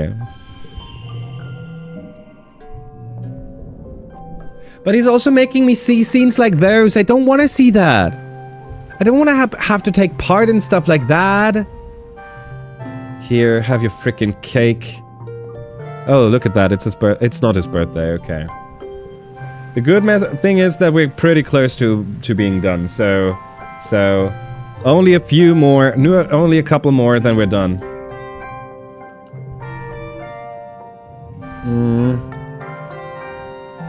10, not, actually, this works, 8, 9, 10, and this gets to be an 8. Just need to put something in between, the wild card, well not, why not? Oh, -5 for a wild card? No, that is mean. What if we put this one? 53? Yeah, 53, we take it. What about 55? What about 65? Oh, hell yeah. Still not the best there. Okay. Now should be his birthday. So, another cake. There you go. 90. Today's the day. You're going to confront Vase about his cruelty to others. Oh, hell yeah! Oh, hell yeah! Vase is in the garrison as usual. He's sitting at one of the tables in the lounge area, picking at his nails with the tip of his knife. When he sees you, he jerks his head in greeting and kicks out a stool for you. As you sit, he closes his knife with a snick and smiles slightly at you. What's up, Ima? What do you say? It's time to work on your anger issues. I don't have any goddamn anger issues. If anything, this colony's too damn soft. You'd all be dead in the dirt by now if it weren't for my anger issues. It's not about fighting, Vase. You tell him it's about how he treats other people. Like how? Like how you control them through fear. You can't trust anyone. Eventually everyone will either hurt you or die before they can. Like your dad. Screw you. Coming in here bloody psychoanalyzing me, kicking me when I'm down. Who the shit do you think you are? I'm someone who cares about you. I don't sodding need anyone to care about me. I'm a hero. I don't need you to protect me. Is there anything else you want to say? You can't just be an asshole to people. Who do you think you're talking to? I'm base, baby. Around here, I can do what I want. Well, that probably could have gone better. Could have gone a lot worse, though, considering. I want you to fix things with Rex. I think that he's gonna kill me if I say that. Not bloody likely. That spaceship's already launched. 2 in persuasion. Let's get that. Let's get that. He's jealous of Rex for things that are the result of inherent personality. Exactly, exactly. Well, there might be more to it, but yes, absolutely. I agree. Let's take a look at the gear. And if we have something ready. No, we need to buy something real quick, but that's okay. Oh god, I'm a little nervous, frienders. Because there's the daily stream break that's gonna happen soon. And I want it to be done before that happens. This one is enough. But I don't think that we're gonna be quick enough. So be aware there might be a breaking of... breaking off... stream break off in about, like, in somewhere around 20 minutes. Okay, yes I am. Time to work on your anger issues. You can't just be an asshole. I want you to fix things with Rex. Well, you could apologize. Fine, but only if he apologizes for being a self-righteous coward. No, we're done here. Okay. Okay. Do we now have to talk to him too? Well, if it isn't one of Vace's cronies. Oh, Rex, we're still friends. Here's your log. Here's your hug. Wait, why am I doing this? We just want him to reach the 100. What am I doing? Let's go. Guard duty. 9 and a 7 and a 6 and another 6 and the 4 and here we go.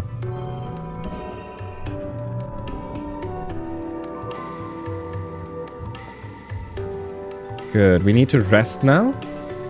Oops. We've decided we want to do that over here.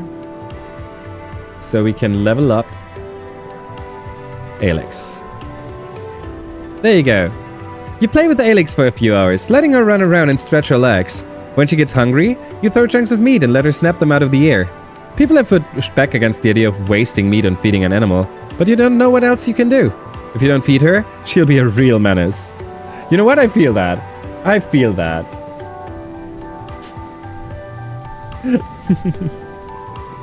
I mean, I don't know, but I kind of feel like if I kind of feel like I should feed Alex. If I am responsible for her, then I should feed her. But please don't throw hunks of meat at me. Okay, fair. Alrighty. We can give him another gift, but he don't have anything he likes, so he's just gonna get the mushwood log. There you go, bringing him up to 93. 92, close enough. Okay. Guard duty, whoa. I don't remember what this has in store. This frickin'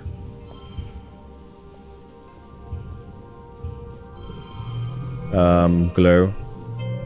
I think it was one of the slower ones. Join the wall defense? The Xenos are just standing there, then an explosion. What's that in the sky? That's socks? 2 arms, okay.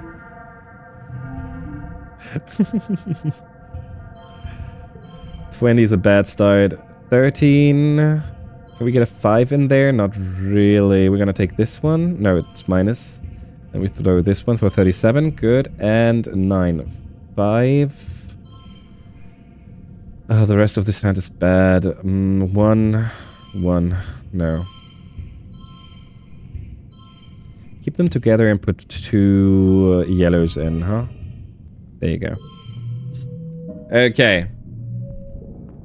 The Xenos put through. As the squad is getting in the rhythm. It wasn't us! Give me command of your squad. My squad? Yeah, we're more useful up here. +2 friendship with enemy. We take it. Okay. Done. Done. Okay. We immediately get to give him another gift. We're almost done. I don't think he's gonna like... He didn't like the Xeno egg. He didn't like the yellow flower. He might like a baba fruit because it's food. He does, in fact, not like the baba fruit. Shit. Okay. Oh, wait a second. Wait a second. What am I doing? We go to Subaqueous Swamp. It's a new year. We're done. We 100% are done with this. Here you go. Hunt in the swamps. We just need to reach the 100. Utopia. What did you learn? We skip everything here. I don't want to. No, I don't.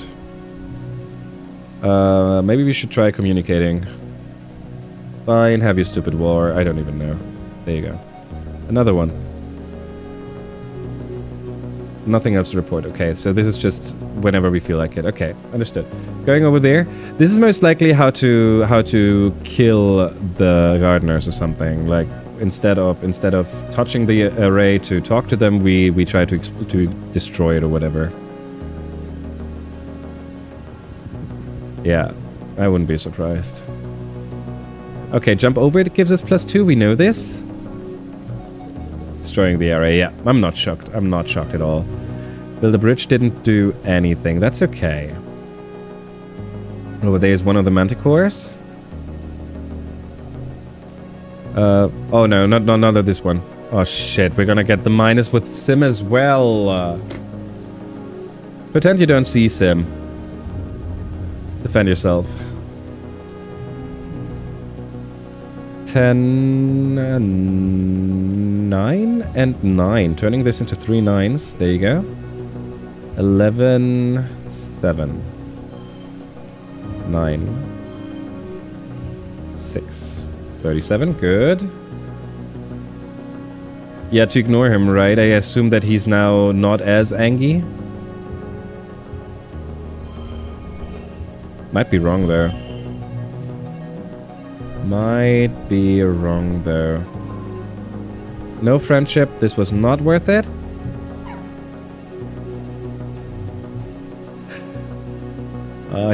We once talked to Sim in that situation, actually. Send your pet to investigate. Alex is totally unnerved by this other creature. Okay, attack it.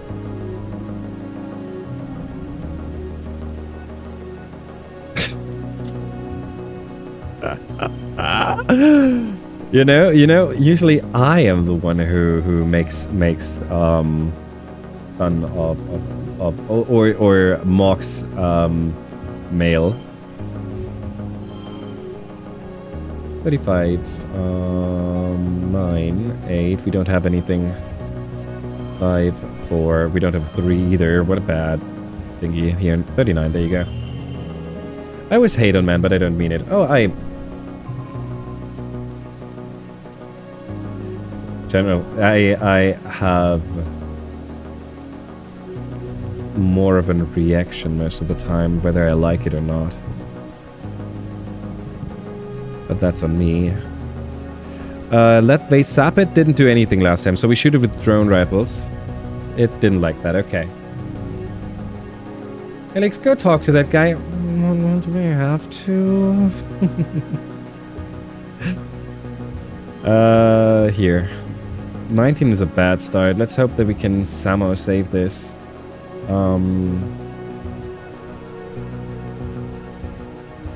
8. 7, 6.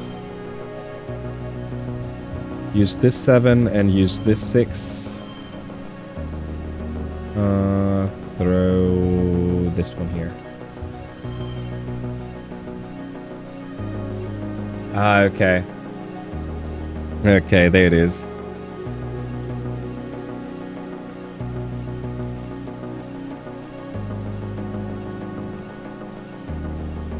A daily stream break. Oh.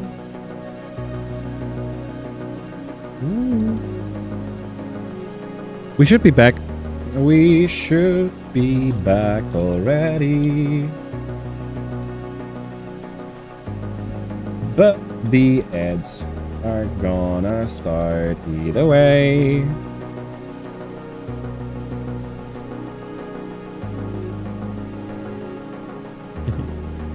Hey, frienders. Yeah, there it was again. 9:39. Actually, I'm gonna put 9:39. I'm gonna put that into the thingy. There you go.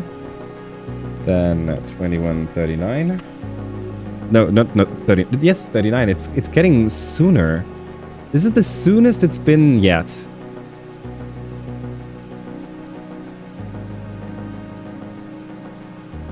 On Saturday it was at 44. On Friday it was at 44. Wednesday was 49. A few days prior was 02.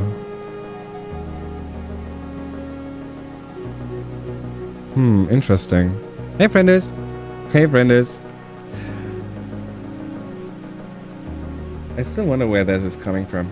So, thanks to the stream now officially restarting, we will have ads in a second again. Apologize for that, frienders. I'm still gonna throw the cards in here real quick.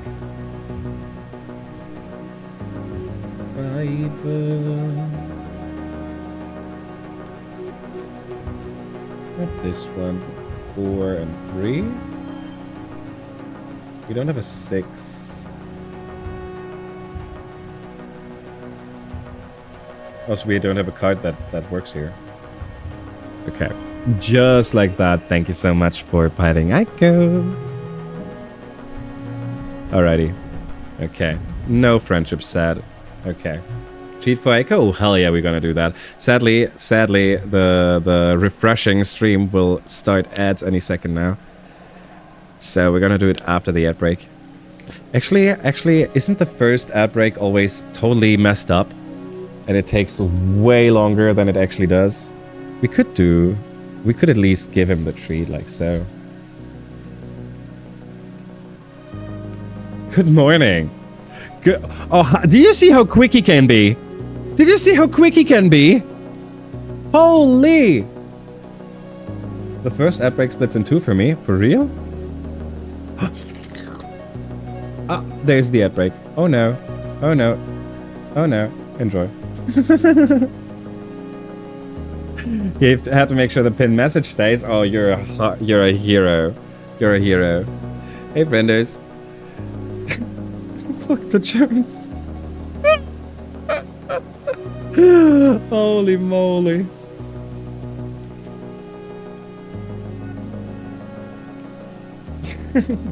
We're just gonna sit here for a minute and wait for the ads to stop.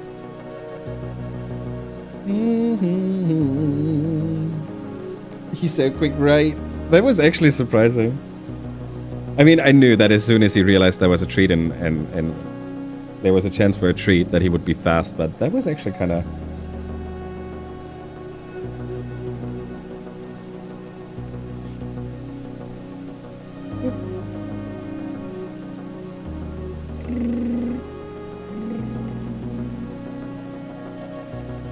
I love you. I love you.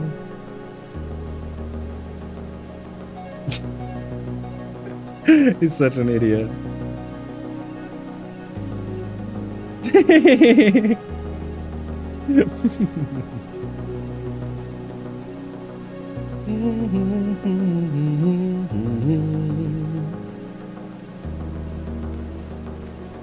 You know, I haven't slept yesterday, as you remember, right? So by now I am... When did I wake up yesterday? I did wake up pretty late, so it's not as bad as it sounds. So I should be around the 27-hour mark now. It's actually surprising because I thought we would finish this game in about 3 to 4 hours and then yap about the game for an hour. Because I thought I would be way too tired. But it's actually... it could be way worse. I only realized that I'm tired in quiet moments like right now, right? When I'm a little... Ooh. By the way, did you shave? Yeah, finally. I finally did it. Yesterday. Finally did it yesterday. I tend to be very I tend to be a little lazy. When my mood is comparatively low, right? When I'm not in the best mood, when I'm already struggling with then I forget to, then I start not shaving anymore, and usually can see me getting better when I finally manage to shave him off again. So usually a good sign. Usually a good sign. I knew it. I was like, somehow he looks cleaner. Yeah, yeah. but also, it's the hemp. The hemp makes it look. I'm so much more sophisticated with hemp.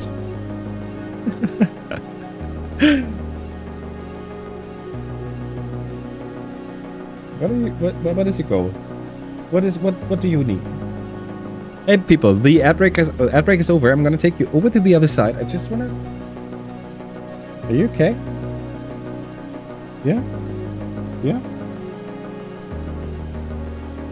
Okay. Let me clean your eyes. One. There you go.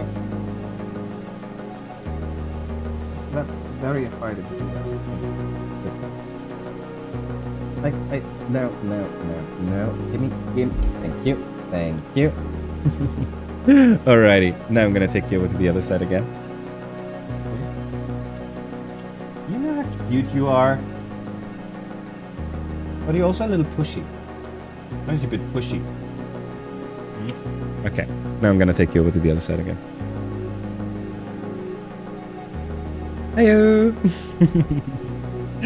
Hello everyone. Hey, the Lurker's message! It appeared! So it didn't appear for 8 hours for the stream, but it appeared right after the start of the new stream. Awesome. The Lurker's message is working exactly as intended. What did I do?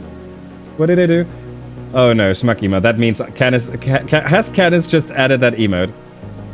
I can't see it yet. Have you just added that emote? Also, you're awesome, frienders. Maybe you're monster. I can also add it as an official one, by the way. I just haven't done so yet. I know you basically already did the work for me, if I remember correctly. Oh, well, try to soothe it. Nope, attack it. We just need...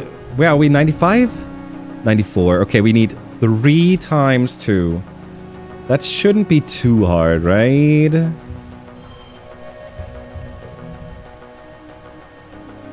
Don't give me a hand like this. This sucks. Oof.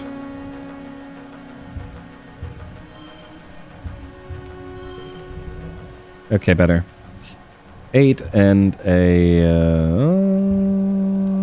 3, turning this into 6.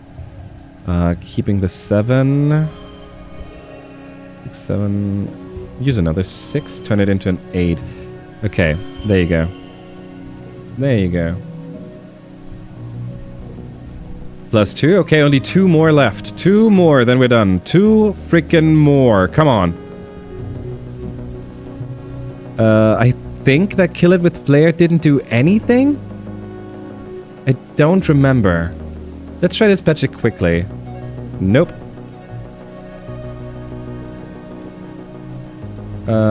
Fight them.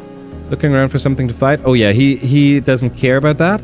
He's like, oh, a faceless.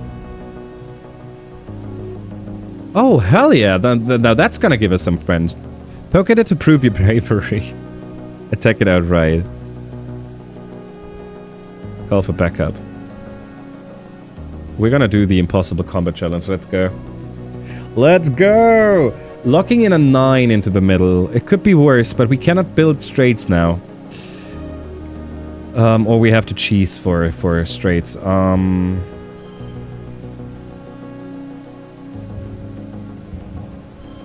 Oh, 103. That's not easy. That's not gonna be easy. Okay. Okie dokie. Let's see.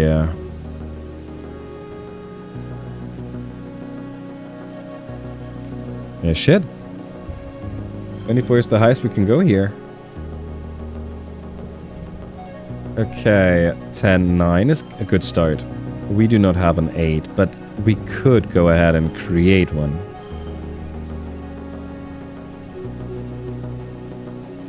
I don't even know if we need to.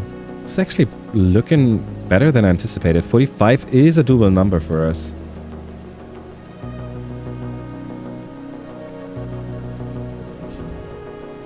Okay, another 9, but it costs all other cards some energy, which is actually which could actually work. Becomes a 5. Let's start like this. 8.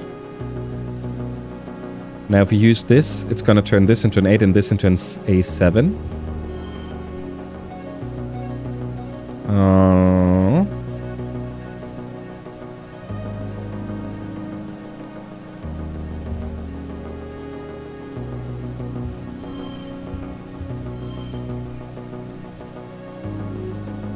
Seven, 8, 9. We could turn this into a 6, or alternatively turn this into a 10. I think even a 9 could be enough, so let's use 2 Xeno eggs. There you go. Okay, impossible challenge 1. Let's see. That's gotta give us a +2 friendship, right? You still have some explosives from the time you blew up the thumper. There you go, +2. Okay. +2. Alrighty, that means we only need one more. One more, then we can leave. One more, then we're done. Come on. Give us a +2. Give us a +2. Okay, that's not a combination I had seen coming. 35 in the first hand. 9, 6, 6, 3, and 8, 8, 0. 6, 5. Awesome. There you go. Not a friendship one. Come on. For real? No event left? Oh well, let's be real. 2 is absolutely doable. We go home, we're done. We give him a gift, we're done. Just like so. We wake ourselves from the stream. We had this happening a few times by now. We know this. It's a birthday. He should be at 98, right? 99. Okay, you know what? We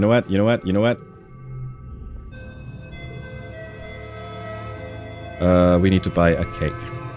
Wait, didn't we buy all the cakes? There might not be a cake left. No, 1 cake.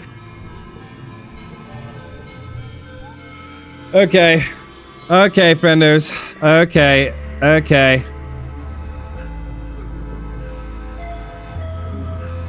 you go. 100. Now we just need to spend time once more so the event can trigger.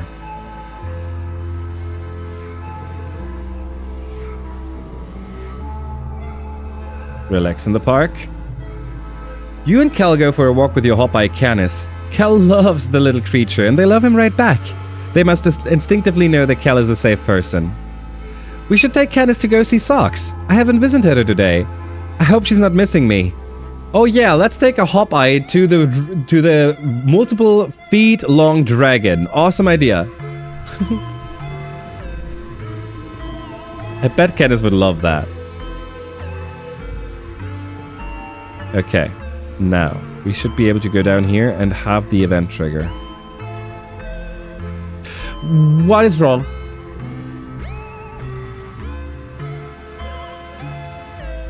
He's at 100. We're in the last queue. There, whatever it is, the event should trigger. Yeah, I would appreciate the help very much. I don't want to have wasted that. This was too stressful for me personally.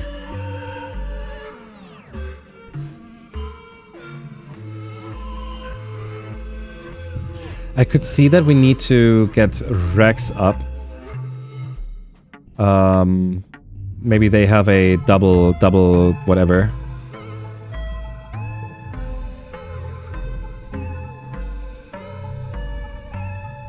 Hacks incoming. Let's do a base 100 safe. Thank you. Thank you. Hope you get yourselves a good snack. We're just gonna spend more time with Alex in the meanwhile.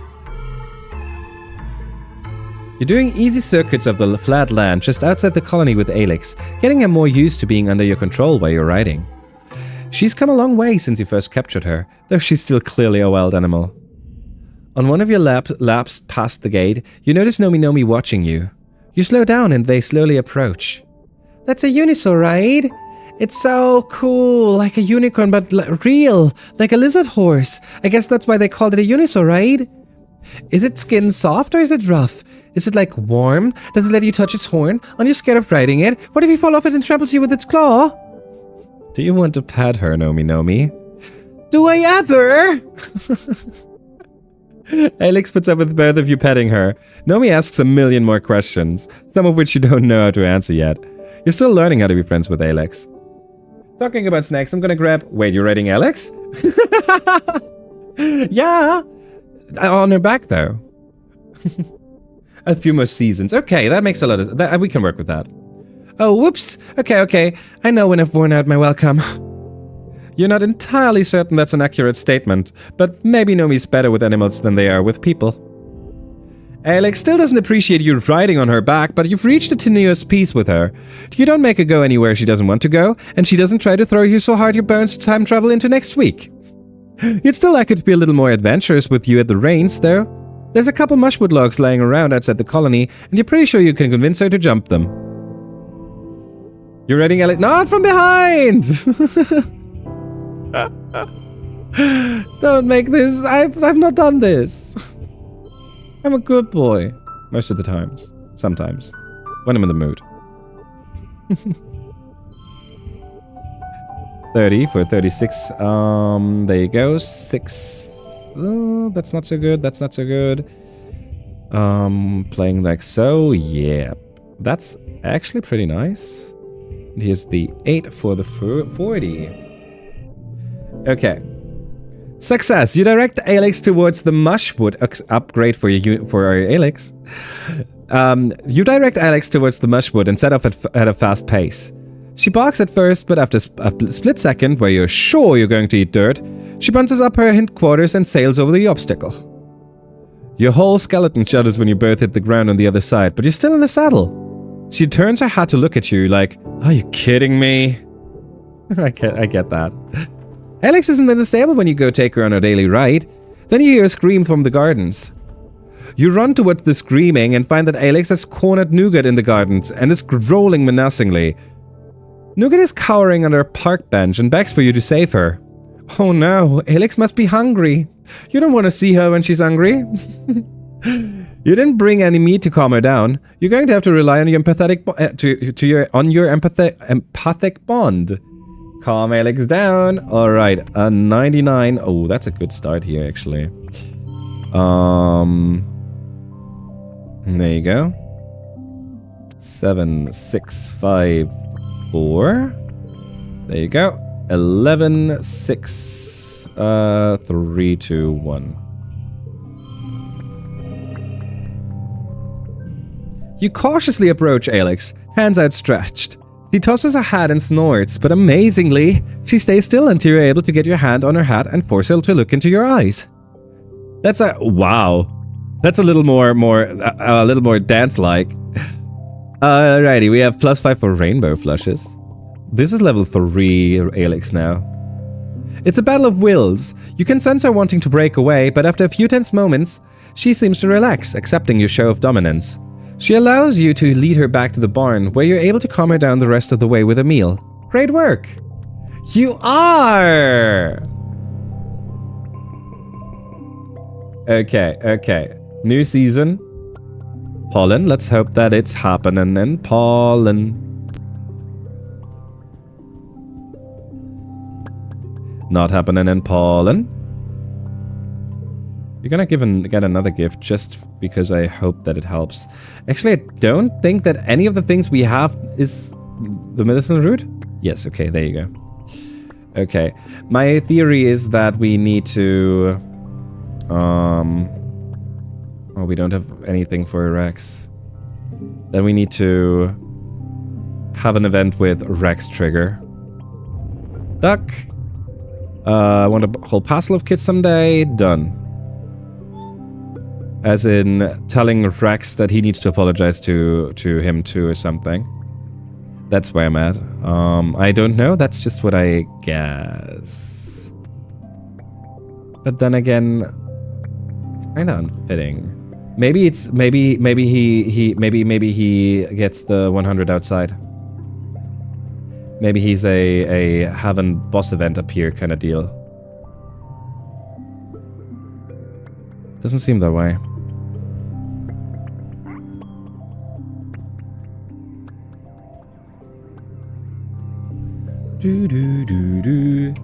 Base 100 pollen.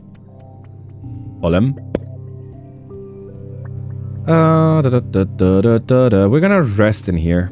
No, where do we usually not rest? Or where do we not... Yep, I saw it too. Assistant Matt... No, you know what? We go to the children, because maybe we can learn something about nougat. Greetings, Ema. I have some ideas on how to disarm the alien array. Wait, no. That's not... We don't want to do that.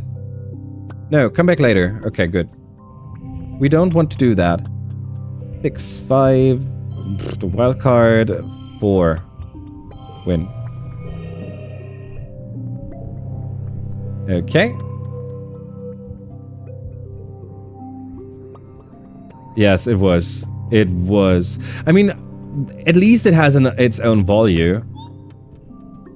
So it kind of offsets that negative, but still. Make the payload for red. Holy shit. To the children. That's Tammy. Go easy on her. We got a cake. We got a cake! That's good. 8, 8,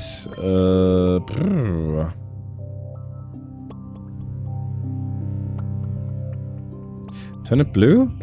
Turn it blue. Turn it blue. There you go. Yeah, the red... those are toughness cards. They are bad. I now understand why I don't like them. Late pollen. I'm going to eat you, just so you're aware.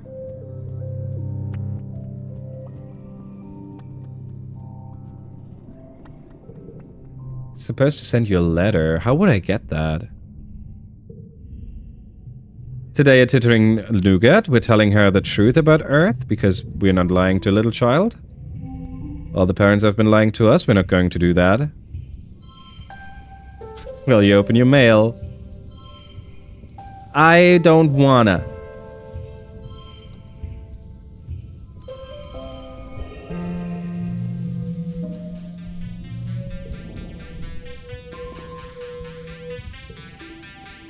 New perk. Yeah, go away. Autoplay Ferry. Oh, yeah, that's actually... okay, I take it back. That's actually nice.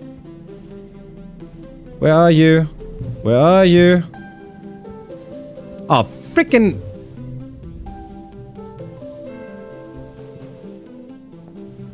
I'm not tired, he says. Shut up, I say.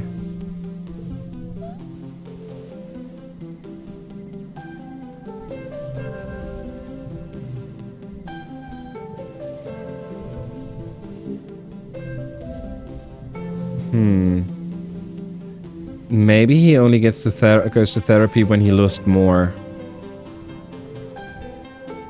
Wait, no, it's not the right day. It's here. Here you go. That's giving me this sign can't stop me because I can't read vibes. The first thing I thought of was Animal Crossing. It's supposed to be like this, no shit. I had everything. The friends, the cloud, the perfect girl. What the hell happened? So it does seem like he's somehow reacting.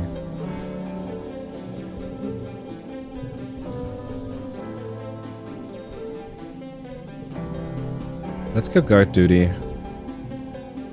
Okay, there's a new event with both of them. I could also see it happening that we read the letter in an event or something.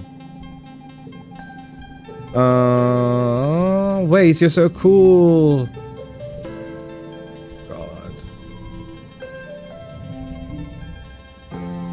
7, 6, 5, 4, 3. What a beautiful hand. Vertumna, watch in horror. This time we are second surveyor because we're so cool. No, actually we should have gone for second, what the other thing is. The rat guy. To take his spot.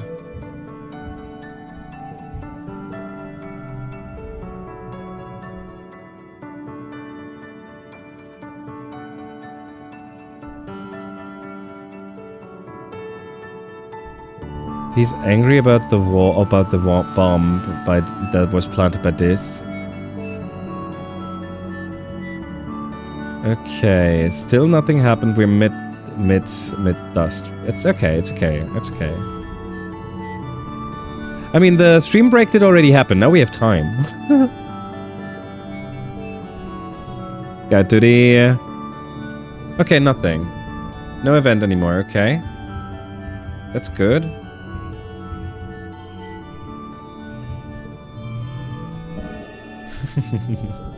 Yeah. There it is. You wake up to a message from Vase on your hollow palm. You blink yourself awake and squint into the blazing light of the hollow. Ima, I wanted to say thanks for confronting me about my shift a few weeks ago. I bet that wasn't easy. You're lucky I didn't take a swing at you. You were right. I need to work on my anger. I'm going to start that today. I'll let you know how it goes. Vase. Well, isn't that something? And now we can talk to him. Let's go. Ima, I was just going to hollow you. Walk with me. I want to talk to you about something. As you leave, you spot Nam trying not to watch you from across the garrison. You join Vase in his quarters, the walls and shelves still covered with star charts and other space paraphernalia. He gestures for you to take a seat. Well, you know. After you called me out before about my anger issues, I started working on that. Congruence has this therapy app. It's not great, but I've been following the exercises and it's so obvious now, you were right. You nod and Vase sighs and rubs his hand over his face. I'm still shit about talking about this stuff. But you're the only person who knows what it's like. You've been a real friend even though I've been a total shithole show. I've been realizing a lot about myself. About the way I was raised and how it affected me. How I let that affect other people, like Rex and Nami. Shit, I really messed up with Nami. Vase lapses into a contemplative silence, fiddling a fixture on his prosthetic arm. Wanna talk about Rex? I don't care about Anemone here. I don't want him to be with Anemone. I want to hear about Rex. Why not? You already talked about me with him. Shit, sorry, I guess I don't really want to talk about it. I was just a kid when I broke his arm, but I was old enough to know what I was doing. I did it on purpose because I hated him. I hated how easy it was for him. People just liked him. Turning people against him made me feel better. Like maybe I was better than he was because people liked me more, some shit like that. Damn though, he's tenacious. You gotta respect it. He managed to find a way to be happy even though I didn't make it easy for him. I don't know where he found it in him to forgive me for making his life hell, but he's a better person than me. That's real hero shit. Wait, Rex and Vase have they actually did go apologize. This was not just a I'm gonna do it, blah blah blah. They actually did it. Okay, now that is actually shocking. I'm also glad that they were not trying to pull the, in the end, you understand everyone and he was just a misunderstood kid and blah blah blah bullshit. I'm very glad. I was 100% expecting that. I was 100% expecting the developers to try and make us understand him, as he was not the bad guy. If you look at it from that way, there's actually that reason, blah blah blah, and they didn't, and I really respect that. Want to talk about Anemone? No. Yes, man, shit, I don't know. It suddenly hurts to think about, but like, that's the problem. No matter how bad it feels, it's 1,000 times worse for her. I made her life hell. I mean, I told her I loved her, but looking back on it, she pissed me off so much. I thought it was her, like she was being weak or clingy or disrespectful or whatever, but it was all me. I was the asshole. She was right to dump my ass. I was so bloody angry at her. But you know what? Good for her. I needed it. Yeah, you were an asshole. You don't have to rub it in. It's like she reminded me that I'm stuck here, you know? Like I'm expected to stay here and play happy colonists. I took it out on her, but it wasn't her fault. Why do you think you did that? Man, that's what the stupid app keeps asking. Why do I think I did this? Why do I think I did that? I thought maybe I did it because of my dad. Classic, right? Kid bullies other kids because his daddy bet the piss out of him. Oops. But it's not that simple. I wasn't born in some utopian space commune like you. I was born because they knew they'd need the next generation of soldiers to fight. Whatever we'd find on the other side of the wormhole. It's messed up, you know? Raise a whole generation of kids and tell them they're gonna be soldiers, make it seem like the coolest starting thing. What was I gonna do? Leave the ship? Go where? Jupiter? I mean, I was already an asshole, don't get me wrong. They needed some alpha kid to keep all the others in line, teach them how to follow orders. But when we landed, that didn't work on you, colony kids. You were raised free. I felt angry, bloody furious that you colonists didn't step in line. You had to be wrong because I didn't want to think I was raised wrong. Are you going to stop being? I believe in you.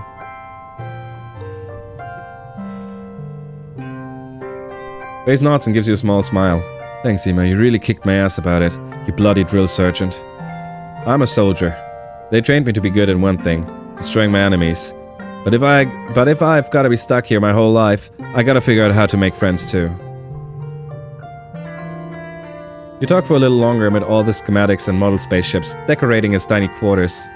So, still think you and me should get off this rock one day? Stars know I just keep screwing things up down here. Maybe there's a second chance out there. Or third, or fourth. I go back out to space with you, there you go. I know it'll never happen, but thanks for humoring me. I guess you never know, maybe someday. Friendos?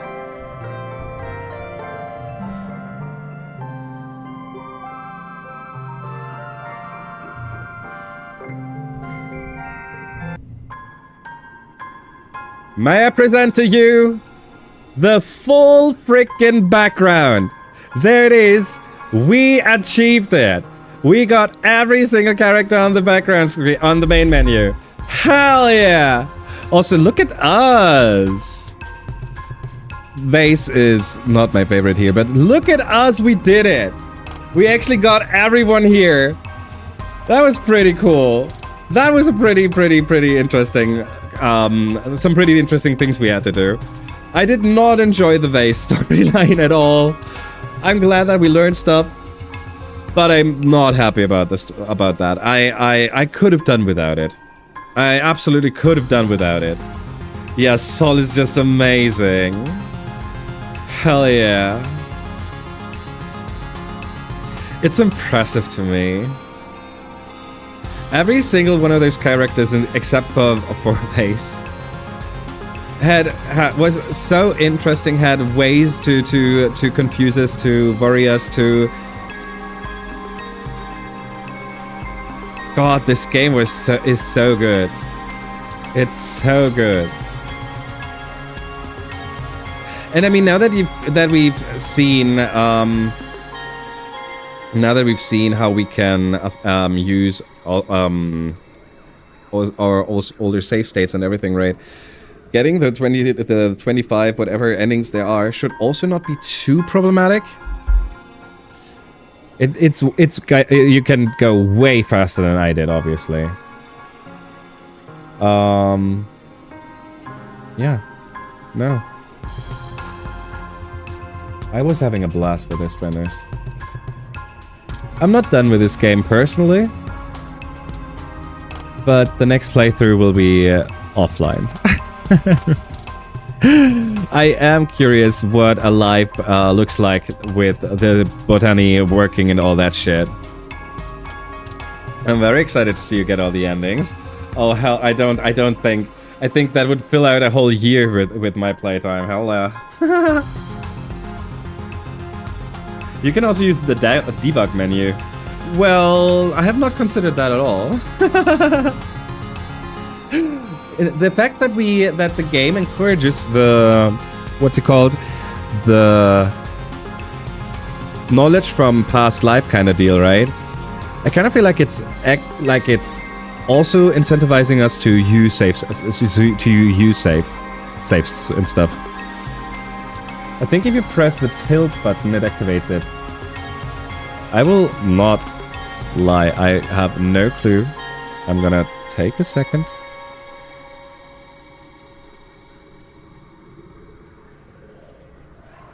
Oh, I did not know that the word for that. So in my case, oops.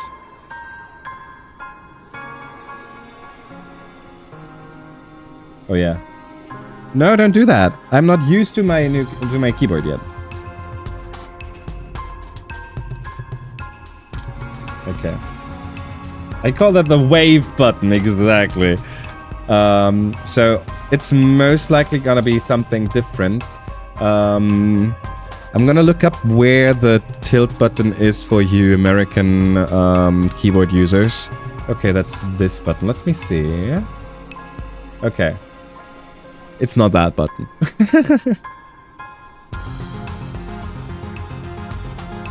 Doon, doon, doon, doon, doon. Doon, doon, doon, doon, doon.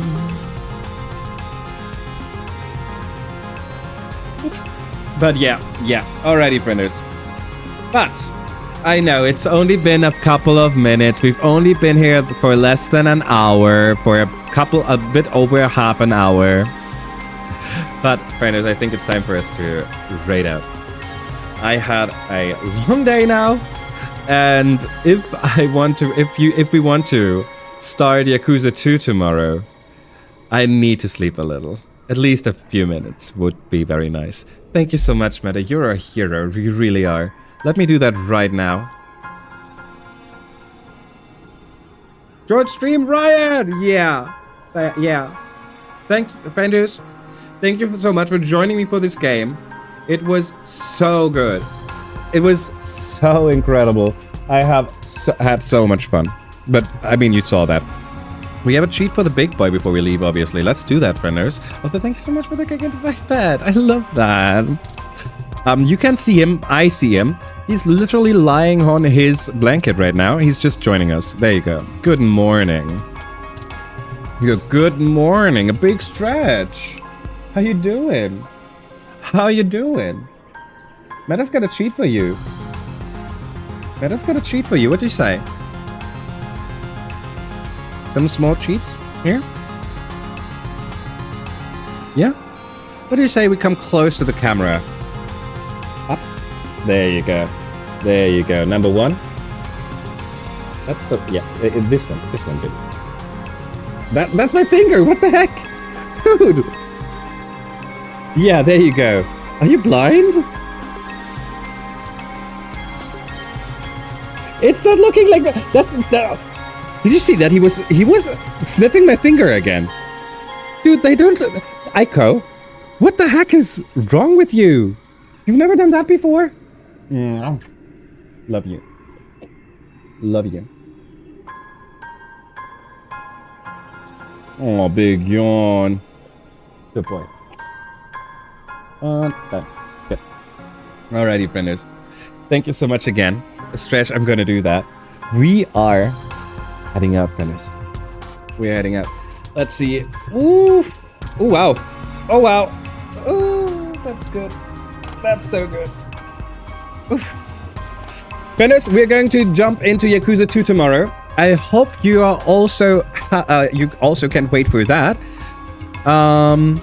We had some friends who really have been waiting for us to finally start that game. So I hope you're as hyped as I am. And now we are going to raid into. Good.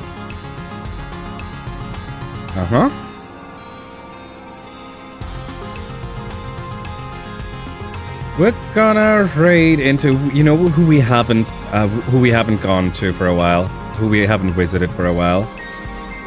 We're going to raid our friend Haru.